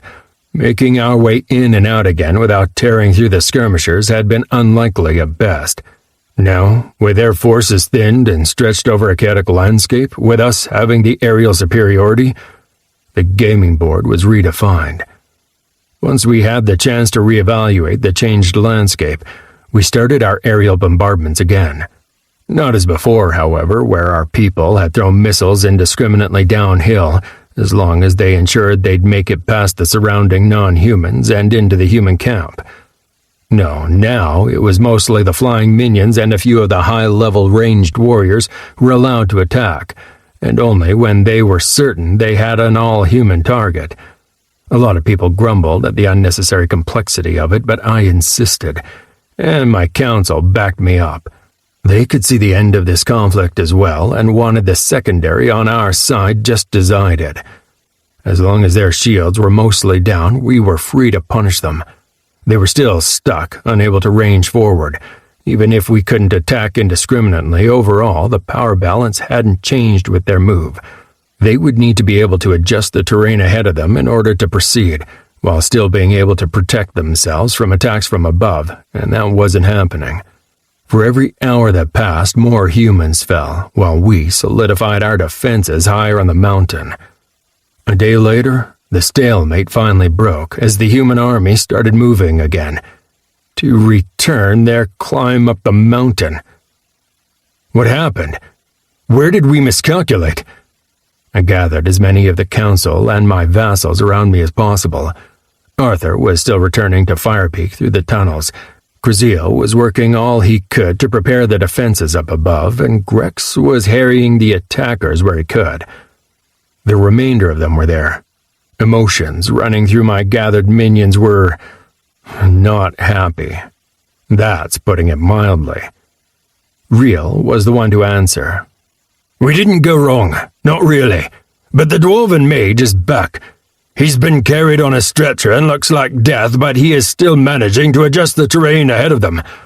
And they're moving. Damn it. Damn it all. They must have some healers or magical items to weaken the poison. He should have been unable to do anything but drool and pray for death for the next week, possibly month. We're so screwed. I realized I was not exactly building confidence and reined in my temper. Okay, we will handle this. Like we've handled everything else, we are going to adjust and beat them at their own game. At this point, the average soldier must be ready to do nothing but desert to avoid the stress of our constant attacks. They can't have much left to give. I gave a decisive nod, which only felt a bit contrived, then opened the table for input. Suggestions. How do we handle this? What's the plan? Crave surprised me by being the first one to speak up. He usually waited to hear the plans before joining in with his opinion. This time, however, was different. He cut through the low discussions with a decisive strike. My plan is simple. I am leaving. Everybody grew completely silent. Even Roth didn't say anything. The only emotion I felt coming from Crave was one of conviction. Not fear, nor anything hostile, just decisiveness. I had to gather my thoughts for a moment in order to come up with a response that wasn't a string of expletives. That sounds like really bad timing for our fight, Crave. There was so much else I wanted to ask. I kept it simple. Why? He sneered. I have told you before. I want to follow Deyra. Fight and thrive. I do not intend to follow your path toward death and destruction for some obscure idealism. With my domain ruined, I have no real reason to stay. I still would if we were winning. However, that is clearly not happening.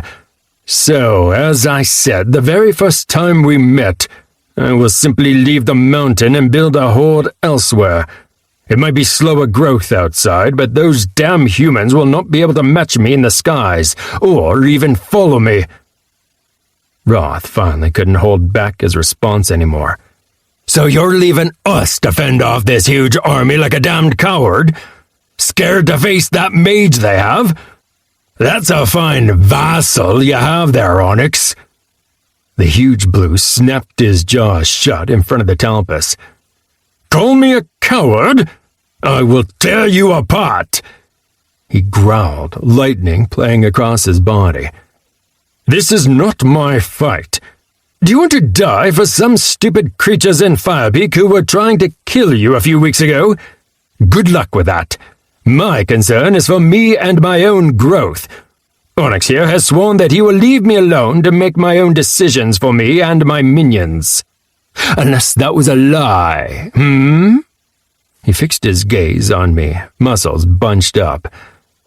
I pondered my response for a few moments. This was falling apart too quickly. No. I promised Crave free reign as my vassal without any intervention, and I stand by that. I will not deny that I am disappointed in you, however. I believe that you were not afraid of a fight, that you were starting to see the point of our approach. Afraid of a fight? Never. This is not a fight. Fighting would be tearing down the non-humans below. They are trying to kill us all. You impose rules that do not belong, demands that are not of Deyra nor make sense. No, for as long as you were winning, I was willing to accept your choices. You did not try to make me bow to them, after all. I even recognize that there are times when your sneaky approaches will be better than a direct one. But now you want me to be part of your doomed battle, and that I will not stand for. Fuck. I knew he wasn't on board with our politics, but I honestly thought he was slowly coming around. Also, despite what Crave said, this wasn't only a matter of losing his horde. The look in his eyes when Roth mentioned that human spellcaster was clear. It was fear, plain and simple. No way I was going to get him to admit that, though. How to salvage this, then? What can I offer you that will entice you to join the fight? At this point, nothing. You will remain embroiled in this pointless war until the end. I intend to find a real challenge out there where I can test my strength and build my own realm on my terms. His tone softened somewhat. I do not mind remaining your vassal. You are a clever leader, and it strengthens both of us. But I will not die without reason. In that case, I might have one thing to offer you. How about this? If you stay with us, I will show you the opportunity to win your own blessing. The look he gave me was all predator. He looked like he wanted to eat me up, scales and all. I'm listening. Okay, then let's be realistic. This might go wrong, I agree. There is a very real risk that the humans are going to overwhelm our defenses, make it into the crater, and take over the blessing. If they manage that, we're screwed. but we know about 2 other blessings. And you would promise me one? I snorted. Hell, I was going to anyway. From what Selah said, I can't manage more than 1 blessing anyway. I have 3 vassals, and Azal looks to be pretty comfortable where he is. So yeah, those were my intentions. Whatever else people might say about me, I've always tried to do right by those who work under me. So what's the plan? You promise to give it to me? Give it to you? No. You'll have to earn it. By all accounts, the place is riddled with monsters. A lot of them are above level 30, too. But here's the fun part. From what the scouts said, they're all ground beasts. No flyers? I shook my head. Not from what they were able to see. It's a large ruined city. You're telling me that you will hand over the blessing and a ton of experience on legs? His incredulity was tangible. Yes. It won't be easy. In fact, I'm sure there is trouble lurking for you somewhere there. But that's how it works, right? Nothing comes for free in this world. You need to earn it. And I'll hand over the location. His eyes narrowed. Right. And all you want in return is for you to stay in the battle and protect the skies. Fight any flyer. You and your minions are the ones who are the best prepared for that. So that's my demand. Stay, fight, do your part, and even if everything goes wrong, I will tell you what you need to get there. I will leave one of the scouts with you before the battle, who can guide you. He thought about it for a while. The hunger in his eyes left no doubt as to how much he wanted it. In the end, however, he bared his teeth and responded with finality. No. We have already tested our strength against the humans and the dwarf. We are not strong enough. Yet. I cursed inwardly. Let me be quite frank with you, Crave. That's a load of crap. You want to flee from the mountain because you're afraid and because they ruined your home. And we haven't faced them head on yet with our full might. I looked up and at the large blue. He didn't back down. Even so, I could sense his emotions. Guilt, defiance. Underneath that, a roiling layer of fear. I exhaled in disgust. If you decide to flee, I won't try to stop you. Having to take you down will weaken my forces even further. But you won't be my vassal anymore. You and I, we will part ways. Should we meet again, it would be as enemies. He laughed aloud. It was the first laughter I'd heard from him since his domain was destroyed, and it seemed wilder, more unhinged. Like you could stop me, Onyx. If you insist on us being enemies, then so be it. I have one offer for you, though, before I leave.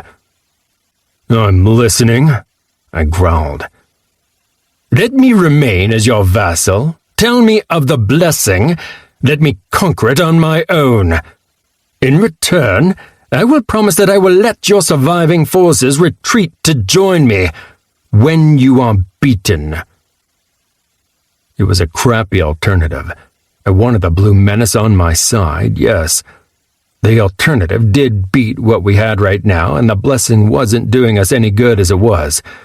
Still, Crave had just proved beyond debate that he couldn't be trusted in a tight spot.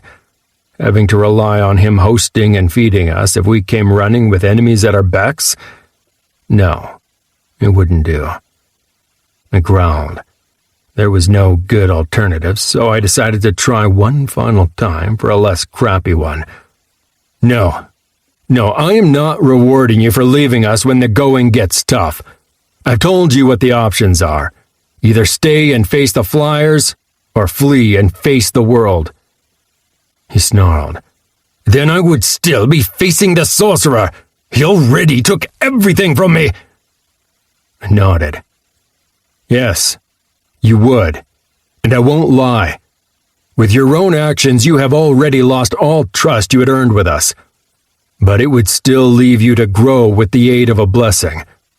Also, you are fast, so you are the one among us who stands to most likely get out of that conflict alive. So there it is.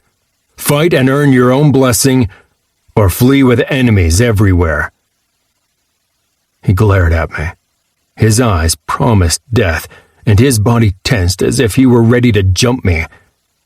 But I knew his answer. It was right underneath the surface. The fear. His world had been turned upside down. A brief while later, Crave and his forces had left, and I was busy cursing. We'd just lost our best weapon of attrition. On top of that, I was sad to see him go out of a purely egotistical sense. I wanted to help Crave, and he'd been getting there. It just hadn't been enough. I decided to contact Azel. There would be no upside to keeping something like this a secret, and we needed to adjust our plans accordingly. However, where Crave had been a nasty surprise, the chat with him was far more pleasant. In short, he believed he'd found the right place for him down there in our old lair, and he wasn't going anywhere. In fact, he outright reveled in the kind of steady, productive growth he was going through right now, slowly expanding his wintry domain while outfitting all his minions, and a lot of mine, with enchanted items. Even better, his eagerness for battle didn't diminish when he heard that Crave split. It would just mean more growth for himself. I worked with people like him before. Ambitious, but as long as you provided them with a clear route to growth and self-improvement, they weren't going to rock the boat. I sure as hell didn't hope so, at least. Good. With that out of the way, this is when we talk about alternate plans. I turned toward the others. Somehow the dwarven mage is fighting against the poison, and he's strong enough to guide their way up the mountain even if he's near comatose. We need to either take him out or delay them for long enough that our defenses are in place when they reach the peak. We spent a while debating the possibilities. In the end, Kraziel was the one to recommend the strategy we went with, even if most of the others hated it. "It's cowardice, that's what it is. That little weakling just wants to avoid fighting." Roth usually didn't go at Kraziel's throat like this, but he was furious. The hair of his fur stood on end as he stood with his fists clenched. For once, Kraziel didn't back down. "You can call it what you will, Roth, but I believe this will work. And that is the most important part of the plan. If you come up with a plan that involves fighting that has a chance of success, they would all prefer to go with that instead of my plan. So go ahead." My favorite little bodybuilder Talpus opened and closed his mouth like a suffocating fish. "I liked you better when you were level 2. Then he stormed off. I blinked. Okay, weirdest insult I've heard in a while. We need to get to work, though. So, what do you need from us, Kraziel? "Spellcasters. All the spellcasters you can spare from Firepeak. That and protection, of course. If the humans decide to send that dwarf after us, there's no way we'll be able to protect against them." "You'll have it. What else?" He shrugged. "That's it. Like I said, we're not stopping that dwarf. His powers are too much for us to match." His small eyes glinted with mirth. "But that doesn't mean we cannot make him loathe us." Chapter 22. Kraziel was hard at work. There was nothing to be seen, though. He knelt near the cliff edge with his eyes closed and both paws touching the rocky surface. A tiny smile played on his lips.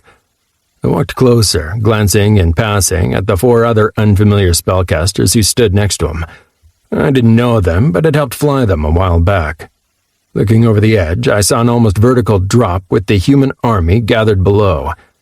That little dot right there might just be a stretcher.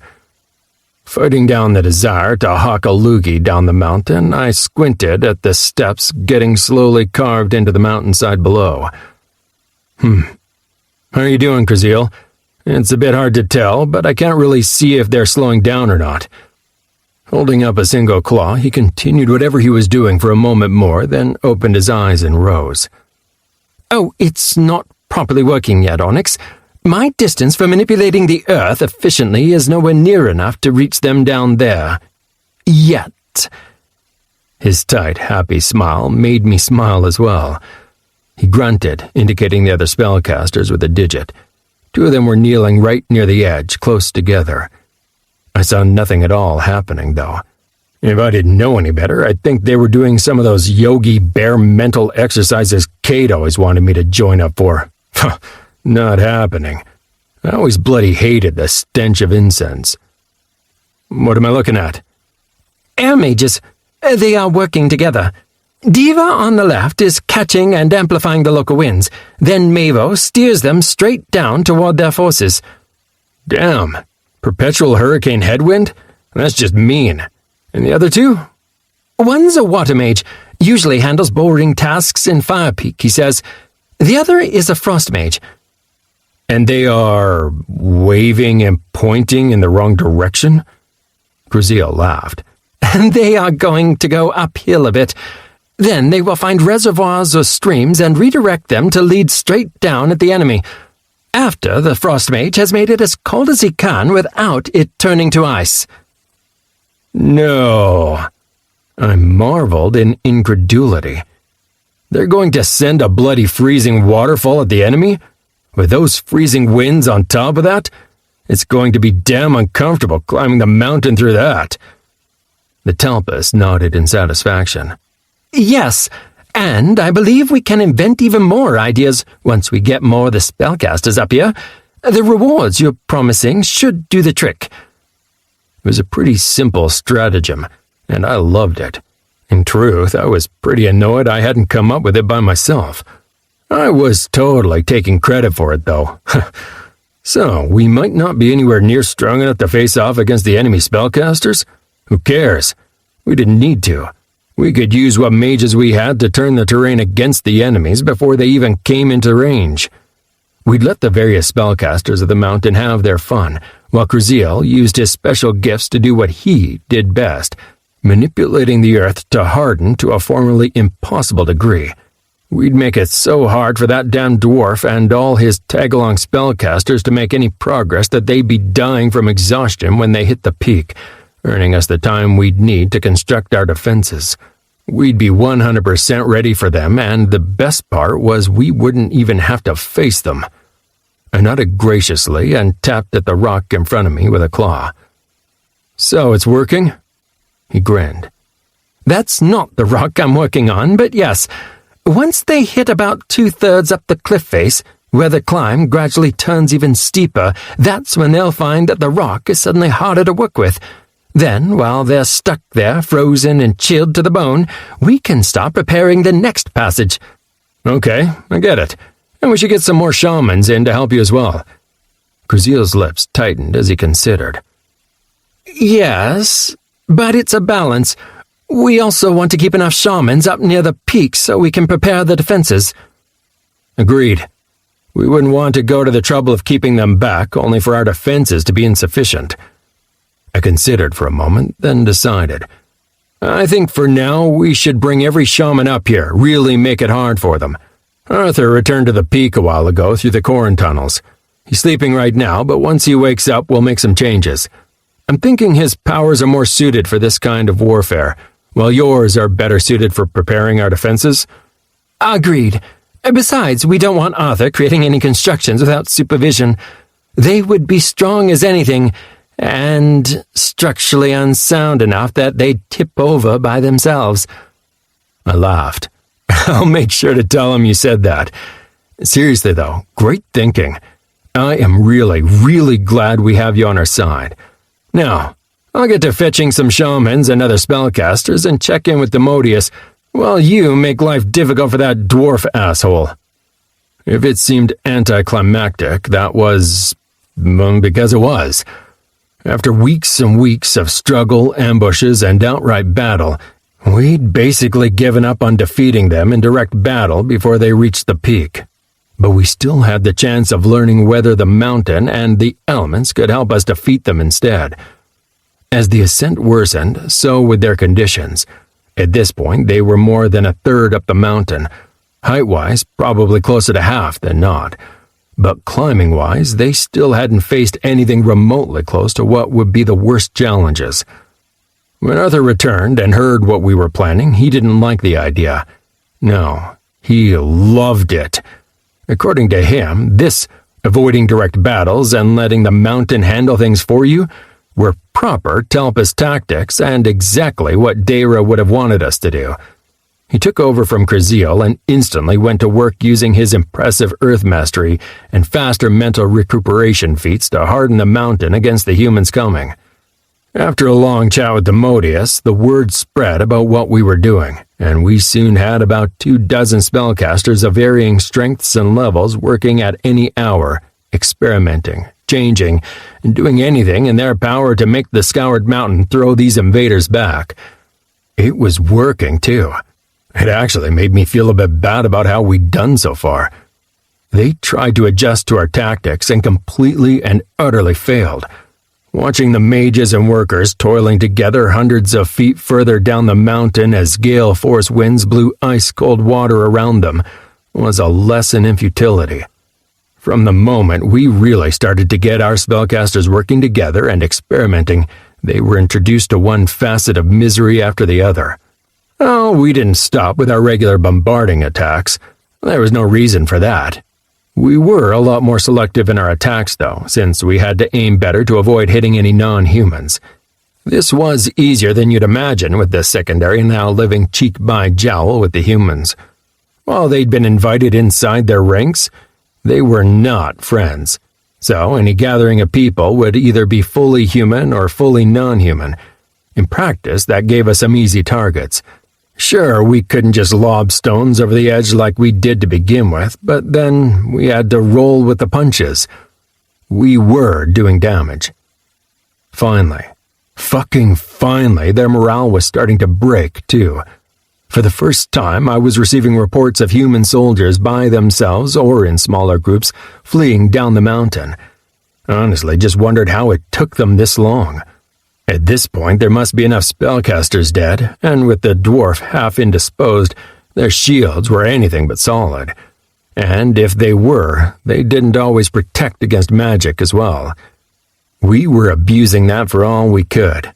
A few of the less risk-averse, which was saying most, imps, also took to sniping in smaller groups in order for their combined attacks to sometimes push through the shields.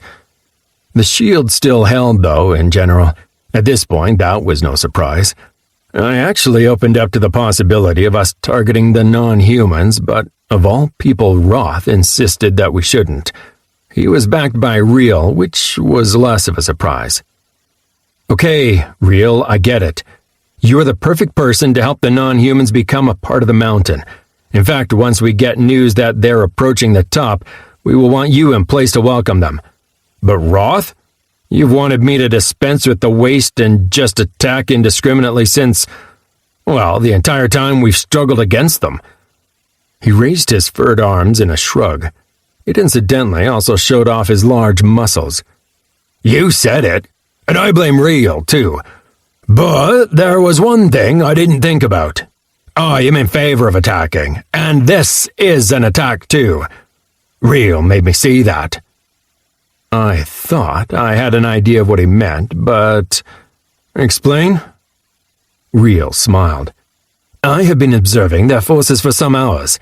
Your attacks are working in more ways than you might have considered to begin with.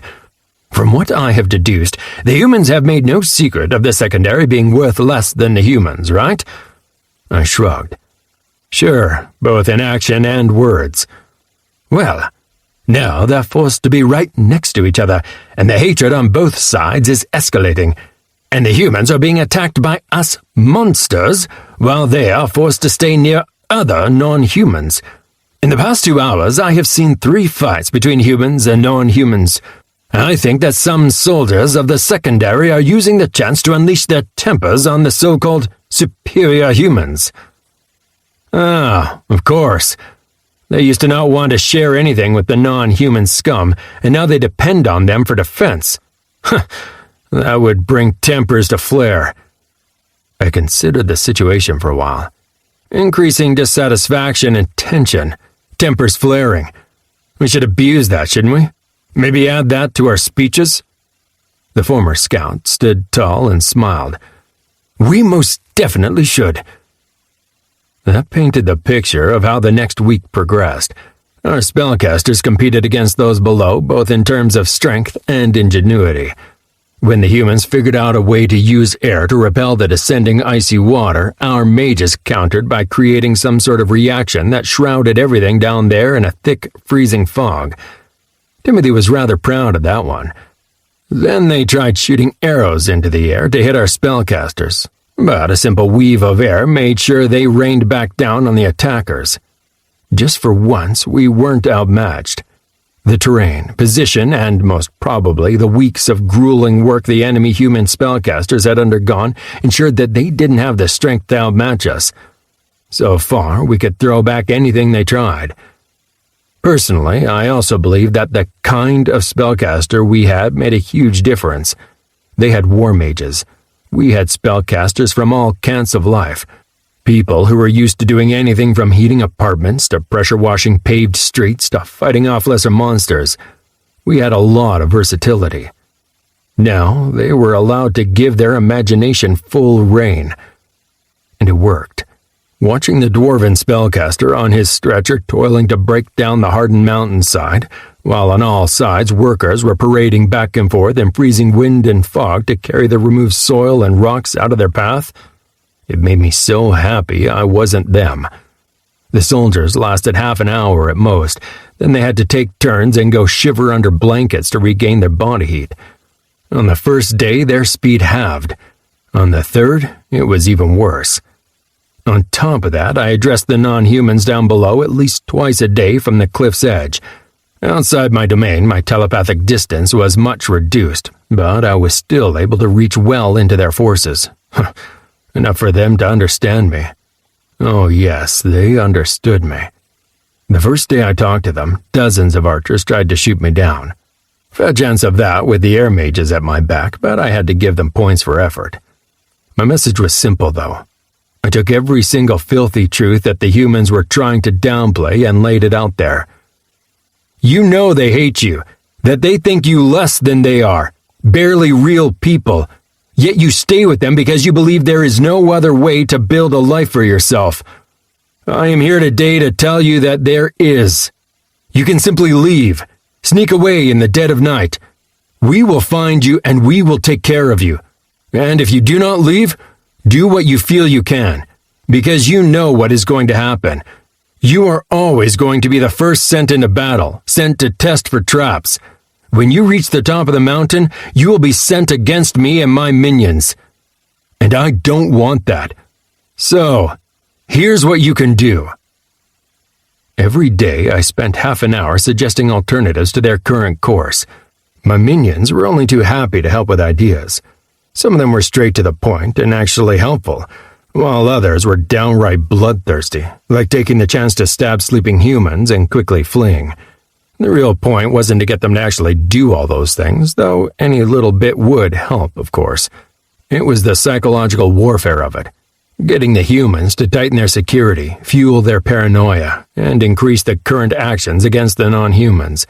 Any way we could make them expose their real feelings toward the secondary and stoke the fires would be to our advantage. Up above, our people were working to prepare the peaks for our defenses. Cruziel was in charge of that, but I'd cleared the wide strokes of it with him. What he was planning was nothing short of diabolical, and I gave him the thumbs up to get to work. Watching that work unfold was going to be incredible, as long as they were able to finish in time. At this point, they'd managed to tunnel through the crater wall to the outside and were hard at work widening the outside approach. We wanted the humans to have a nice logical path to the peak so they didn't spend too much time debating whether other avenues would make for a better, less contested climb. Fortunately, the mountain was helpful in this approach. I mean, after hitting age 30, I never again contemplated climbing a single mountain in my first life. Hell, the 2 sets of stairs to my upstairs bathroom left me winded at times. However, Timothy was, as usual, helpful with a ton of information. Apparently you couldn't just climb a tall mountain whichever way you wanted. No, there were routes. These routes were quite often severely limited in number by the natural circumstances, weather, wind, inclines, possibilities for erecting camps and whatnot.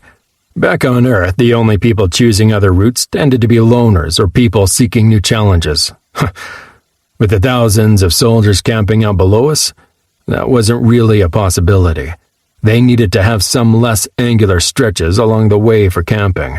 There was no real way around that. Unfortunately, that was one place where the mountain helped the humans more than our side, because the rise and fall of the ascent was anything but onerous.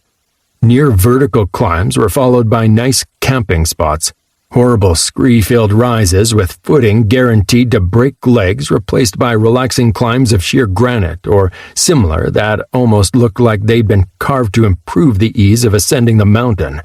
In short, though there were ugly stretches, we weren't going to see any marathon passages where the human army might be entirely defeated by the mountain itself. I finally found the time to have a proper chat with Demodius back in the capital. Of all the people back in Firepeak, he was the one I was the most happy about getting on board. He was worth every reward I could throw at him, and I rarely told him no. He did everything he could to make Firepeak thrive and was quickly becoming the central bloody linchpin of my entire organization in the capital. His only issue? He was so goddamn proper. If we were back on Earth, I'd bring him with me on a 3-day bender, ruining those morals of his.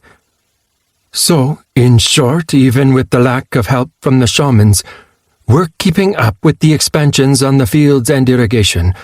The currently working fields are producing as expected, and we have workers doing the manual labor to prepare the initial canals as well as the water reservoirs for the remaining third of the crater. We will need the shamans to harden the material and level the canals off properly afterward, of course. Still, I am quite confident that we can save a lot of work for the shamans this way. I snorted. I love how you just assume that we're going to win our battles against the humans. He inclined his head. That is your task. I, meanwhile, will focus on making Firepeak thrive. Delegation. You're a quick learner, dude. How are we doing on the preparations for that, though? I mean, getting everything ready for a battle. That will take some explaining. All told, however, the takeaway should be that we are doing well. Azel has been delivering better than expected, and I believe his expertise has grown. The benefits from the weapons and armor have increased. Of course, with Crave's domain closed and no new high-quality ore, the quality of our weapons will be decreasing a lot. What should we do? We cannot do anything right now. We need Azel up here soon anyhow. We will need him and his minions for the battle, and we want to have him training with the others before they all arrive. I will talk to him later today. Understood. As for the crafting up here, I have a few surprises. He beamed a tight smile at me and clapped his hands twice at a guard who ducked out of the throne room. I tilted my head in question, but he just spoke on. The Dworgen have delivered beyond expectations. We have had to adjust our expectations and have kept a lot of high-quality items here in the capital instead of sending them to Azel. He would simply not be able to keep up with the enchanting. The enchanters here in the city are overburdened as well. In result, your hoard is, once again, overflowing with items. It will take a lot of time for everything to gain any magical effects, but the armor in particular is of high enough quality that they will be able to hold high-end enchantments. I nodded in satisfaction. I love it. Once we get closer to the battle, we will open the hoard to everybody. Everybody, Onyx? Yes, with reservations, obviously. Anybody who is ready and willing to fight. We will keep the stronger items in the hoard, so the hoard's effects don't diminish, but we want everybody properly outfitted for the battle. Understood. Then, with a wide smile spread on his face, he waved at the entrance door. That was not the real surprise, however. This was. The large double doors leading to the throne room were flung open, and in wheeled a large contraption. Dragged by 3 huge urton, it was a mixture of dark wood and polished metal. It looked like it weighed several 100 pounds, clunky edges combined with long sweeping curves of... Is that a friggin' ballista? I believe so. A few of the Dwergen have been near obsessed with the making of it since they heard about the principles, and I gave them the go-ahead to keep working on it. I gaped, walking closer to take it in. The ballista was massive, sharing only a slight resemblance to the versions I'd seen in medieval movies. This was more of a welder's wet dream, at least 15 feet long, iron combined with... What is the bow made of? That doesn't look like wood. How the hell does that handle all that tension? Demodius chuckled. Yes, Onyx. As you know, we are woefully short of forests down here. This is a lovely alternative in my eye. You might remember the flesh abomination that attacked Fire Peak, I believe? I slapped the floor in surprise. Well, slap my ass and call me Tiffany. Pardon? Never mind. I took in the long curve of the material of the bow and chuckled to myself. That's what? A rib? Never mind. With his weird body, who could tell? I love the karma of it. I seem to recall that nasty thing being a tiny bit taller than this, though. For one glorious moment, Demodius's officious demeanor faded, and he waggled his eyebrows in response. Well, that is probably because that thing is one of the smaller versions. We have 2 that used one of the larger bones. I marveled at the thought of that. The thing had towered above everybody, including myself. But will it hold? So they proclaim. Our main enchanter says the theory is sound. He has procured a number of its bones for himself. Something about the beast taking in more magic than the average animal, strengthening the material in the process. I confess I did not question much beyond the initial confirmation. I waved it off with a wing. Good enough for me as well. If the specialists say it'll work and they've tested it, that's all we need. So, we are adding ballistas. Ballistae? Anyway, that will be a lovely addition to our defenses. He smiled. It will, especially once you take into consideration that we already have crews for all of them. And we have had a large batch of crossbows created as well. Seeing my rapid blinking, he added, Your crawls. It was Gert's idea. She insisted that their role as frontline fighters would not be sustainable in the long run. Her reasoning was rather good with stronger close combat fighters being available, and since they are strong enough to handle the weapons with the steadiness needed for accuracy, I could not but agree. They are showing great promise. Amazing. That was just... That Gert. She's taking my job away from me, being as wise as she is. I chuckled. What else? How are we doing on the training? The stately official grimaced. That is one area where we are under-delivering. Not the training inside the city. In fact, a good deal of your minions are already reaching the point where their attribute increases are becoming hard to earn. Your minions are strong, Onyx. For their level. I noticed the way he said that. For their level. That's the issue then? Exactly. We still have been unable to find an effective way to level our minions. I have instituted a new approach where we have several higher-level hunters and scouts joined by groups of lower-leveled fighters. They roam the mountain, then, locating proper prey and subduing it, allow everybody to share the experience from the kill. I can see some of the issues.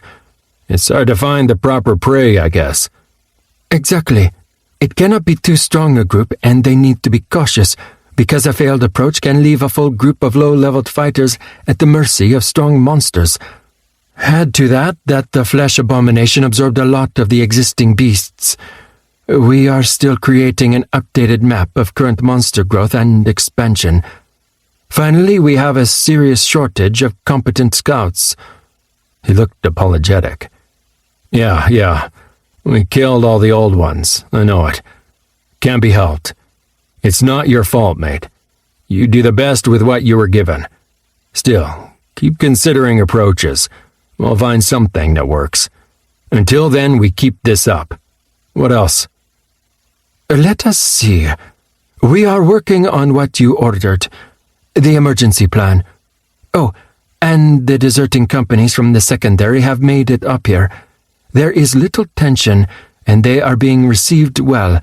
So far, they are fitting in perfectly. I am truly impressed by how little trouble we see from them. That's incredible. I'm glad that they got here safely. As for their behavior, it makes sense. They're used to taking orders, and I believe they've been treated so badly in the human army that as long as we treat them with respect, they'll fit right in. Any luck with getting them to join our forces for the fight? He held 2 fingers apart slightly. Little. Part of their forces join us every day from both the desire to strike back at their former masters and for the rewards we offer. But it would seem that their reticence holds true. They are afraid of what the humans may do to their kin if they are ousted, and some are simply afraid. He smiled. Those who do join us, however, are amazing. They are of lower levels than the humans, but higher than most volunteers from Fire Peak. While they might not be as well trained as the humans, their own kind have made sure to train them decently. The best part, though? Their eagerness. Those who decide to join up are looking for payback. I can relate to that. Give them all they need. Hell, that was one thing I'd learned for sure in my years as a foreman. One golden rule. Reward those who show up at work, do what they're supposed to do, and go home afterward. Those who deliver past that, do better than asked for, give them what they ask for and then some. These are the people you'll want with you. Apart from that, the situation in the capital was about as could be expected. The good thing about an impending invasion was that there were few dissenting voices. With the Dwergen and the former city guard defeated, everybody left in the place accepted the situation as it was. That didn't mean that they were giving us their full aid unasked, obviously. However, it did mean that most people didn't mind helping, and the rest at least refrained from working against us. That, by itself, was about as good a starting point as we could hope for. Chapter 23. Uninvited guests are often most welcome when they leave. Aesop. The success with our new approach was undeniable. Their army slowed down more and more, and you could see the toll our sorcery and surprises took on their workers. After a handful of days, the dwarven mage arose from his stretcher. Riel insisted he still looked weakened, but after that their speed improved slightly, along with his strength, one would assume. Even so, their progress was not without its cost. To my chagrin, the spellcaster's experiments were taking a heavier toll than back when we still had the parvu beasts to bombard them non-stop. It was too much to expect that the invaders would take that sort of pressure without reacting. And react they did. The first attack came almost without warning, in the middle of the night, as 2 large groups of camouflaged humans scaled a stretch of the mountain next to where we expected them to climb. Fortunately, for us, one of the climbers lost his grip close to the top and went tumbling with a loud yell, giving us a brief heads up. We got a chance to organize and half a minute to prepare before they hit us. The ensuing attack was as brutal as it was short-lived, though. They fell over us, yelling, charging recklessly, formations and discipline forgotten in sheer bloodlust. Mostly humans, with a few non-humans in the mix. For a moment, the surprise attack threatened defeat, but then Timothy went on the offensive, floating into their midst, stunning the attackers left and right. We flung them back then. Even with surprise on their side, they were still out of their element, and the fact that all our people had night vision evened the scales. That moment marked a change in the dynamics, though. Before, the human army had focused exclusively on pressing onward to reach their goal, but now they were flinging forces at us at all hours of the day. Sometimes they climbed in their dozens, sometimes in their hundreds. Sometimes they were humans only, other times mixed with skirmishers. The methods and approaches were different. Occasionally, they would climb straight up toward us, trying to reach us through speed. Sometimes they tried to circle around, reach us from above, or find a point where they could fire down upon us with ranged attacks. But the important thing was they stopped holding back. I took it as a sign that we were actually getting to them, and they would be in trouble if they didn't act, and I called for assistance from Firepeak. It didn't take long until we had additional soldiers there to safeguard our spellcasters. Most of them were green as grass, and the clashes were bloody. However, we had all the odds on our side. Better positioning, air support from Grex and his imps, Timothy and me, and, again, we had the spellcasters. That was the single place where the humans held back. They didn't risk their mages in these attacks. It was all infantry, ranged fighters, and the occasional squad from the secondary. At most, the spellcasters below expanded their shields to protect the attackers on the first part of their climb. They allowed no large-scale attack by the non-humans, though. They clearly didn't trust them to move by themselves. Probably clever of them. We'd make a huge barbecue and welcome them aboard. We were receiving everything I'd asked for now. Experience points for our fresh fighters, a chance for them to be part of a fight with reduced risk and gain in levels, along with actual hands-on experience, too. For each of them who flung an attacker to their death with a well-aimed rock or throwing spear, they gained a little experience, a little strength, and a tiny taste of what an actual battle was like. Our imps and other flying fighters under Grex were also truly coming into their own. At this point, their movements seemed carefully choreographed. They moved into formation to join for attacks as naturally as they spread out right afterward to avoid any return fire. We practically stopped losing any of the flyers due to their speed and improved training. Their levels kept climbing too. Grex went so far as to admit that the new imps and other fighters joining from Firepeak were becoming acceptable too. We were improving, even as we were forced farther and farther back.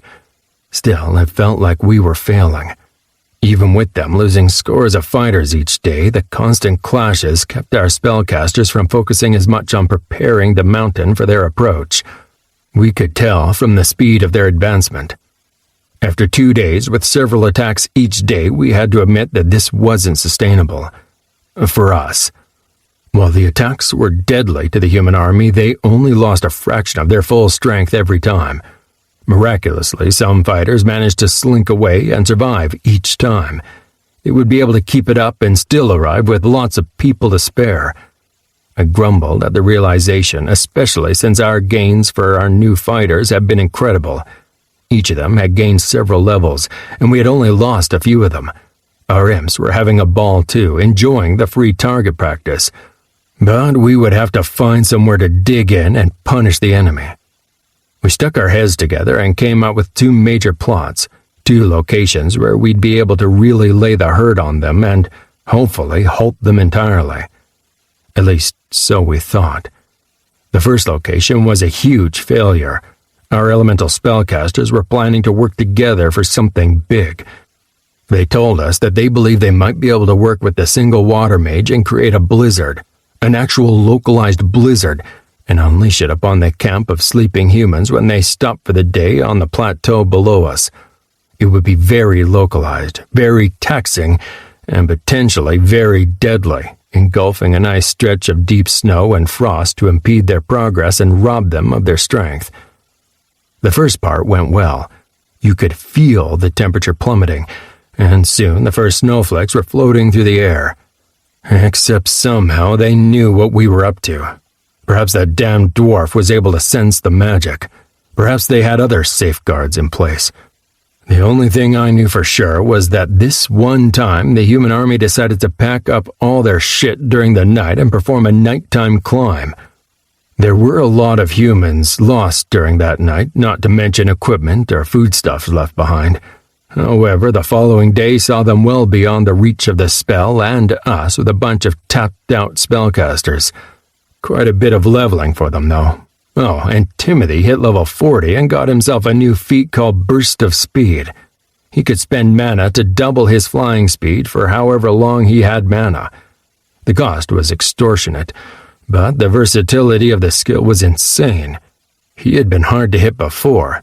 Now, he was almost as fast as Roth when he was using his skill.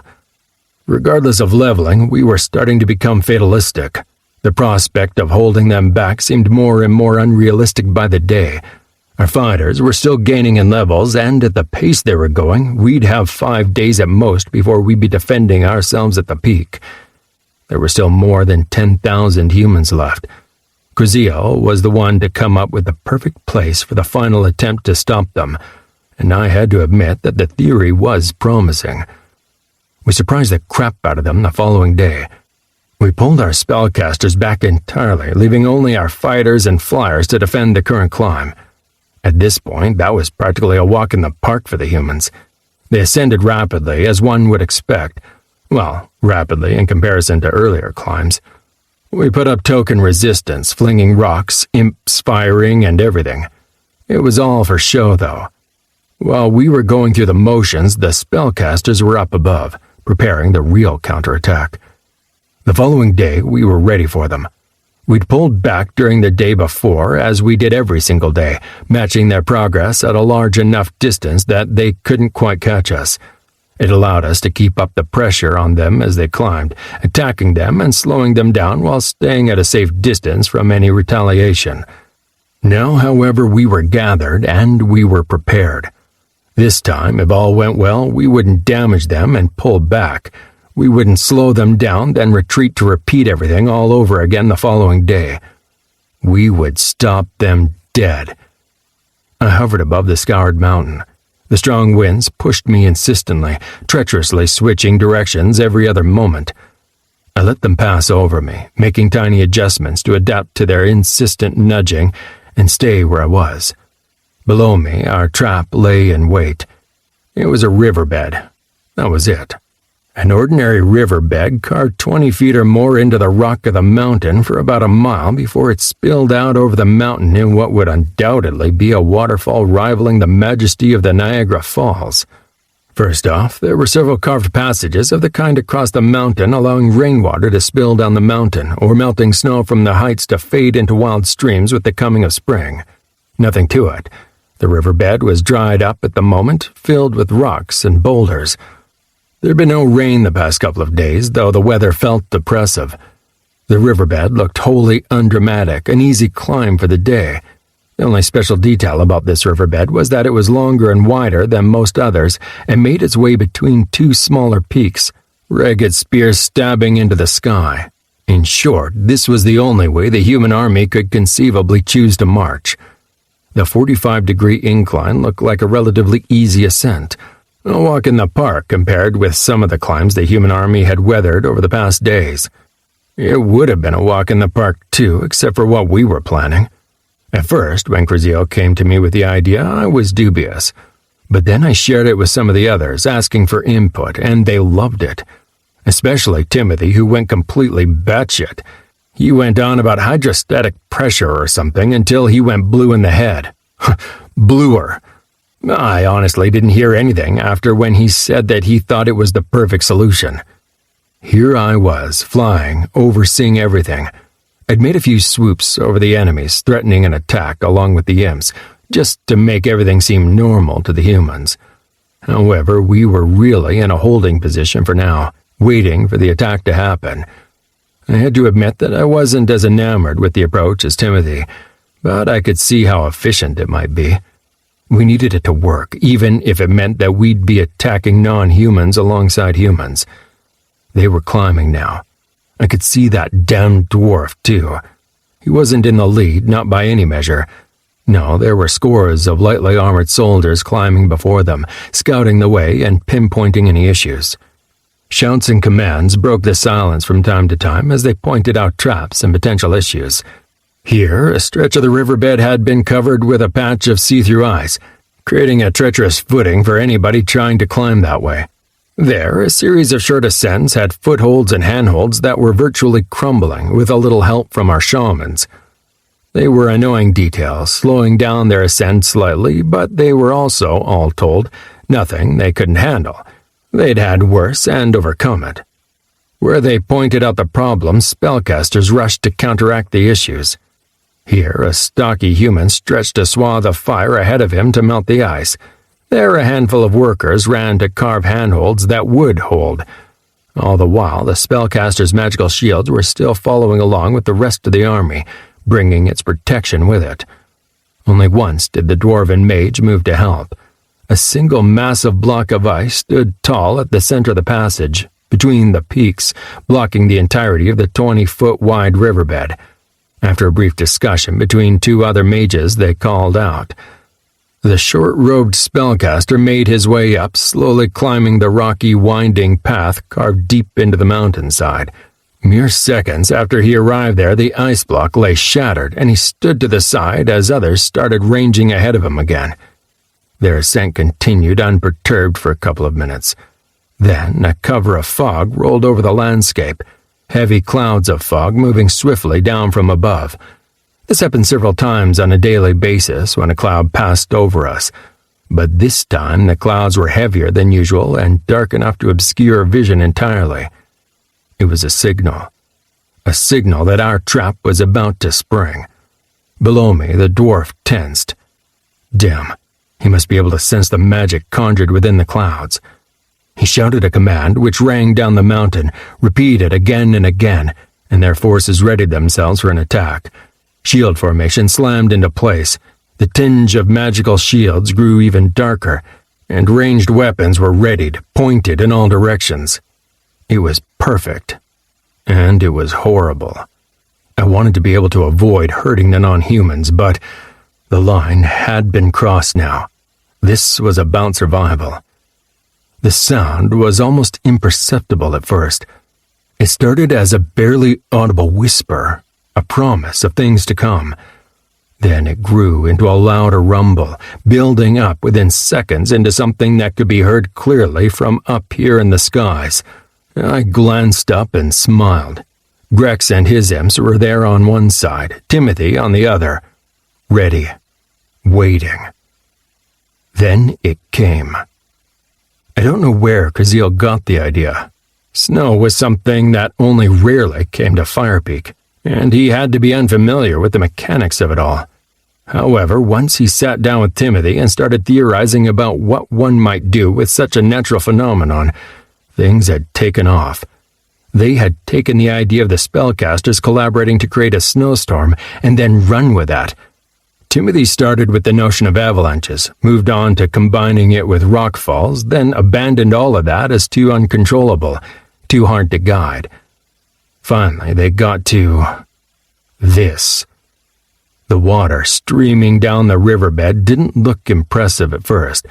Tidal waves, tsunamis, flooding, those were all facts of life. I'd watched all sorts of news reports and movies about them. I was probably expecting something more overwhelming, something bigger than the 1-foot wave gushing down the mountain. Timothy, however, grunted in satisfaction. Poor bastards. What?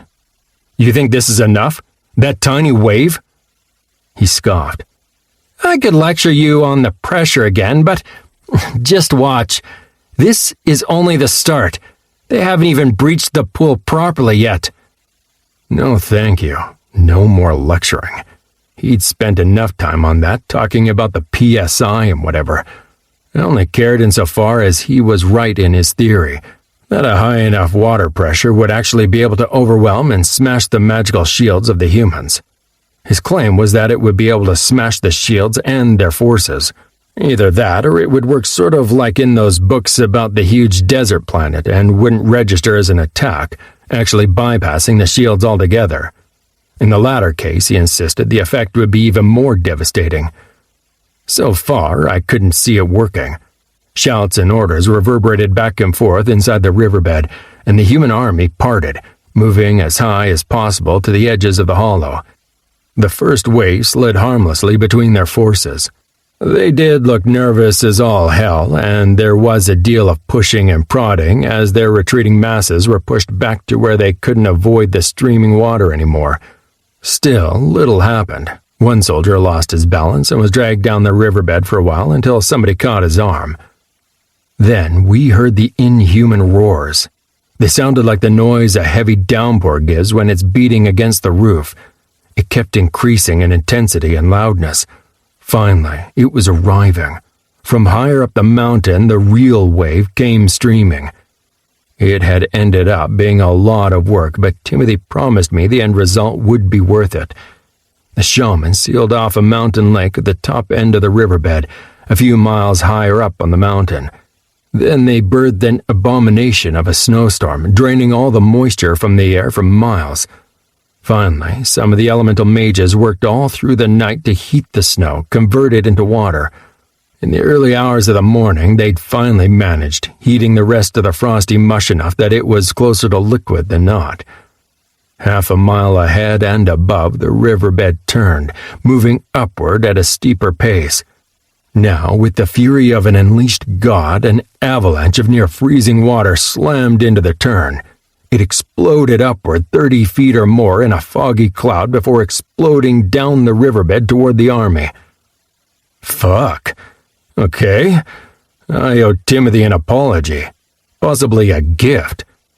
What do you give a ghost who can't hold on to anything?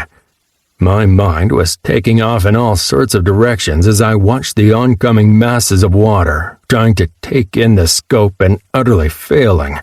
Turns out, if you take large masses of water and add gravity, you get mayhem. Absolute mayhem. A boulder was flung over the edge of the riverbed. A fucking boulder! How do the physics on that even work? I shook my head, trying to focus on our situation, and said to the other flyers, "Ready? Once it hits, we take advantage and attack. We only get one shot at this." I barely noticed their responses as I watched the roaring water churn downward faster than a speeding car. The first ranks disappeared. There was no other way to explain it. One moment they were there, the next they were completely lost within the waves. Next in line stood the dwarven mage. He stood alone. In knee-deep water from the first spill, he faced his oncoming death face on and didn't flinch. Then, moments before the wave hit, he pushed both arms forward in a warding gesture. A white-blue blast cut through the riverbed, and the entire army disappeared in an explosion of water and fog. We waited impatiently, hovering in the air, ready to dive. There was no attacking right now, or we'd be pulled under ourselves. The force of the oncoming water was undeniable. However, as hard as our spellcasters had worked, they hadn't been able to create unlimited water. Already the water masses thundering down the mountain were growing less, and it was just a matter of minutes or less before they would die down entirely.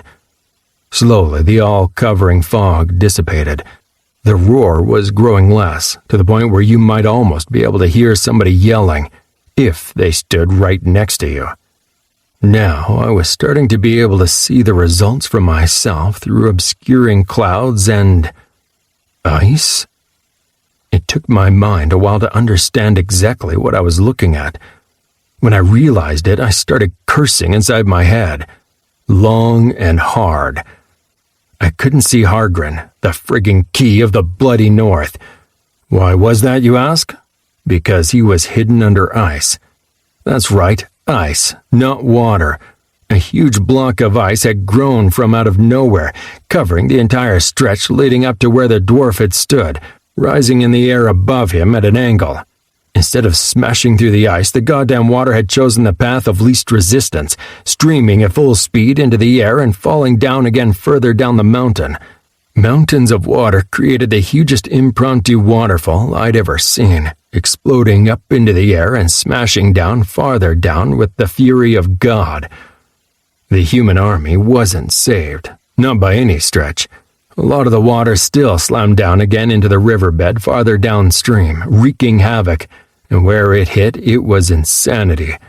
However, the blockade did manage to disperse the water at a wider angle, robbing the water of some of its momentum, funneling quite a lot of it outside the riverbed. Hence, instead of a scenery with an army that was entirely swept away, we were looking at wounded, confused, and scared groups of soldiers. Some groups were torn along with the remaining water masses, some had been broken, but all told, they were alive, and they were recuperating. "Change of plans," I growled. "We need to strike only those who are exposed, before they recover. Spellcasters and ranged fighters only. Move on if they look like they might defend themselves or strike back. Move now!" I was true to my own word and pulled in my wings, closing my eyes to slits against the wind that redoubled, trying to force tears out of my eyes. I swept down upon a human mage who was doubled over another wounded soldier, bright light expanding over his bleeding forehead. "No doctors without borders in this world," I growled, gripping the human in a claw and taking off within the second. At the apex of my leap, I tossed him away. With a muffled scream, he hit the closest mountain edge and went over. I pounced on the next one. It was a gruesome attack. No, let's call it what it was. Slaughter.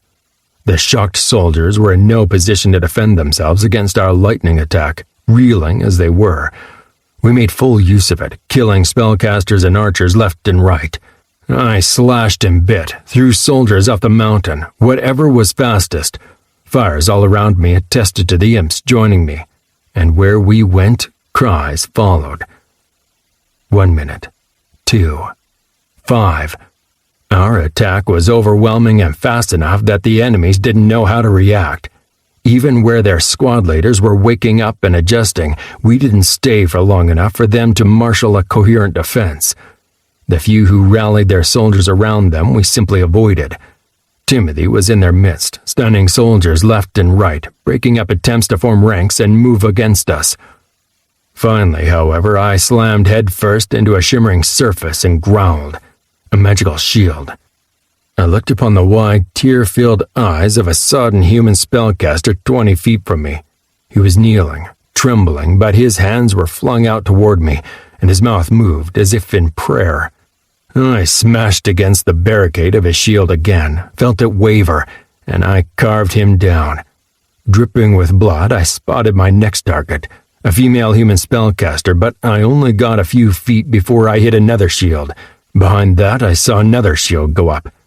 Growling in frustration, I sent the command wide. "We're done! Leave! Now!" Then I leapt into the air. I swear, I heard a sob from the mage before me as she realized she was going to live. Chapter 24. Conclusions? We were gathered right above the basin, watching the last spots of snow slowly melt, water running in a gentle stream toward the riverbed. The silence of the gathered people here was underscored by the cries of the enemy downstream. "We failed!" Arthur's tone was as harsh as ever. Their losses were staggering. Everybody in front of the dwarf was hit by the wave and died. Those farther down the mountain were also badly impacted, and their remaining healers will be working throughout the night. I growled. "And their spellcasters?" Riel replied. "That part was a success. They had a good deal of spellcasters out in front. And in the aftermath, we managed to finish maybe half of who remained with not a single loss among our own. In the days to come, they will have trouble keeping up the defenses, especially while that damned dwarf sleeps." I nodded. The sour taste in my mouth didn't go away. "Even so, we failed." "Yes. Hargren is still alive. Their numbers were not impacted too much. They will reach the peak in days. A defensive battle is inevitable." God damn it. Weeks of struggle and bloody battles. If only I'd managed to get to Hargren. Or if the flyers, formerly of the human army, had been ready and could join us. Or... Dozens of hypotheticals made themselves known inside my mind. It hadn't been worthless. I knew that deep inside. Our people had earned a chance to grow stronger and prepare themselves. Still, right at this moment, it felt like a waste of lives and effort. We might as well have surrendered and pulled back entirely. Then, I growled and shook my head to dislodge that annoying voice. Self-recrimination wouldn't help us any. All right. We will keep up the aerial attacks and the ranged attacks until then. We want them weakened for whatever final battle we get into. And if we do find any weak spots before then, we'll be ready to punish them. Anything else? Arthur nodded. We need to find a counter to that dwarf. Anything. We have nobody who is able to go up against him. So, unless we find something or somebody who can do that, we might as well not fight. They will push their way right through our defenses and march on Fire Peak, and that will be it. Timothy stood near the mountain edge, looking downhill. I disagree. We waited, but nothing more seemed to be forthcoming. I snorted. You might want to elaborate on that a bit, dude. We're not inside your head, thankfully. He shook himself and turned. Sorry, it's pretty gruesome down there. What I mean is, yes, we need to find some action against the dwarf. Still, I believe Arthur is being a bit fatalistic. He does tend to do that. I ignored Arthur's infuriated protest. Is he wrong, though? Tim held up a hand to scratch his head, then glared at it as it went right through himself. It's a matter of scope. I mean, yes, the dwarf is powerful. Is he more powerful than Salus was, though? He looked at our tiny circle. When nobody responded, he continued. Exactly. If you noticed his actions down there, he didn't just face the wave head-on or hold it back with his magic. He diverted it, making sure that its force was wasted. It was a clever move. He doesn't have endless powers. Yes, we're in a shoddy situation, and yes, the presence of a spellcaster as powerful as him, combined with their numbers and levels, are putting us in a bad position. Still, that doesn't mean we're doomed. It just means we'll have to get inventive. And I have ideas. Others scowled at him. Just? No. When Tim's right, he's right. I interrupted. Salus survived flying through the fire shield around Fire Peak. I doubt that tough runt down there would be able to duplicate that. So, that's already one option we have, even if getting him to hit the shield in the first place is a bit of a stretch. Still, let's use that to set the tone for the next few days. We're going to plan to take down that little bastard. And once he's down, the rest will be easy pickings. This is still winnable. I've had my fair share of rush jobs over the years. Lots of cut corners and ugly details hidden behind plaster. I'd argue that it was rarely my own fault, and I generally tried to be upfront about these things with the customers. But that would be both irrelevant to the point and a bit of a horrible lie. Still, there was no discussion that the work on our defenses over the next few days was among the worst. We were rushing everything, from the placement of our weapons and traps to the installation of defensive structures, size of crenellations, and everything. From day to day, our defenses had suddenly gone from this thing that might save our bacon to our sole option. Suddenly, people had opinions. The number of available fighters, workers, and spellcasters was fluctuating wildly too. Now that things were heating up, a lot of people were getting cold feet, and suddenly hiding in the city or taking their chances with disappearing into the lower layers of the mountain. However, that also went the other way. With the conflict drawing closer, a lot of people in the city were also realizing that they couldn't hide from this. It was going to come no matter what they did. Hence, suddenly we had more workers on our hands than we knew what to do with. Unfortunately, the same couldn't be said for spellcasters and soldiers. A lot of the people who had joined our forces to be trained to fight were now opting out. After a few discussions with Demodius and Timothy, we decided that we would let them leave the forces. The alternative was too police state for us, but that in so doing they would lose any chance of any future position in our forces.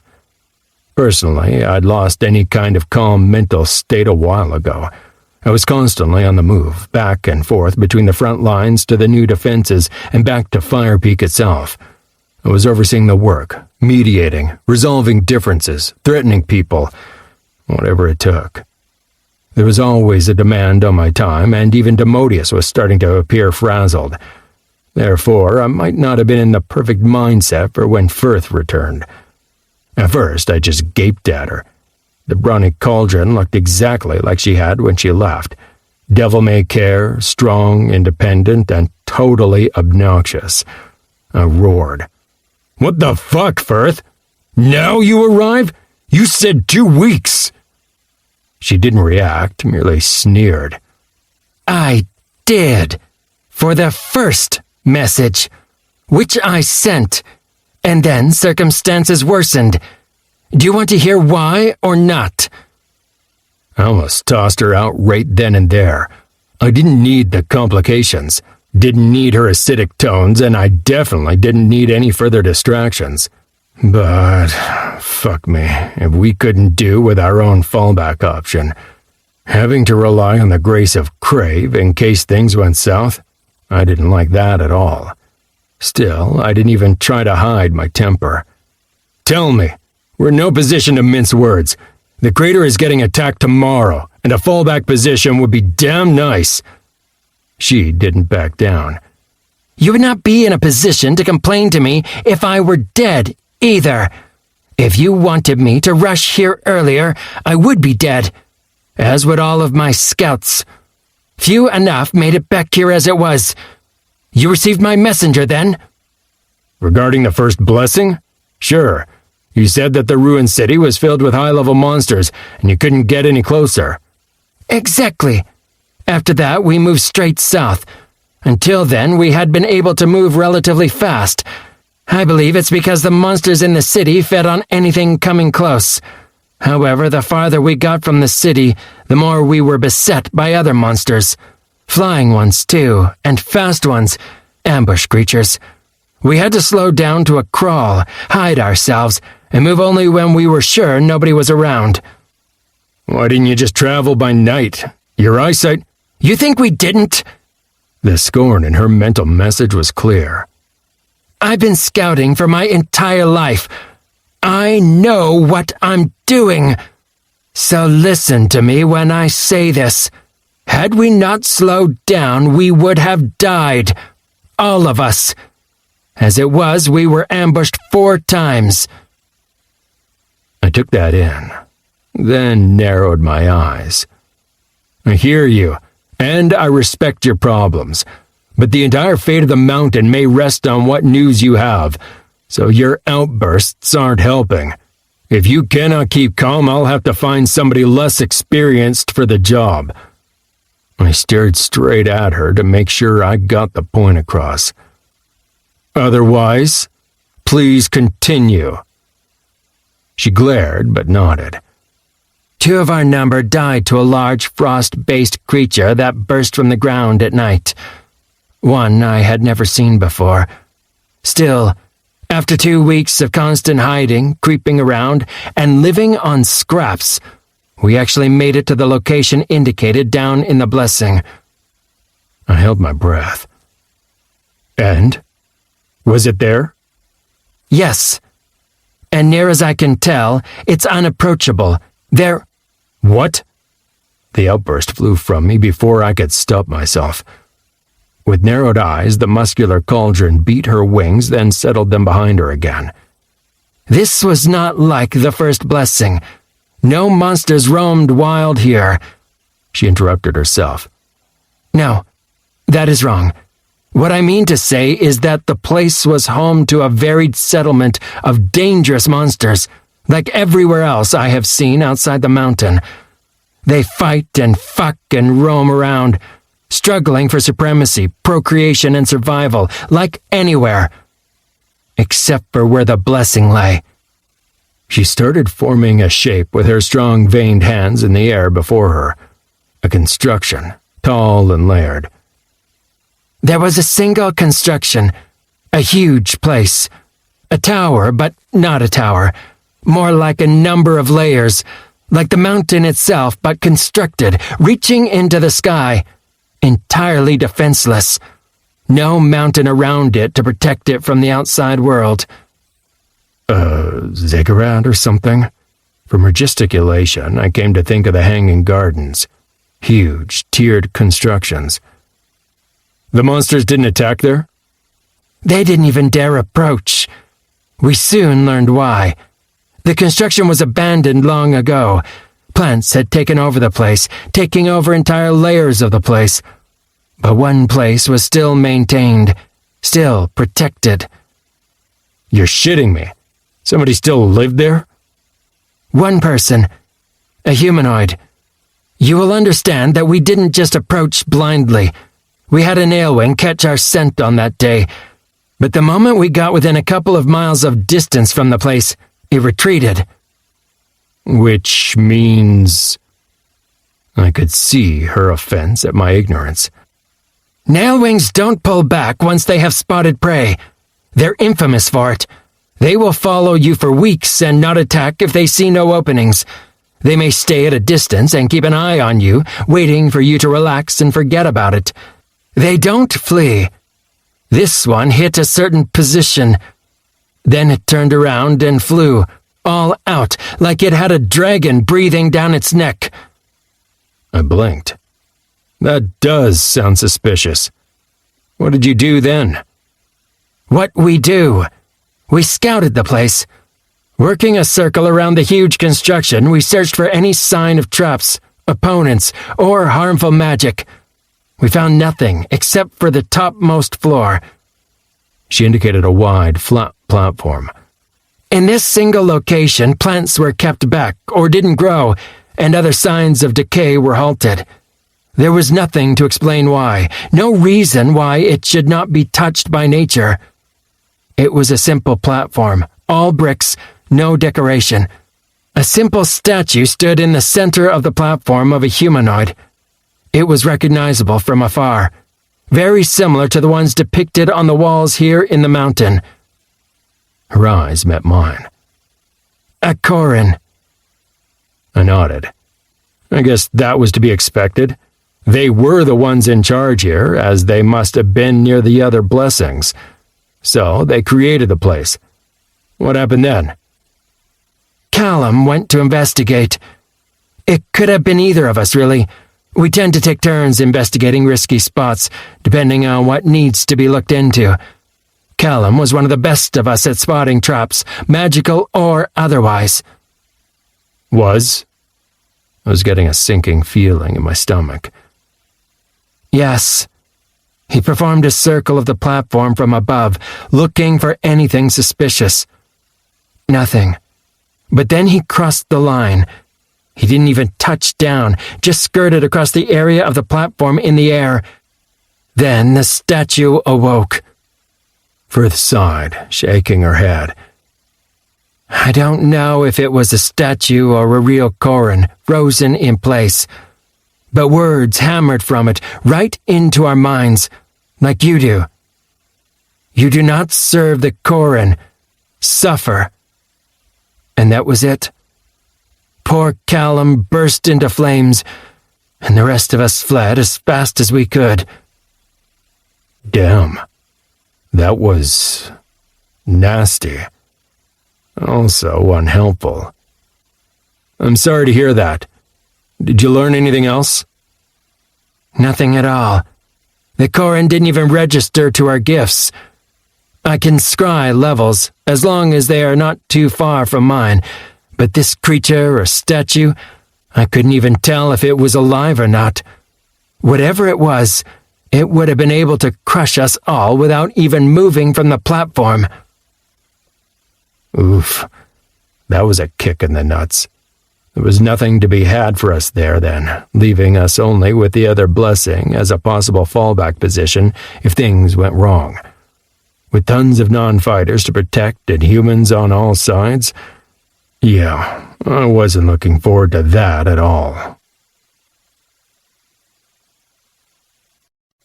Chapter 25. Clarity is the preoccupation of the effective leader. If you do nothing else as a leader, be clear. Marcus Buckingham.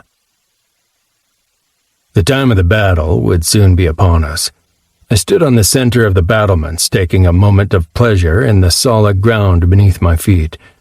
The defensive wall felt enduring, permanent. Watching the enemy army climb closer had been an anxiety-inducing affair, and thus it was a bit of a surprise that, at this moment, I found myself with a sensation of peace verging on solemnity. That peace was utterly broken as Arthur stumbled up next to me, looking like a weasel who'd run a marathon and then gone a couple rounds in a heavyweight boxing match. He looked spent. Surprisingly, he also looked rather satisfied with himself as he sank down to a knee. I squinted at him. "I'm usually not one for genuflection, mate. What the hell happened to you?" "Genuflection? Faugh! Perish the thought, lizard. I'm here to tell you that they tried what we'd feared." A shiver ran down my spine. "They tried tunneling through?" He nodded, breathing heavily. "They did. Not too far down. The outer shell of the mountain isn't that thick in the upper layers." He raised his head to me, pride blazing in his eyes. "We held them back, though. Collapsed their approaches as quickly as they built them. That dwarf may be strong, but humans do not have other earth mages who can compare to us." I smiled fondly at him. "I never doubted the Talpi. You know that.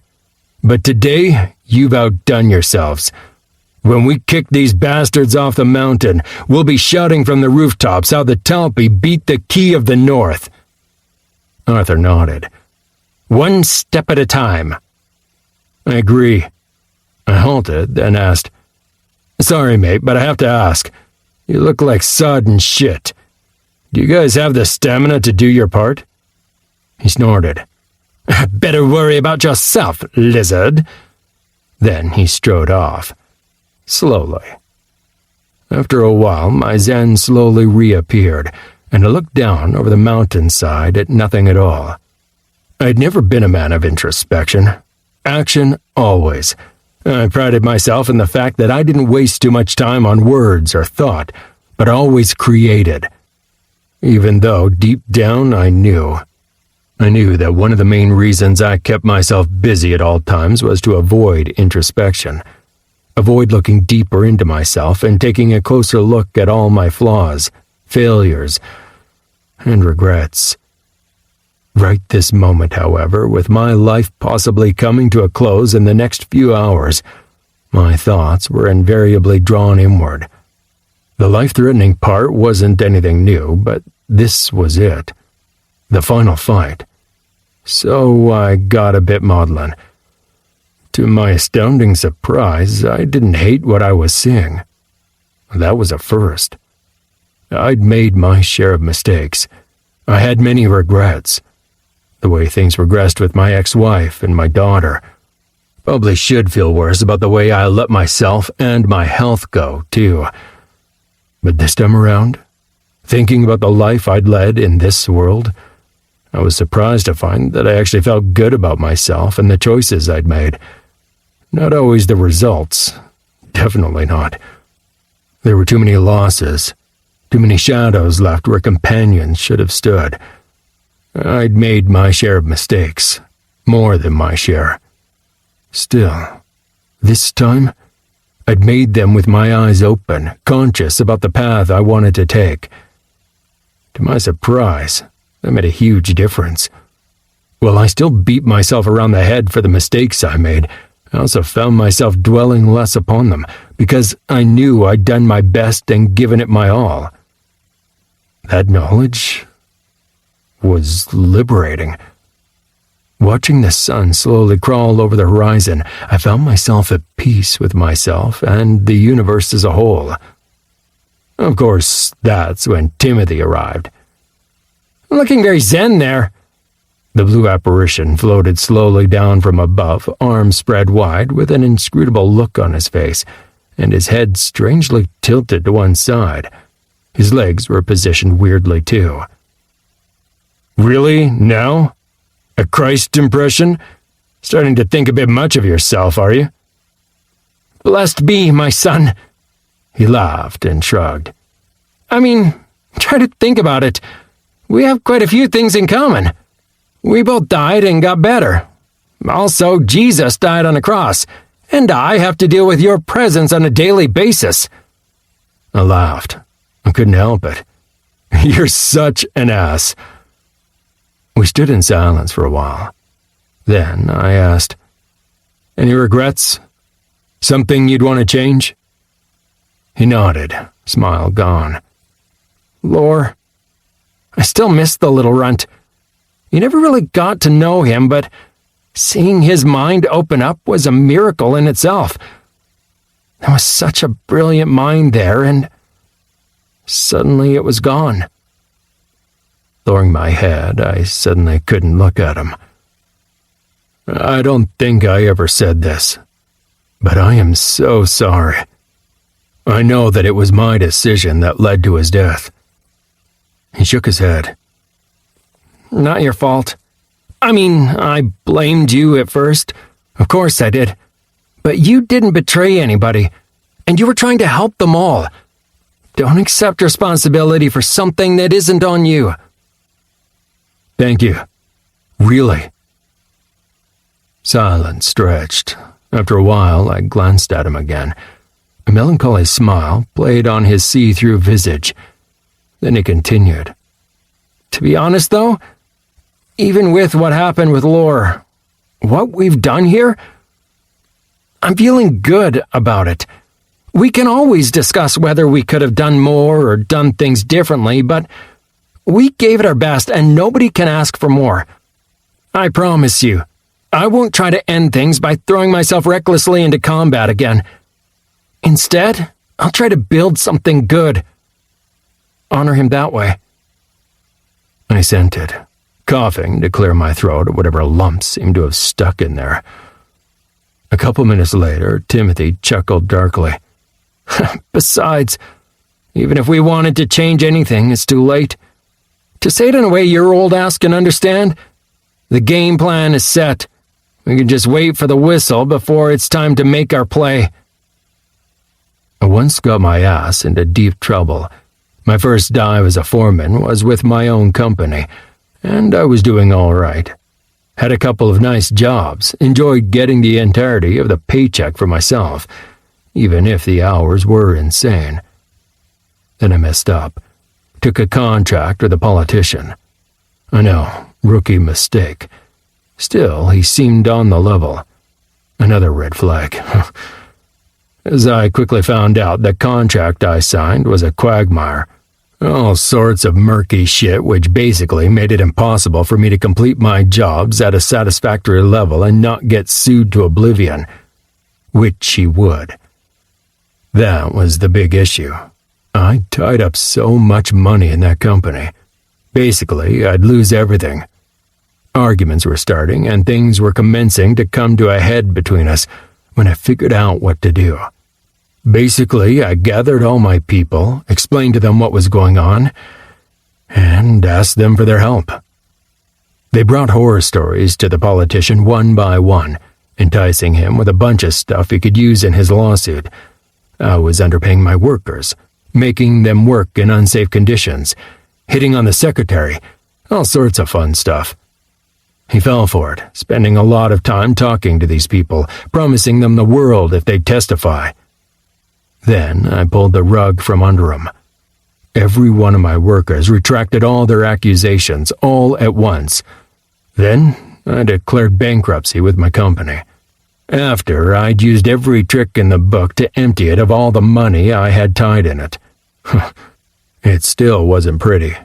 The lawsuit took 2 years. It was costly, and I lost, obviously. But I will never forget the look on his face when he realized that the only thing he'd be taking with him from this experience was a nasty lawyer's bill, since my company wouldn't be able to pay. How the hell could this be relevant to my current situation? Well, it taught me that if you wave desirable things in front of somebody's nose, they often forget to look at what they need in favor of being enticed by what they could have. That was exactly where we were at. In theory, the human army would, if they so choose, be able to tunnel their way through the rock farther down and then breach the crater at a different point where we hadn't had the chance to spend ages on defenses. We needed them to not realize that. Therefore, we'd spent a lot of effort and a lot of time to make our defenses look less formidable than they actually were. What the human army saw when they finally breached that final rise was this: the entrance to a long tunnel protected behind a reverse-sloped defense, broaching a wide span between vertical cliff sides. Yes, we'd made sure that they would be able to spot the tunnel right away. It beat shouting, "This is what you want, guys. Come on and get it."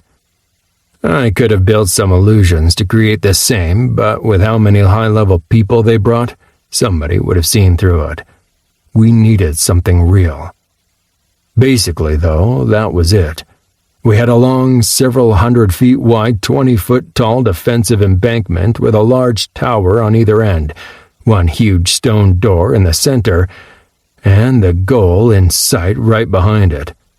Oh, sure, the defenses were brimming with our soldiers and armaments, and a heavy shimmer to the air spoke quite clearly about the fact that we had magic defending us as well. Still, that was it. No obvious traps, no visible siege machinery. Visible being the key word here. They were all hidden behind large boards. No huge, unscalable facades towering up way above them. A simple 45-degree climb reaching right up to this vertical facade and the goal in plain sight.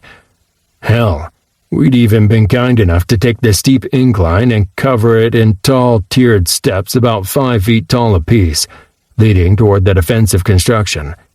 Basically, I'd asked them to keep us looking as underwhelming as possible. We definitely didn't want to scare them away. Our own presence might be too much as it was.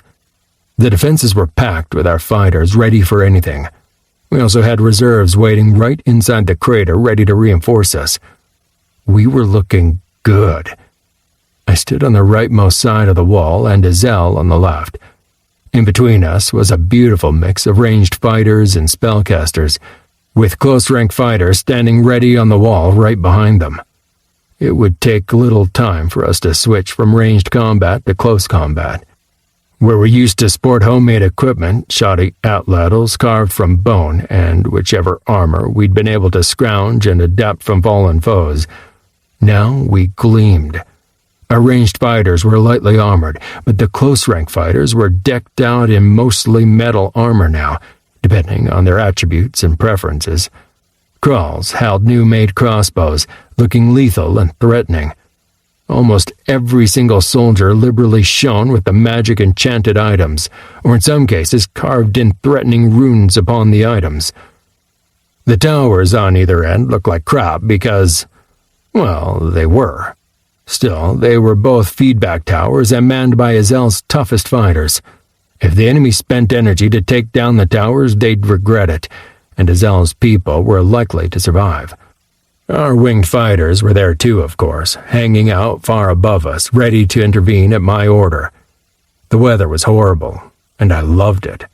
Rain was pouring down on the enemy in swaths, cold enough to numb fingers and ruin bowstrings. The wind was blowing hard enough to enforce the sensation of so many lovely school outings in my past.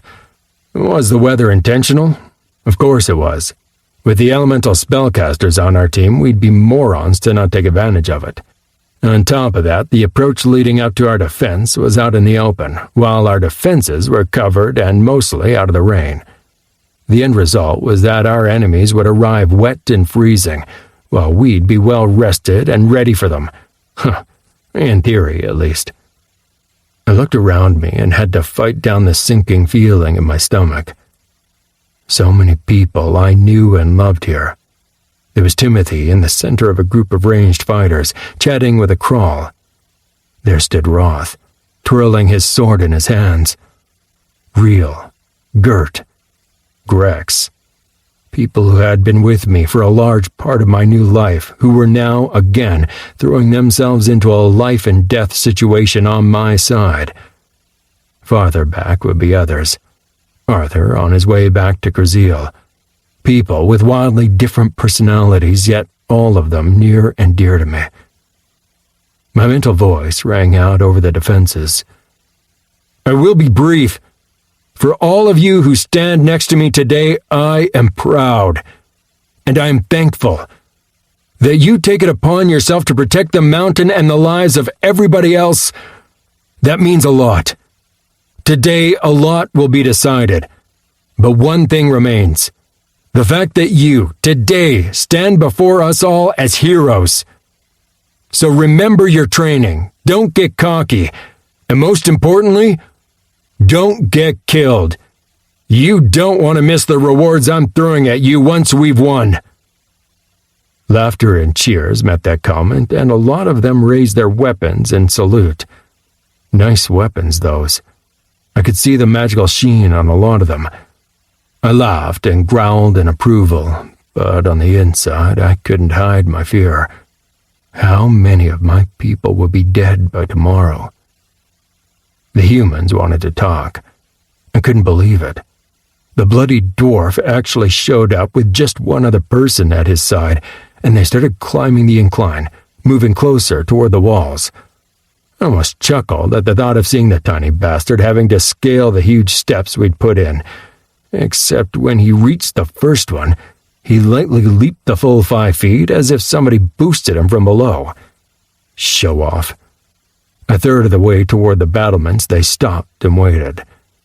Timothy was adamant that I shouldn't go. It's a trap.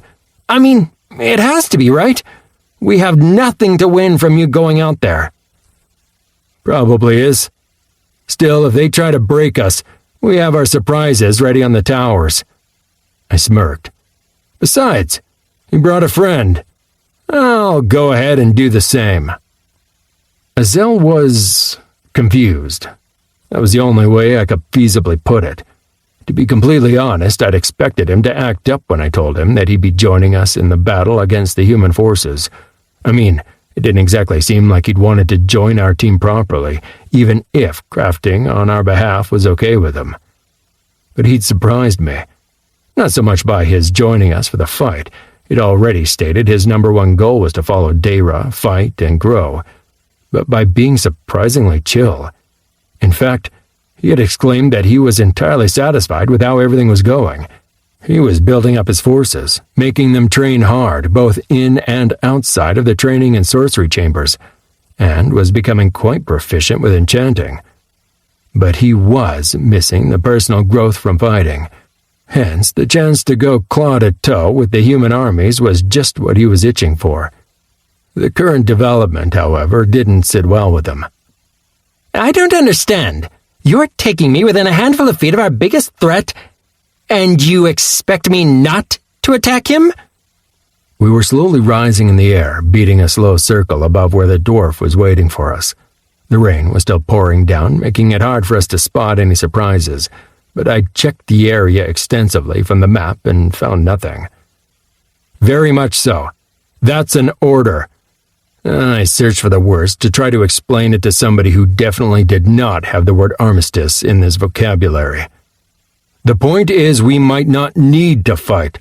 I know it's part of Deyra's instructions, but think about it like this. If we fight today, people are going to die. Lots of people. His face didn't show anything, but his emotions very much did. It was the mental equivalent of a shrug. Sure, and the rest of us will grow stronger. Besides, your scouts did the count. There are still almost 10,000 humans out there with impressive levels. We will be so much stronger for it. True. But even if we ignore the fact that you and I might be among those who die, think about it. This is going to be a tough battle. There's no doubt that a lot of our people are going to die. Think about your own domain. If you gain 5 levels but lose half of your minions, that is going to slow down the growth of your domain, right? Are you really then doing Deyra's bidding in the best way possible? What are you implying? Of course I am. Live, fight, thrive. It's not complicated. Wrong. If you were able to thrive better, grow faster if you hadn't fought, have you really made the best choice? Are you doing Deyra's work? Or are you just taking the most straightforward path when your domain could be growing faster and stronger if you decided to avoid battle? He was silent then for a while. I didn't press him on it, but once we completed the circle, I addressed him again. Look, I'm not implying that fighting is bad. I've waded through enough blood to get where I am to know that you can't always avoid fighting. But I also believe that you should choose your battles. I think our forces are stronger for having you on our side when I could most likely have finished you to gain a few levels. He scoffed at that. You think? I would have made you pay. I turned my head and smiled as we flew. Most likely. He didn't deny that we could have managed, though, and I took that as a partial victory. Still, there you have my answer. I might not be right, and it's always easier to see when the conflict is over and done with. However, I truly believe that the mountain could grow impressively with just a year of peace. So if there is even a chance that we can reach a tentative truce with those damn humans, I'll take it. I squinted downward. What are you seeing? To me, it looks like all the human forces are too far back to join them. Azal growled. If they are hiding in the ambushes, they are well hidden. I have had scouts watching them the entire time. They have not placed any traps. If you insist on this folly, we might as well go meet them. We descended in silence for a while until he continued thoughtful. I don't agree with trying to sue for peace with the humans. At all. But I understand your reasoning, at least. And in some situations, it might apply. He showed me his teeth, eyes filled with cold fire. But it is a good thing you brought me with you, because I believe eating that dwarf is going to help me grow immensely. Before touching down, I inspected the two humanoids, reveling in the fact that I could finally see what we were up against. The bloody snob Lord Verneth was as I remembered. Nothing had changed from what I could recall, which made sense. It wasn't like I'd seen him on the front lines. The dwarf was on another level. Personal info. Name: Hargrin Levengar. Race: Evolved Dwarf, level 48. Experience toward next level: 5,780 of 48,000. Size: medium. Stats and attributes: Health: 1,320 of 1,320.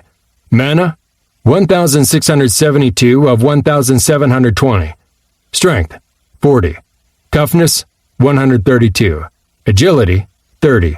Mental power: 172. Mental control: 144. That dwarf. He was a powerhouse. Apart from Salus and possibly Teller, he was the single person with the highest attributes I'd met, and that included all the dragons. His mental power easily had mine beat. His toughness was close to mine, and his mental control was high enough that he could easily handle protracted battles. Of course, attributes were one thing. He also had years and years of fighting and honing his skills, every feat he'd amassed, and access to spells on top of that. How was that fair? We touched down in front of the two humanoids about 50 feet away. I opted to land on the same tier as them so as not to stare down upon them from above more than I would otherwise. Seeing the dwarf from up close made for a difference. His spellcasterness, the key of the north, looked like absolute sodden shit. Even after standing around for at least 5 minutes, he was wheezing and panting. His beard looked like a rat that up and died, plastered against his face. He was pale and had definitely lost a lot of weight over the days since we'd last met. The only thing that was unchanged was his demeanor. He stared me straight into the eyes, and there was fire there, and a challenge. This dwarf was not done, not by a long stretch. His companion looked better, for a certain degree of better. Lord frigging Verneth. He was still missing an arm. not apologizing for that, but the rest of him looked improved. Not that he'd been starved or anything while he was a prisoner with us, but it looked like being back with the humans did him well. He was looking healthy, standing tall with a gleaming breastplate, carrying that old hammer in his remaining arm. Oh, and he was as smug as ever. Nothing new there either. That, if anything, warned me that this was likely to be a trap. No way he was going to accept any kind of diplomacy that didn't carry a downside for us. Oh well, I'd play nice right up until things deteriorated. Hargren, Lord Verneth, so nice to see you. I dipped my head. This is Azel, one of my vassals. Azel, next to me, had no plans of playing nice. He just glared and set his teeth bared. I continued unperturbed. He's delighted too. The dwarf smirked. Clearly. Well, we are not here to bandy words, only to demand your surrender. I snorted. That's really what you want to go with? Not, oh, we've lost half our forces on this misguided mission. Maybe we should try to find a peaceful solution, or something based in the real world? Lord Verneth took over, his mental voice dripping with venom and anticipation. Please! Like we are going to find a common standpoint? Kartika insisted you could be reasoned with. Look where that took her. No. We are here to tell you to stand down. If you do that, we will not slaughter your forces. Instead, we will allow them to be inducted into the secondary. I looked at Azel. His eyes didn't deviate from the pair in front of us. Probably a wise choice. Yeah, that's not happening. Of course, you already know that. Sure, your secondary could probably do with a little bolstering, given how many have left you. Oh, and I doubt that they are feeling good about everything, as it stands. Do you even think they are going to fight? The one-armed leader gave me a look of sheer derision. Fight? Oh, they are going to fight. If they know what's good for them. They know the consequences. Wow. And here I thought I couldn't think less of you. Thank you for correcting me. Also, how bloody moronic are you? Can't you see that it's going to backfire on you at some point? These are thinking creatures, yet you continue to treat them as less than you and expendable. They talk. The way you're acting, it's not sustainable. He laughed. Oh, that is priceless. If you really believe that I'm letting any of them go back home to their bestial brethren and share what has happened here, you are even more naive than I thought. Whoever survives these clashes will have to be spent elsewhere. That's sad, but it's pretty common. Some of them just won't get it into their stupid heads how they should serve the Nefren Empire. For a moment, I was speechless. He was really talking quite calmly about how he was going to get several thousand thinking creatures slaughtered. I thought of him as a tool from the start, but this was beyond that. All playfulness gone. I tensed and asked, "This isn't an attempt to negotiate, then. What is it?" The dwarf chuckled. His deep-set eyes looked almost black. "Why, it's a trap, obviously. Kartika would never have approved, of course. Good thing Lord Verneth is in charge now." He closed his eyes to slits and brought his staff to a horizontal hold even as magic started spilling from his hands. "Take off, Azel!" I complied with my own command even as I threw everything I had at the two humans. First, a weakening fog enveloped both of them, then a shadow whirl fixed itself right in front of the dwarf. At the same time, a layer of frost hit them both from next to me. Beating my wings hard, I had only a split second to be surprised. I really wasn't expecting our attacks to hit home. Why didn't they protect themselves? I got my answer seconds later in the form of a cut-off roar, followed by a large white shape falling through the air next to me. There was no time for me to react properly, but the surprise did keep me from beating my wings harder. That, at least, ensured that I wasn't still increasing my speed as my wings, head and back, in quick succession impacted with the magical shield that the dwarf had cast, enveloping us all and trapping us within. Air rushed around me, muddling my mind as I saw the ground rush up toward me at dizzying speed. A loud, pain-filled crash next to me showed where Azel crash-landed on the uneven steps. My body engaged before my brain did, and my wings started beating. A few wing strokes brought me back to the ground with a graceless landing. Suddenly, all I could see around me was the bright blue light of the magical shield created by the dwarf. Not around himself. Around all of us. He'd effectively shut us in with him. I roared. "Betrayers!" Hargren's eyes were sunken but filled with fire. His mental voice was clear and promised death. "We are betrayers? When you have done nothing but attack from behind, cheat and deceive? I never promised you safe haven, but I promise you this. You will die cut off from your bestial friends, with just that other monster to keep you company." As he spoke, a dull light shone around him, and the soil moved around him, slowly traveling upward, covering him in earthen armor. I laughed then. "You think we didn't come prepared for this?" My mental voice rang outward, reaching for my minions on the ramparts.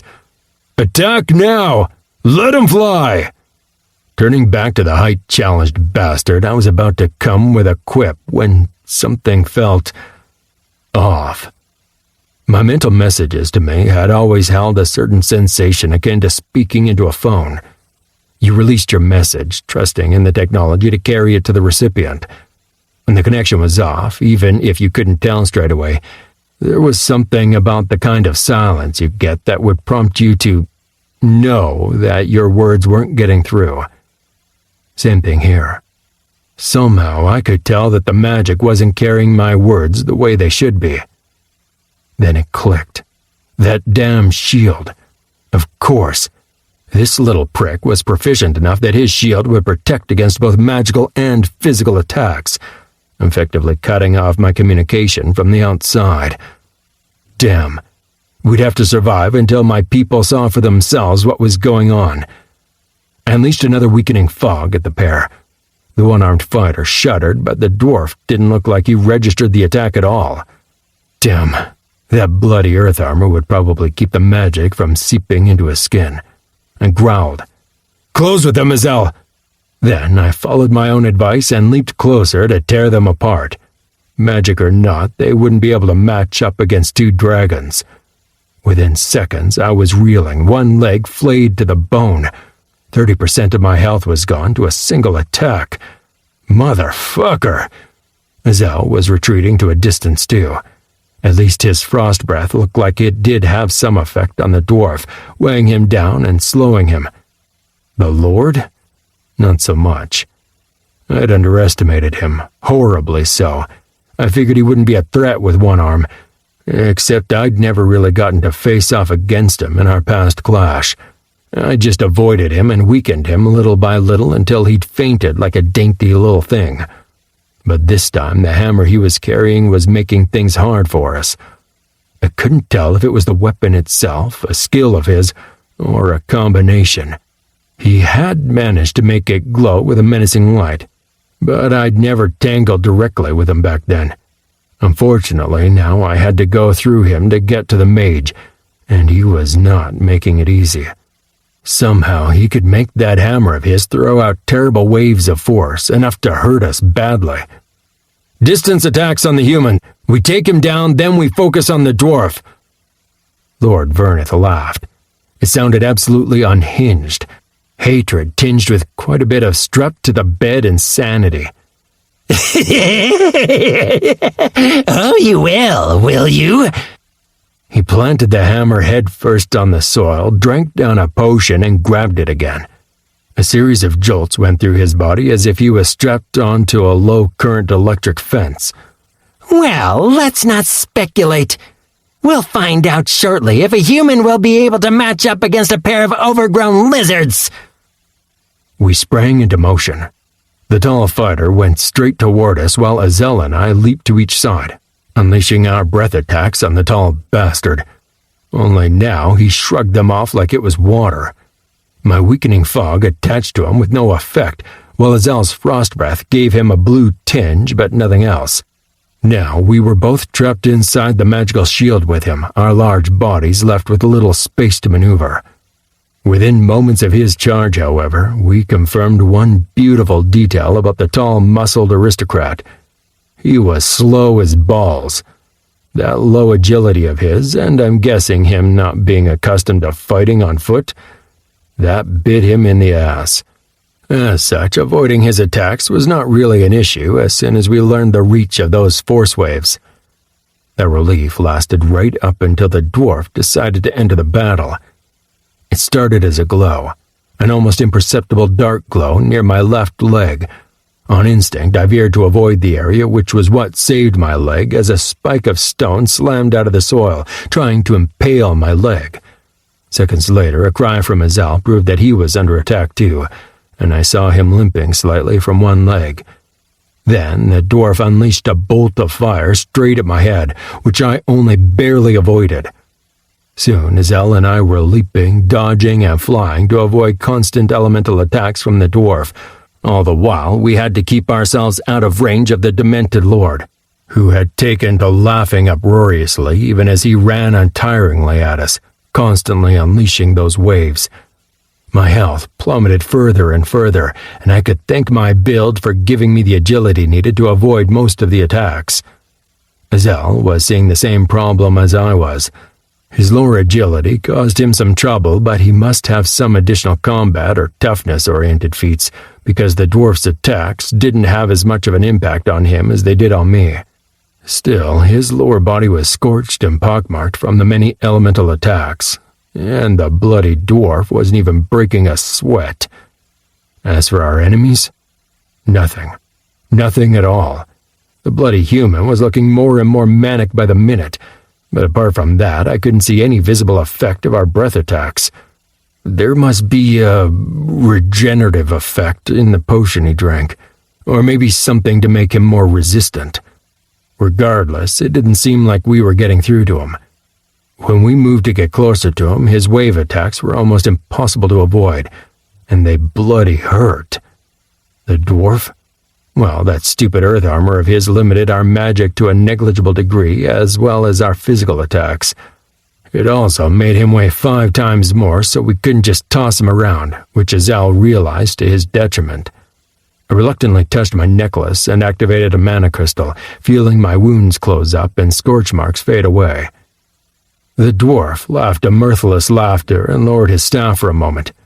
"Oh, how interesting. There is only one more in that neckband of yours, is there not? Good to know." Then fire built in his hands again, and I sprang to avoid his attacks. How long had it been? 2 minutes? 5? Everything stretched and lost definition as we played a deadly game of tag inside the closed-off magical shield. Azel got one lucky strike in on Lord Verneth, giving him a heavy limp, and it looked like our breath attacks were finally starting to have an effect on him, slowing him down even further. But the humanoids both still stood strong, and that bloody Hargren was nigh untouchable. "Surrender, beast! We will kill you and this white menace, but we will promise to spare your minions. Do you not want them to live?" The dwarf sneered at me, even as lightning crackled over his fists ready to unleash. I stood, panting. I was down to 30% health again. I'd have to bloody use my last mana crystal soon. Then it was just a matter of time. Was it really the worst?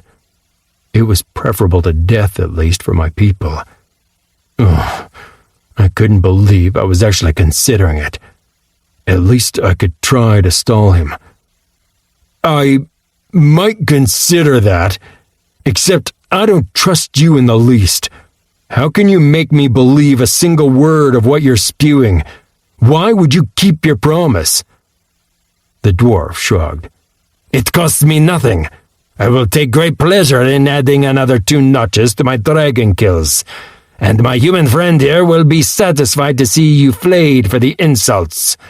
I can guarantee them all a place in the army back in the Empire. I will even swear upon Deyra to—" A shadow appeared above us, and I sighed in relief. I interrupted the dwarf.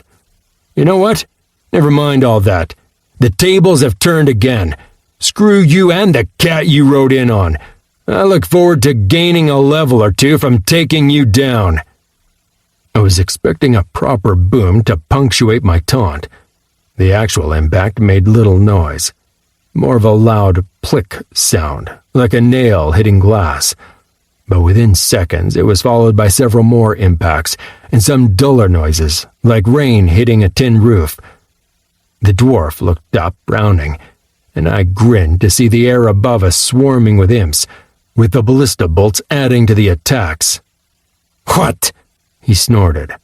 "Those are just mundane attacks. They will not—" He frowned even deeper as another set of ballista bolts hit his shield. Now it was my turn to sneer. "They will not what? Be able to touch you? Think again, Buster."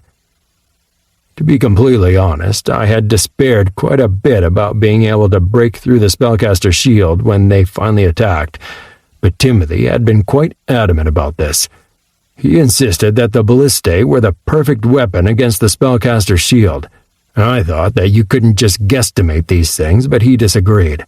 Since we had already seen magical shields overload and sometimes break down entirely, there was a clear limit to how much pressure a shield would be able to handle before breaking down, at least locally.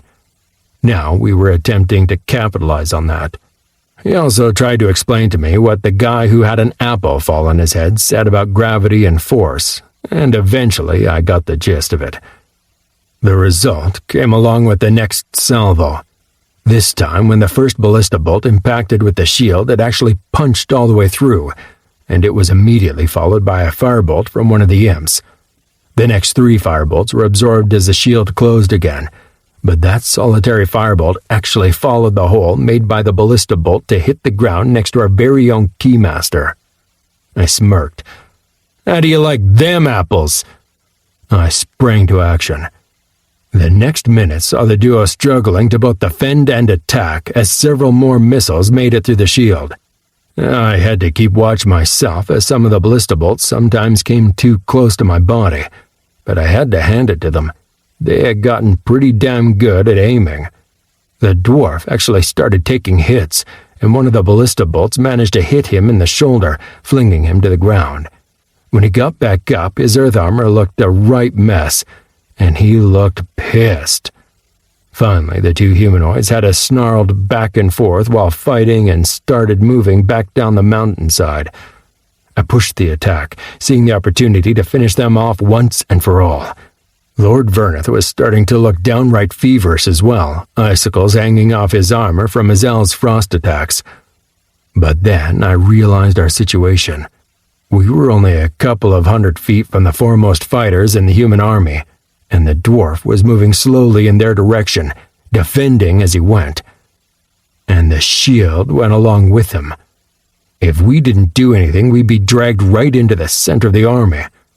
It was probably an ugly sight. Azel and I flung ourselves repeatedly at the edge of the shield, struggling to smash through it. We applied claws, teeth, sheer force, and even some desperate blows with our tails to try to break through. And still the shield held. On top of that, both humanoids were making the most of our predicament, and we were forced on the back foot again. Azel's wounds closed as he used a mana crystal, and I prepared myself to use my second crystal. We were less than 100 feet from the leading edge of the human army now. We needed to do something. And more. The shield suddenly went opaque, then completely blinding in front of my eyes. I flung myself at it again, feeling a ripple of pain in my hind legs as Lord Verneth hit me yet again. Then it burst. I slammed gracelessly through the shield, sending an imp spinning away with the force, and watched Azel follow right behind me. I made a split-second decision, then sent an abrupt message to everybody. "Retreat!" Following my own command, I flung myself into the air, beating my wings heavily as I worked my way back toward the wall. Within the first couple of yards, air in front of me tried to solidify again, before promptly breaking apart. Then we were gone, back to the safety of the defenses. I took in the look of Azel as we crashed more than landed down on the solid stone of the wall. He looked like crap, and I was sure I was little better. But we'd managed to avoid their trap and figured out a solution to the dwarf shield in the process. In the lack of better options, I'd call that a draw. Chapter 26. This will be the last message I will get the chance to tell you. Brave fighters of the Secondary, know that your leaders are going to throw your lives away in the battle to come. Most of you have already come to terms with the idea. What you do not know is that none of you will survive. Your own leader, Lord Verneth, made that quite clear to us. Ask him yourself, though I believe that you already know the truth of it. You have all come too close, have learned too much of what the Nefren Empire thinks of non-humans. That means that you will die. So before the battle, I want you to consider, do you really want to die like that? Spent as bait in a struggle that only aids the human empire? Or do you want an alternative? Do you want to avoid this? Because if you do, we will help you find the way. I turned back toward Timothy. Man, this always leaves a bad taste in my mouth. It feels like the German propaganda back in the Second World War. He grimaced, turning away from the steps leading from the enemy up to the wall. Well, you're not wrong there. It is kind of reminiscent. The difference, of course, is that you're actually telling the truth, and the poor bastards on the other side probably know that too. Anyway, you've got your answer now. His translucent arm pointed behind him to the enemy. The humans know you're right too. They're bringing in the humans first, no non-humans. I smiled. Excellent. The damned dwarf is staying quite far back too. Tim grinned. Yep, unless my theories are wrong, which they aren't, he's going to have to stretch his shield to make it cover that far. Now, even though I still think it was stupid of you to test our theory like that, only idiots test in production. You must have scared that high-leveled bastard well. I squinted down at the approaching formations, ignoring the tickling sensation from the Talpus who was climbing my knee to refill my necklace with mana crystals. Maybe 1 in 4 of the remaining human soldiers were pushing forward. They were starting to climb the steps with effort, boosting each other up in turns, with shield bearers moving first to keep our people from harming them. Of course, I might be deluding myself, but I did think I spotted the edge of the shield right in front of the first troops. It was hard to see. Good. That shield of his would mean trouble, because we don't want them to reach us all the way up here. But I think we've managed him. I don't think they noticed the surprise. He nodded merrily. I can't wait to see it in effect. Same. But for now, let's make sure that they don't get the chance to notice it on their way up. I turned to the defenders and sent a mental shout-out to everybody. Ranged fighters and spellcasters, attack at will. Within moments of my command, missiles rang out from the ramparts. Most of them fell short, but a good bunch rained down on the shield in a drumming noise. I heard a triumphant shout from Roth. The throwing spear flung from his atlatl had actually punched through the magical shield and flung an attacker down a step. Their approach was awkward as hell. Their pretty formations were clearly disrupted by the need to climb the tall steps, slowing their speed down to a crawl and leaving tons of openings for our people to fire at them. We took the openings. All across the ramparts, people slung throwing spears, flung magic, or shot bows at the approaching enemies. The ballistae fired unceasingly, and the effect was undeniable. Magical shields were breached left and right, leaving missiles and magic to tear into the enemies. I did say shields, plural. These were definitely not the work of our dwarven friend. These were individual squad mages, the mages who'd been our targets since day one, who were overworked and understaffed. And it told. They were taking casualties for each step going forward, but now they had finally made it to the battlefield, where their discipline could show. Even with the challenging terrain, they moved expertly, protecting their partners, making sure no individual soldier moved too far ahead of the others. Their levels were showing. Only lucky shots were able to take down soldiers with a single shot. The human soldiers were tough enough to buckle down and continue for most hits. Timothy was looking nervously down the steps in front of us. Professional bastards, aren't they? They really are. Look, I pointed. There are 2 soldiers down right there, yet the others just close ranks and keep coming. It's impressive, really. I grunted. I'd better join in. They're getting into range now. As promised, I let my breath attack sweep over their ranks, watching as Azel mimicked me on the far side of the defenses. That had an effect. The front-rank soldiers on my side visibly slowed down, and a few of them slid slowly to the ground. Azel's attack was less effective. The shield-bearers ducked behind their shields and strode on. I was starting to feel nervous now. Our defenses were limited, by choice. There was no way we would have been able to create effective defenses where we could place all our defenders at the same time. As such, we only had about 1,000 fighters on the rampart at the time. Looking down was enough to make us feel pretty damn overwhelmed. Our fighters were doing well, though. They kept up their onslaught, unleashing hell on the attackers. Their lack of proper shielding was really showing. Especially our spellcasters were able to capitalize on the fact that they were running out of mages who could shield from magic. Azel unleashed some skill of his, creating a whirling tornado of frost in the center of a formation, while a spellcaster flung waves of fire at the company next to them. The shadow towers were constantly active too. Hard to spot, the 18 constructions stood equidistant on the battlement, spewing streams of weakening missiles at the attackers. Yet still they came on. The first fighters were approaching the battlements now, and their hateful roars drowned out the shouts and commands among our people. Among them, archers were starting to take potshots at our defenders. After all of this time, the humans would have bottled up so many frustrations, I couldn't imagine the slaughter that would transpire if they made it through.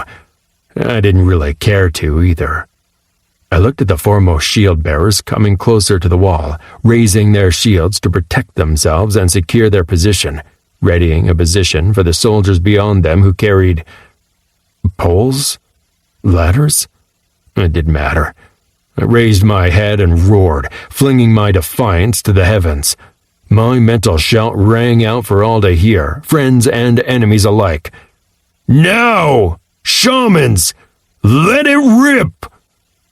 The human soldiers reacted instinctively, ducking behind their shields, activating skills and feats to prepare against whatever was coming from us.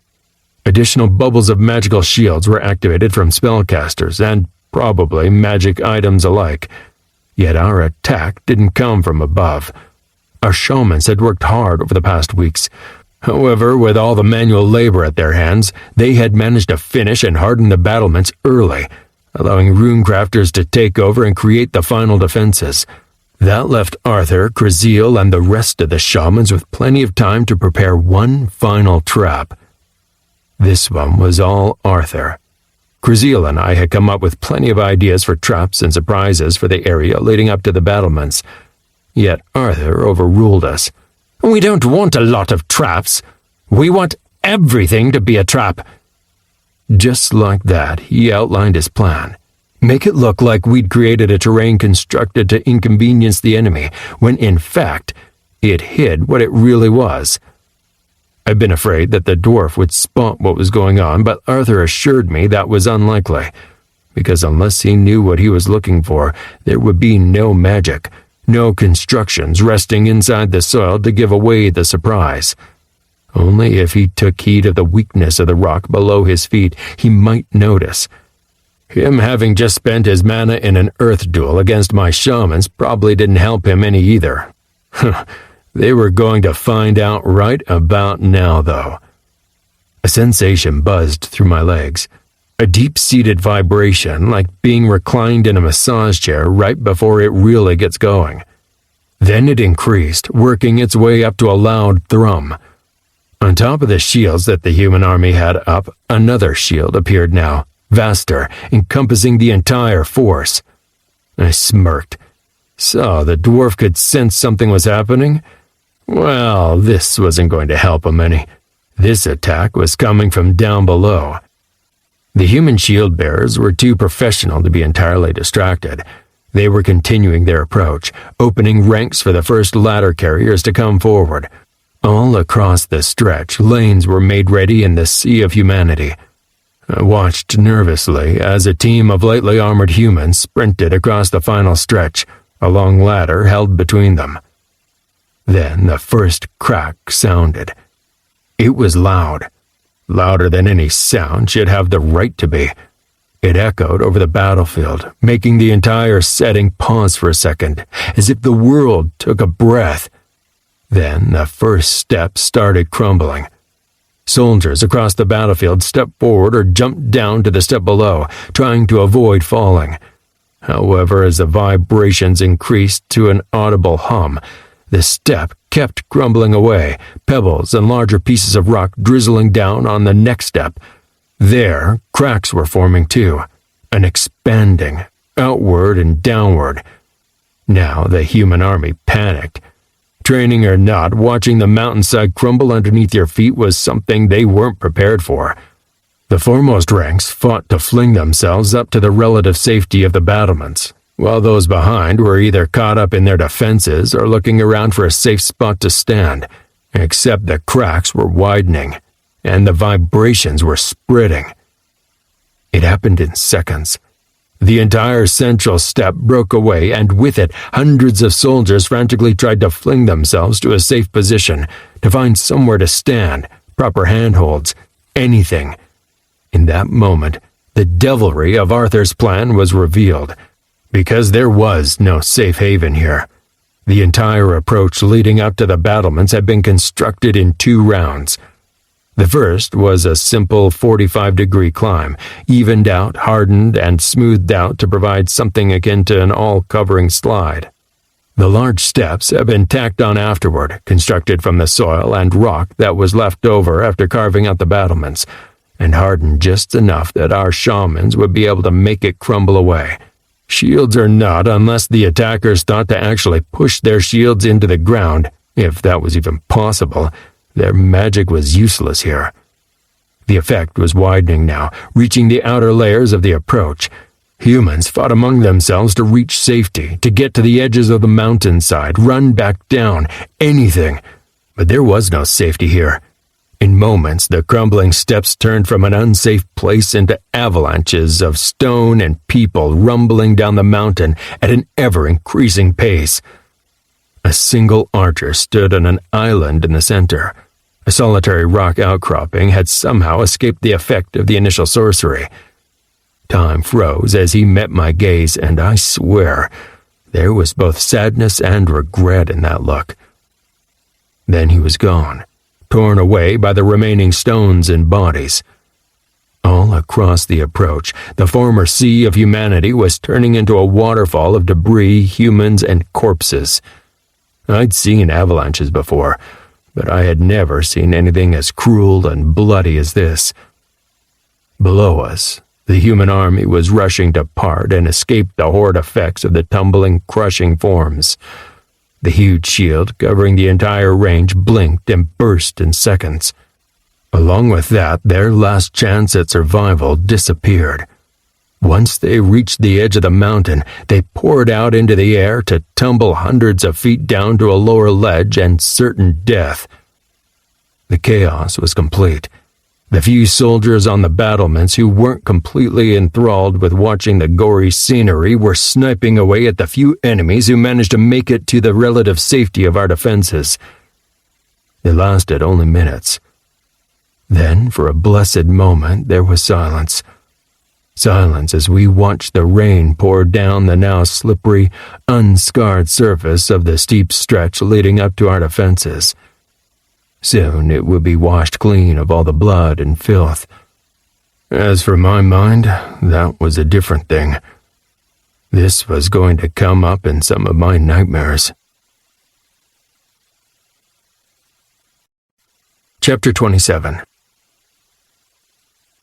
Courage is willingness to take the risk once you know the odds. Optimistic overconfidence means you are taking the risk because you don't know the odds. It's a big difference. Daniel Kahneman. Silence reigned over the mountainside. Then it was broken by cheering. Howls, roars, and hollering rang out into the open air as our people celebrated the simple joy of having survived and beaten back the enemy with almost no losses on our side. Well done, everybody, especially our shamans. You were the key to this. Everybody who leveled up, I recommend you spend what you've earned right away. It will likely be a while before they recuperate from this, but they will be back. They've come this far and know there is no easy escape. There's no way that they're giving up now. I was right. They did come.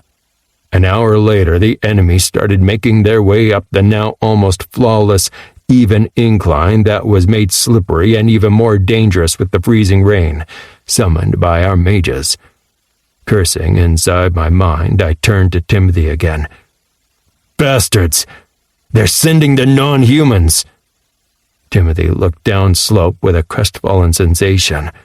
Yeah, but they aren't just letting them loose and trusting them. Look. Motherfuckers! The non-humans were climbing carefully in their thousands, navigating the start of the slippery, coverless area in one large, formationless multitude. On either side, a few adventurous climbers were also attempting to scale the mountain itself, ostensibly to get at us from above. I didn't envy them the attempt. Kraziel had prepared the sides personally. That in itself wasn't the problem. The problem was what was following them. Right behind the uneven ranks of the non-humans, archer companies followed at a slower pace. Rank after rank of the companies. They must hold every single human archer left in the army. I believed I could see mages at the front, trying to work on the soil to make it easier to ascend. That wasn't the infuriating point, though. It was how their bows were readied and aimed, straight at the backs of the secondary. Timothy looked like he was trembling. They are really leading them forward at bow point? I wanted to kill them before, but now I feel more like wholesale slaughter. Stuff to make Jeffrey Dahmer blanch. I fumed. It's the one-armed bastard and the dwarf. I swear, I regret killing Cartiga now. She might have been more competent than these bastards, but at least she had a hint of a conscience. I rubbed the ridge over an eye, glaring down over the incoming forces. None of the scouts report spotting either of the pricks in person among the archers, though. They aren't taking any chances at all.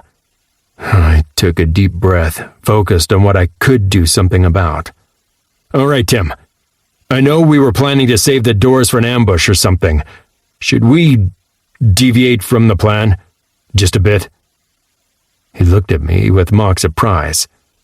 You're suggesting we abandon our carefully laid plans simply to appease your humanity? Do you really think you can convince me that's a good idea? He snorted. Of course we should. If you hadn't said anything yourself, I would have kicked you. But you're... I waved a claw right through his shoulder. Immaterial. Much like your sense of humor. The well-dressed ghost snorted. You're such an ass. Now let's flip the situation on those dirty assholes. I know I said that I was probably not going to address you again. Turns out I was wrong. I looked at the multitudes of non-humans climbing toward us. I had plenty of time to observe them over the past weeks, but in this valuable moment right before everything was going to blow up, I found myself investigating them with intense concentration, as if trying to cement their existence. They weren't as varied in race as I'd believed weeks ago in that first chaotic battle. In fact, there were only around 5 races represented in numbers. The most numerous ones were those most humanoid in aspect, like the lithe, cat-like light infantry who were scrambling up the mountainside with ease. Others, like the massive werewolf-like humanoids, were muscled enough they looked like they were walking on plain ground. Viperkin, some insectile humanoids, what looked like ethium. There weren't that many different races represented. They just looked varied because all groups were mixed. Apparently, segregation wasn't a thing inside the secondary. Other races were present outside of the most common ones too, like an armored pair of fighters that looked more like humanoid peacocks, but only as the occasional outlier. At this point, the first non-humans had climbed around halfway up the ascent toward the battlements. They made good time. 5 more minutes and they would be here. Obviously, it was made quite a lot easier by the lack of attacks from our side. I glanced at my soldiers standing ready and saw more than one clenching weapons in death grips. They did not like the idea of standing inactive while armed enemies approached. Well, time to roll the dice. This, however, promises to be my last message to the secondary. You know the truth by now. The bows at your back speak volumes that are hard to deny. The humans will see you dead one way or the other. Therefore, if we talk again, it will not be with you as part of the Nefren Empire, but at our side. I gave the signal, and on either side of our battlements, a shadow door swung open, revealing the illusion that had kept them hidden until now. This is my offer. Flee the humans. Join our side as allies. We will protect you and make you part of our world, as equals. Or continue, and we will have to fight you as the humans' slaves. The world held its breath then, as the cohesion in the human army was tested, and finally broke. In seconds, the first non-humans started streaming up the treacherous stretch like a furred, scaled, or feathered wave. Cries of relief rang out, and some even flung their shields or weapons away as they climbed, slithered, or half ran. They're doing it, Tim. They're actually doing it. They're joining us, man. I know, you scaly mountain. It's the best. That asshole dwarf must be fuming. He grimaced. Oh, not everybody, though. Looks like there's a group that decided they wanted to stay with the humans. Timothy was right. One large clump of non-humans on the right flank had stopped, weapons in hand, and were trying to stop those who tried to move past them. Shouts rang out, and moments later non-humans spilled the blood of their own. It wasn't an isolated experience either. All across their numbers, smaller groups either tried to stop their own, running for the welcoming entrances, or simply stayed put, deciding to go with a neutral approach, not hindering their own, but not trying to join them either. Still, compared to the people who actually tried to join us, they were very much in the minority. 1 in 8 at most. Timothy grinned, but there was a manic gleam to it. So, almighty scale bird and ruler, do we ever cover exactly how we can tell whether they're trying to join us or just rushing to attack because we were kind enough to open the doors? I was glad there were no mirrors nearby. I did not need to know exactly how goofy I looked right then and there. Because, of course, we didn't. An armed non-human defecting and one attacking would look pretty much the same. It felt like they were joining us, but I cleared my throat. Bear with me a moment. Then I stretched my senses outward, trying to take in the emotions coming from outside. My mental power and control, boosted by the powers of the blessing of Deyra, were through the roof by now. I could pretty much read the room in a second, which did make my public speaking quite a bit easier. But what was coming toward us was nothing as simple as a crowd. These were people moving on the edge of death, who knew full well that they might die before the hour had passed. Their emotions were strong, coming in waves, but did the elation reaching from them stem from the sudden possibility of survival, or from being able to escape their oppressors? Hope, sure. Could work both ways, too. Defiance? That was promising. Bloodlust? Less so. One of the strongest emotions coming from all sides, though. I turned back to Timothy, frowning. I think we're good. Think? Yeah, I'm taking in their feelings. It isn't what you call an exact science, but the strongest feeling coming from them pretty much feels like a middle finger, and I doubt it's raised at us. He chuckled nervously, then started laughing. Mood! What? That's a whole-ass mood! He raised 2 triumphant middle fingers at the humans. That's right! We're all agreed! The finger to you, you bastards! Maybe the leaders of the human army were able to sense emotions too. I didn't know if that was just a dragon thing or something one could be trained to learn. However, it was frighteningly obvious to spot when they realized that the secondary wasn't going to fight, but were jumping ship, because the humans opened fire on them. For the hindmost ranks of the non-humans, it was a slaughter. They were mowed down by waves of arrows. The archer companies were maybe half as many as the non-humans, but they were right behind them, with the entire rise spread out ahead of them like a shooting gallery. Some of the groups of the secondary who had decided to fight their brethren, or at least ignore our promise of safety, waved frantically in the attempt to stop their perceived allies from attacking. They died with the others. The forces farther up the incline were a bit better off. With the added height, the archers had a limited distance, and the foremost 2/3 of their forces, still several thousand in numbers, were speeding up, realizing that their lives were being threatened by their former allies. All over the approach, non-humans fought to reach us, sometimes struggling among themselves to come first. Every other second, one of them would fall, rushing down the slippery slope and inevitably tear others down with them. Flyers! Attack the humans right now! Beware their retaliation! We just need to distract them! Above us, the imps and other flyers went airborne. I roared with glee to see them joined by a half-dozen of the flyers formerly from the human army. 3 of the millipede-like monsters and 3 spitters followed them aloft. They must have finally made a breakthrough in their training. I turned back to the glowing form. There must be something more we can do.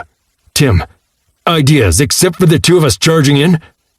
He shook his head with a grim expression. They're outside the reach of our spellcasters, even if we had something ready that might help them. We have the Gallery of Illusions, but they're too far down for it to have an effect. His eyes narrowed in hatred. Poor bastards. I hope those who fall at least take some of the damn archers with them. I growled and dug my claws into the stone of the fortifications in frustration. Silently, I agreed with him. Maybe some of the falling and dying soldiers could start another wave and tear apart their ranks, stopping the attacks that way. Except that would have been too easy, of course.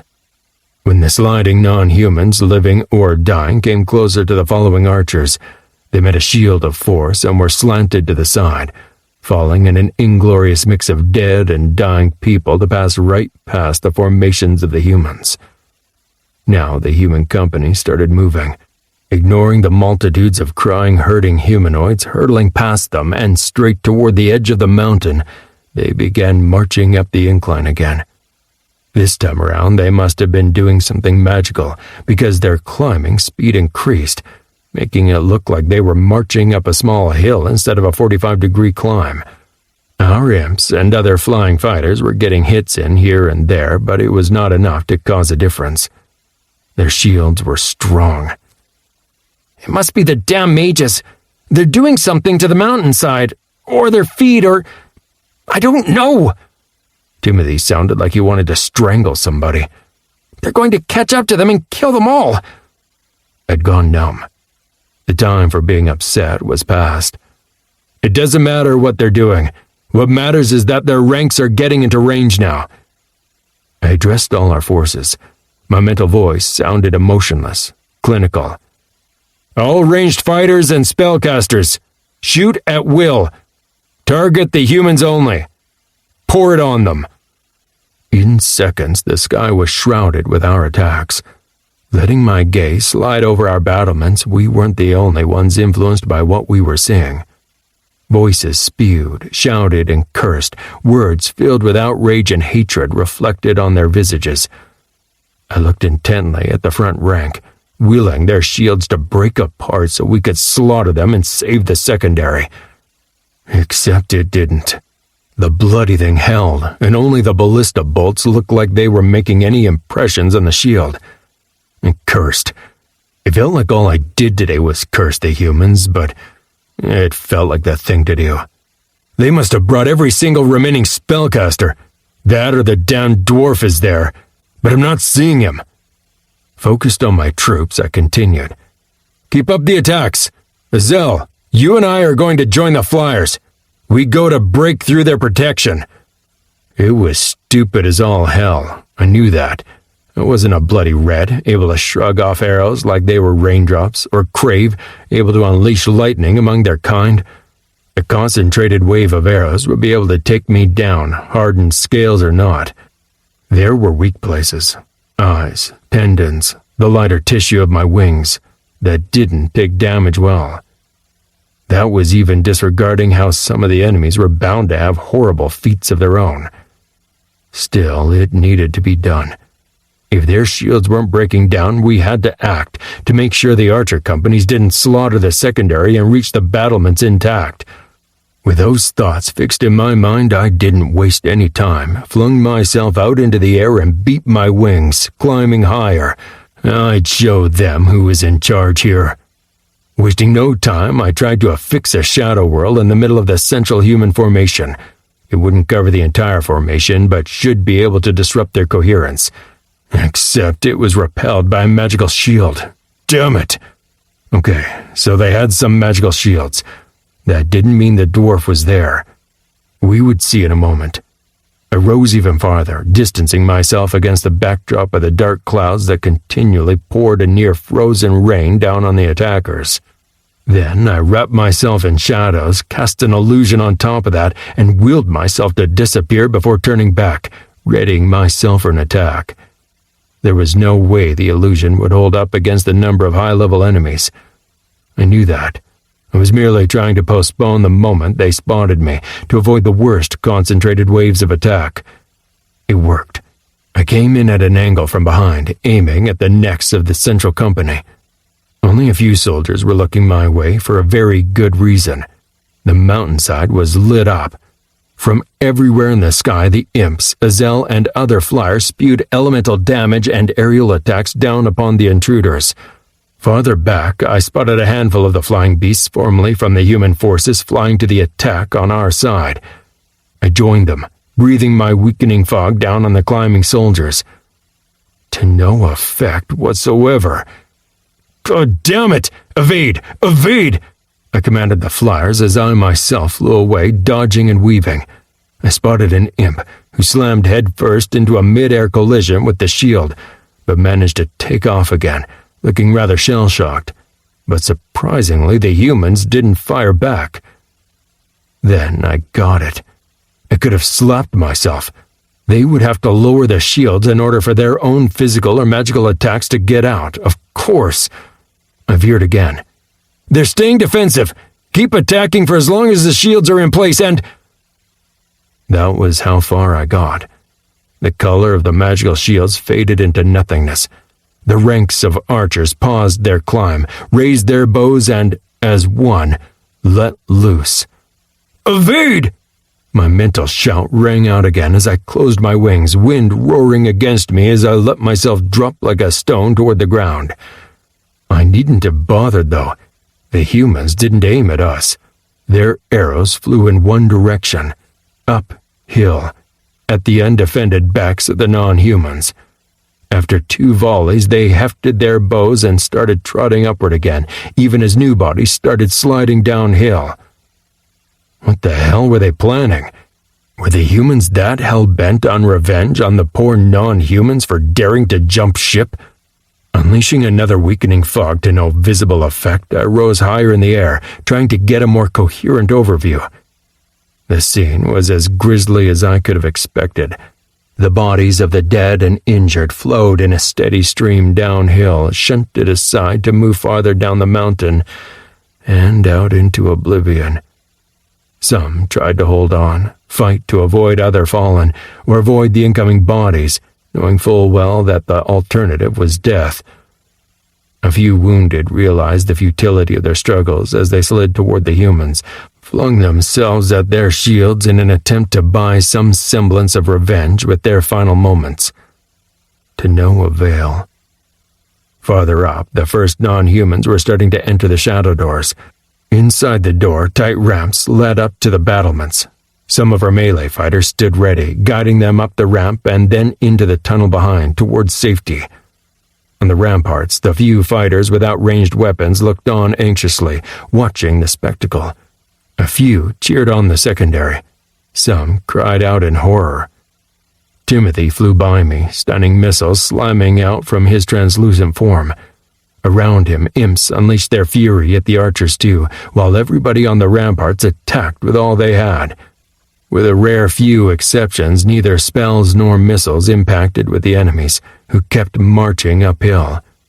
Some of the archer companies on the edges were having a harder time of things, humans dropping wounded every so often.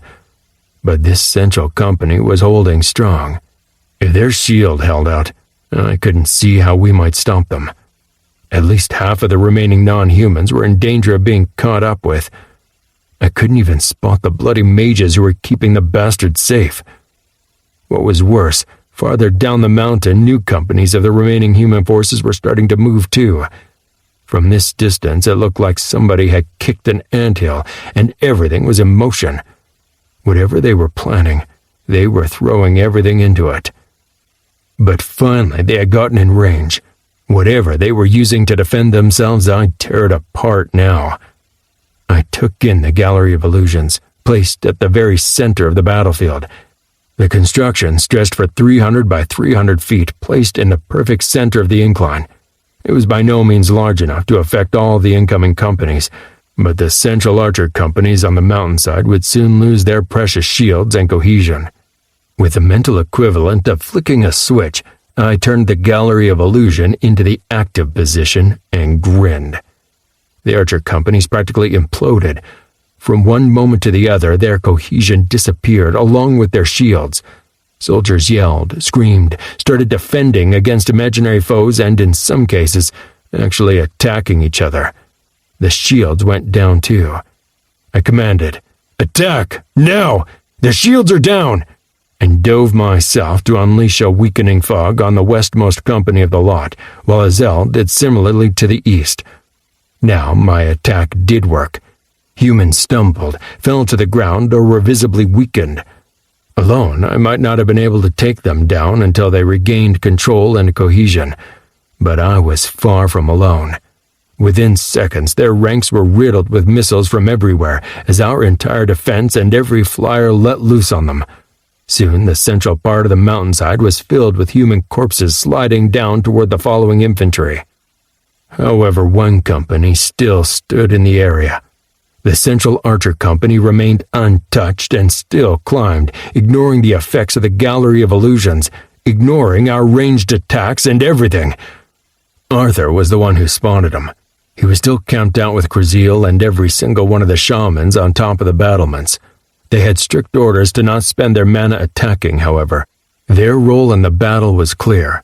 They were supposed to do everything they could to ensure that nobody was able to break the hardened, enchanted rock and force their way through the ramparts.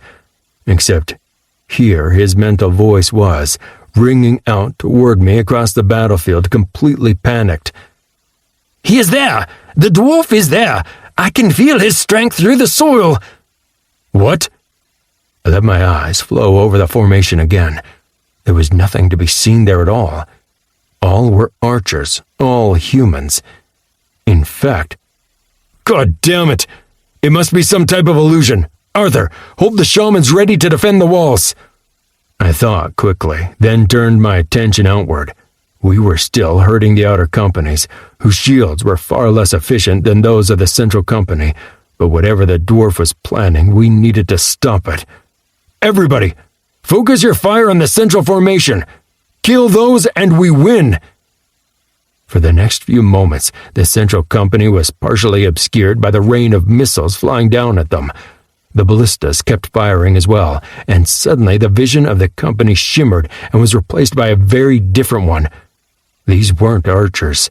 They were shield bearers, one and all, surrounding a central core of spellcasters and... yeah, that damn dwarf. Hair growth and lord nerve damage. With our entire army focusing its attention on them, their magical shields were starting to wilt and fail. One by one they died, reigniting again moments later, only to sputter out again under the next barrage. But one large central shield never died entirely. It flickered under the hardest attacks and gave out in areas but stayed strong. I had no doubt whose it was. At least they didn't keep firing arrows at the fleeing non-humans. Instead, they started veering to the left and increased their pace. But why the hell would the spellcasters even expose themselves like that? Caught out in front of the walls, we'd be able to slaughter them before the rest of their army came to back them up. Their shields were starting to die right now. There was no way they'd hold out another 10 minutes. Then my eye slid from the rapidly climbing shield bearers to the non-humans they were swiftly catching up on, and onward, to the shadow door, where the soldiers of the secondary were being herded through in ones and twos. The open shadow door. The open door which had several thousand non-humans fighting and struggling to get in. I've made my share of hard decisions. I used to agonize over firing people. Then lately I've had my share of moral dilemmas and life and death situations to ponder over, trying to face reality and not shy away from doing what has to be done. But the decision I made right then and there was one of the hardest I've ever made. And there was nothing I could do to soften the blow or in any way diminish what I was doing, condemning thousands of thinking people to their death. Still, I did it. Close the northern shadow door! I wondered if others could hear the fury in my mental voice. The door didn't close. Any one of my minions would be able to close the door, but you needed to touch it physically. Non-humans were still streaming through the opening on both sides. They vastly outnumbered my people near the door too, bedraggled and winded though they may be. Right at their heels followed the dwarf and his damn spellcasters. I repeated myself. You need to close the northern shadow door now! The humans don't need to take the wall. If they can barricade the tunnel and keep it open, they have direct entry, and ranged attacks won't do us any good against him in there. Unless you act now, this battle is lost! Then they got it. Panicked cries rang out as my minions ran to obey the order. The door on my left remained open. On that side, most of the human forces had been eliminated. What few attackers were still standing were following the non-humans at a distance, taking potshots at the fleeing defectors. They were nowhere near to catching up, though. On my right, however, a clamor rang out from within the tunnel, followed by screams of pain and fear. I abandoned my attacks on the speeding company and wheeled to return and help them close the door. A sigh of relief escaped my throat as a distant groaning of stone over stone announced the door was starting to close. Then it stopped again. My heart sank. I dove and looked into the half-closed shadow door. From within, a blue shimmer met my gaze. It was ice. A large block of ice summoned into being, blocking the door from being closed. I said to myself softly, "Oh no." Then the active part of me took over and commands poured from me. We needed to take the dwarf spellcaster down before they made it to the safety of the tunnel. Only then would we be able to close the shadow door and maintain our defense of the mountainside against them. Only then would we be able to survive. Chapter 28. We failed. Horribly. We rained down destruction upon their heads, unleashing every single skill, cooldown, and feat we had to bring to bear. while our forces were boosted by the outposts and their strength was being debuffed. Our shadow towers kept pouring abuse down on them. The mountainside was one disturbing obstacle course from the constant flow of downed, dead, and dying humans sliding down the slippery surface to be tossed into the open air below. Desperate, we even attacked through the tunnel, Roth and Coatem leading a charge that should be made eternal in song. Our imps dove and dodged, weaving through openings between arrows that shouldn't be physically possible. Still, we failed. The shield bearers surrounding the dwarf fell in droves to protect him and the remaining spellcasters. When they reached the non-humans milling around the opening, beating on the block of ice holding the shadow door open, the spellcasters unleashed a slaughter that made me nauseated to think about.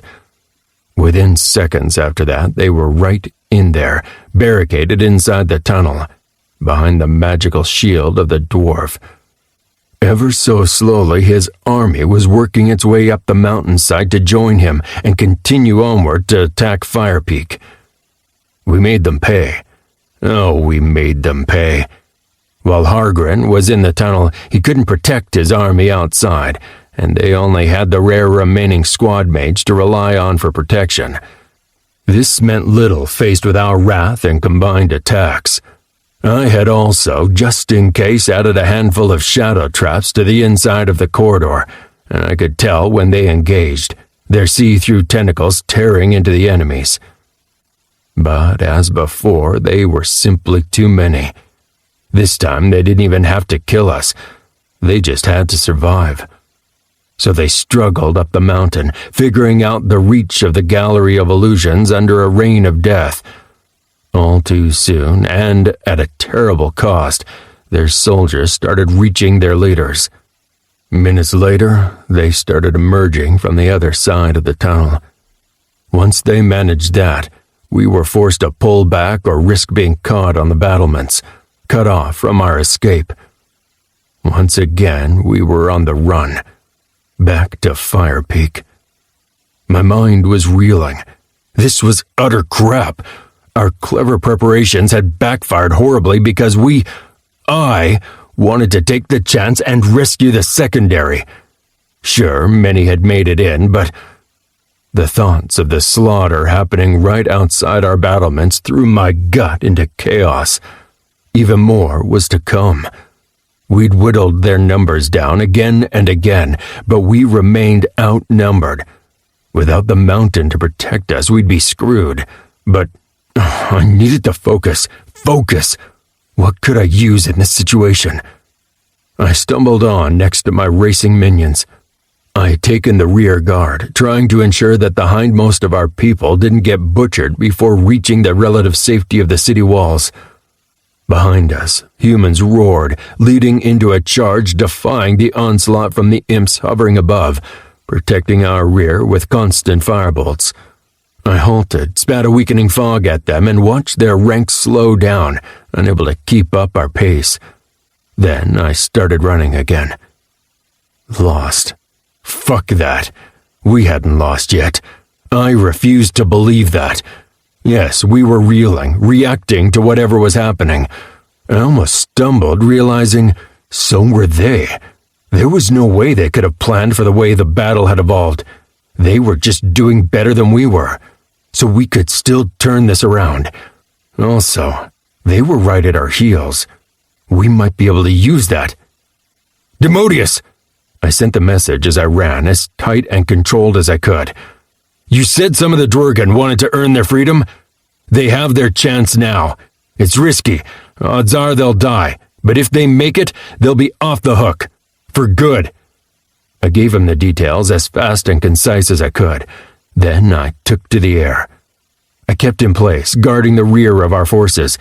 However, I needed the chance to take in the situation, needed to see where he was. The answer was right there. Less than half a mile behind us, protected by shield bearers and 2 surviving spellcasters, the dwarf strode onward. Imperious, deadly, certain in his success and our downfall. Well, I'd be damned if that happened on my watch. Spewing another breath attack at the following forces, I turned back toward the city and kept myself relatively steady as I dove into the minimap. Excellent. In their haste to take us down, the human forces still hadn't managed to take down all the shadow towers. Hell, why would they? With the tunnels behind the shadow doors leading straight to the exit tunnels, they circumvented the area that the towers were able to fire upon entirely. They might not even realize they were there until later. Well, now I could use it against them. I hovered above my forces while I mentally moved every single shadow tower to where they would shortly be needed. Then I deactivated each and every one of them. Phase 1 complete. I sent out orders left and right. Despite our defeat, we hadn't suffered bad losses. In fact, we had managed an impressive degree of coherence even as we retreated. Our clincher riders joined us, helping us keep their forces off our backs by harrying anybody who came too close on our heels. There would be praise aplenty to go around, if we made it through this. For now, I ensured that all our people hopefully made it into place in time. Then, I prepared a surprise to teach that bastard a couple of lessons. My people made it back to Fire Peak, but I remained, floating above the city gates, making the necessary preparations before touching down and, with a dive and a final breath attack at my pursuit, roared and retreated into the city. The Dwergen ran to meet me right near the gates as our forces were fleeing the other way. Good. Somehow Demodius had told them in time. Explained what I needed. As they started racing for the gates, I sent a mental message, spreading it far and wide enough that anybody inside the crater, including our enemies, would be able to hear it. "Close the gates! You stupid bastards! Didn't you see what they did? We need to close it now!" Behind our forces, the Dwergen were the only ones who remained outside. They started pushing on the massive, elaborate city gates, fumbling as the weight of it apparently became too much for them. Then they waited for more of their kind to join them and help. Half a minute later, the following human armies had drawn in close, but they were finally enough to start pushing the huge city gates closed. Except they didn't make it. The Dwergen paused, confused as the doors refused to close further. They looked at each other, at the near-blinding glow of the magical block of ice holding the doors open, at the oncoming enemies. Then they ran for the far reaches of the cavern in the attempt to escape the armies. I silently wished them luck as the enemies followed. They had done what we needed. Now the humans entered Fire Peak. We kept retreating while the humans poured into the city. At my order, we gathered in the central plaza. It was fitting that we should finish things here, I guess. Where Salus used to lay down her judgments and dispense her wisdom upon the masses of the city, we would attempt to end this once and for all, ensuring that the human army failed in their onslaught. As the enemies drew farther into the city, they reformed, redrew their ranks and formations, and started to proceed more slowly. Beyond them, their forces stretched on in one long column, reaching all the way back to the battlements. They just didn't stop coming. We pulled away from them now, giving ourselves the time to get ready. In the central plaza of the city, our forces met. The lines were drawn. I glanced around me and, in the middle of everything, found a moment of peace. Honestly, if this was how things should end, I really didn't mind. On every side, I had friends and stout supporters ready to throw their lives on the line. The Talpi constantly there for me. Crawls, ugly but tough, grasping weapons and oversized shields in their strong hands. The Imps, hovering, raving to go on the offensive. Every other race of the city was represented, weapons in hand, ready to throw their worst at the invaders. There, on the ground below us, I paused at the realization. I hadn't known. The tiles were there, in their hundreds. The pictograms stared up at us, depicting every single feed option known to us, and the unfolding of the selections as one grew and leveled. I felt a touch of warmth spread inside me. This was what we were fighting for. Freedom and free knowledge. The future of our people was writ large right below our feet. On the far side of the courtyard, the Key of the North and Lord Verneth stood tall as the human formation spread into the plaza. They were clearly raving to go, ready to finally unleash their frustrations on the people of the city. Lining up opposite of our forces, they clearly waited for the signal to go. I checked over the minimap one more time. About a third of the remaining human forces, 2,000 to 2,500 perhaps, had made it into the city, with more streaming through the gates every second. Yes, it was time. I stepped forward, Timothy at my side. The dwarf on his side did the same, along with the one-armed bastard. They were again surrounded by the blue sheen of their shield. Of course, they were in charge of the gates. Why maintain a shield over the gates when the battle would be met here? We met in the center of the courtyard. The dwarf's arrogant smirk was so damn punchable. I wasn't sure how it was possible for somebody of his stature to look down on me, but he managed. I have been looking forward to this, I growled under my breath. I'm not so sure that you'll think the same 2 minutes from now. Threats? How very predictable from a monster of your kind. I would rethink my strategy if I were you, though. If you want us to spare any of your precious monsters, you had better start groveling, beast. I snorted. Not happening. Honestly, it's not like you've given us any chance to believe that you would even keep your promise. I pity the soldiers of the secondary. They believed your lies, and look what happened to them. He waved a hand dismissively. If only they had remained loyal and known their place, they might have made it. But they will be easily replaced. They're nothing but monsters, like your beasts. Still, the chance of survival and a life in service is better than instant death. Would you not agree? Gee, and you wonder why we're not jumping at the chance to join your side. See, I had the idea that I'd rather give you a counteroffer. The dwarf leered now, magic building between his hands. Counteroffer? Really? That would require that you have anything worth offering that I cannot take for myself. I do at that. I sent a message to my people to prepare. Then I concentrated. I found the spot in the system I needed and pressed Activate Fireweb. All around the city, the fire shield sprang to life and cut off the entirety of Firepeak from the rest of the army. How does your survival sound? Shouts rang out from their army as they spotted the flames. It enveloped the entire city in flames, bathing everything in a hellish glow. If Salus were to be trusted, it would be able to run for a day or two before running out. What did you do? His tone suddenly did a 180. Belligerence replaced by surprise, even shock. He looked everywhere around him, eyes growing wider as he suddenly noticed the edges of the courtyard growing packed. The news had spread, and the people of Firepeak were slowly rushing in, as were some of the former secondary I noticed. I turned the tables on you. About that offer. Right now, you have about a third of your army with you inside the city. You are surrounded by our armies. You will not be able to fight your way out, and we have the constructions of Deyra to aid us, while you have nothing. So, are we going to discuss your surrender? I honestly didn't expect him to accept the offer. It's not like I would have in his place. Again, shadow dragons. We didn't have the best of reps.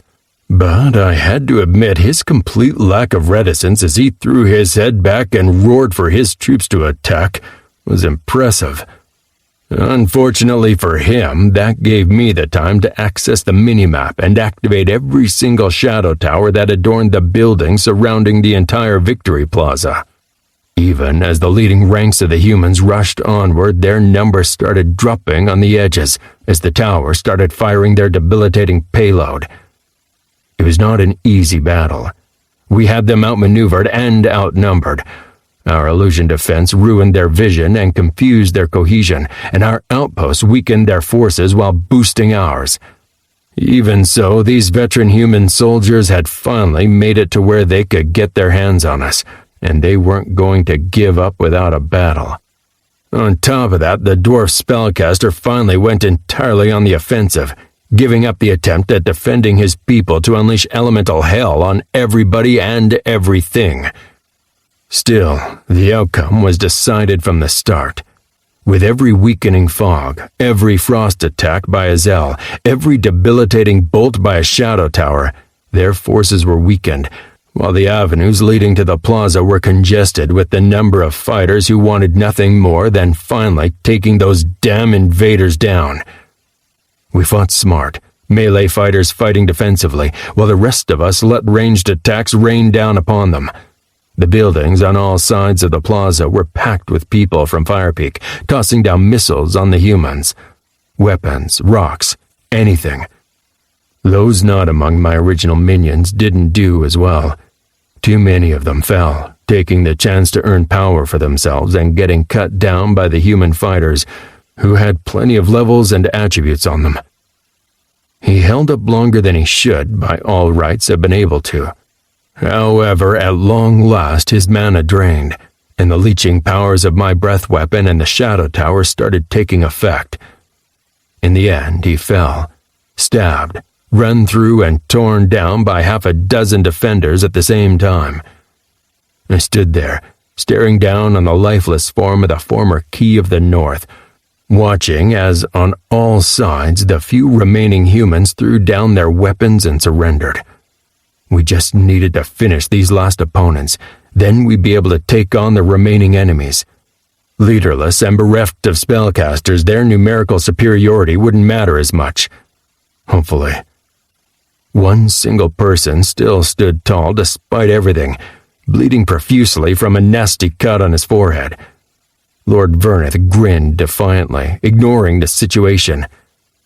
What are you waiting for, you damn animal? Come at me already! I sneered. Why? Do you really want to die that much? Surrender! Our forces don't kill people just because they're the wrong race. He snorted, stumbled slightly as he moved forward, raising his hammer against me. I'm done anyway. Captured by an animal? Twice? I'm going to lose everything I have. Listen, you moron. You already have lost. Why even think about that? He started laughing. Deep, belly-racking snorts of laughter that sounded suspiciously like sobs.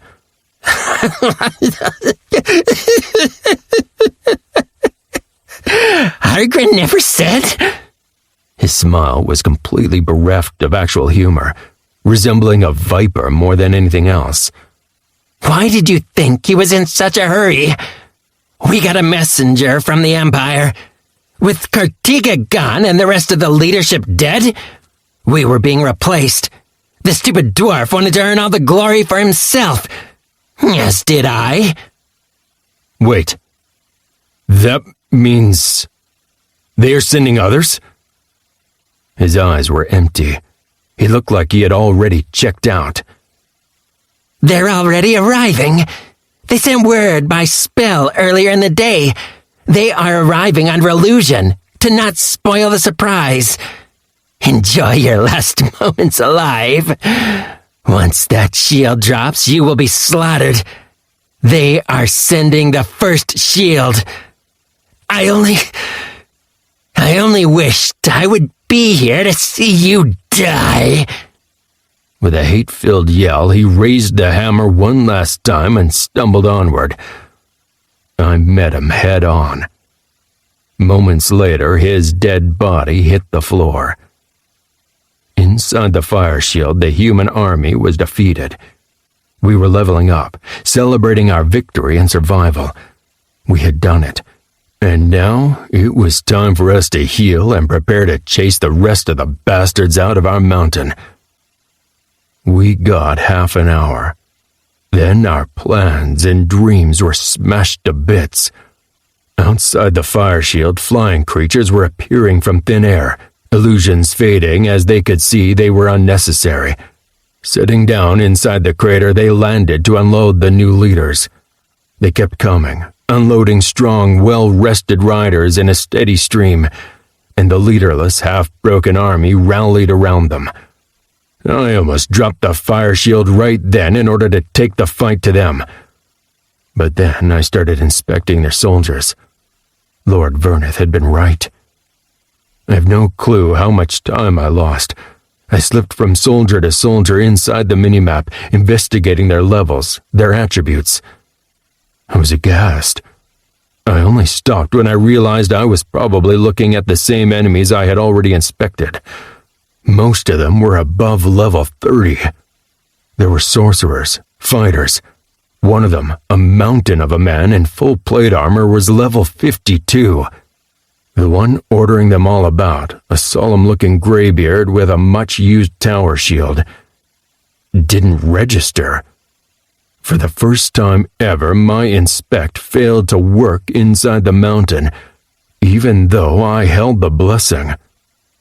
Did that mean he was 10 levels higher than I was? 20? Twice my level? I observed as they landed safely outside the raging inferno of the fire shield and slowly started arranging their defenses to their advantage.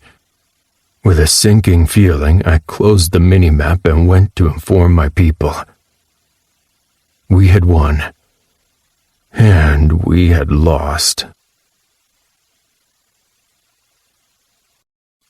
Chapter 29.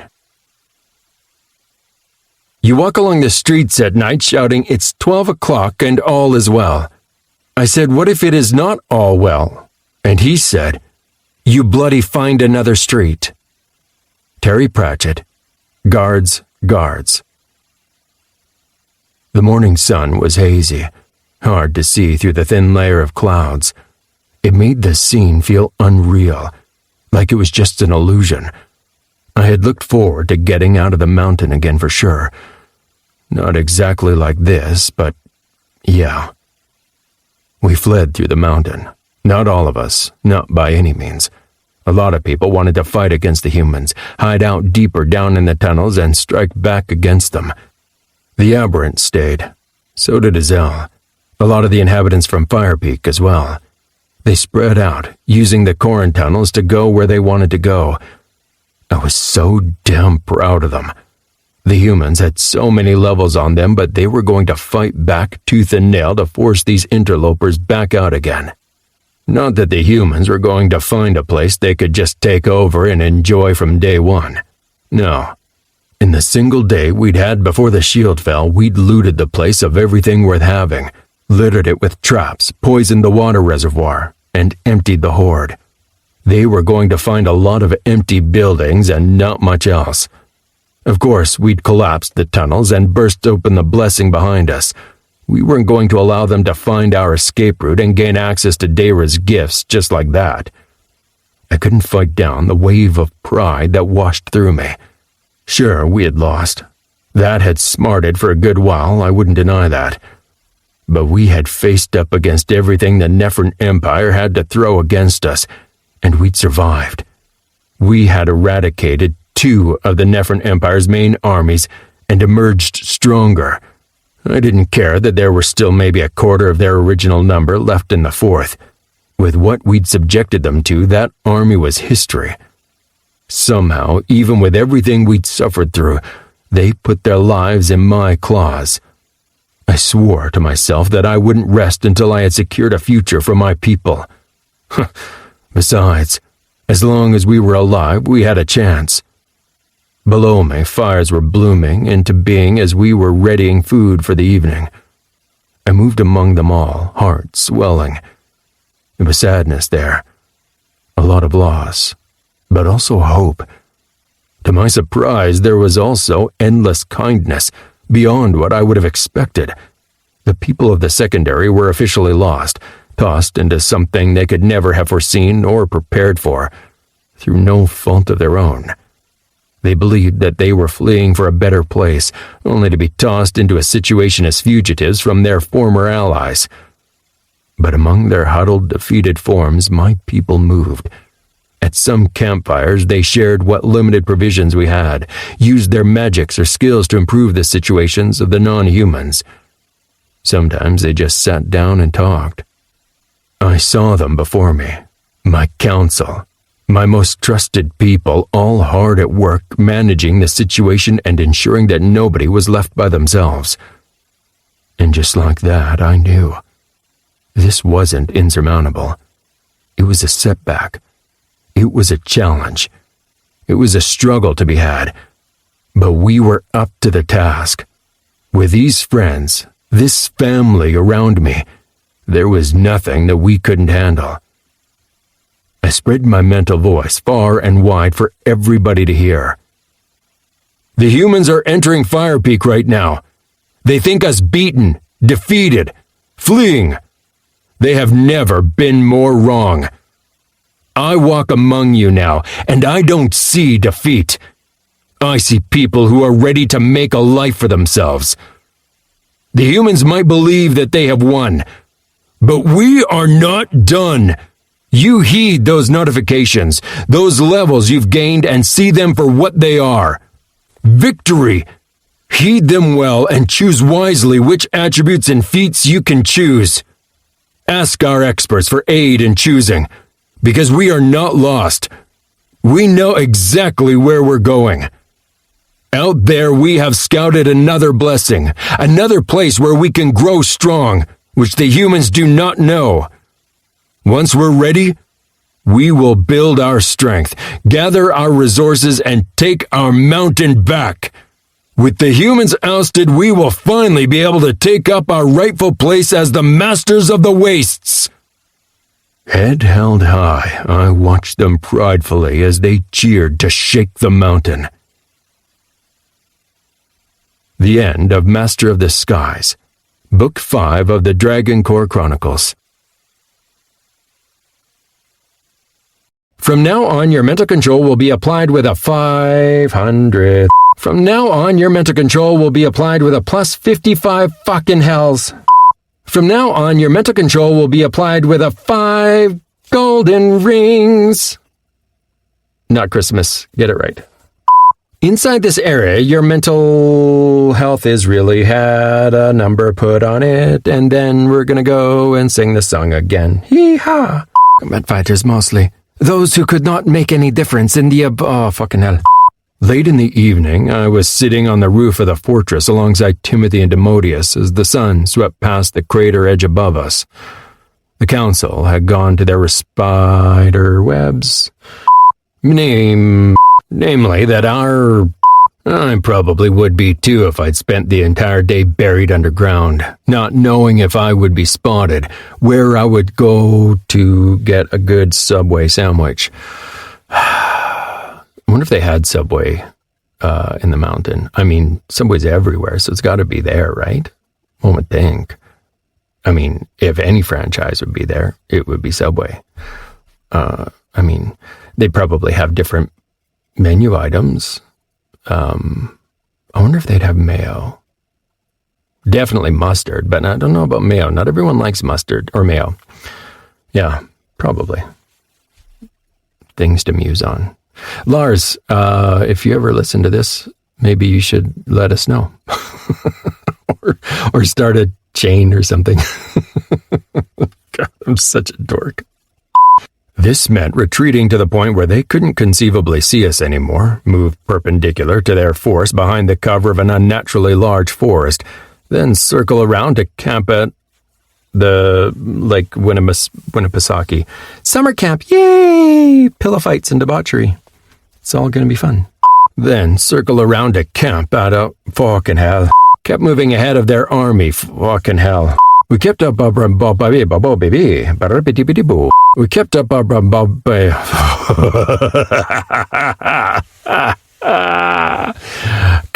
kept up our bombardment.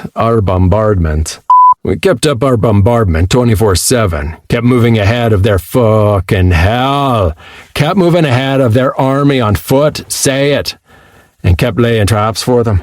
Finally, at night, the most groundbreaking reaction came. As an entire group of deserters from the side of my buttock So, even if that meant we were well and truly screwed on the bombardment side, maybe we'll stop saying bombardment sometime then. So, even if that meant we were well and truly screwed on the fucking hell bombardment. So, even if that meant we were all gonna get this. So, even if that meant we were well and truly screwed on the bombardment side, we were at least still fuck off. If they dared to fuck us over, we would pound them. If they dared to try range out and annihilate us, well, they'd pay. That was that. We're gonna get this. Grave was keeping an eye on the human army, along with all of his flyers, ready to move in case they tried to side with the devil. Claws and teeth tore. Imps and other ranged flyers unleashed damage at the weakly defended rears of the front of a... Fuck. Claws and teeth tore. Imps and other ranged flyers unleashed diabolical minions. The only detail I really hated was that we were going... Well, come on. The only detail I really hated was that we weren't going to violate the behinds of anyone standing next to us. Every time I try to start, it makes a stupid noise in the sound of my... I don't know what this is. Oh, my monitor. That's what makes the clicking noise. I thought getting a new monitor would fix that, but apparently not. Awesome. I can't find my place. I still can't find my place. Why don't I find my place and then I'll start the recording? That sounds good. Every archer had a fighter company. A company. Fucking hell. There it is. Then the Why am I starting? Whoops. A lucky few also had shields against magical attacks. I bounded across the ground and burped.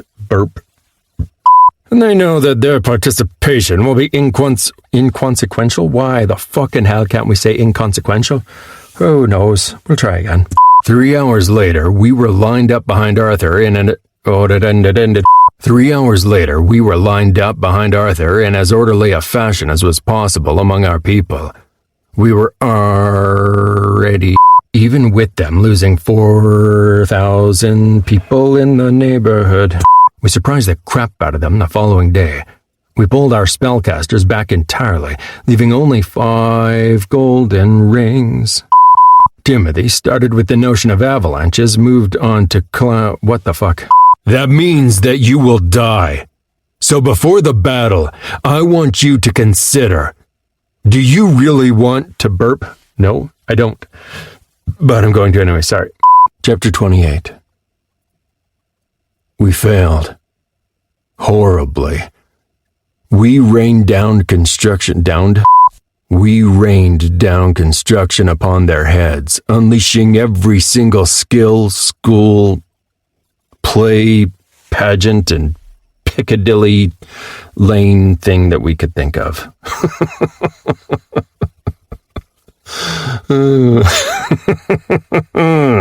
Yes! Okay, let's try that again. We rained down construction upon their heads, unleashing every single skill, cooldown, and feat we could bring... No, fuck. The Dwergen ran to meet me right near the Save the Children, keep them all safe. Good. Somehow Demodius had told them in time. Explained what I needed. As they started racing for the gates, I sent a metal... Did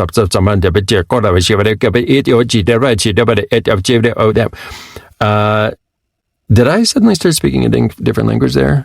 Feels like I did. Whoopsie. As they started racing for the gates, I sent a mental message spreading far and wide over the mountains, falling to the seas. It will be a magical place. Fuck. God. Hi, caramba. Let's try this again, and we'll get it this time, I promise. As they started racing for the gates, I sent a missile, fucking hell. As they started racing for the gates, I sent a mental message spreading it far and wide enough that fucking hell, that sounds really dumb. Okay, let's try and get this. Alright. Where Salus used to do something. Where's Salus? Where's Salus? Hey, Salus. It's good to see you here. Oh, you're looking really nice. Yeah. This has been Master of the Skies, a Reincarnation LitRPG adventure, Dragon Core Chronicles Book 5, written by Lars McMuller, narrated by Steve Campbell. Copyright 2023 by Lars McMuller. Production copyright by Mountaindale Press. All rights reserved.